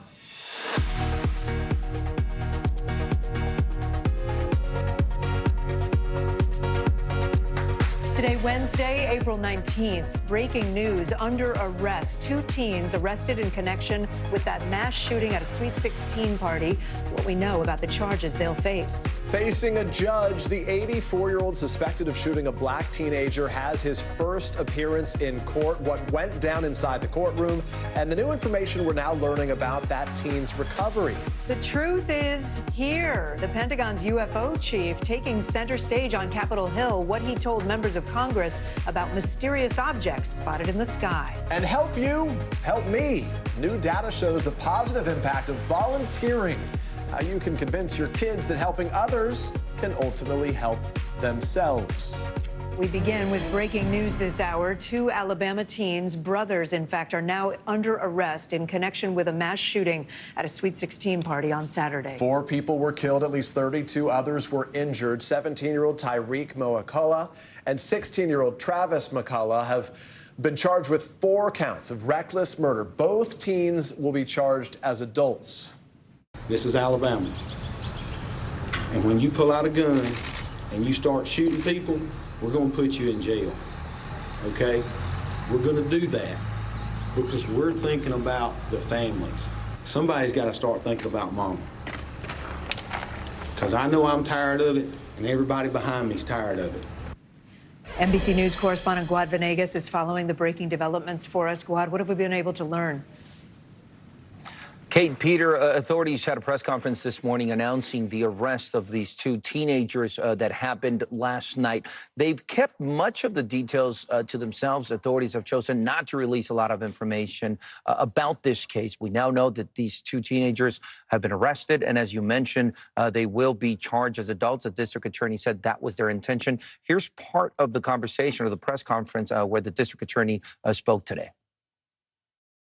We've got a lot more victims in this. We've still got 4 that are in hospital, 4 that are in critical condition.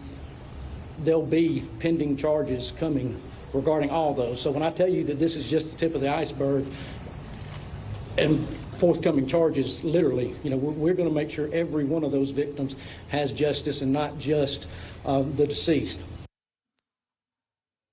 So these charges would be in addition to the charges that they would be facing and the death of those 4 individuals. Now, authorities decided not to disclose what their investigation has found when it comes to the motive behind what happened.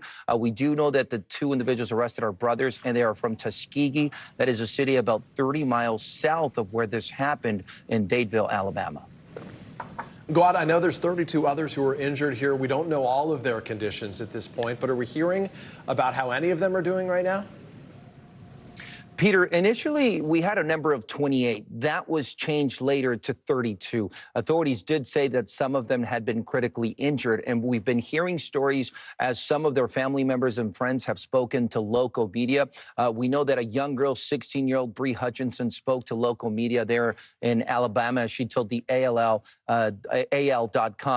that she was in the hospital, or her mother told that outlet she was in the hospital. She had been shot in the hip. The bullet is still in her hip. She already had one surgery, and she feels scared, still trying to understand what happened. And we've also heard details from some of these witnesses, also the DJ of that party. And a lot of the details that have been shared indicate that when the shooting began, the lights were dark, so it was very difficult to know what was happening. Some of the witnesses also saying that they heard gunshots that came from different directions. These are some of the few details that we've been able to learn as we wait for authorities to share more details from their investigation, Peter. To say nothing about the mental scars so many of those young people are going to experience as well. Guad Venegas, thank you very much. Also breaking this hour, the homeowner charged with shooting a black teenager in Kansas City has now pleaded not guilty. 84-year-old Andrew Lester faced a judge for the first time just a short time ago.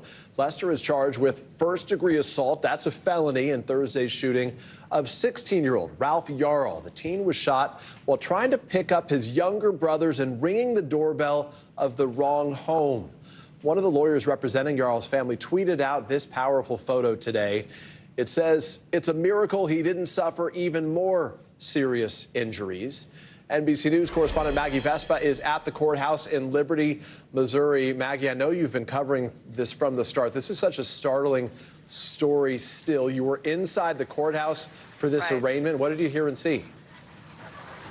Yeah, Peter, we just walked out of the courthouse. Mr. Raymond just wrapped up a few minutes ago. In fact, Andrew Lester was one of several people in a block of arraignments, and the bailiff came outside before it got started and said, if you are here for the Lester case, we're going to bring you in first because we know the interest is high. We're going to do that one basically as a hearing by itself, which is what happened. Andrew Lester, 84 years old, walking into the courtroom after coming into the courthouse through a private secured entrance, walking in with a cane, walking in slowly, basically sitting first in the jury box before proceedings started. Once they did, he and his defense attorney, who did not state his name for the record, but we're working to find it, walked right up to the judge's bench. Lester speaking softly, so it may have been so the two of them could hear each other. Again, kind of the big headlines from this, he pleaded not guilty in this shooting, faced with multiple felony counts for the Thursday shooting of 16-year-old Ralph Yarl. He also was told by the judge of certain conditions of his bond. Among them, he has to report within 24 hours to a bond supervision company. They'll visit once every month at least. After that, he has to turn over any weapons that he has to police. He cannot have a concealed carry permit. He said he does have one, so he'll turn that over as well. And then finally, and of course we expected this, he can have no contact with Ralph Yarl and his family. His attorney saying they will work with authorities immediately to make sure all of those procedures are followed. And with that, Ralph Yarl and his attorney exited through that same private entrance. We have producers and crews circling the courthouse, so if they even poked their heads outside, we hope to hear of that soon. But it was a quick hearing, Peter, with a lot of updates, as you said. Maggie, you also spoke to the neighbor who says that he helped Ralph Yarl after he was shot. What did he tell you? Yeah, we know, Peter, that Ralph Yarl, after he was shot, went running for help. His family said that he begged for help at basically 3 homes, and finally a neighbor yelled at him to get on the ground and put his hands in the air. Ralph, this wounded kid, they say complied. At that point, that's when James Lynch, a separate neighbor from all that commotion before, says he basically heard the yelling. He came running. He hopped a fence. And he says he got down next to this teenager who he could tell obviously was gravely wounded, stayed with him till paramedics arrived. Here's part of what he told us. Take a listen. He wasn't alone. He wasn't by himself. Somebody cared. To lay there in the street alone and scared and bleeding, that's awful. He wasn't alone. I was with him as soon as I knew he needed help, I was there. And I was there with him until the right people were there to make sure that he was okay. One of many people obviously so shaken by this. I do want to end, Peter, again, if we can pull back up that photo of Ralph Yarl and his attorney, his family's attorney, Lee Merritt. That photo is just astonishing, given what he's been through. He's outside, he's smiling, he's home healing. His family, Peter, saying that he is recovering from this shooting one day at a time. Peter. Sending that young guy so much strength. Maggie Vespa, thank you very much. Now to another case of gun violence where someone was shot after what appears to be a misunderstanding. This incident is out of Texas when 4 cheerleaders stopped at a parking lot to retrieve their cars. This shooting follows the one we just talked about in Kansas City and another in upstate New York where people showed up at the wrong address, leading to gunfire. We'll get to that New York story later in the hour, but let's stick right now with what happened in Texas. And NBC News correspondent Blaine Alexander. Blaine, it's unfortunate. It almost feels like we can't keep track of all of these incidents in the last few days. In this one in Texas, it sounds like these cheerleaders were headed home after practice. That's right, Kate. And what makes all of this even more unbelievable is that all of these instances that you're talking about happened with young people going to the wrong places or making seemingly innocent mistakes. So with this case in Texas, yes, we're talking about 4 young ladies. They were cheerleaders, members of an elite competitive cheerleading squad, and they pulled into a grocery store parking lot that was typically used as kind of the carpool meetup point for them going to and from practice. Now, according to the father of the young woman who was injured and the owner of the cheerleading gym where they all practiced, we understand that one young lady got out of the car and went to a car that she believed was hers. It was not. There was another person in the passenger side. She noticed. She walked away from the car, got back in the car with her friends. That's when, though, that person got out of the car, came over, and essentially started shooting into the car. Now, we understand that that person, the 25-year-old shooter, has been arrested. He's facing a felony charge in all of this. 2 cheerleaders were injured. One was grazed, but the other one, Peyton Washington, was seriously injured. She was shot twice. She's undergone surgery, is expected to undergo another surgery, and she really has a long road to recovery ahead of her. Now, Kate, all of this, of course, is certainly tragic because she's an elite athlete. She's somebody who has a scholarship to Baylor University next year to continue her competitive cheerleading and tumbling. We know that the coach of that squad has visited her and they're embracing her, but her father says that she certainly has a long road ahead. He says that all of this, of course, is even more unbelievable because he says there's no way that the 4 young women posed any sort of a threat. As he told NBC News, this was just a young woman in a cheerleading uniform. Kate. All right, Blaine Alexander for us. Thank you. Tesla announces new price cuts on American vehicles, and Netflix's iconic red envelopes are coming to an end. Darn it. Courtney Reagan joins us now with today's CNBC Money Minute. Courtney, good to see you. Peter, you're the one that's still getting those DVDs. I didn't know. It's just Peter. The one. Well, Meta has started its latest round of layoffs as part of a larger plan to cut workers, which was announced in March. The new layoffs will focus on employees with technical backgrounds and are part of a larger plan to shed 10,000 workers. That's in addition to the 11,000 job cuts that the company announced in November as part of its so-called year of efficiency. Of course, Meta, the parent company of Facebook. Well, Tesla is slashing vehicle prices for the 6th time this year in an effort to spur demand. The automaker, which will report earnings after the bell today, has cut prices for vehicles in other countries as well as it chases consumers amid new competition and shrinking EV rebates. And Netflix will no longer mail DVDs to people. The service that put the company on the map over 25 years ago will be discontinued as rental revenue continues to drop. Netflix won't say how many people still use the service other than Peter there, but the report is that there are 5.2 billion DVDs that have been mailed over the years. Back over to you, Kate. Sure. Peter. Every so often you look under the couch and there's just an old Netflix DVD from 24 years ago. Other than that, it's not a real thing. Courtney Reagan, always good to see you. Appreciate you. Up next, the court date for the Air National Guardsman charged with leaking documents is delayed, but that doesn't stop the Pentagon from taking action. You're watching NBC News Daily. This is what it looks and feels storm zone. The bigger piece to the puzzle comes. Here's some of the stories we're watching tonight. We begin with breaking news just coming in. Russia has launched another round of attacks. What was it like when you came back and saw your neighborhood like this? They say that in modern war, there aren't any front lines anymore. Here, there certainly are. Extreme weather tonight on both the West Coast and the East Coast. We've had some of the strongest winds here. How many of you were up there? At least like 11. Now to the economy as Americans face the highest inflation rate in decades. How does this all impact your wallet? More fallout from Elon Musk's Twitter takeover. Peak flu season is almost here. How does RSV specifically hit some kids so hard, and then it seems like it almost doesn't affect others?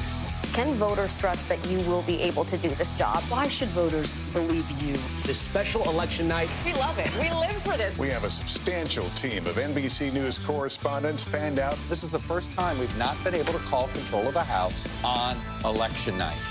Tonight, we'll take an unflinching look at the resurgence of anti-Semitism in America. They're waiting until Title 42 is lifted before they decide whether to cross into the United States. What made you decide to go the medicinal healing route for what you're growing here? Who should be accountable?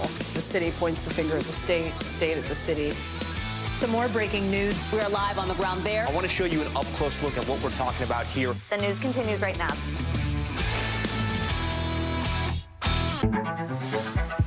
It was the end of the story, but it was also just the beginning. We couldn't know then that following the mystery would take us to places as strange as any fiction. The mind whirled among dreadful possibilities. What happened here? The True Crime Original. Dateline, Fridays and Sundays. The day's biggest political stories with trusted insight and expert analysis. A daily look at the politics behind the headlines. Meet the Press Now, streaming weekdays at 4 p.m. on NBC News Now. Your music is so familiar. What do you think when people start humming back your tunes? How you doing, Lester?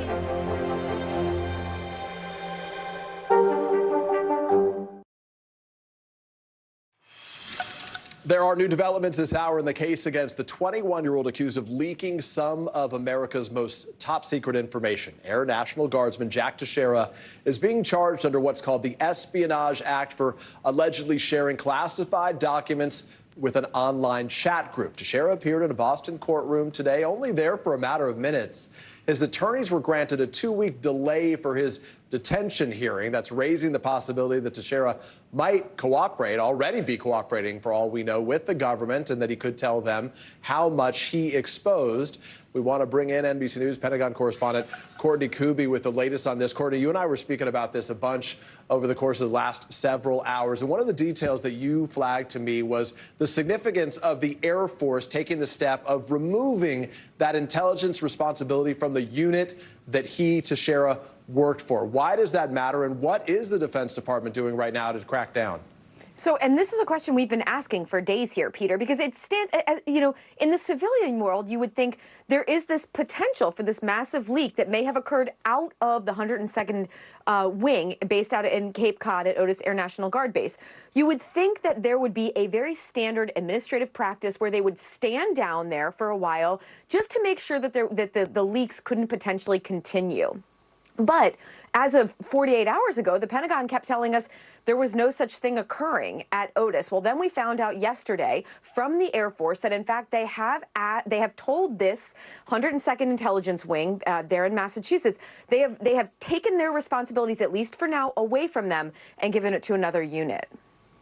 Courtney, there's another leaked document that's getting some attention today. And remember, we don't know exactly how much information this guy got, how much of it has been spread out there. This one, though, is related to how China's military does its surveillance. What are we learning about that?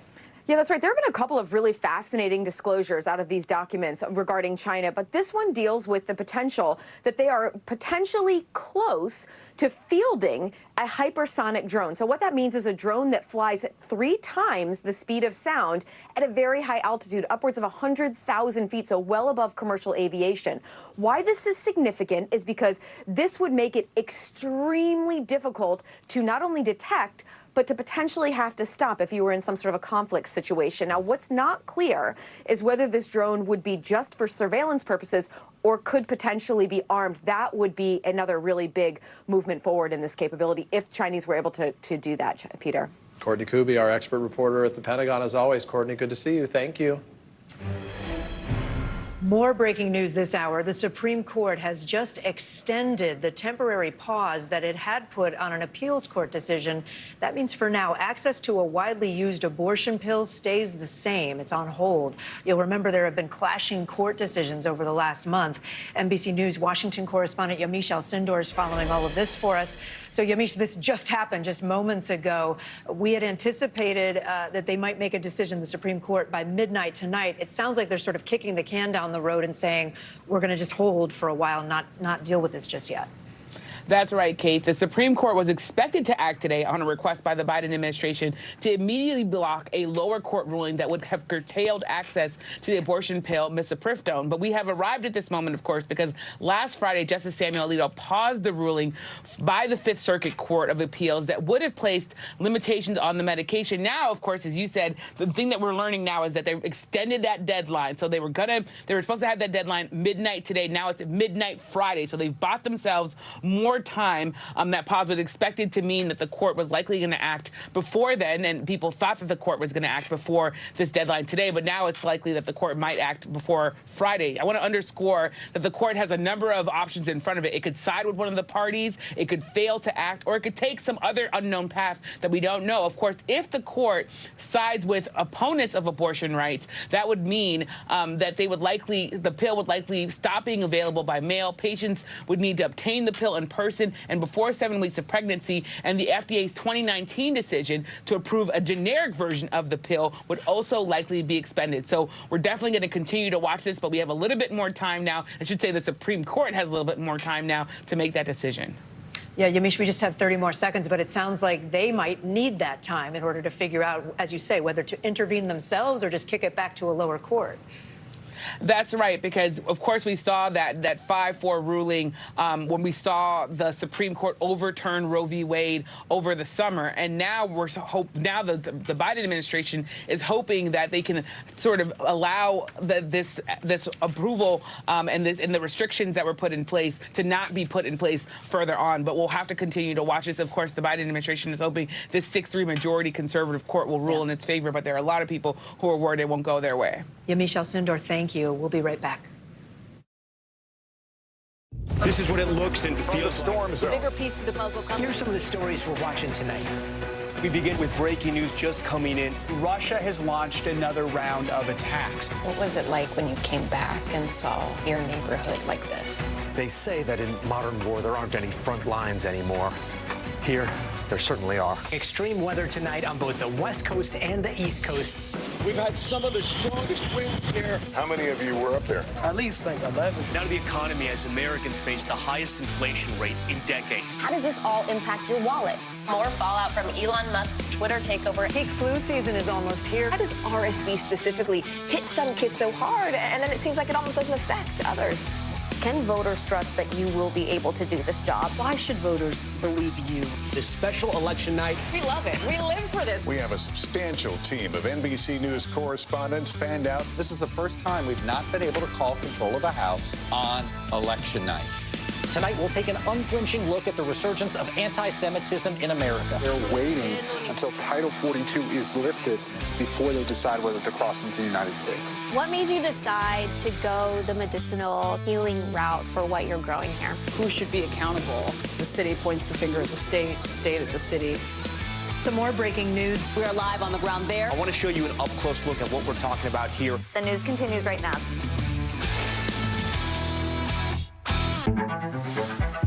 It was the end of the story, but it was also just the beginning. We couldn't know then that following the mystery would take us to places as strange as any fiction. The mind whirled among dreadful possibilities. What happened here? The True Crime Original. Dateline, Fridays and Sundays. NBC News, streaming free now. The day's biggest political stories with trusted insight and expert analysis. A daily look at the politics behind the headlines. Meet the Press Now, streaming weekdays at 4 p.m. on NBC News Now. We're back now from Las Vegas. From Seattle, Guatemala City. From Wilmington. I was in space in Texas. From Normandy, from France. Surfside, Florida. Thank you for watching, everyone.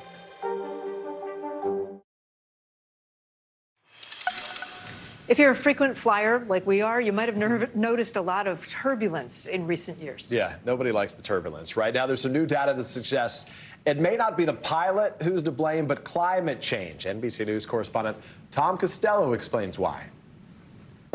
It happens every single day, 5,500 times each year. Severe turbulence can send service carts, food, drinks, and passengers flying. Do we have any trained medical personnel? Sometimes causing serious injuries, lacerations, broken bones, and concussions. I saw a handful of people with lacerations on their head and blood dripping down. 7 were injured in March when a Lufthansa flight from Texas to Germany hit severe turbulence over Tennessee. On board, actor Matthew McConaughey, who talked about it on Kelly Ripa's podcast. It was a hell of a scare.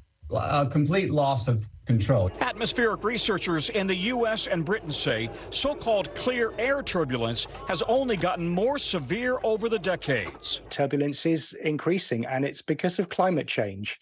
We know that the amount of wind shear in the jet stream is now 15% stronger than it was when satellites first began observing it in the 1970s. And researcher Paul Williams predicts turbulence will get 2 to 3 times worse in the years to come, affecting flights at high altitudes in the northern hemisphere. There's been no noticeable increase in the jet stream winds across the northern hemisphere, but what we are seeing is that the differentiating in height, that's where we're seeing the winds changing different directions, and that's when you get the clear air turbulence in the bumpy flights. Clear air turbulence is invisible to radar. Most pilots rely on fellow pilots' radio reports to know where it is. If you imagine the airflow over this wing experiencing a sudden updraft, this wing will be pushed up violently and instantaneously, and the airplane will tilt to the left. On commercial planes, flight attendants who are up and about suffer 78% of the injuries. Skies have definitely gotten more turbulent, and during the course of my 26-year career, turbulence was always the biggest threat on the job. I will say seatbelts, seatbelts, seatbelts. That is the most important part of this. Tom Costello, NBC News. A new report from the American Lung Association suggests air quality may actually be improving nationwide. That is not, in fact, the story everywhere, due in part to wildfires that seem to be burning more often in western states. NBC News meteorologist Bill Cairns is looking into this for us. Bill, let's start here with some good news. Why does air quality seem to be improving broadly? Yeah, so this is a study that's done by the American Lung Association. This goes back over the last 3 years they're looking at. There's 2 types of air pollution. One, ozone, smog. You probably heard about that a million times when we talk about cities like Los Angeles or maybe some cities in China. And then there's particle pollution, which is from wildfires, your car exhaust. So those are the 2 things that were tracked. So in general, combining both of them, they already say about 1 in 3 Americans live in places with unhealthy levels of air pollution. And actually, that's an improvement. And that's mostly because of the Clean Air Act. It's been amended multiple times since the 60s when it was first passed. But right now, 124 counties, that's fewer than ever in the history of this study, got an F grade. And that's actually an improvement from ozone and smog especially. And that's about 100 million Americans that live in counties with F grades for ozone. So again, ozone has been improving in the smog, but again, it's not perfect. And especially the areas that are the worst, Phoenix, Los Angeles, Bakersfield, Fresno, there's a theme focusing on the west, especially the southwest. Yeah, and let's talk about the second type that you mentioned, wildfires. How big of an air polluter are they? Once again, I mean, when we talk about overall air quality, so here's a map that shows you all but 2 of the top 25 worst cities for short-term particle pollution. Again, particle pollution is things in the air that are going to get into your lungs and cause abrasions, or they can almost say like a sunburn. Almost all of them are in the west. I mean, there's hardly any in the east at all, and that's mostly because of wildfires. And here's this graphic from our friends at Climate Central. They actually track the number of wildfire days, so the days that wildfires conditions are favorable. And that has increased from the 70s to about 40, and some areas to about 80 to 90. So this big increase has meant an increase in fires and a decrease in air quality, especially with all the drought conditions we saw in the last couple of years. Hopefully the rain will make this fire season a little better. Meteorologist Bill Cairns, thank you. Coming up right here, kernel of controversy, how a 2-year-old's popcorn mess on an airplane has people buzzing about parental responsibility. You're watching NBC News Daily. This is what it looks and feels storm The bigger piece of the puzzle comes. Here's some of the stories we're watching tonight. We begin with breaking news just coming in. Russia has launched another round of attacks. What was it like when you came back and saw your neighborhood like this? They say that in modern war, there aren't any front lines anymore. Here, there certainly are. Extreme weather tonight on both the West Coast and the East Coast. We've had some of the strongest winds here. How many of you were up there? At least like 11. Now to the economy as Americans face the highest inflation rate in decades. How does this all impact your wallet? More fallout from Elon Musk's Twitter takeover. Peak flu season is almost here. How does RSV specifically hit some kids so hard, and then it seems like it almost doesn't affect others? Can voters trust that you will be able to do this job? Why should voters believe you? This special election night, We love it. We live for this. We have a substantial team of NBC News correspondents fanned out. This is the first time we've not been able to call control of the House on election night. Tonight, we'll take an unflinching look at the resurgence of anti-Semitism in America. They're waiting until Title 42 is lifted before they decide whether to cross into the United States. What made you decide to go the medicinal healing route for what you're growing here? Who should be accountable? The city points the finger at the state at the city. Some more breaking news. We are live on the ground there. I want to show you an up-close look at what we're talking about here. The news continues right now.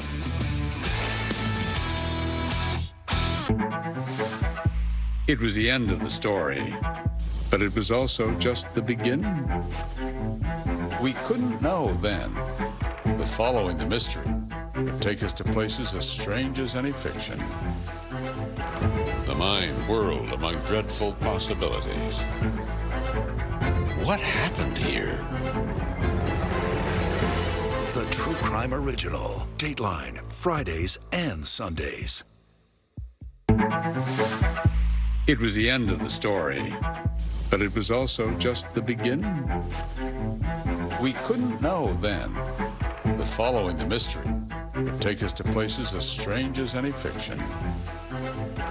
The mind whirled among dreadful possibilities. What happened here? The True Crime Original. Dateline, Fridays and Sundays.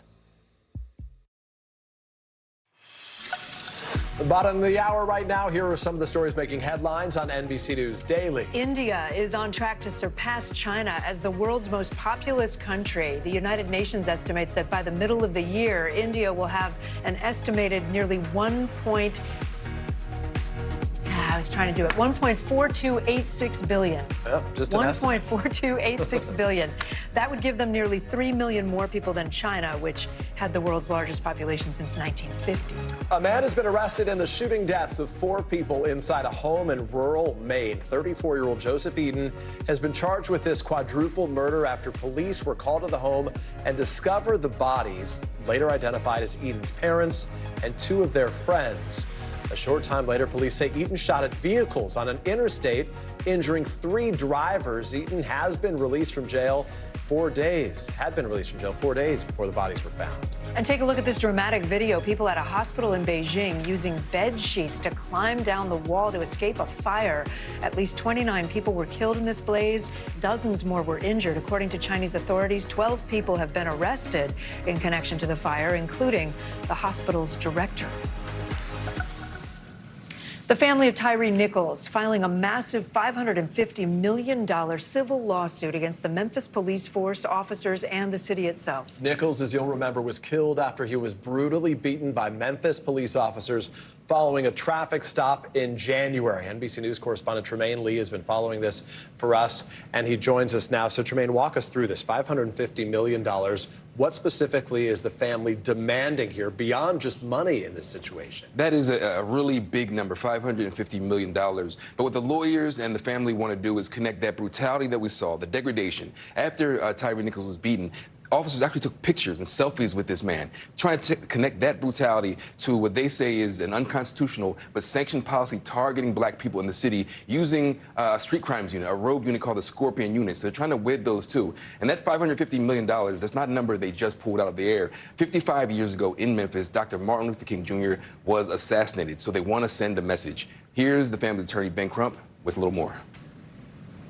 This landmark lawsuit is not only to get the justice for Tyree Nichols in the civil courts, but it is also a message that is being sent to cities all across America who have these police oppression units that have been given the license by city leaders to go and terrorize black and brown communities. A message being sent, not just in Memphis, but there's a long list of police abuses that we've heard about. So this is just another message being sent. So they're going after the city of Memphis and others in this suit. Have we heard from any of them? Not just yet. This came out just a matter of hours ago, but I did reach out to the Memphis PD, said they did not comment on pending litigation. So certainly there'll be more to come out of the city coming soon. Tremaine Lee, thank you for following that for us. There's breaking news at this hour. Kevin Monahan, the suspect accused of shooting and killing 20-year-old Kaylin Gillis, has been denied bail. Police say that Gillis and her friends mistakenly pulled into Monahan's driveway on Saturday night after they had simply gotten lost. That's when Gillis's friends say Monahan started shooting at them. Monahan's been charged with attempted murder. He has pleaded not guilty. Excuse me. We're also following breaking news out of Oklahoma. The district commissioner, Mark Jennings is his name, is now resigned after allegedly being caught on a recording discussing the murder of journalists and lynching black people. We want to bring in Aaron Christie of our NBC Tulsa, Oklahoma affiliate with the latest on this. Aaron, we played some of this audio yesterday for our audience. It's awful here. What led up to Mark Jennings' resignation? So Governor Stitt had called for the resignations of not only Mark Jennings, but the McCurtain County Sheriff Kevin Clarity, an investigator Alicia Manning, as well as a jail administrator Larry Hendricks. Only Jennings has resigned. He is the one in that audio recording that you reference. He's accused of making those comments about it's not the way it used to be, and referencing lynchings and throwing bodies in Mud Creek. A local newspaper there, the McCurtain Gazette, had a recording that they say they legally obtained in the meeting, and that's where the fallout sort of began. There's actually another article that's scheduled to be published tomorrow, and they plan to include a QR code with the entire 3 hours of that recorded meeting. The first release of audio was clips. Aaron, we're seeing some of the frustration, the anger in that community there. Is there any comment yet from the county itself or from Mark Jennings?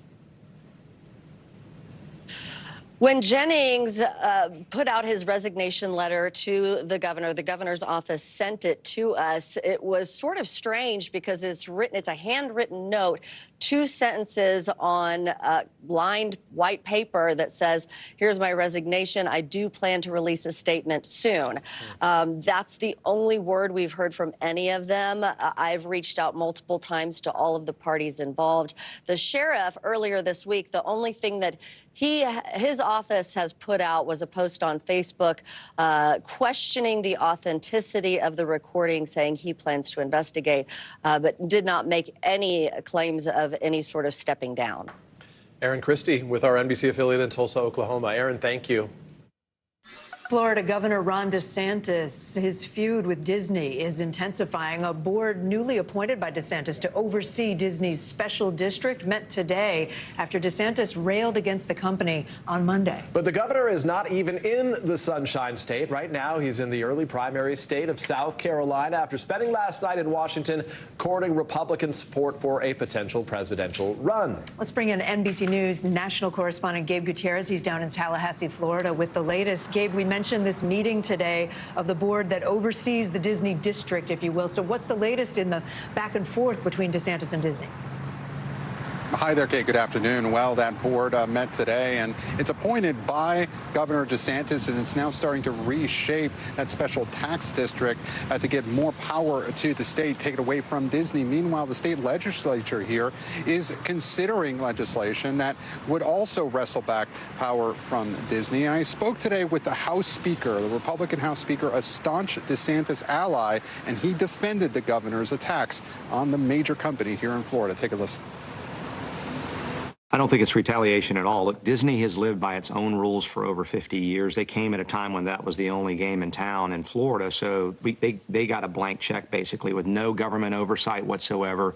So we're not going to treat them any differently than we do other theme parks in Orlando, Universal and SeaWorld, or any other business in Florida. Isn't it risky to go after the largest single-site employer in Florida? I think it's risky not to hold people accountable and make sure that people play by the same rules. Still, Governor DeSantis' attacks on Disney is getting some backlash, including from some of his Republican rivals, including former President Trump, who is calling it a political stunt. Kate?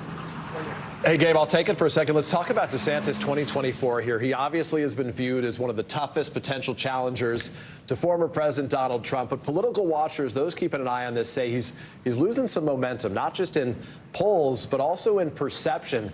So what happened with those meetings in Washington, D.C.? What's he doing to try to sort of regain that momentum, even though he's not officially a candidate yet? Well, hi there, Peter. Well, the consensus is those meetings in D.C. yesterday did not go well. Just after the governor left D.C., there was yet another announcement from a Texas congressman that he was endorsing former President Trump just after a meeting with Governor DeSantis. And here in the state of Florida, there has been at least 6 members of the congressional delegation who are throwing their support behind former President Trump. As you said, Peter and Kate, the governor is now in South Carolina trying to sell his vision of Florida, trying to sell that vision to the wider country. But there are many questions whether his campaign is running out of momentum before it even starts. Gabe Gutierrez for us. Gabe, thanks so much. Good to see you. Well, this whole back and forth with Disney started over the company's reaction to what opponents call Florida's Don't Say Gay bill. Today, the Florida Board of Education expanded the ban on classroom instruction about sexual orientation and gender identity. They expanded it to all grades. That was at the request of Governor Ron DeSantis. The current law, which went into effect last year, bans such lessons just from kindergarten through 3rd grade. Unidentified flying objects. That is, in fact, the hot topic on Capitol Hill today. Congress holding a hearing today looking to try to get a better understanding of this phenomenon. Not often that we say Congress and UFO in the same breath, but lawmakers today questioning the Pentagon's UFO chief, who is in charge of analyzing what they call, are you ready for another acronym? Yeah. Unidentified anomalous phenomena. Easy for you to say. UAP. We learned a new word today, UAP. NBC News congressional correspondent Julie Sirkin got this out of this world assignment today. Julie, we got a lot of new numbers today, I understand, about an increase in reporting of UAPs, as we're now calling them. Is it more that can they explain them, or can they not explain? Well, look, there's a lot they still can't explain. This was only the 2nd hearing in 50 years, the first one being last May, on these UFOs, UAPs, whatever you want to call them. But I hate to be the bearer of bad news, because what Sean Kirkpatrick, the head of this office, said is that they're likely not aliens or not a result of extraterrestrial activity. Take a listen to what he did tell lawmakers, though, and a little bit of what they're working on in terms of beefing up their reporting capabilities and identifying capabilities of these objects. Watch. Only a very small percentage of UAP reports display signatures that could reasonably be described as anomalous. In our research, AARO has found no credible evidence thus far of extraterrestrial activity, off-world technology, or objects that defy the known laws of physics. So Kirkpatrick, who heads this office, it really beefed up its presence sometime around the summer, and they're looking into all of these objects in part because we've seen an increase in what are called spy balloons. Kirkpatrick said that these objects have all different shapes and sizes. Some are circular, some are square, and so on. They're also identified at very high altitudes, which make them a little bit harder to spot. But part of the reason why he sat before this panel was to get a little bit deeper into what they're doing to prevent and catch these objects earlier, and how they can beef up their reporting infrastructure in the next coming months. Julie, I get that there were a lot more of these sightings being reported these days, but how do they decide which ones they dive into, they investigate? Yeah, that's such a great question, and that's one that Kirkpatrick was pressed on by lawmakers. Senators Gillibrand and Ernst, the leads of this subcommittee on the Armed Services panel, they were really focused on whether this agency actually needs more money, more funds to be able to spot these objects. That's a really good question you point out, and it's one he doesn't yet have the answer to. So he told lawmakers this is something they're continuing to study to make sure they're able to spot these objects earlier on. But as you heard him say, only a fraction of these objects they're actually able to identify. Julie Sirkin, thank you for that. The video she was showing there, it looks like an insect is going across the screen. I want to be like, it's a UAP, Peter. UAP. My apologies. Julie, thank you so much. Up next, a helping hand, how you can get your kids to volunteer more, and the mental health and social benefits that really come with that. You're watching NBC News Daily. This is what it looks and feels The bigger piece to the puzzle comes. Here's some of the stories we're watching tonight. We begin with breaking news just coming in. Russia has launched another round of attacks. What was it like when you came back and saw your neighborhood like this? They say that in modern war, there aren't any front lines anymore. Here, there certainly are. Extreme weather tonight on both the West Coast and the East Coast. We've had some of the strongest winds here. How many of you were up there? At least like 11. Now to the economy as Americans face the highest inflation rate in decades. How does this all impact your wallet? More fallout from Elon Musk's Twitter takeover. Peak flu season is almost here. How does RSV specifically hit some kids so hard, and then it seems like it almost doesn't affect others? Can voters trust that you will be able to do this job? Why should voters believe you? This special election night. We love it. We live for this. We have a substantial team of NBC News correspondents fanned out. This is the first time we've not been able to call control of the House on election night. Tonight, we'll take an unflinching look at the resurgence of anti-Semitism in America. They're waiting until Title 42 is lifted before they decide whether to cross into the United States. What made you decide to go the medicinal healing route for what you're growing here? Who should be accountable? The city points the finger at the state at the city. Some more breaking news. We are live on the ground there. I want to show you an up-close look at what we're talking about here. The news continues right now.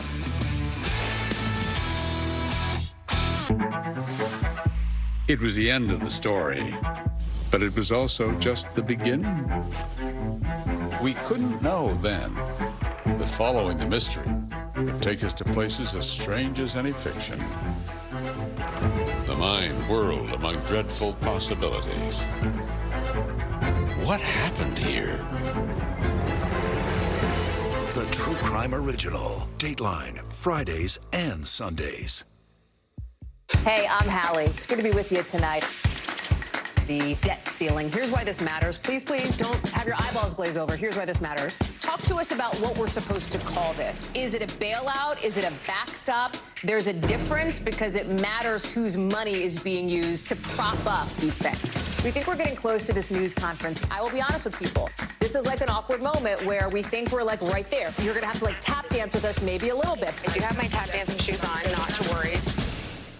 For Dateline Premium, subscribe now on Apple Podcasts. In today's modern parenting, it's National Volunteer Week, and it is the perfect time to get kids interested in volunteering and helping others. They really can make a difference. Research shows that volunteering can improve a young person's self-esteem and have major mental health and social benefits. We want to bring in parenting journalist and author Donna Tatro. Donna, so nice to visit with you here. This is such an important topic. I'm raising a couple girls, 9 and 7, and we have this conversation all the time about the need to help in our community. What are some of the benefits of having your children do volunteer work? Hey there, Peter. Yeah, it really is important. And we know from research that it improves our mental health and well-being, and it elevates happiness and it reduces depression. Also, we know that it provides a sense of purpose, as well as allowing for those hands-on life lesson experiences. So there's just a win-win in all of this. And so when do you start, Donna? How young is too young for kids to get involved? Yeah.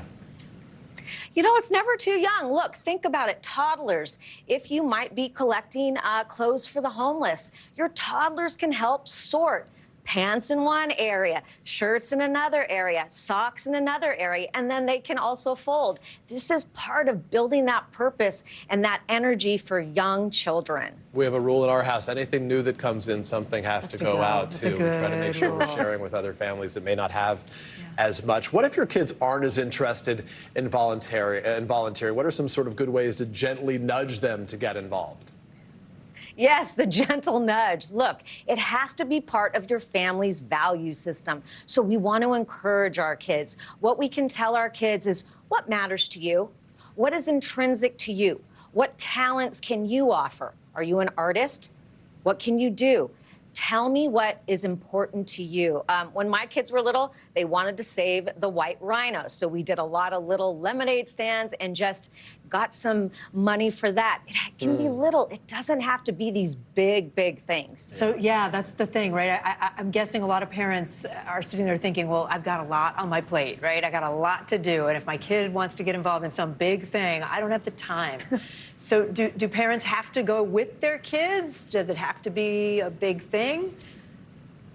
No, I don't think so, Kate. But I would like to remind parents that that research that helps our children also benefits us as parents. Yeah. It helps us, right, elevate our happiness and reduce our depression. And it also nurtures those family relationships and bonds. So I say go at your own pace. Everybody's life is busy, but do what is right for your family. No competition. It's what's right for your family. And Donna, what do you tell folks if they worry that their kid wants to volunteer in an area that might be dangerous or in an area or with individuals they could be concerned about?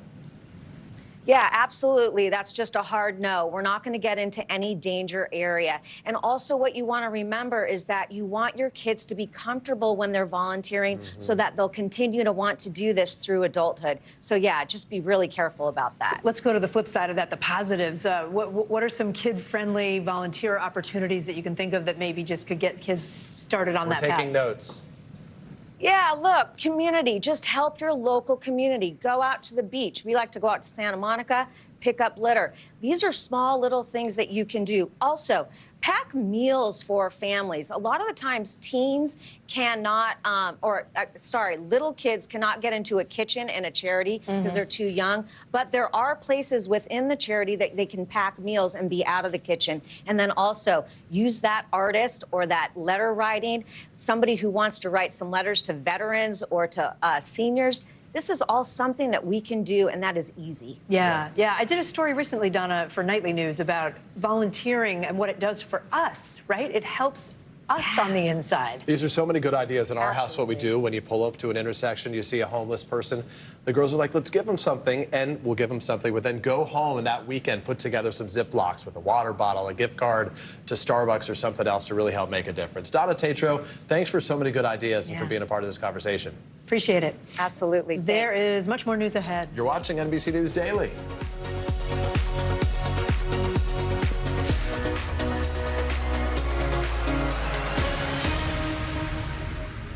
This is what it looks and feels storms. The bigger piece to the puzzle comes. Here's some of the stories we're watching tonight.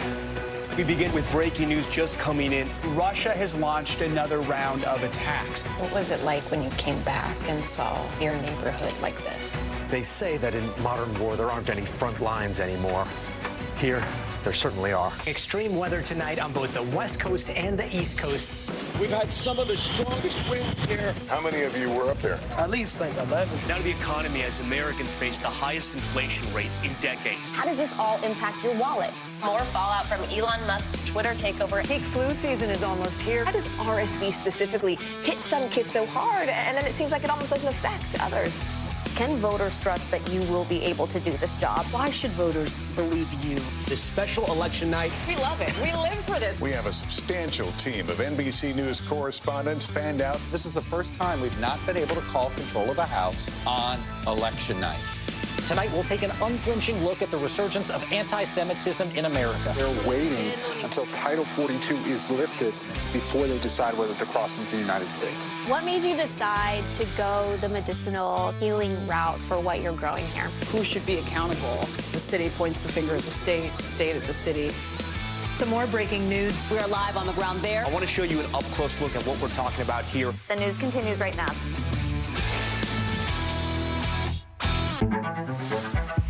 It was the end of the story, but it was also just the beginning.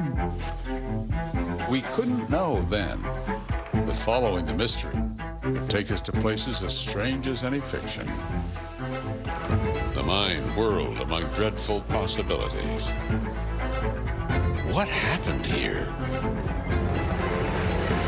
The True Crime Original. Dateline, Fridays and Sundays. We're back now from Las Vegas. Seattle, Guatemala City. From Wilmington. I was in space in Texas. From Normandy, From France. Surfside, Florida. Thank you for watching, everyone. How do you feel at this age, this stage where you are right now? I'm feeling quite liberated. We all know that that's what makes the world go round for all of us as women, our girlfriends, our friends. Hi! Hi, family!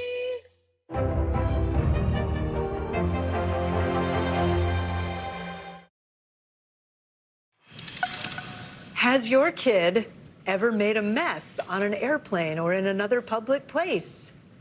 I mean, really? One viral tweet is raising the question about whose responsibility it is to clean up that mess. And let's just say folks have plenty of thoughts. NBC News correspondent Nayela Charles joins us now with this story. Nayela, what is this all about? Because people have been buzzing about this madness. Right, Kate, Peter, it's a big debate, right? So if a child leaves a mess on a plane, whose job is it to pick it up? Is it the flight attendant or is it the parent? And what if that parent is pregnant? That's what people are talking about. Take a look. It's being called Popcorn Gate. An online debate is popping up about who should be picking up popcorn. It all started when Toronto Blue Jays pitcher Anthony Bass tweeted this photo with this caption: "The flight attendant at United just made my 22-week pregnant wife traveling with a 5-year-old and 2-year-old get on her hands and knees to pick up the popcorn mess by my youngest daughter. Are you kidding me?" And that sparked a kernel of debate. Should the flight attendant be responsible for picking up the popcorn? Or should the mother be responsible for picking up her child's mess? I mean, we've all been on flights. There's too little space. You're crammed together with strangers for a long time. No one really wants to be there. Like, it is on everyone to clean up after themselves. And unfortunately, if you're traveling with small children, you are also responsible for their messes. While some parents think cleanup should fall on the crew, a flight attendants union released a statement saying, quote, "We want this space to serve the needs of everyone on the plane and a recognition that we're sharing the aircraft cabin to do something that we can't do alone." We've reached out to United Airlines for comment and have yet to hear back. Anthony Bass tweeted, "Thank you for everyone for the support. United Airlines is taking care of matters with the flight attendant internally," before tweeting a picture of his daughter with a large bag of popcorn. So much for holding the salt. Well, I guess he had the last laugh there, but the original Popcorn Gate photo, guys, viewed more than 76 million times. So a lot of people are talking about it, and some people are even blaming the airline for being the one to provide the popcorn. What do you think? 76 million times. I have a lot of strong thoughts about this. As a mother of, this is a long time ago, one of my kids made a very disgusting, I'm not going to give you the details, mess on a plane. And it was hard. My husband was trying to clean it up, and then we were landing, and so he got in trouble for trying to clean it up. So I think if you're a parent, if you can try to at least pick up some of this stuff, maybe that would be goodwill toward I feel like the the flight attendant. complicating factor here is that she was 22 weeks Yeah. pregnant, right? Like maybe the flight attendant didn't know she was pregnant, but Well, I think just as a parent, not always visible at kids, that like point. make an effort, right? Make an effort, maybe. That's my view. But you don't know. Yeah, and her family we don't says have she all was the given details. wipes, too. What's that, Nail? And her family says she was given a trash bag and wipes, so I think for them that added insult to injury. Right. Yeah. I don't know. I have a lot of compassion for parents on planes. That's all I'm saying, because I've been there. In our house, rules are off when you're on a plane. If kids need an iPad, whatever it takes, whatever they need, Just watch phones, this. rules are off when you're on the plane. Chew some Make sure you gum. get there safely. All right, let's take a look at some of the other top trending stories. Naila, thank you so much. The Foo Fighters, exciting news, announced their upcoming album, their first since the unexpected death of the band's drummer, Taylor Hawkins, last year. Along with the album announcement, the band dropped a new single from the project called Rescued. The album is called But Here We Are, and will be released on June 2nd. They're going to be everywhere. If you have seen the new Super Mario Brothers movie, you probably remember the Peaches song sung by Bowser, played by Jack Black. Look It's at Jack really Black. catchy. Well, now the song is so popular. That's great. It's so popular it has charted on the Billboard Hot 100. It's at 83 on the chart. Surprisingly, it is Jack Black's first solo single to hit the chart. The song has been streamed nearly 6 million times in just under 2 weeks, according to Billboard. We should mention the film was produced by Universal Pictures, which is part of our parent company, NBC Universal. Full disclosure there, but look at that video. Yeah, Jack Black, I got to borrow that suit when you're done with it. A remarkable return for an NHL player. During a playoff game Tuesday night, the Winnipeg Jets forward Morgan Barron took a skate to the face during a scrum at the goal. The injury, wait for it, required 75 stitches, yet Barron, he was not afraid. He returned to the ice less than a period later wearing a full cage mask. The Jets beat the Vegas Golden Knights 5-1 in this one, and he's got a hockey scar to show for it. Yeah, that's hardiness right there. That's legit. Tough guys. I am Kate Snow. I'm Peter Alexander. You're watching NBC News Daily. We're also streaming free 24/7 on NBC News Now. Watch us wherever you stream live. The news continues right after this. This is what it looks and feels storm The zone. bigger piece to the puzzle comes. Here's some of the stories we're watching tonight. We begin with breaking news just coming in. Russia has launched another round of attacks. What was it like when you came back and saw your neighborhood like this? They say that in modern war, there aren't any front lines anymore. Here, there certainly are. Extreme weather tonight on both the West Coast and the East Coast. We've had some of the strongest winds here. How many of you were up there? At least like 11. Now to the economy as Americans face the highest inflation rate in decades. How does this all impact your wallet? More fallout from Elon Musk's Twitter takeover. Peak flu season is almost here. How does RSV specifically hit some kids so hard, and then it seems like it almost doesn't affect others? Can voters trust that you will be able to do this job? Why should voters believe you? This special election night. We love it. We live for this. We have a substantial team of NBC News correspondents fanned out. This is the first time we've not been able to call control of the House on election night.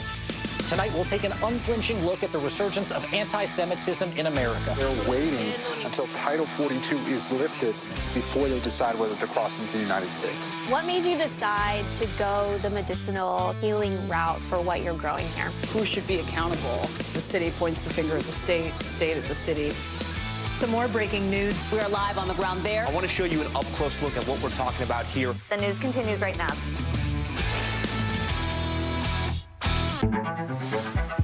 It was the end of the story, but it was also just the beginning. We couldn't know then that following the mystery would take us to places as strange as any fiction. The mind whirled among dreadful possibilities. What happened here? The True Crime Original. Dateline, Fridays and Sundays. This is what it looks and feels the storm The zone. bigger piece to the puzzle. Here's some of the stories we're watching tonight. Good evening. We begin tonight with breaking news just coming in. We begin this hour with the latest developments. We're coming on the air with some shakeups big time on Capitol Hill. How much water ultimately will be forced inland? Whenever it happens, wherever you are, NBC News, streaming free now.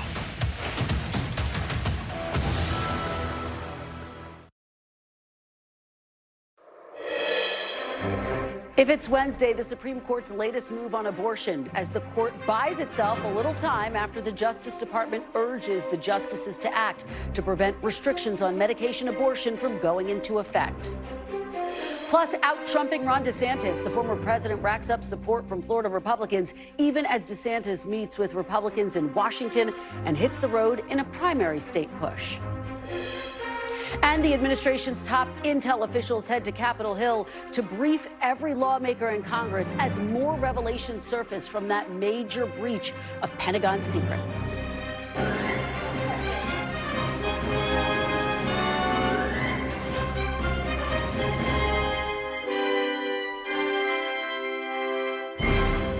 Welcome to Meet the Press Now. I'm Kristen Welker in Washington, where the Supreme Court has just bought itself a few more days in a case that could have wide-ranging impact on access to a commonly used abortion pill. This afternoon, the court announced it was extending its administrative stay on restrictions around mifepristone. The stay was originally going to expire at midnight. The court has now delayed that decision by 2 days to midnight Friday, meaning the drug will remain available during that time. Now, it comes as the justices are considering both whether to take up the decision by a federal judge in Texas that would have pulled mifepristone off the shelves entirely, and the appeals court ruling that would have kept the pill in circulation with some heavy restrictions.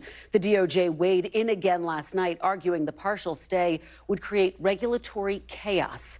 Now, the White House has also continued to message to the public about the president's commitment to fighting for abortion access, with White House Press Secretary Karine Jean-Pierre telling reporters today the president is prepared for all outcomes from the high court.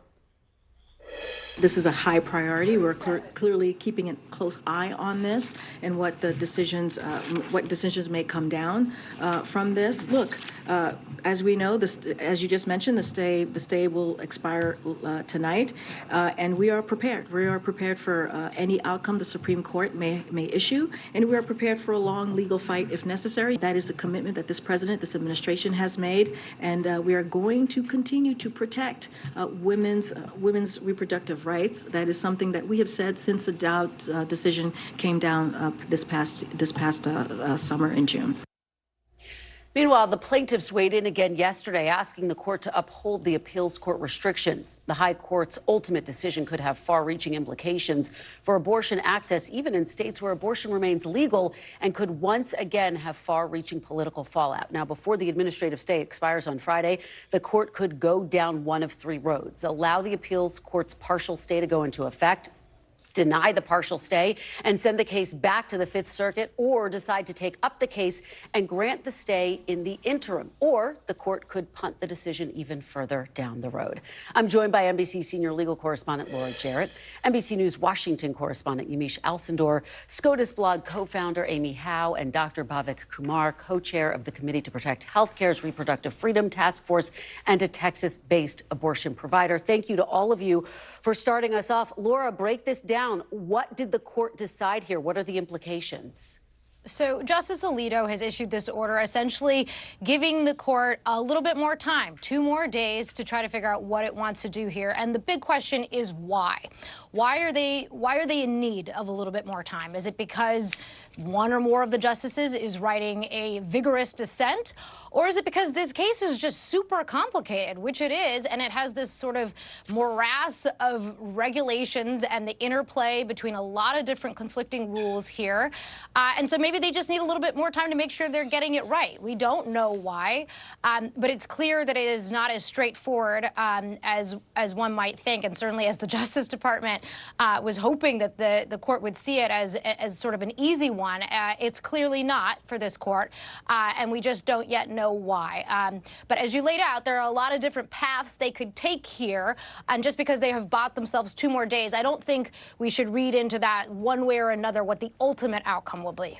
And Laura, just to follow up on that point, I kind of mapped out the various different options before the justices. Are those still consistent with your understanding of what their options are ahead of Friday?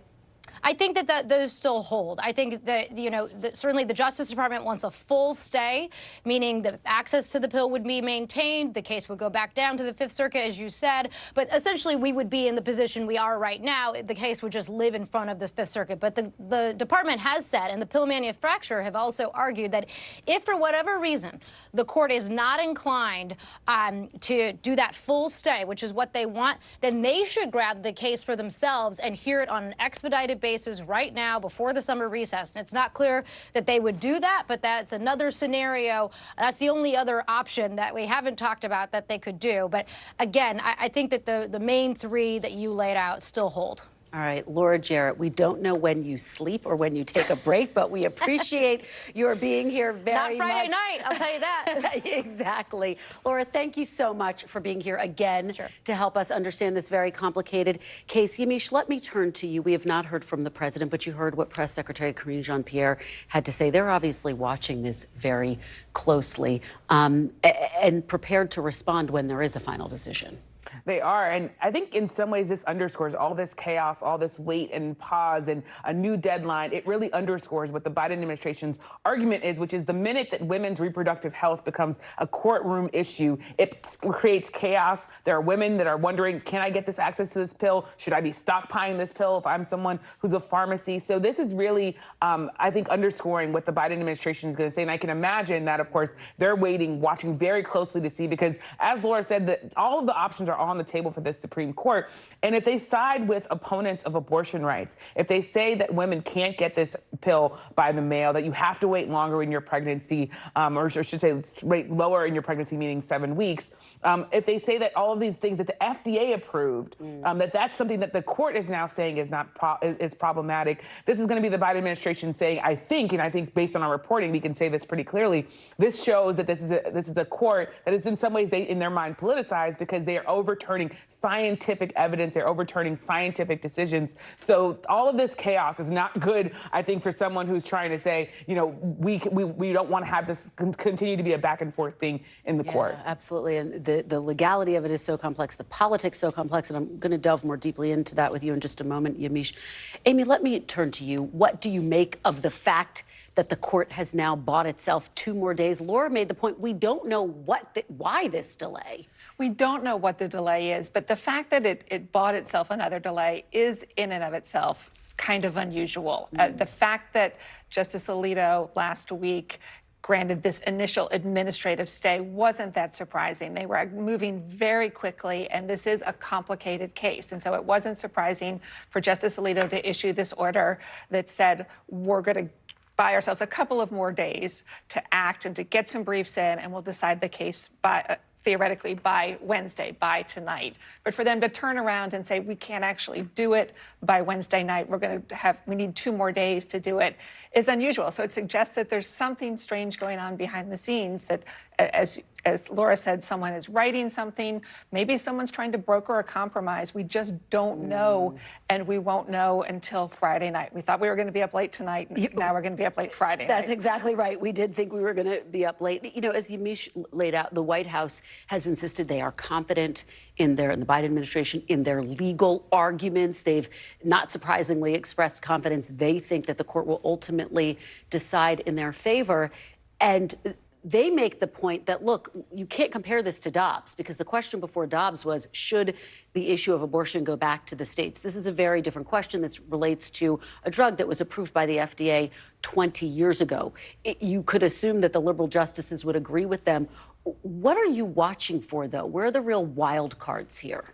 So there are 2 separate issues, and the Biden administration in its briefing says, this is about an agency making a decision based on science. We can't find another case in which a federal court has overturned the agency's approval of a drug, let alone after 20 years.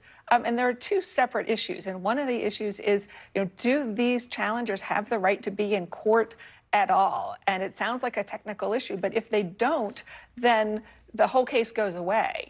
And the Biden administration says it's so speculative, because the challenger's argument is that, we might have to treat someone who has come in with complications. They say, even though the chances of complications, the Biden administration says, are so small, we might have to treat someone against our conscience.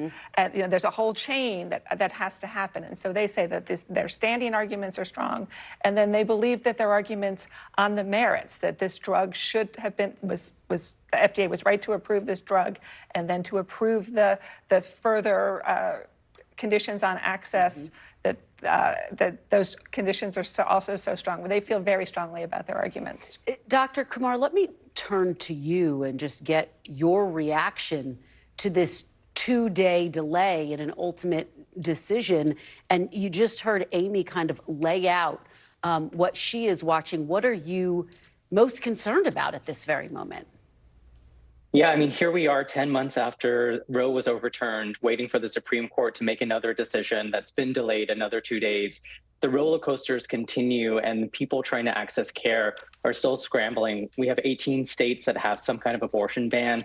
People had appointments today, whether in person or via telehealth. People have appointments on Friday and next week.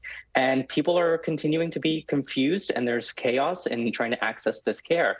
And it's really, really unfortunate. I don't think any physician or healthcare provider should be going into their clinic or work and think, am I going to be able to take care of the people that need me today? Well, I have to tell them we're not able to provide this care. And it's really unethical that courts are making these decisions that impact people every single day, that they are delaying care for people, and that care is being taken away from people day by day. It's also important to note that this is not about mifepristone. It's not about the health and safety. This case should not be even where it is today. This is purely political and ideological, and it's really unfortunate. And Dr. Kumar, we should remind our viewers, you are there in Texas. I mean, you are really at the ground zero of where this is being argued. Can you paint a picture for us of what this has meant for you, what it's meant for your patients? And if mifepristone is restricted, would you feel comfortable recommending the 1-step dose for patients who are seeking to terminate a pregnancy? Yeah, so in Texas, we've had an abortion ban for at least 10 months. And before that, we were under SB 8. So we've been living in a restrictive environment for some time. But when we ban abortion, it doesn't stop the need for it. So people have continued to need access to this care. They've traveled to other states and accessed abortion care via other means. We know that there is a safe alternative using misoprostol alone. However, that regimen can sometimes come with more intense side effects and more prolonged side effects. And so it's really a different process. And what I worry about is we're taking away the option from patients for them to decide what's best for them. And we also have to think about the landscape where there are 18 states that have a ban on abortion. Politicians are getting more aggressive with abortion bans, and people are scared about traveling with medications across state lines, about accessing care in an emergency if it were to occur, disclosing this information. And so it's really just making this landscape for pregnant people scarier and harsher, and it should be the opposite. Amy, let me go back to you because this is being decided against the backdrop of a high court that has been under increased scrutiny for a range of reasons, both, of course, the leak ahead of Dobbs, signaling how the court was going to decide. And now we have these ethical questions surrounding Justice Clarence Thomas. How is that impacting this moment and how people perceive the high court? That is, the court has been in the spotlight for over a year now with the Dobbs argument and the decision and the SB 8 case. And it is another, onslaught of unwelcome attention for the justices. And this is a really hard one to deal with. Justice Thomas put out a statement in response to the initial article by ProPublica saying that this was personal hospitality by Harlan Crow. And there's some debate about, perhaps the lodging and the food. But, I think that the private jet travel, for example, and the yacht travel is harder. I'm not sure that is a gray area. And then there's been another article by ProPublica about the purchase of property that was not disclosed. And that's not a gray area. There hasn't been a statement from the court or from Justice Thomas. And, I don't think that the attention on these ethical problems is going to go away anytime soon. I think that the best case scenario is that it's a distraction, but the court's public approval ratings were already at their lowest, in years because of the Dobbs decision and the leak. And this is really not helping, to put it mildly. Yeah, it's a really great distillation of that. Yet another data point as people are increasingly scrutinizing the high court. Yamiche, let me just give you the final thought here about the politics of this, which are so complicated. If you look at the polling, the majority of Americans, 46% of Republicans believe the pill mifepristone should be available where abortion is legal. Democrats, the president has said he is going to campaign on this. We saw that in the midterm elections. Republicans have been struggling to find their messaging on this. Could this moment have significant reverberations into the next election cycle? I mean, this is the biggest abortion case to come before the Supreme Court since Dobbs. This will certainly have reverberations no matter what happens and how the Supreme Court rules, because it really is yet again another point to say that our country is arguing about women's health care in the courts. And one of the things that I'm thinking about is the Biden administration continues to underscore that whatever happens with mifepristone, this is going to have broad implications for the pharmaceutical industry. And what we're not talking about right now, because we're so focused on abortion, is that there are a lot of politically fraught issues with how scientific research is conducted, with the way that embryos or fetuses are used in science and research. And I can imagine that whatever happens here will have another sort of effect on that. So when you talk to people, women in particular, who are looking at this, people are worried about, what about my Alzheimer's drug? What about my cancer drug that people might see as connected to the abortion movement? So there's a lot of worry out there, and definitely a lot of political consequences, because Republicans are getting a lot of wins, but they're struggling with messaging, and Democrats are seeing some losses, but they're able to mobilize and galvanize their voters. Yeah. Fantastic conversation. Thank you for starting us off on such a big day. Yamiche, Amy, Dr. Kumar, Laura beforehand, we really appreciate it. Coming up, Democrats' dilemma as the debate over Senator Dianne Feinstein's role in the Senate heats up. I'll talk to a House Democrat who says it's time for the California lawmaker to step aside. That's next. Plus, feuds, frontrunners, and Florida. We have the very latest on the Republican primary race as the Trump campaign racks up endorsements and Florida Governor Ron DeSantis hits the road, struggling to gain momentum. You're watching Meet the Press now. This is what it looks and feels. The bigger piece to the puzzle comes. Here's some of the stories we're watching tonight. We begin with breaking news just coming in. Russia has launched another round of attacks. What was it like when you came back and saw your neighborhood like this? They say that in modern war, there aren't any front lines anymore. Here, there certainly are. Extreme weather tonight on both the West Coast and the East Coast. We've had some of the strongest winds here. How many of you were up there? At least like 11. Now to the economy as Americans face the highest inflation rate in decades. How does this all impact your wallet? More fallout from Elon Musk's Twitter takeover. Peak flu season is almost here. How does RSV specifically hit some kids so hard, and then it seems like it almost doesn't affect others? Can voters trust that you will be able to do this job? Why should voters believe you? This special election night. We love it. We live for this. We have a substantial team of NBC News correspondents fanned out. This is the first time we've not been able to call control of the House on election night. Tonight, we'll take an unflinching look at the resurgence of anti-Semitism in America. They're waiting until Title 42 is lifted before they decide whether to cross into the United States. What made you decide to go the medicinal healing route for what you're growing here? Who should be accountable? The city points the finger at the state at the city.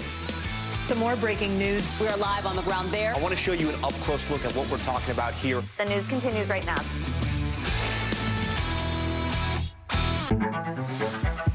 It was the end of the story, but it was also just the beginning. We couldn't know then that following the mystery would take us to places as strange as any fiction. The mind whirled among dreadful possibilities. What happened here?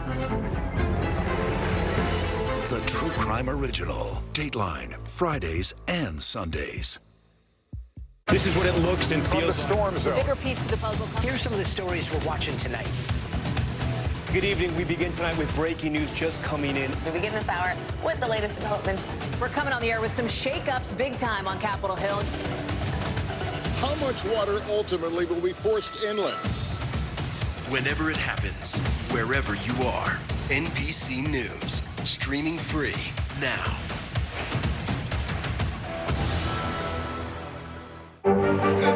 What is going to happen now? Back and forth, Go ahead. This is it.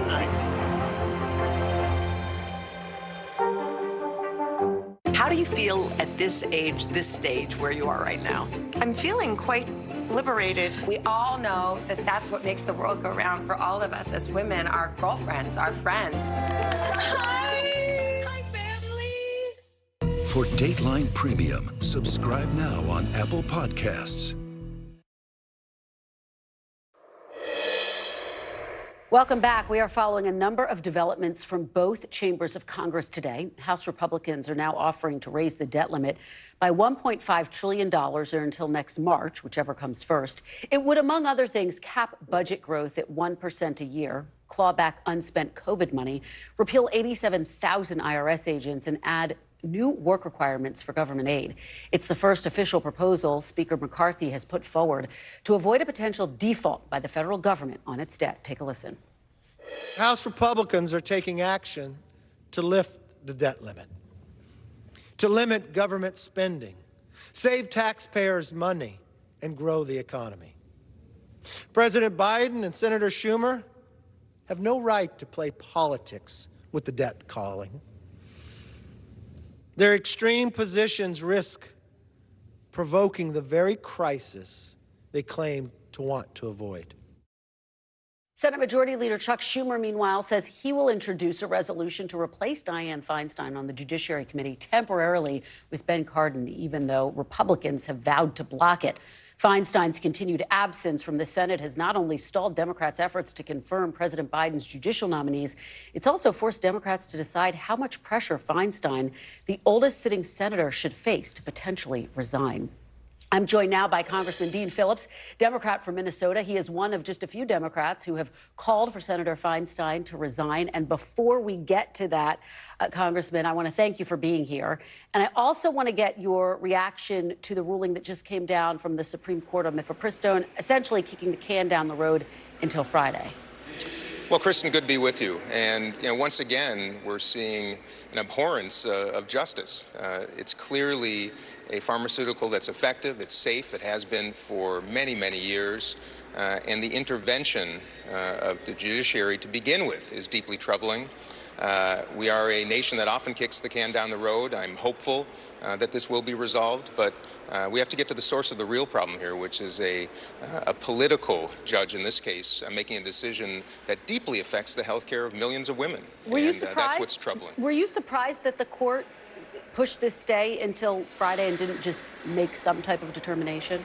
Well, I think there's a there. We're not sure exactly what it is, but that's still just a few days from now. And like I said, I'm hopeful that they'll do the right thing. But I surely understand why many are suspicious.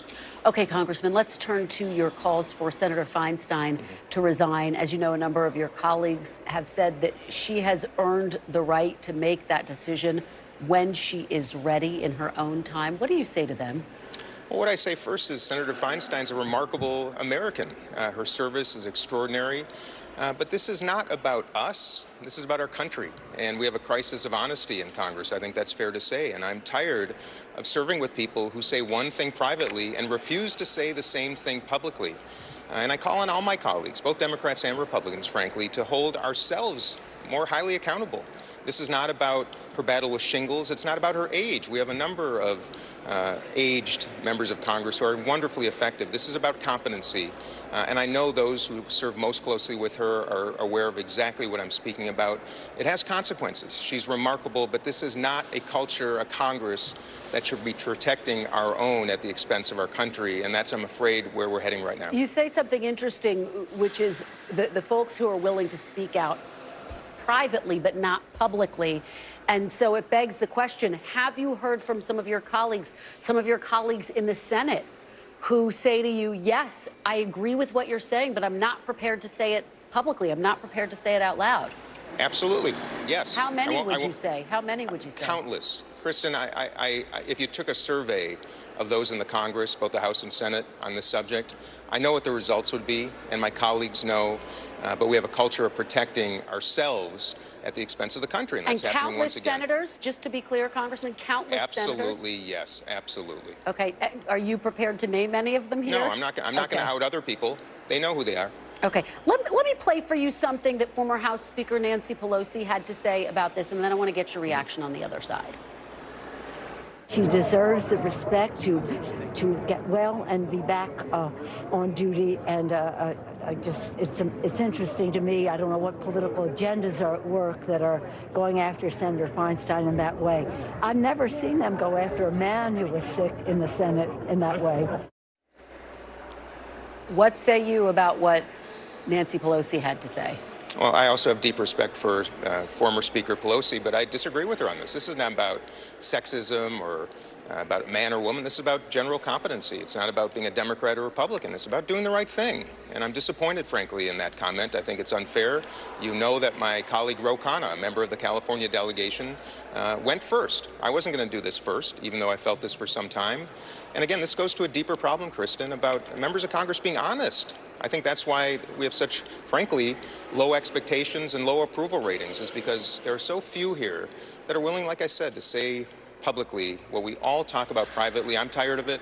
I didn't come here to play by the old rules and only on one team. I came to play for our team, which is all of us, and that's America. So what's your message to Democratic leadership? Do you think that they should be leading the charge? Do you expect their current standpoint to change at any point? Do you expect that to happen? Well, it's not members of the House's job to tell senators what to do. That's never well received. I think it's incumbent on members of the Senate, particularly Democrats, to be honest. In fact, I think it's more respectful to Senator Feinstein to find a thoughtful exit. I'm afraid that people around her, the closest people to her, might be looking after their own interests, not the country's. And I think that's their job. And by the way, I think if Congress would start doing this, more Democrats and Republicans, we might just reestablish some faith in government, which is my mission. This isn't about hurting people's feelings, but sometimes it has to be done in the spirit of doing better for a country that really deserves it and needs it. Congressman, let me ask you about Speaker McCarthy's proposal to increase the debt limit. Have you had a chance to review it yet? And is it something that you would support? Would you encourage the president to make a deal? Well, first of all, it's irresponsible to even threaten taking the country over the fiscal cliff. We cannot default on our debt. My Republican colleagues know that. I know they know that. That said, I'm pleased that there's finally an opening volley. But let me get to the real nitty-gritty here. To actually rescind the dollars that we allocated to the IRS results in the loss of probably hundreds of billions of dollars of revenue that we will not be able to fulfill, but that should be paid. And that's why we're making these investments. So I find it quite ironic and somewhat amazing and shocking that here Mr. McCarthy would present a plan that would actually reduce the very revenue that we need to try to balance the budget. And if I could say one more thing, Kristen, the debt is one thing, but we're about to spend over $600 billion a year on the debt service, the interest, which means that we are spending more on the past than we are investing in the future. It's nonsense. Nobody can operate like this for long. So both sides are right here. Democrats, we're right. We can't go over the fiscal cliff. It's nonsense. Republicans are joining with a lot of we Democrats in recognizing that we have to budget differently and get our fiscal house in order. Two things can be true at once. Given the urgency that you just laid out, given that you said, look, at least this is an opening gambit, should President Biden invite Speaker McCarthy to the White House and hammer out a deal? Is it time to negotiate? To me, it's antithetical in a democracy to not negotiate. That's what we do here. This entire institution. So that's a yes? The answer is yes, but I also want to point out the Problem Solvers Caucus. We just introduced a very thoughtful resolution to this whole impasse today that appoints a bipartisan, bicameral commission to investigate ways that we can do this better. Regular order for budgeting, ensure that we get our fiscal house in order. That's what we should be doing anyway. It shouldn't take an act of Congress, if you will, to get that done. But I want to see negotiation. But I do agree with the president, Kristen, to use the debt ceiling and the potential to default on our debt as leverage is not just nonsensical, it's just damn right dangerous and foolish. And that's what troubles me. Congressman, let me just ask you finally about 2024. Sure. You said last July that there should be a new generation of Democratic leaders, and in February you called it absurd that Democrats weren't promoting a challenger to President Biden in 2024. Do you stand by that, and who would you like the challenger to be? Absolutely, I stand by it. You know, I listen to people every day, and we all think the same thing. We are a country predicated on competition. We need competition inside both Democratic and the Republican parties, and we need competition for the Democratic and Republican parties. We should not be a country that protects a duopoly and prevents political competition. Who would you like to see challenge the president? I want to see, Kristen, I want to see as many thoughtful, energized, articulate, young Democrats, middle-aged, even old Democrats, share that stage, share their ideas, their perspectives, because when we have competitions, the best win. That's what America's all about. We should do that in politics like we do in business and every other category. I think Joe Biden has done a spectacular job. I honor him. He's a man of integrity, competency, and compassion. But nobody in this country in particular should be anointed as our next president. We need competition. I can't let you go until I get a name. Give me one name, and would it be Dean Phillips? This is not about Dean Phillips. This is about people like Amy Klobuchar and Gina Raimondo and governors around the country, and maybe names that you don't even know of. Sharing that stage and sharing ideas for the future, that's what I care about deeply. It's not about demeaning President Biden. It's not about demeaning Senator Feinstein. It's simply competition is good, and I think it's time for a new generation to at least share the stage, if not take it. Congressman Dean Phillips, thank you so much. I really appreciate your Thank you, Kristen. Answering all of my questions. Thank you. Good to see you. Thank you. Take care. You too. Coming up next, Florida Governor DeSantis hits the road in the key primary state of South Carolina as President Biden takes aim at so-called MAGA Republicans. The panel's next. You're watching Meet the Press Now. This is what it looks and feels. The bigger piece to the puzzle comes. Here's some of the stories we're watching tonight. We begin with breaking news just coming in. Russia has launched another round of attacks. What was it like when you came back and saw your neighborhood like this? They say that in modern war, there aren't any front lines anymore. Here, there certainly are. Extreme weather tonight on both the West Coast and the East Coast. We've had some of the strongest winds here. How many of you were up there? At least like 11. Now to the economy as Americans face the highest inflation rate in decades. How does this all impact your wallet? More fallout from Elon Musk's Twitter takeover. Peak flu season is almost here. How does RSV specifically hit some kids so hard, and then it seems like it almost doesn't affect others? Can voters trust that you will be able to do this job? Why should voters believe you? This special election night. We love it. We live for this. We have a substantial team of NBC News correspondents fanned out. This is the first time we've not been able to call control of the House on election night. Tonight, we'll take an unflinching look at the resurgence of anti-Semitism in America. They're waiting until Title 42 is lifted before they decide whether to cross into the United States. What made you decide to go the medicinal healing route for what you're growing here? Who should be accountable? The city points the finger at the state at the city. Some more breaking news. We are live on the ground there. I want to show you an up-close look at what we're talking about here. The news continues right now. Still to come in the Channel 2 News. Well, the waters are certainly receding now. Still too close to call. Lester Holt reporting from Ground Zero, as it's being referred to. It is, in fact, the taste of freedom. The Haitian people know a little something about resiliency. What's the biggest risk right now? Some of the troops who have been proud. I want to welcome you to the first presidential debate. In fact, we've been told we can't go any farther. You are some resilient folks. Let me get a hint.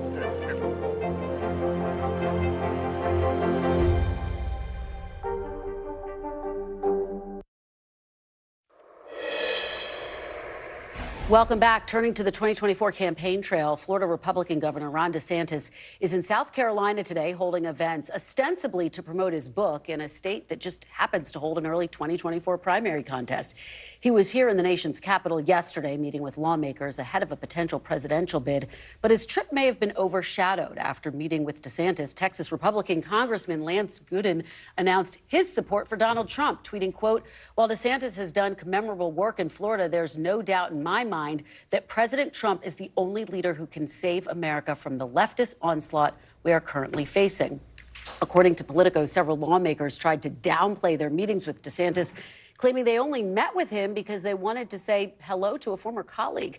Perhaps looking to steal DeSantis' thunder, Trump unveiled several endorsements from the Florida congressional delegation the week the governor went to Washington. All told, 50% of the Florida House members have pledged their support to Trump at this point. Joining me now on set is Meredith McGraw, national political correspondent for Politico, Maria Teresa Kumar, president and CEO of Voto Latino, as well as an NBC News contributor, and Lonnie Chen, director of domestic political studies at Stanford University, fellow at the Hoover Institution, and a former advisor to Mitt Romney. Thank you all for being here. Really appreciate it. Meredith, let me start with you. Here, DeSantis was in Washington this week, hoping to essentially get the spotlight back from former President Trump. And here you have all of these endorsements going to the former president. Did he do anything to gain momentum this week? Yeah, this visit by DeSantis here in D.C. didn't go as planned for him. Yesterday, Trump and his campaign rolled out a bunch of new endorsements from the Florida delegation, and now 10 of the 20 Republicans in the House, Florida House, have endorsed DeSantis. And I think it shows a few things. For one, a lot of these statements that the members came out with noted how little interaction they've had with DeSantis as governor. I think it shows the organization of the Trump campaign, which I think has been surprising considering how things have gone in the past. And I think it also shows the real challenge DeSantis faces by not officially announcing yet. His super PAC is ostensibly running his campaign right now. There are rules about contact between the two, and I think that's just going to continue to create some challenges for him as he tries to gain momentum ahead of any potential announcement. Lonnie, Meredith makes a really important point, which is that there are all of these reports that DeSantis is not doing the politicking of politicking. And Congressman Stubbe said of his endorsement that basically he hadn't heard from Ron DeSantis, and yet he had heard from Trump, that DeSantis has never reached out to him personally, even after an accident, and yet he heard from former President Trump, and that factored into his decision. Is he missing the mark on that point? Does he have to learn that lesson now if he's serious about running? Well, I think the lesson they've got to learn is organization matters, and they have to put in place the right organization to compete in a primary. Yeah. Now, the rules have changed since 2012 when I last worked in a competitive primary in a really deep way, but nonetheless, what you see is the Trump campaign has an organization. They're in the states. They're understanding the political moves on the chessboard. I think the challenge for other Republicans is they're going to have to build that infrastructure, and it's getting late. It's April, and they're doing a lot of stuff now in these super PACs and outside groups, which wasn't always the way it was done. Usually you'd have a campaign, and the campaign would execute on that strategy. So I think you're right that Governor DeSantis and others are going to have to begin to think seriously about what do we need to do to build an organization to compete, not just the media game, but actually the political game. Right. Maria Teresa, let me play for you what Senator John Cornyn had to say after meeting with DeSantis and get your reaction. To me, the most important thing in the 2024 presidential primary is for Republicans to nominate somebody who can win. Most important thing to me is winning the election. It doesn't do you much good to come in second, and because you can't set the agenda, you can't pursue your policy agenda. And so I think people want to get behind somebody who they are confident can win in 2024. I played that for you because typically we hear Democrats say that. Right. And now you're hearing more and more Republicans backpedaling. Hey, wait a minute. We need to win in 2024. Well, and just as important is that he's coming from the place and the perch of being from Texas. And in Texas, Trump did incredibly well. For him to divorce himself from the top of the ticket that basically helped ensure that he was there as well is almost sacrilegious, so to speak. But I think the challenge with DeSantis is also that he's also not doing his politics right by talking to the media. He doesn't. He likes the photo ops, but he doesn't sit down and have conversations. And when you have the Financial Times verbally state that there are donors within his realm that are going to defect and go to Trump, then you know that his campaign is in trouble before it's even started. Well, and when you look at the polls, I mean, that's, again, it is very early, so we don't want to overstate anything that we're seeing in the polls. And yet, we are at this moment where former President Trump has now been indicted, Meredith, and you're seeing him increase in the polls, at least the latest round of polls show him increasing over Ron DeSantis. Is there a point at which it becomes too late for him to regain this momentum? Or is it too early to say that? Well, I think what's going to be very hard for DeSantis and, frankly, any other Republican that gets in or has gotten in is just how strong Trump's poll is with his base. He has this sort of floor of 30% or so of Republican voters who are going to stick with him no matter what. And how you break away from that, especially in some of these primary states where it's winner takes all, that could be a real challenge. I want to play something that Asa Hutchinson, who is in the race, who's distinguishing himself from former President Trump, told Arvon Hilliard, and get everyone's reaction. Why does the party need to move on from Donald Trump? Because Donald Trump has taken us back to bitterness. He's taken us back to, what's a personal vendetta. Whenever you look at what he wants to do as president, it's more about getting even with his political enemies than leading our country, and that concerns me. Lonnie, he talks about the need to move on from Trump. He's the only candidate saying that, though. I mean, no one is taking the gloves off. I mean, everything he said is true, and it would matter a lot more if others said it. And I mean, I think Asa Hutchinson's a great guy. He was a terrific governor. But for this argument to really get liftoff, you're going to have Ron DeSantis and Nikki Haley and Tim Scott make the argument more directly. Now, it may not be in their dispositions to do so, but the reality is, if you're going to take down Donald Trump, you've got to go at him directly. I really don't see this kind of sidestepping and, well, maybe he'll blow himself up.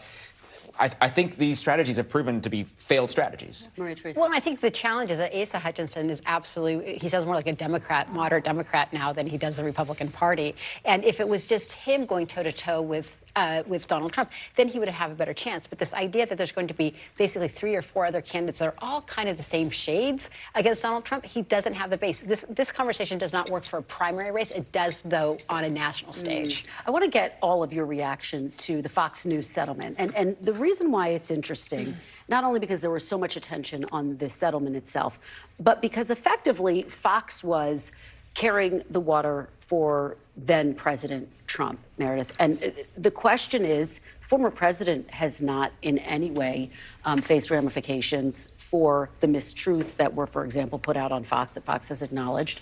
How does this inform voters, do you think, heading into this election cycle? Does it? Does it have any impact?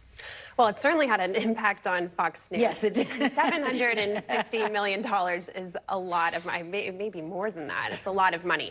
You know, there was some disappointment that with this settlement, Fox wasn't forced to come on air and make a correction, that there wasn't any full culpability for them in pushing some of these falsehoods. But, you know, for Dominion, they're getting a very large payout here with this settlement. And I think both sides were making, frankly, business decisions. For Fox News, they get to avoid more embarrassment.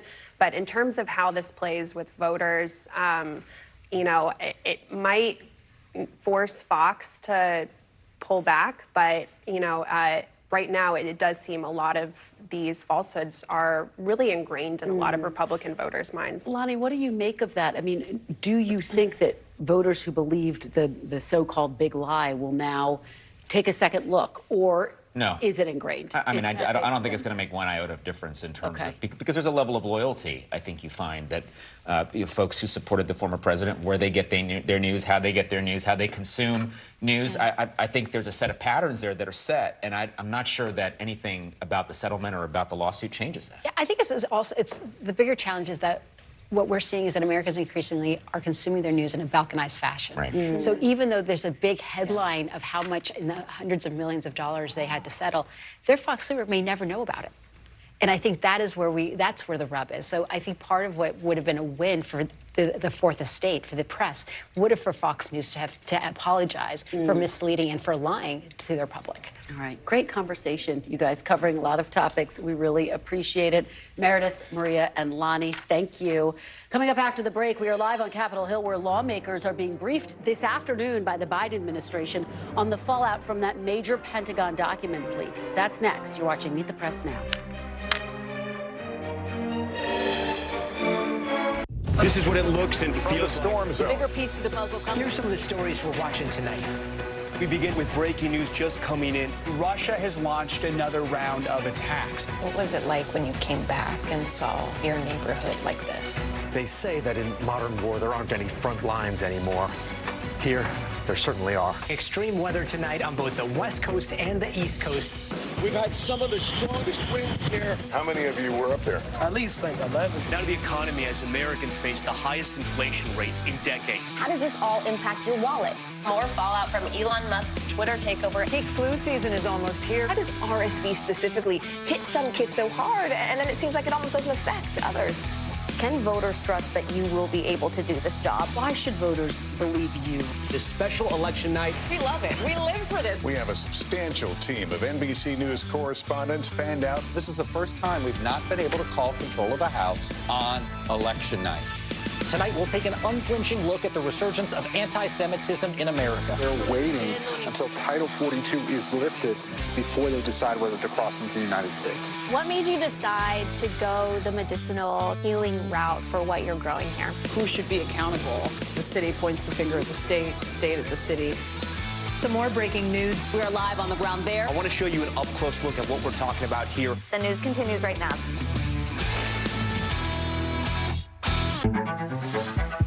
It was the end of the story, but it was also just the beginning. We couldn't know then that following the mystery would take us to places as strange as any fiction. The mind whirled among dreadful possibilities. What happened here? The True Crime Original. Dateline, Fridays and Sundays. Hey, I'm Hallie. It's good to be with you tonight. The debt ceiling. Here's why this matters. Please, please don't have your eyeballs glaze over. Here's why this matters. Talk to us about what we're supposed to call this. Is it a bailout? Is it a backstop? There's a difference because it matters whose money is being used to prop up these banks. We think we're getting close to this news conference. I will be honest with people. This is like an awkward moment where we think we're like right there. You're going to have to like tap dance with us maybe a little bit. I do have my tap dancing shoes on, not to worry. The day's biggest political stories with trusted insight and expert analysis. A daily look at the politics behind the headlines. Meet the Press Now, streaming weekdays at 4 p.m. on NBC News Now. Your music is so familiar. What do you think when people start humming back your tunes? How you doing, Lester?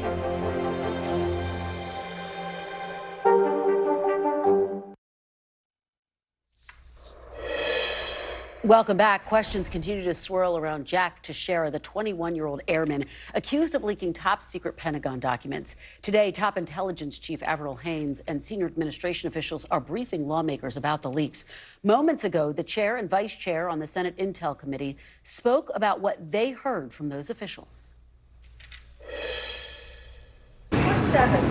That the Department of Defense and the intelligence agencies found out about it primarily from the press. I certainly wasn't satisfied with any plans they have in place to prevent this from happening in the future. I think there are a whole host of questions here.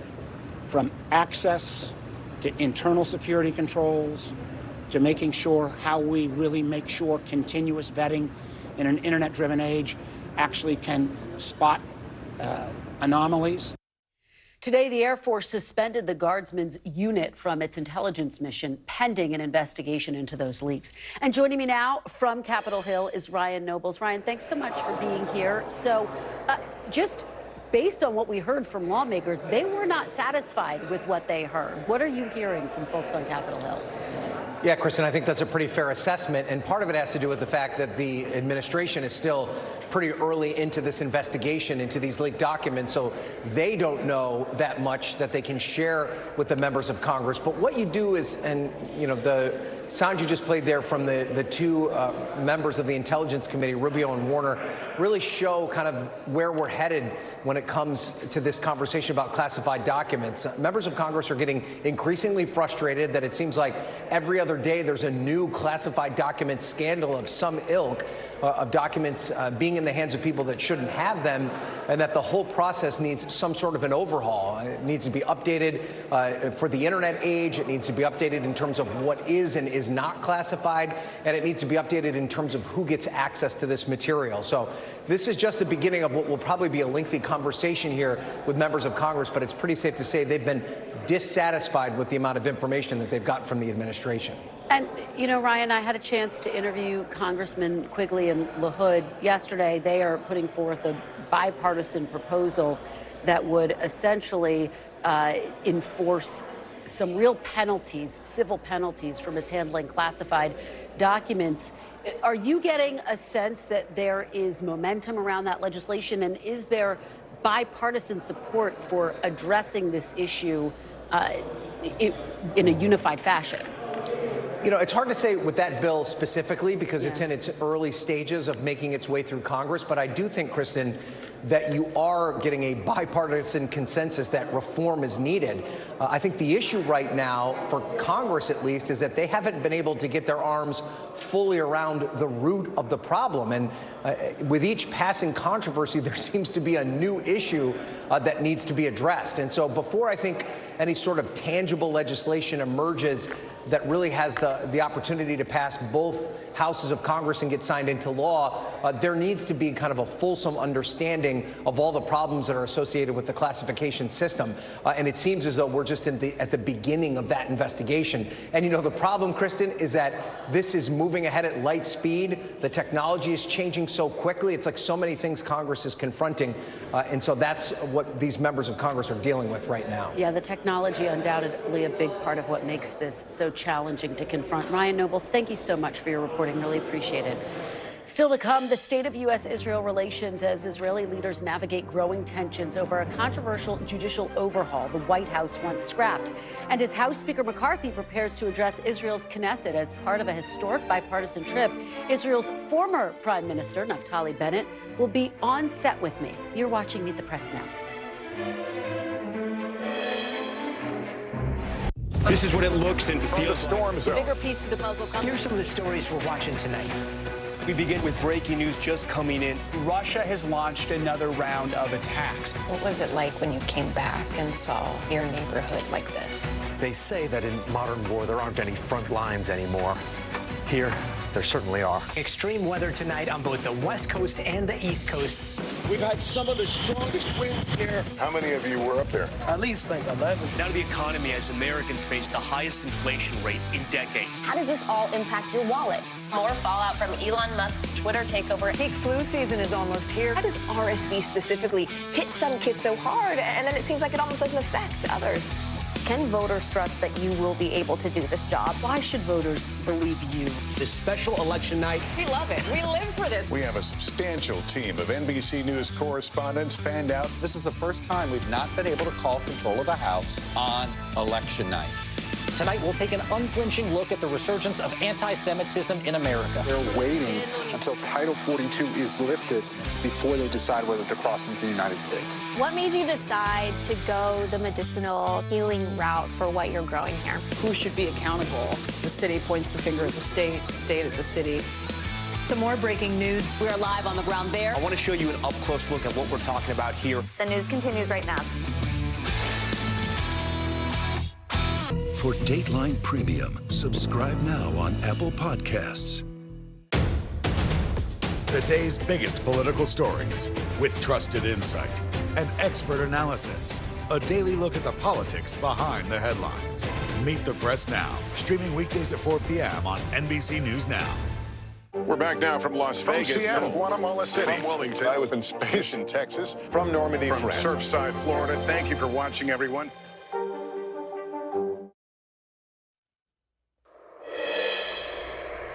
Welcome back. Speaker McCarthy announced his first trip abroad as Speaker of the House. He will visit Israel, where he will make an historic address to Parliament. Meantime, tensions continue between Israeli Prime Minister Netanyahu and President Biden over Israel's judicial overhaul plan. Netanyahu hit pause on the plan last month, but he's not abandoning it, even as protests continue in Israel. He told Chuck this weekend he wants to reach a broad consensus on how to balance the power of the court. And Axios is reporting the U.S. is trying to reassure Israel after classified Pentagon documents tied to Israel appeared online, with Secretary of Defense Austin reportedly telling his Israeli counterpart the U.S. is taking steps to prevent future leaks. Joining me now on set is former Israeli Prime Minister Naftali Bennett. Thank you so much, Mr. Prime Minister, for being here. Appreciate it. Great to be here, Kristen.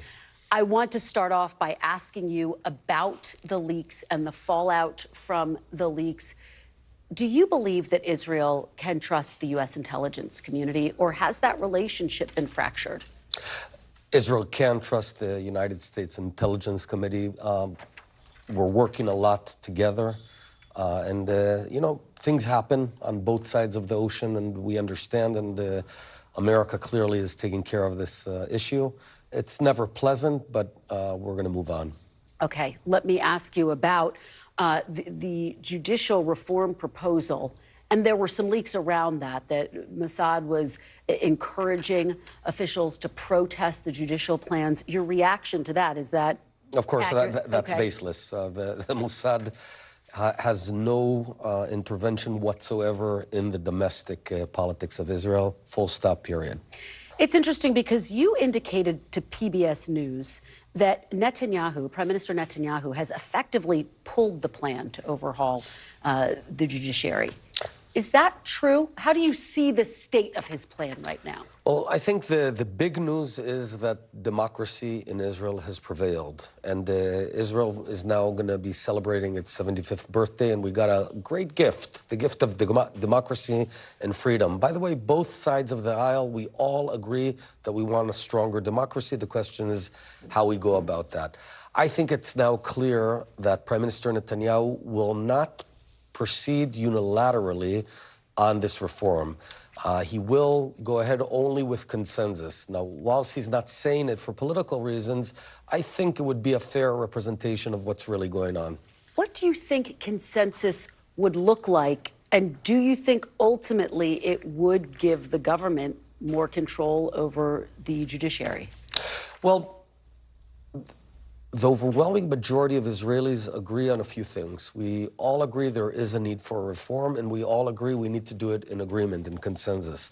We also agree that the Supreme Court of Israel does not really fairly represent the variety of opinions in Israel, and that needs to be fixed. And we also agree that over the past 3 decades, the Supreme Court, as a constitutional court, has usurped some of the authorities of the executive in a way that ought not have been. So now we just have to balance it. And I think the general feeling, and Prime Minister Netanyahu himself conceded, that the government went too strong, too fast, and it wasn't only about the content, it was also about the form. It wasn't done well, and now they're going to try and fix it. Do you think that Prime Minister Netanyahu can reach this consensus for this proposal to overhaul the judiciary, the Supreme Court, given that he is facing his own legal challenges? I think regardless of that, it's going to be tough to reach an agreement. I'm not sure there will be an agreement. You're skeptical, I hear in your voice. It's tough because there's a lack of trust. Both sides don't trust each other, and that's not unnatural in a democracy between coalition and opposition. I don't think the Prime Minister Netanyahu is trying to progress this reform because of his personal issues. I think it was sort of a mishap, and he was sort of cornered into this mess.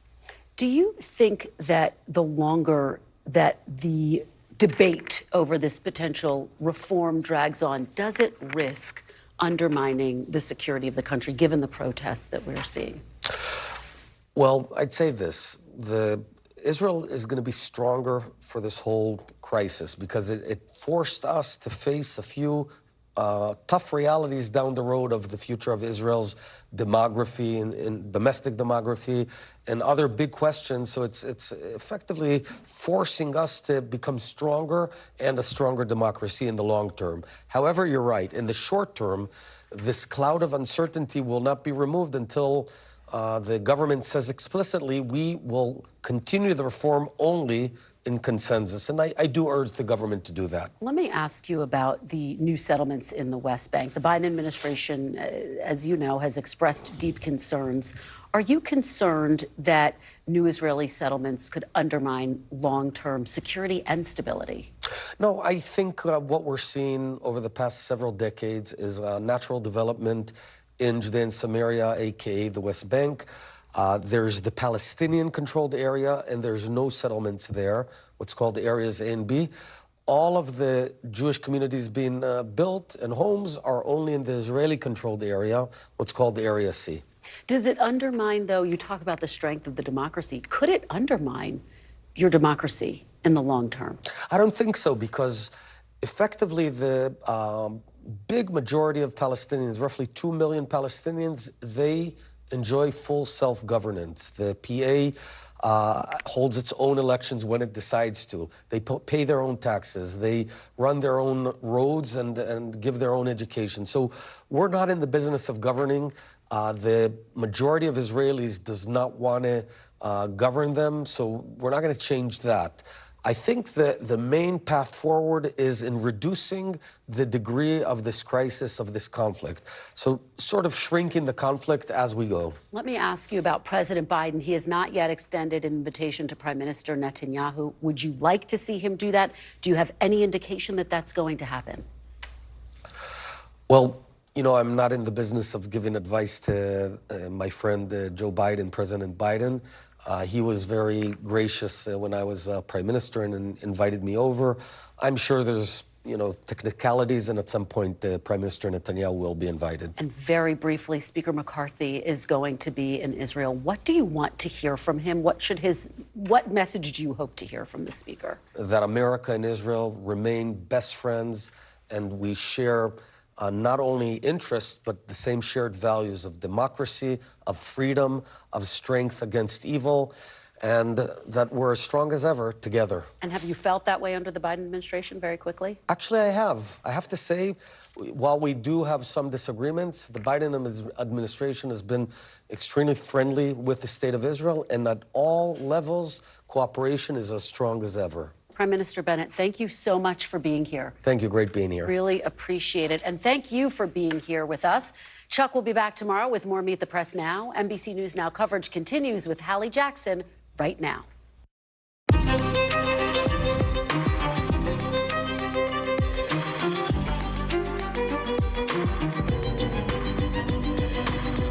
We are coming up on a key 48 hours for the future of abortion access in America, with the Supreme Court keeping access to the abortion pill open for now, but that could change in a big way come Friday. We're going to show you all the ways the next big ruling could play out.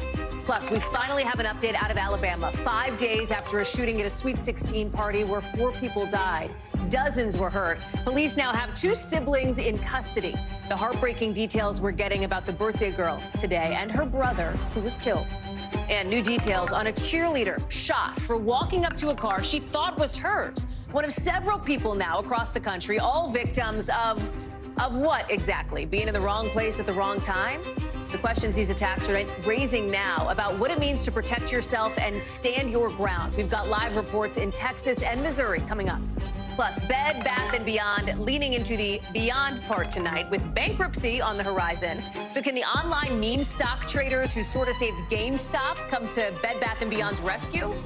And speaking of Beyond, Congress is looking way out there, asking the Pentagon to explain what is up in the sky, because if these aren't aliens we're seeing, should we be more nervous that it's something terrestrial? We'll explain that later on in the show. Hey there, I'm Hallie, and tonight we start with breaking news out of the Supreme Court. The justice is just now giving an answer that is basically a non-answer on what will happen to a key abortion pill in this country. And it is candidly a kick-the-can moment, with the court keeping access to this pill open for at least 2 more days until midnight on Friday. You've got Justice Samuel Alito essentially extending the pause button he pushed on a lower court's ruling that would have banned the pill from getting sent through the mail, making it harder to get. So that's happening not right now. We don't know when that might happen, if it happens, because we don't know what the justices will do come Friday, the next key deadline. All of it shaping up to be the Supreme Court's first big test on abortion since the justices overturned Roe v. Wade last summer. I want to bring in senior legal correspondent Laura Jarrett. Why 48 hours more, Laura? Like, what does another 2 days actually buy the court here? Just buys them a little bit more time to get their ducks in a row. And the big question is it because somebody's writing a dissent, whichever way that might come out, or is it because this case is just super complicated and sort of this morass of regulations and conflicting issues? And so maybe they're just trying to get their arms around it. We don't know, but we do know that we're going to hear from them pretty soon, unless, of course, they extend it even more. But let's assume for the moment that we do hear from them sometime before 11:59 on Friday night. Hallie, I still think there are 3 main ways that this could all shake out. So let's walk through them for folks so they understand what's potentially at play here. Issue number 1, potential scenario number 1, the Justice Department gets its stay, which would last pending an appeal. What does that mean? The pill would be maintained. You would have access to it just as you do today, except the case would go back down to the 5th Circuit where they would hear it. Option number 2, the justices would deny the stay request from the Justice Department, which would effectively, what the Justice Department says, create regulatory chaos because they wouldn't be able to actually use the pills currently on the market because the whole regulatory regime doesn't match the operative rules that are in place. What does that mean? It's not clear you could get the drug at all. At least according to the Justice Department, they say all doses would immediately come off the market. They have another decision in Washington telling them the opposite. They say they don't know how to comply. Short story is that option would be a mess. Option number 3, the justices take the case for themselves. In that scenario, I think it's still likely that the access to the pill would be maintained. All it means is that the justices would actually hear the case, and it's just a question of how soon would they hear it before the summer recess, which is coming up in just a matter of months, or do they kick the can even further down the road and not hear the case until the fall? We just don't know which option of those 3 I just laid out that they're most likely to do. It's really all bets are off at this point. Fine, so we don't know what they're going to do. We do know what their deadline is, and that is basically a minute before midnight on Friday. In practical terms, Laura, for the next 2 days, nothing changes, right, practically, regarding the ability of people to get access to this abortion pill. That's right. You can still get access to the pill right now. Nothing changes. It's just a matter of what happens late Friday night. That's when you might see some real action. Laura Jarrett, thank you very much for that breakdown. Appreciate it. Sure. Let's take you down to Alabama, where right now 2 teenagers are in custody tonight, accused of killing 4 people and hurting dozens of others at a Sweet 16 birthday party. This is Alabama. And when you pull out a gun and you start shooting people, we're going to put you in jail. Those 2 suspects being charged with 4 counts of reckless murder, with more charges pending for the victims who were hurt. One is 16, the other is 17. They're both being charged as adults, and the 2 of them are brothers. What we don't know here is why. No motive has been released since the shooting on Saturday. Guad Venegas is following this one for us. Police and prosecutors, Guad, acknowledged some of the frustrations with how long it took to get suspects in custody, and their message seemed to be they wanted to get it right before coming out and saying anything.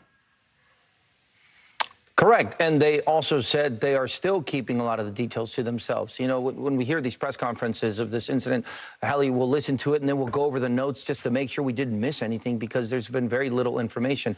We also know that they're from Tuskegee. That's a city about 30 miles south of Dadeville. That's the information we've gotten from there. Now, we did know from before that investigators had been conducting various interviews and going over the evidence. We also know that the shells that were recovered from the scene belonged to handguns.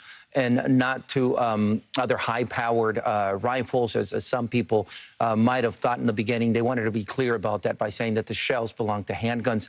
But those are all the details we know now. The press that was present this morning asked authorities, they asked them if there was any information on the motives behind, and they didn't want to share that. So as of now, that is what we know. We know that we have these 2 teenagers that have been arrested. There's 4 counts of reckless murder, more counts to be brought up that are related to those 32 that were injured during the incident, but we're still waiting for more details from authorities. Hallie?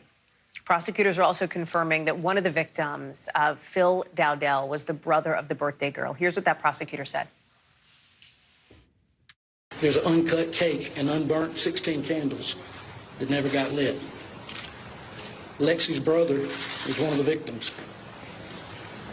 On her 16th birthday party, she been knelt by her brother as he took his last breath. That's what we're dealing with. You can see how emotional it is for him to even describe that. And there is this huge question still out there, which is why this attack happened in the first place.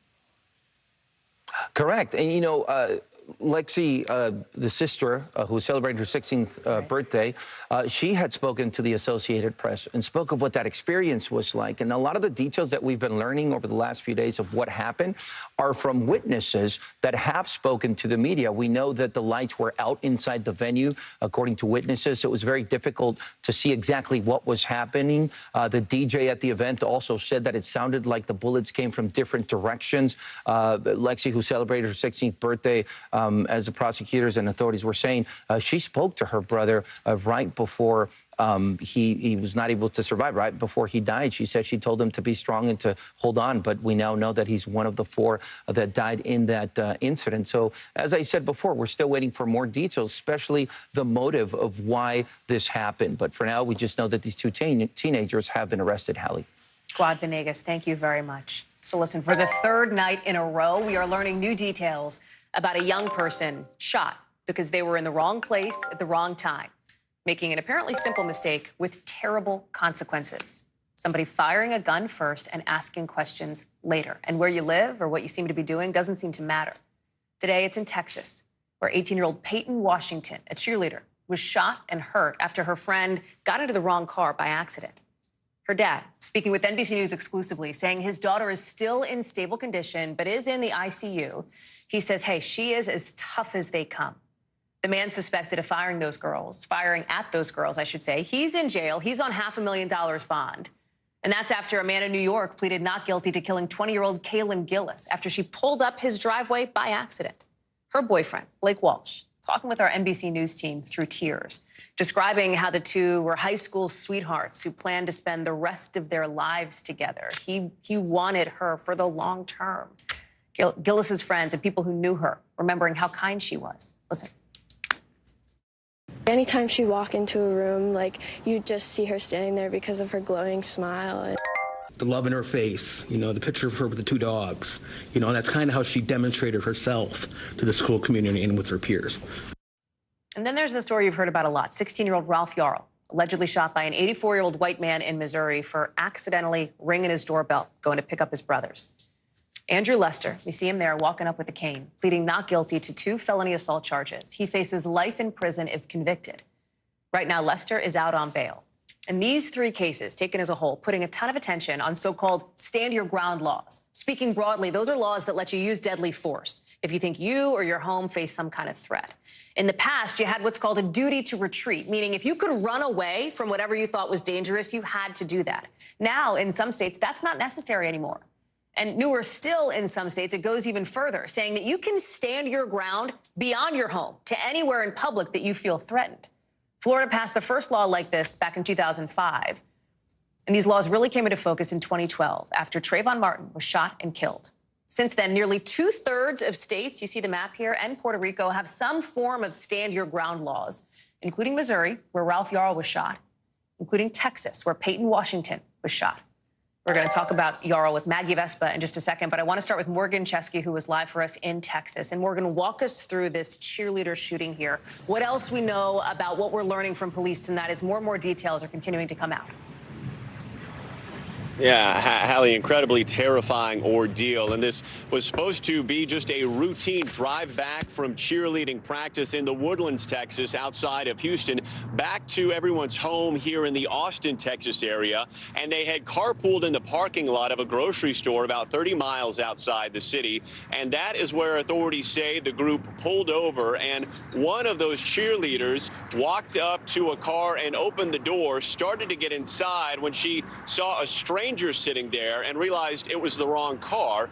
And according to witnesses, Hallie, that's when she backed away, back to the original vehicle, even apologizing to the man who stepped outside, pulled out a firearm and opened fire, striking two of those teenagers, seriously wounding Peyton Washington, a high school senior who is beloved in the cheer community and for the last several days has been being treated here at this hospital in Austin, Texas. We do know, Hallie, that the man who pulled that trigger, Pedro Tello Rodriguez Jr., was arrested by police. He is being held on third-degree felony charges right now, and he has yet to say anything related to this shooting, at least publicly, through either him or an attorney.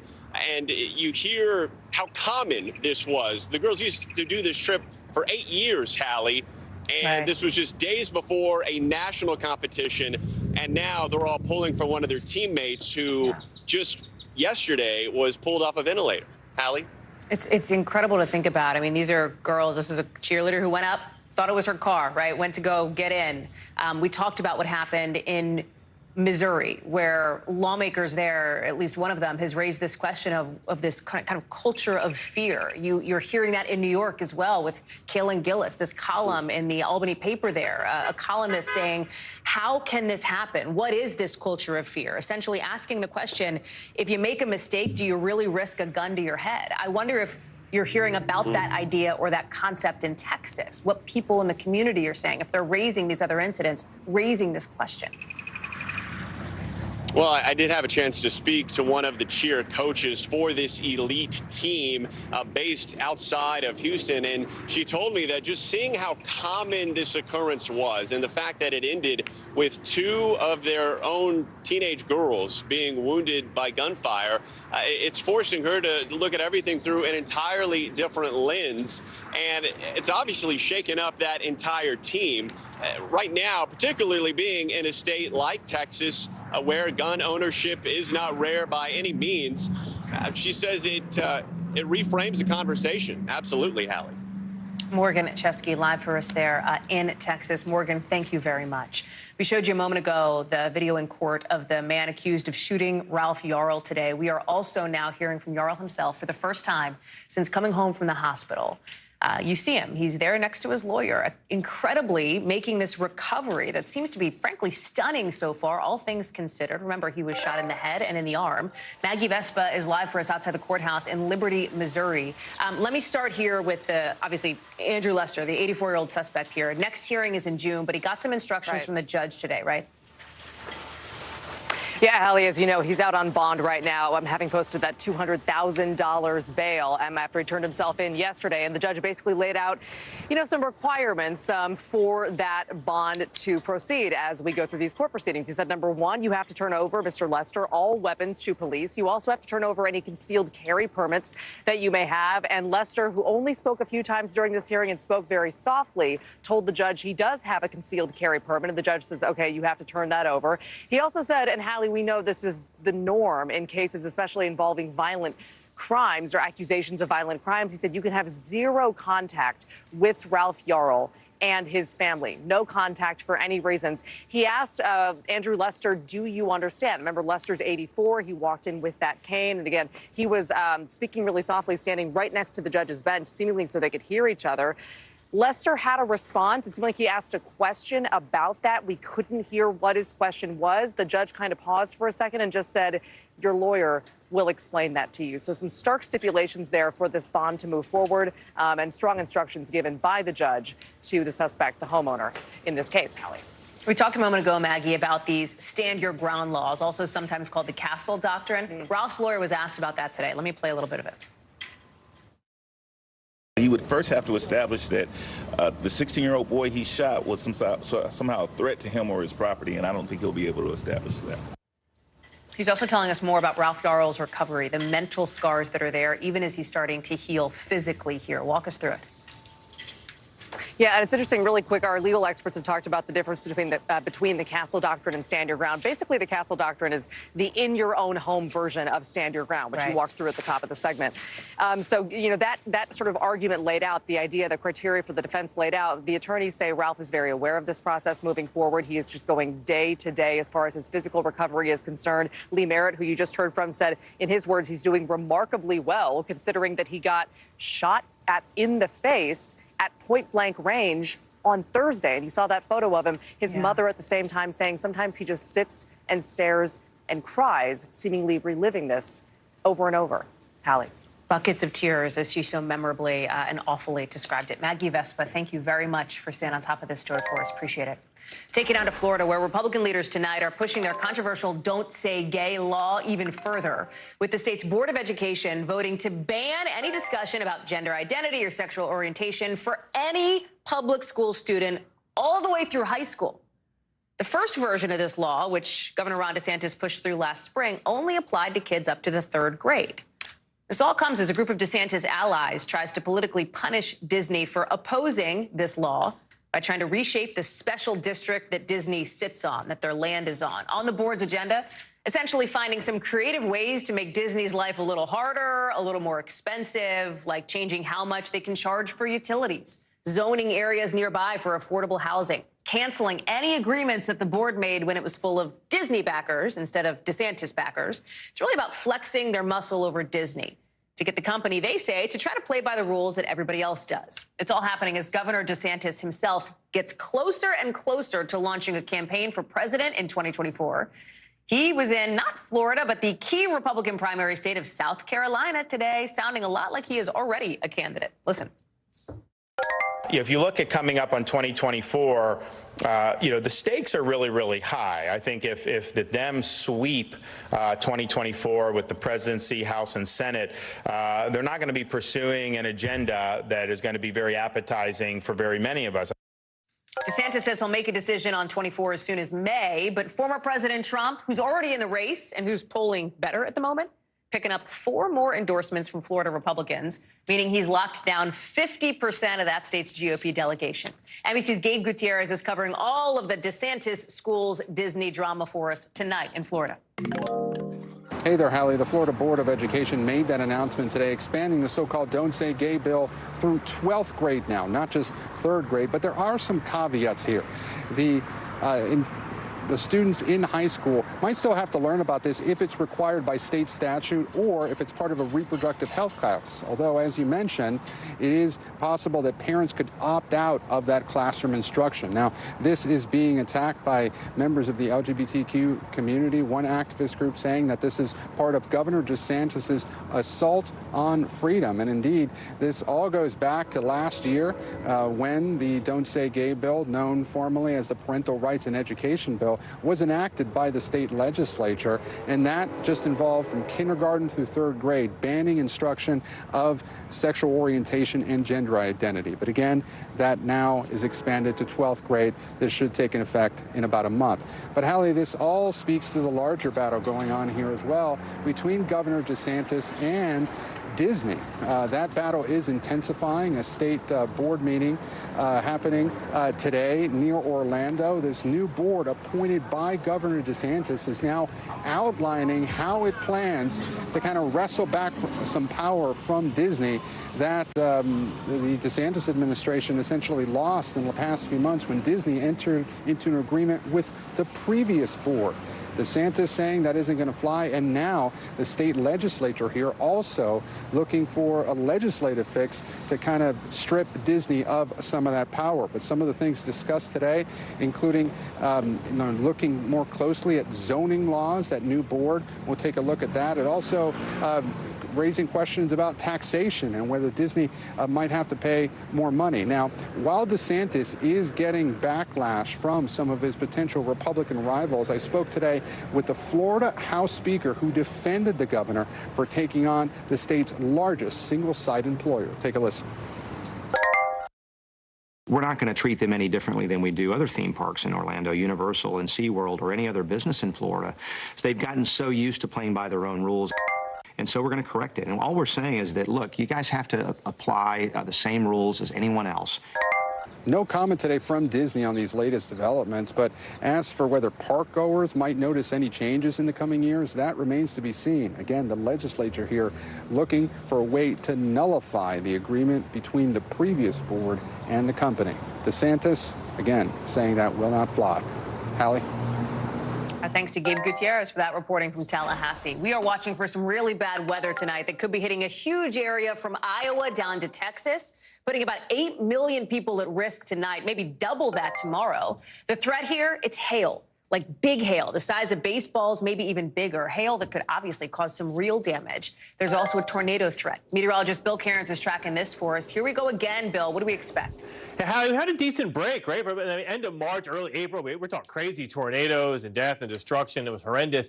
And now we're getting back into kind of severe weather mode. And this is when we expected. April and May are our peak months. And we've already had, it's amazing how we categorize hail. Hallie just said baseball size. That's about 3 inches in diameter. Hen size is considered about 2 inches in diameter, and golf ball size is like 1.75. They just like the people to kind of relate to what we're talking about. And we've already had about 1.75 golf ball size hail reported today, and we expect later today we could see some of that baseball size hail. And the reason we kind of characterize it is when you have baseball size chunks of ice falling from the sky, that's going to smash windshields. That's going to take your shingles on your roof will get ruined, dents in your car. So that's some serious stuff. And once we get into the growing season, it can ruin farmers' entire field and crops. So that's why it's such a problematic large hail. So we have a severe thunderstorm watch. It's up here from about Sioux City, just outside of Sioux Falls, a little sliver of Iowa. It's 11 o'clock tonight. And we have a new tornado watch that has been issued. We do not expect a lot of tornadoes, maybe an isolated tornado or two, but as we've learned, it only takes one to hit in the wrong location, and we got big problems. So that's for you from St. Joseph to Manhattan, Kansas, Topeka, Kansas, to Lincoln, Nebraska, to Omaha. That's the area of concern from Des Moines to Omaha and areas of western Iowa. We've also had some very strong thunderstorms in areas of Wisconsin, just north of Milwaukee. Lots of lightning with this severe thunderstorm warning. And this lone thunderstorm south of Rockford, Illinois, right along Interstate 88, has the one that's been producing some huge hail. And that's trying to drift towards Chicago. So we'll follow that over the next hour or two. So here's the map that shows you the area of greatest concern for this evening. That does include northern half of Kansas, eastern Nebraska, almost all of Iowa, and the northern portions of Missouri, especially from Missouri to St. Joseph, and a little sliver. Not a lot of storms tonight, Wichita Falls to Oklahoma City, but an isolated strong storm. And if we get that huge hail, it would be in this corridor here, especially this enhanced risk, that orange area. Then tomorrow, right now we're not thinking a huge area that's going to have large hail, but we could have some damaging wind with this, and that does include areas from Dallas to Fort Worth. If we get large hail tomorrow, by the way, that would be Dallas to Waco. That's the most favorable region. More wind damage threat from areas of Arkansas to Missouri. And there's that area of hail. Tennis ball size is possible. Tennis balls roughly get around 2 to 2.5 inches in diameter. And then Friday, we're taking this down to Houston. It doesn't look like a huge area. And a lot of people are wondering, well, what does this mean as we head towards the upcoming weekend? And it looks like all of this mess will eventually try to slide towards the East Coast, but not severe weather, more or less just rain as we go towards the weekend, especially into Saturday. So there's Thursday, and then as we go into Friday, we'll watch rain redeveloping in the afternoon, Hallie. So again, it's just beginning for tonight. We'll monitor it over the next 2 hours for you. Bill Cairns, thank you very much. Lots to watch, that is for sure. Appreciate it. Coming up here on the show, a controversial Kennedy announcing he'll go up against President Biden for the White House. How he's doing in a new poll. Plus, why Elton John testified in front of senators today. That's in our 5 things.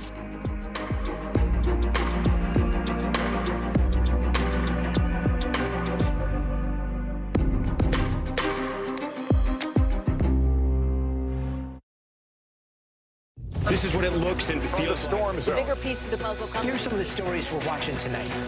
We begin with breaking news just coming in. Russia has launched another round of attacks. What was it like when you came back and saw your neighborhood like this? They say that in modern war, there aren't any front lines anymore. Here, there certainly are. Extreme weather tonight on both the West Coast and the East Coast. We've had some of the strongest winds here. How many of you were up there? At least like 11. Now to the economy as Americans face the highest inflation rate in decades. How does this all impact your wallet? More fallout from Elon Musk's Twitter takeover. Peak flu season is almost here. How does RSV specifically hit some kids so hard, and then it seems like it almost doesn't affect others?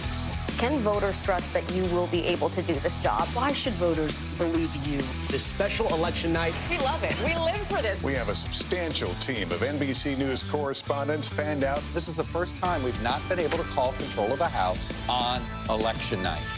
Tonight, we'll take an unflinching look at the resurgence of anti-Semitism in America. They're waiting until Title 42 is lifted before they decide whether to cross into the United States. What made you decide to go the medicinal healing route for what you're growing here? Who should be accountable? The city points the finger at the state at the city. Some more breaking news. We are live on the ground there. I want to show you an up-close look at what we're talking about here. The news continues right now.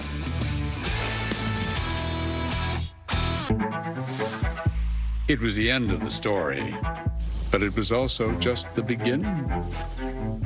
We couldn't know then that following the mystery would take us to places as strange as any fiction.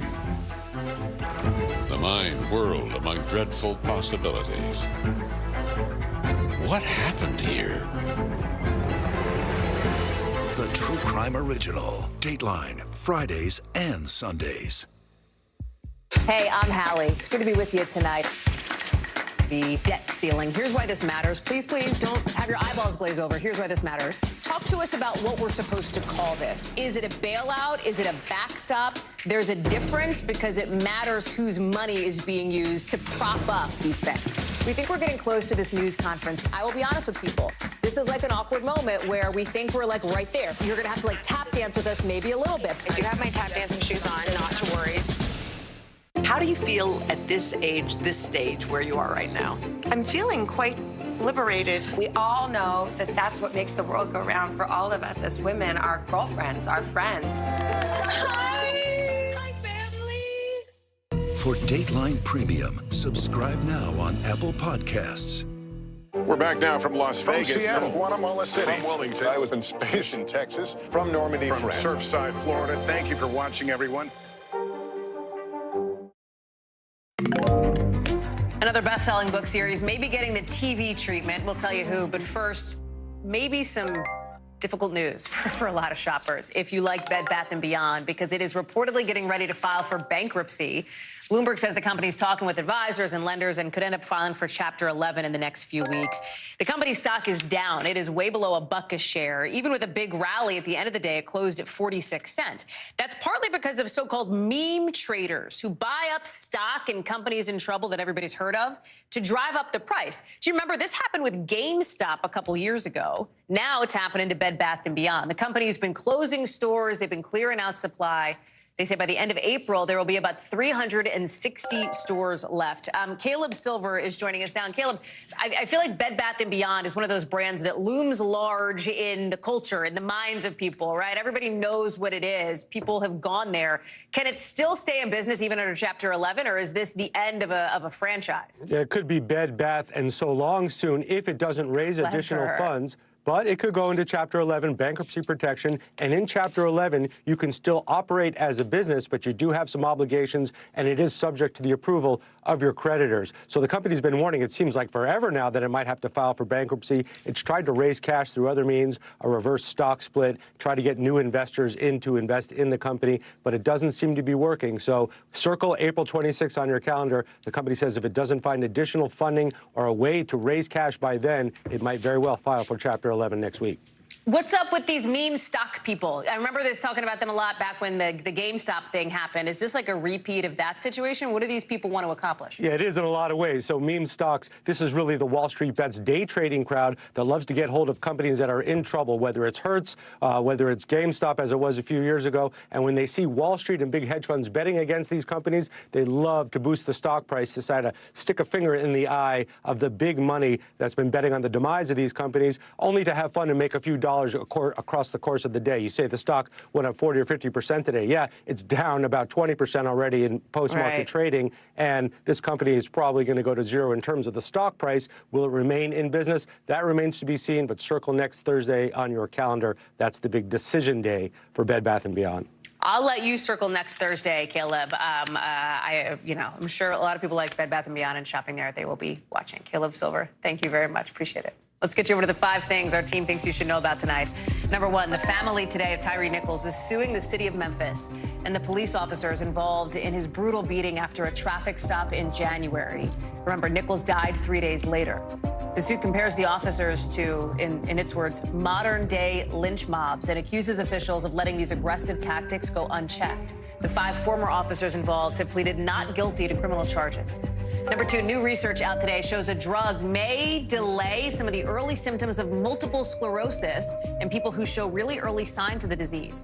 People taking this drug had a 63% lower risk of developing early signs of MS than people taking a placebo. This drug's already being used to reduce the number of and severity of relapses of MS. Number 3, some Meta employees in tech roles say they've been laid off. Stuff like user experience, graphics programming. More cuts are expected at Facebook's parent company, part of what CEO Mark Zuckerberg described as the company's year of efficiency. Number 4, singer Elton John serenading, to a degree, Congress today, perhaps not with his vocals, but at least with his voice. He says it's to, in his words, keep our foot on the accelerator in the fight against AIDS. He wants Congress to extend the president's emergency plan for AIDS relief for another 5 years before a deadline in September. The program says it saved more than 25 million lives since it was created 25 years ago. Number 5, more than 10 years after the last Twilight movie, they are apparently getting a TV series also based on Stephenie Meyer's Twilight books. It's said to be in the early development stages at Lionsgate, so TBD on when the series will actually hit screens. You can bet a lot of people are waiting eagerly for that. A member of the Kennedy family, who's made a name for himself pushing made-up vaccine conspiracy theories, is today announcing a run for president as a Democrat, and a new poll shows he may have some strength in a perhaps surprising pool of voters. We're talking about Robert F. Kennedy Jr., son of RFK, who was assassinated in 1968 as he himself ran for president. RFK Jr. getting support from 14% of President Biden's 2020 voters, according to a new USA Today poll. Kennedy rose up in conspiracy theory circles during the pandemic, spouting some bananas stuff like that Jews in Nazi Germany had more freedom than Americans did during the pandemic, and repeating debunked claims like that childhood vaccines cause autism, even though experts point out there's no link. At his campaign launch today, those kinds of vibes were in the air. Listen. To commoditize our children, our Purple Mountain's majesty, to poison our children and our people with chemicals and pharmaceutical drugs, to strip mine our assets, to hollow out the middle class and keep us in a constant state of war. RFK Jr. joins others hoping to take on President Biden, like Marianne Williamson and Tiger King Joe Exotic, but none of them are considered a serious threat to Joe Biden getting his party's nomination if he wants it as the guy in the White House. NBC's Mike Memoli joins us now. A Kennedy running for office. How real is this candidacy? Is this a play for some attention here? Does the 14% come down to name recognition? How do you see it? Well, Hallie, I spend most of my time these days worrying about whether the guy who lives behind me is going to run for a second term. But it did seem from RFK Jr.'s announcement today that he is taking this candidacy seriously. And listen, he has a very strong brand name in Democratic politics, albeit one who presents, as you laid out, some very problematic policy views that could turn off voters.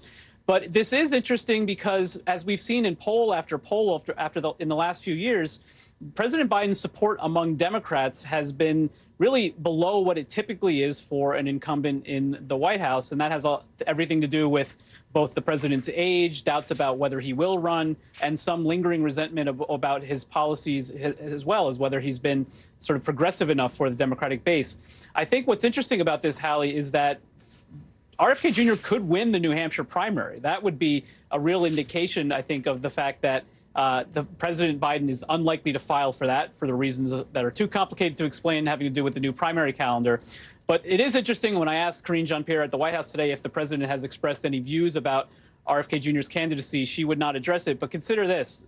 there are a lot of Kennedys in Biden's administration. You have Victoria Kennedy, the widow of the late Senator Kennedy, ambassador to Austria; Caroline Kennedy, the daughter of the late president, ambassador to Australia.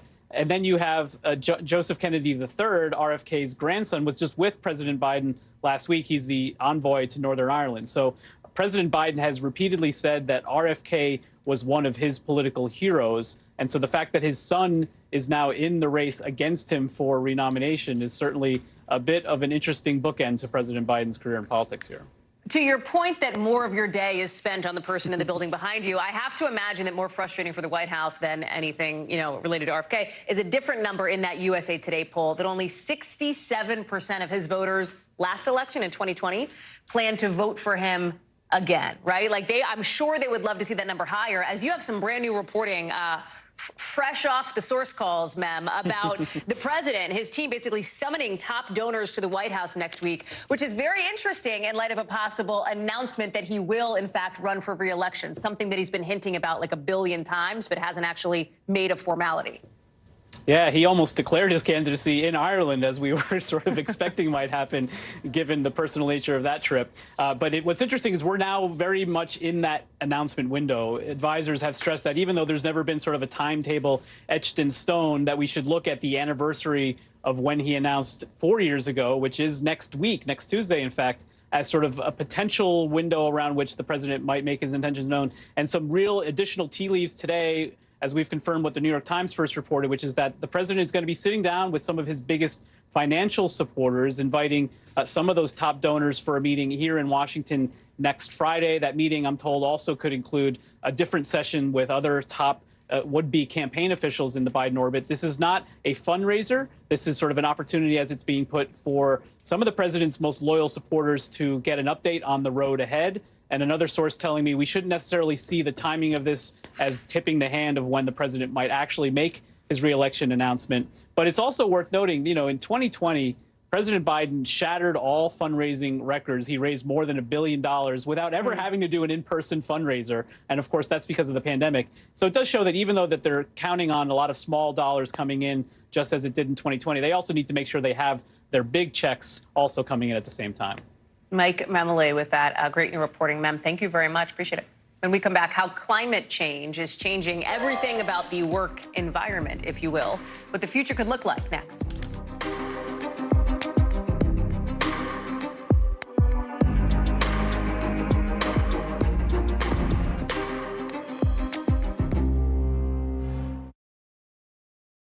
This is what it looks and feels like. The bigger piece of the puzzle comes. Here's some of the stories we're watching tonight. We begin with breaking news just coming in. Russia has launched another round of attacks. What was it like when you came back and saw your neighborhood like this? They say that in modern war, there aren't any front lines anymore. Here, there certainly are. Extreme weather tonight on both the West Coast and the East Coast. We've had some of the strongest winds here. How many of you were up there? At least like 11. Now to the economy as Americans face the highest inflation rate in decades. How does this all impact your wallet? More fallout from Elon Musk's Twitter takeover. Peak flu season is almost here. How does RSV specifically hit some kids so hard, and then it seems like it almost doesn't affect others? Can voters trust that you will be able to do this job? Why should voters believe you? This special election night. We love it. We live for this. We have a substantial team of NBC News correspondents fanned out. This is the first time we've not been able to call control of the House on election night. Tonight, we'll take an unflinching look at the resurgence of anti-Semitism in America. They're waiting until Title 42 is lifted before they decide whether to cross into the United States. What made you decide to go the medicinal healing route for what you're growing here? Who should be accountable? The city points the finger at the state at the city. Some more breaking news. We are live on the ground there. I want to show you an up-close look at what we're talking about here. The news continues right now.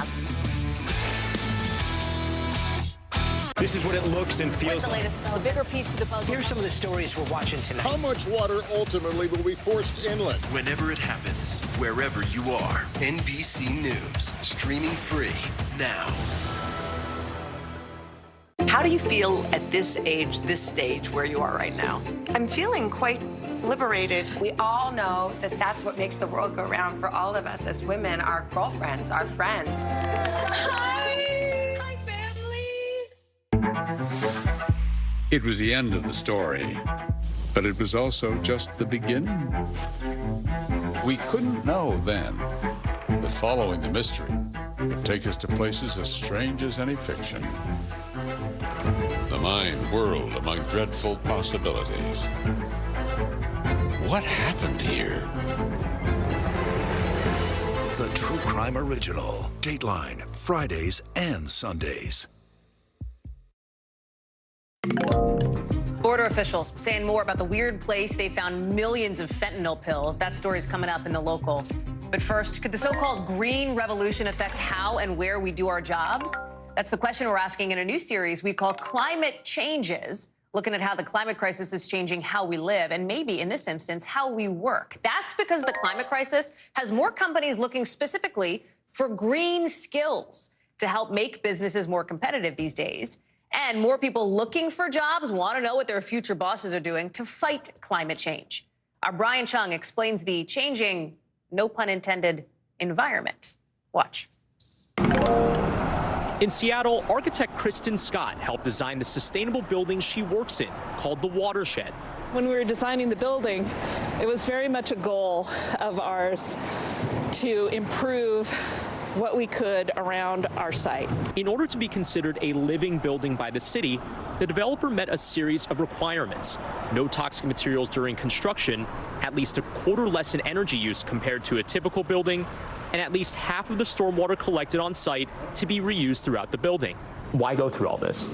Well, I think the most important reason to go through it is that it's really prioritizing health and well-being of all of us, not only the people working in the building, but beyond the building. One of the benefits of the Watershed's sustainable design, attracting workers increasingly eager to work for a business that cares about the environment. Those workers, according to a new LinkedIn Green Jobs report, are reskilling as the demand for green jobs in fields like renewable energy explodes. A notable trend in an economy where overall job postings fell 14% in the past year, according to the Bureau of Labor Statistics. You go on LinkedIn today, 18%, nearly 1 in 5 of job postings on our platform in the United States is looking for green skills. Carbon accounting up 233%, measuring drinking water quality growing by almost 190%, and energy engineering up 179%.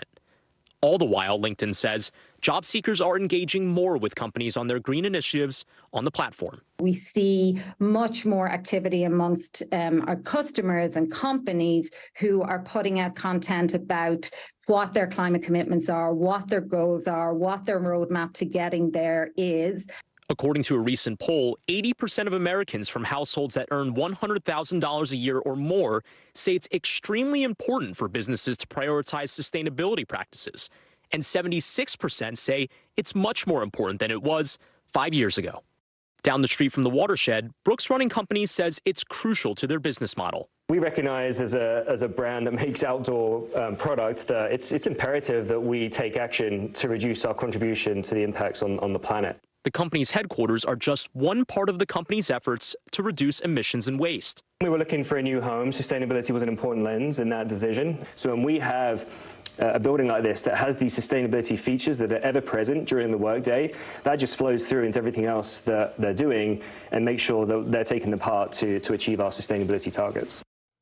Brian Chung is joining us now. Brian, thank you for bringing us this reporting here. Give us a sense of the scale and the scope of this, right? Because it's not like there are no jobs that exist in the oil and gas industry. There sure are, right? But the broader theme seems to be workers, especially younger workers, caring more about the environmental footprint here. Yeah, and Hallie, as you mentioned, that transitioning is happening. But, you know, in our wide-ranging conversation with LinkedIn, there were some other stats that showed graduates are going into renewable energy jobs at 1.6 times the rate that they're going into oil and gas jobs. And it's because of the closer mindfulness that they're having when they're applying for these jobs and also in finding jobs that are available that align with their initiatives and their personal perspectives on sustainability and how much a company should care about the environment. And here's another stat for you in the vehicle industry, for for example. We've seen a lot of pullback in terms of hiring in internal combustion engine type of engineering jobs and more hiring on the electric vehicle front. LinkedIn saying that those types of jobs have increased 300%. And for what it's worth, on the margin, you know, those types of buildings that we just highlighted in that piece, it means a lot. In the beginning of that piece, I was wearing a rain jacket because we were standing underneath a bridge that has a dirty water essentially coming down from it, and the outside of that building filters the water so that the salmon in Lake Union nearby can actually swim more freely. So those types of things are things that employees are starting to pay attention to in this increasing climate crisis, Hallie. Super interesting. Brian Chung, thank you very much. Appreciate it. Coming up, violence in Sudan not stopping, leaving people worried about food and supplies running out, not to mention the people stuck there. More on what we know about them and whether this latest ceasefire is holding. Plus, where a century-old submarine was found. Wait to see the video coming up.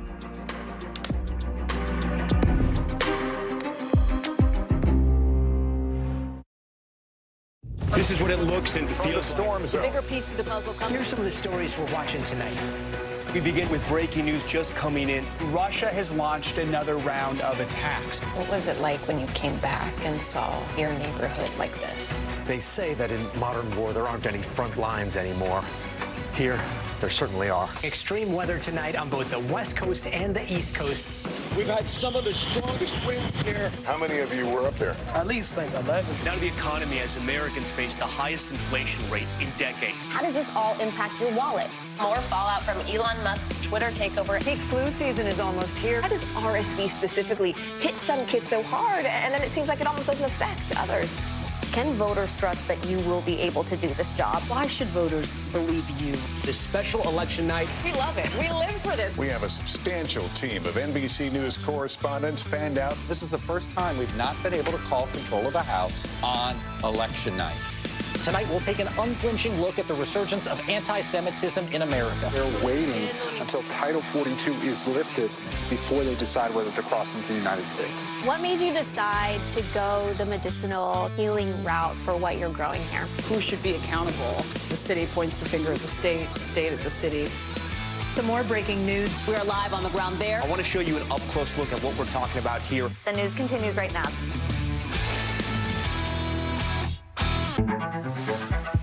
It was the end of the story, but it was also just the beginning. We couldn't know then that following the mystery would take us to places as strange as any fiction. The mind whirled among dreadful possibilities. What happened here? The True Crime Original. Dateline, Fridays and Sundays. Tonight, we are seeing the start of a new 24-hour ceasefire in Sudan between two rival military groups, with hopes that will end a fifth day of violence there. For questions about whether it'll actually hold after an earlier truce fell apart. Gunfire, explosions. Look at this, clouds of smoke seen, fighter jets heard all across the capital. The WHO says at least 270 people have been killed there. A U.S. convoy has been attacked. Gunmen have stormed the homes of UN workers over the last few days. The Biden administration says there are no current plans to evacuate Americans in the country because there is not a safe way to actually get them out right now. Secretary of State Tony Blinken is calling on all sides to stand down. It all comes from Sudan's military putting an end to a civilian-led government trying to transition the country to democracy starting in 2019. It's a power grab that led to thousands protesting in the streets. NBC News foreign correspondent Josh Letterman is joining us now. This is chaos. I mean, that feels like the only way to say it. What's it going to take? How is there going to be a resolution here, if at all?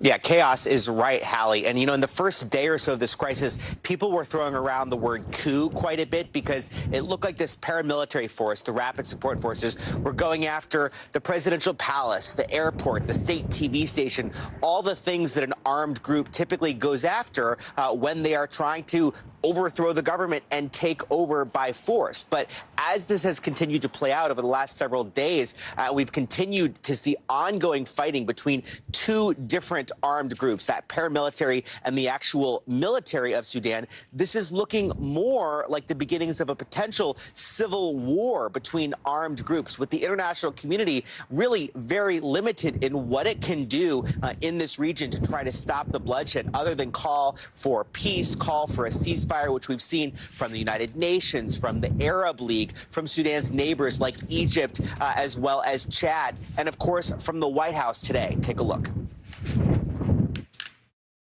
We are consulting very closely with the regional and other partners on this situation. We call on SAF and RSF to adhere to international law, renounce violence, and return to negotiations.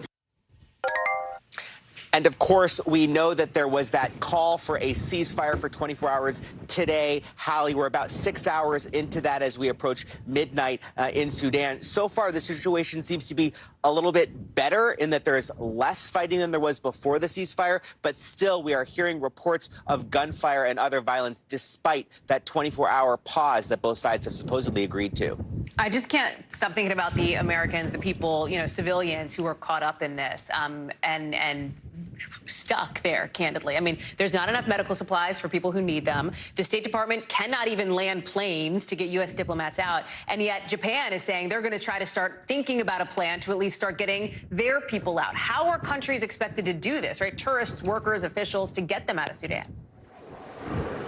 It's basically impossible. The Germans actually tried today, Hallie. They flew 3 planes to try to evacuate their citizens, got as far as Greece to refuel when, according to German media, they had to turn back because the airport was under airstrikes. And so that speaks to the difficulty. As the U.S. Embassy today in Khartoum told people on Twitter, we stand in solidarity with the people of Sudan and the region, calling for an immediate end to those hostilities, urging all forces to avoid further escalations and cease their fire. But it's not just the medical supplies creating a humanitarian crisis right now, Hallie. The U.S. also warning that things like food, water, and even fuel are running low. Hallie?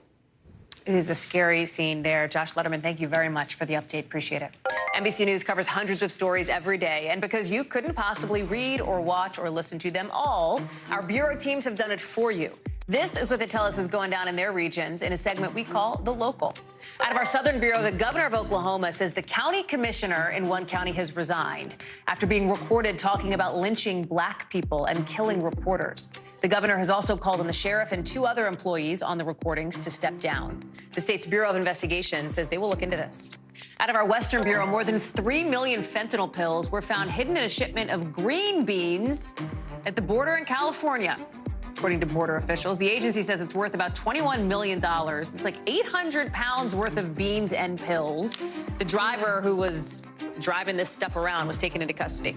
Out of our Northeastern Bureau, divers found a piece of history off the Long Island Sound. It's the wreckage of a submarine dating back to 1907, abandoned apparently more than 75 years ago. The team that found it says they'll keep diving and documenting what it is they see in the deeps of the ocean, the depths.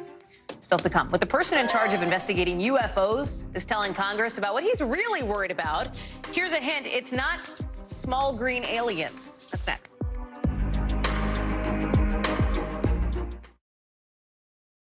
This is what it looks and feels. Storm zone. The bigger piece to the puzzle. Here's some of the stories we're watching tonight. We begin with breaking news just coming in. Russia has launched another round of attacks. What was it like when you came back and saw your neighborhood like this? They say that in modern war, there aren't any front lines anymore. Here, there certainly are. Extreme weather tonight on both the West Coast and the East Coast. We've had some of the strongest winds here. How many of you were up there? At least like 11. Now the economy as Americans face the highest inflation rate in decades. How does this all impact your wallet? More fallout from Elon Musk's Twitter takeover. Peak flu season is almost here. How does RSV specifically hit some kids so hard, and then it seems like it almost doesn't affect others?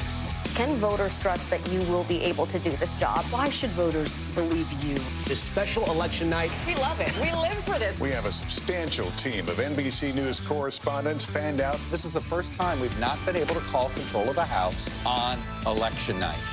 Tonight, we'll take an unflinching look at the resurgence of anti-Semitism in America. They're waiting until Title 42 is lifted before they decide whether to cross into the United States. What made you decide to go the medicinal healing route for what you're growing here? Who should be accountable?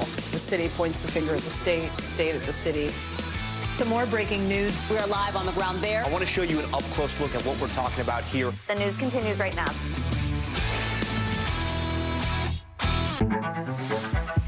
It was the end of the story, but it was also just the beginning.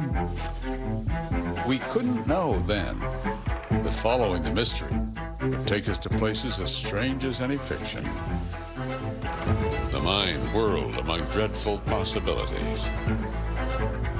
What happened here? The True Crime Original. Dateline, Fridays and Sundays. Hey, I'm Hallie. It's good to be with you tonight. The debt ceiling. Here's why this matters. Please, please don't have your eyeballs glaze over. Here's why this matters. Talk to us about what we're supposed to call this. Is it a bailout? Is it a backstop? There's a difference because it matters whose money is being used to prop up these banks. We think we're getting close to this news conference. I will be honest with people. This is like an awkward moment where we think we're like right there. You're going to have to like tap dance with us maybe a little bit. I do have my tap dancing shoes on, not to worry. This is what it looks and feels What's the latest? A bigger piece to the puzzle. Here's some of the stories we're watching tonight. How much water ultimately will be forced inland? Whenever it happens, wherever you are, NBC News, streaming free now. How do you feel at this age, this stage where you are right now? I'm feeling quite liberated. We all know that that's what makes the world go round for all of us as women, our girlfriends, our friends. Hi! Hi, family! A warning today from a top official at the Department of Defense about UFOs, and we're not talking about alien spaceships. We're talking about what the Pentagon technically calls UAPs, unidentified aerial phenomena. Stuff like this that moves and turns and stops on a dime. Things the U.S. has not been able to identify, these little blips and blobs. Are they Martian? Probably not. Bigger question is, are they Russian or Chinese? The answer, we don't know. And that is the big concern from top military officials. Listen. Are there capabilities that could be employed against us in both an ISR and a weapons fashion? Absolutely. Do I have evidence that they're doing it in these cases? No, but I have concerning indicators. NBC's Tom Costello is joining us now. Concerning indicators, Tom, that's the line, right? Talk to us about this, this concern here, because there's been a lot more attention to this issue of UAPs. This is the second congressional hearing in 50 years on this. The first one was only like a year ago, not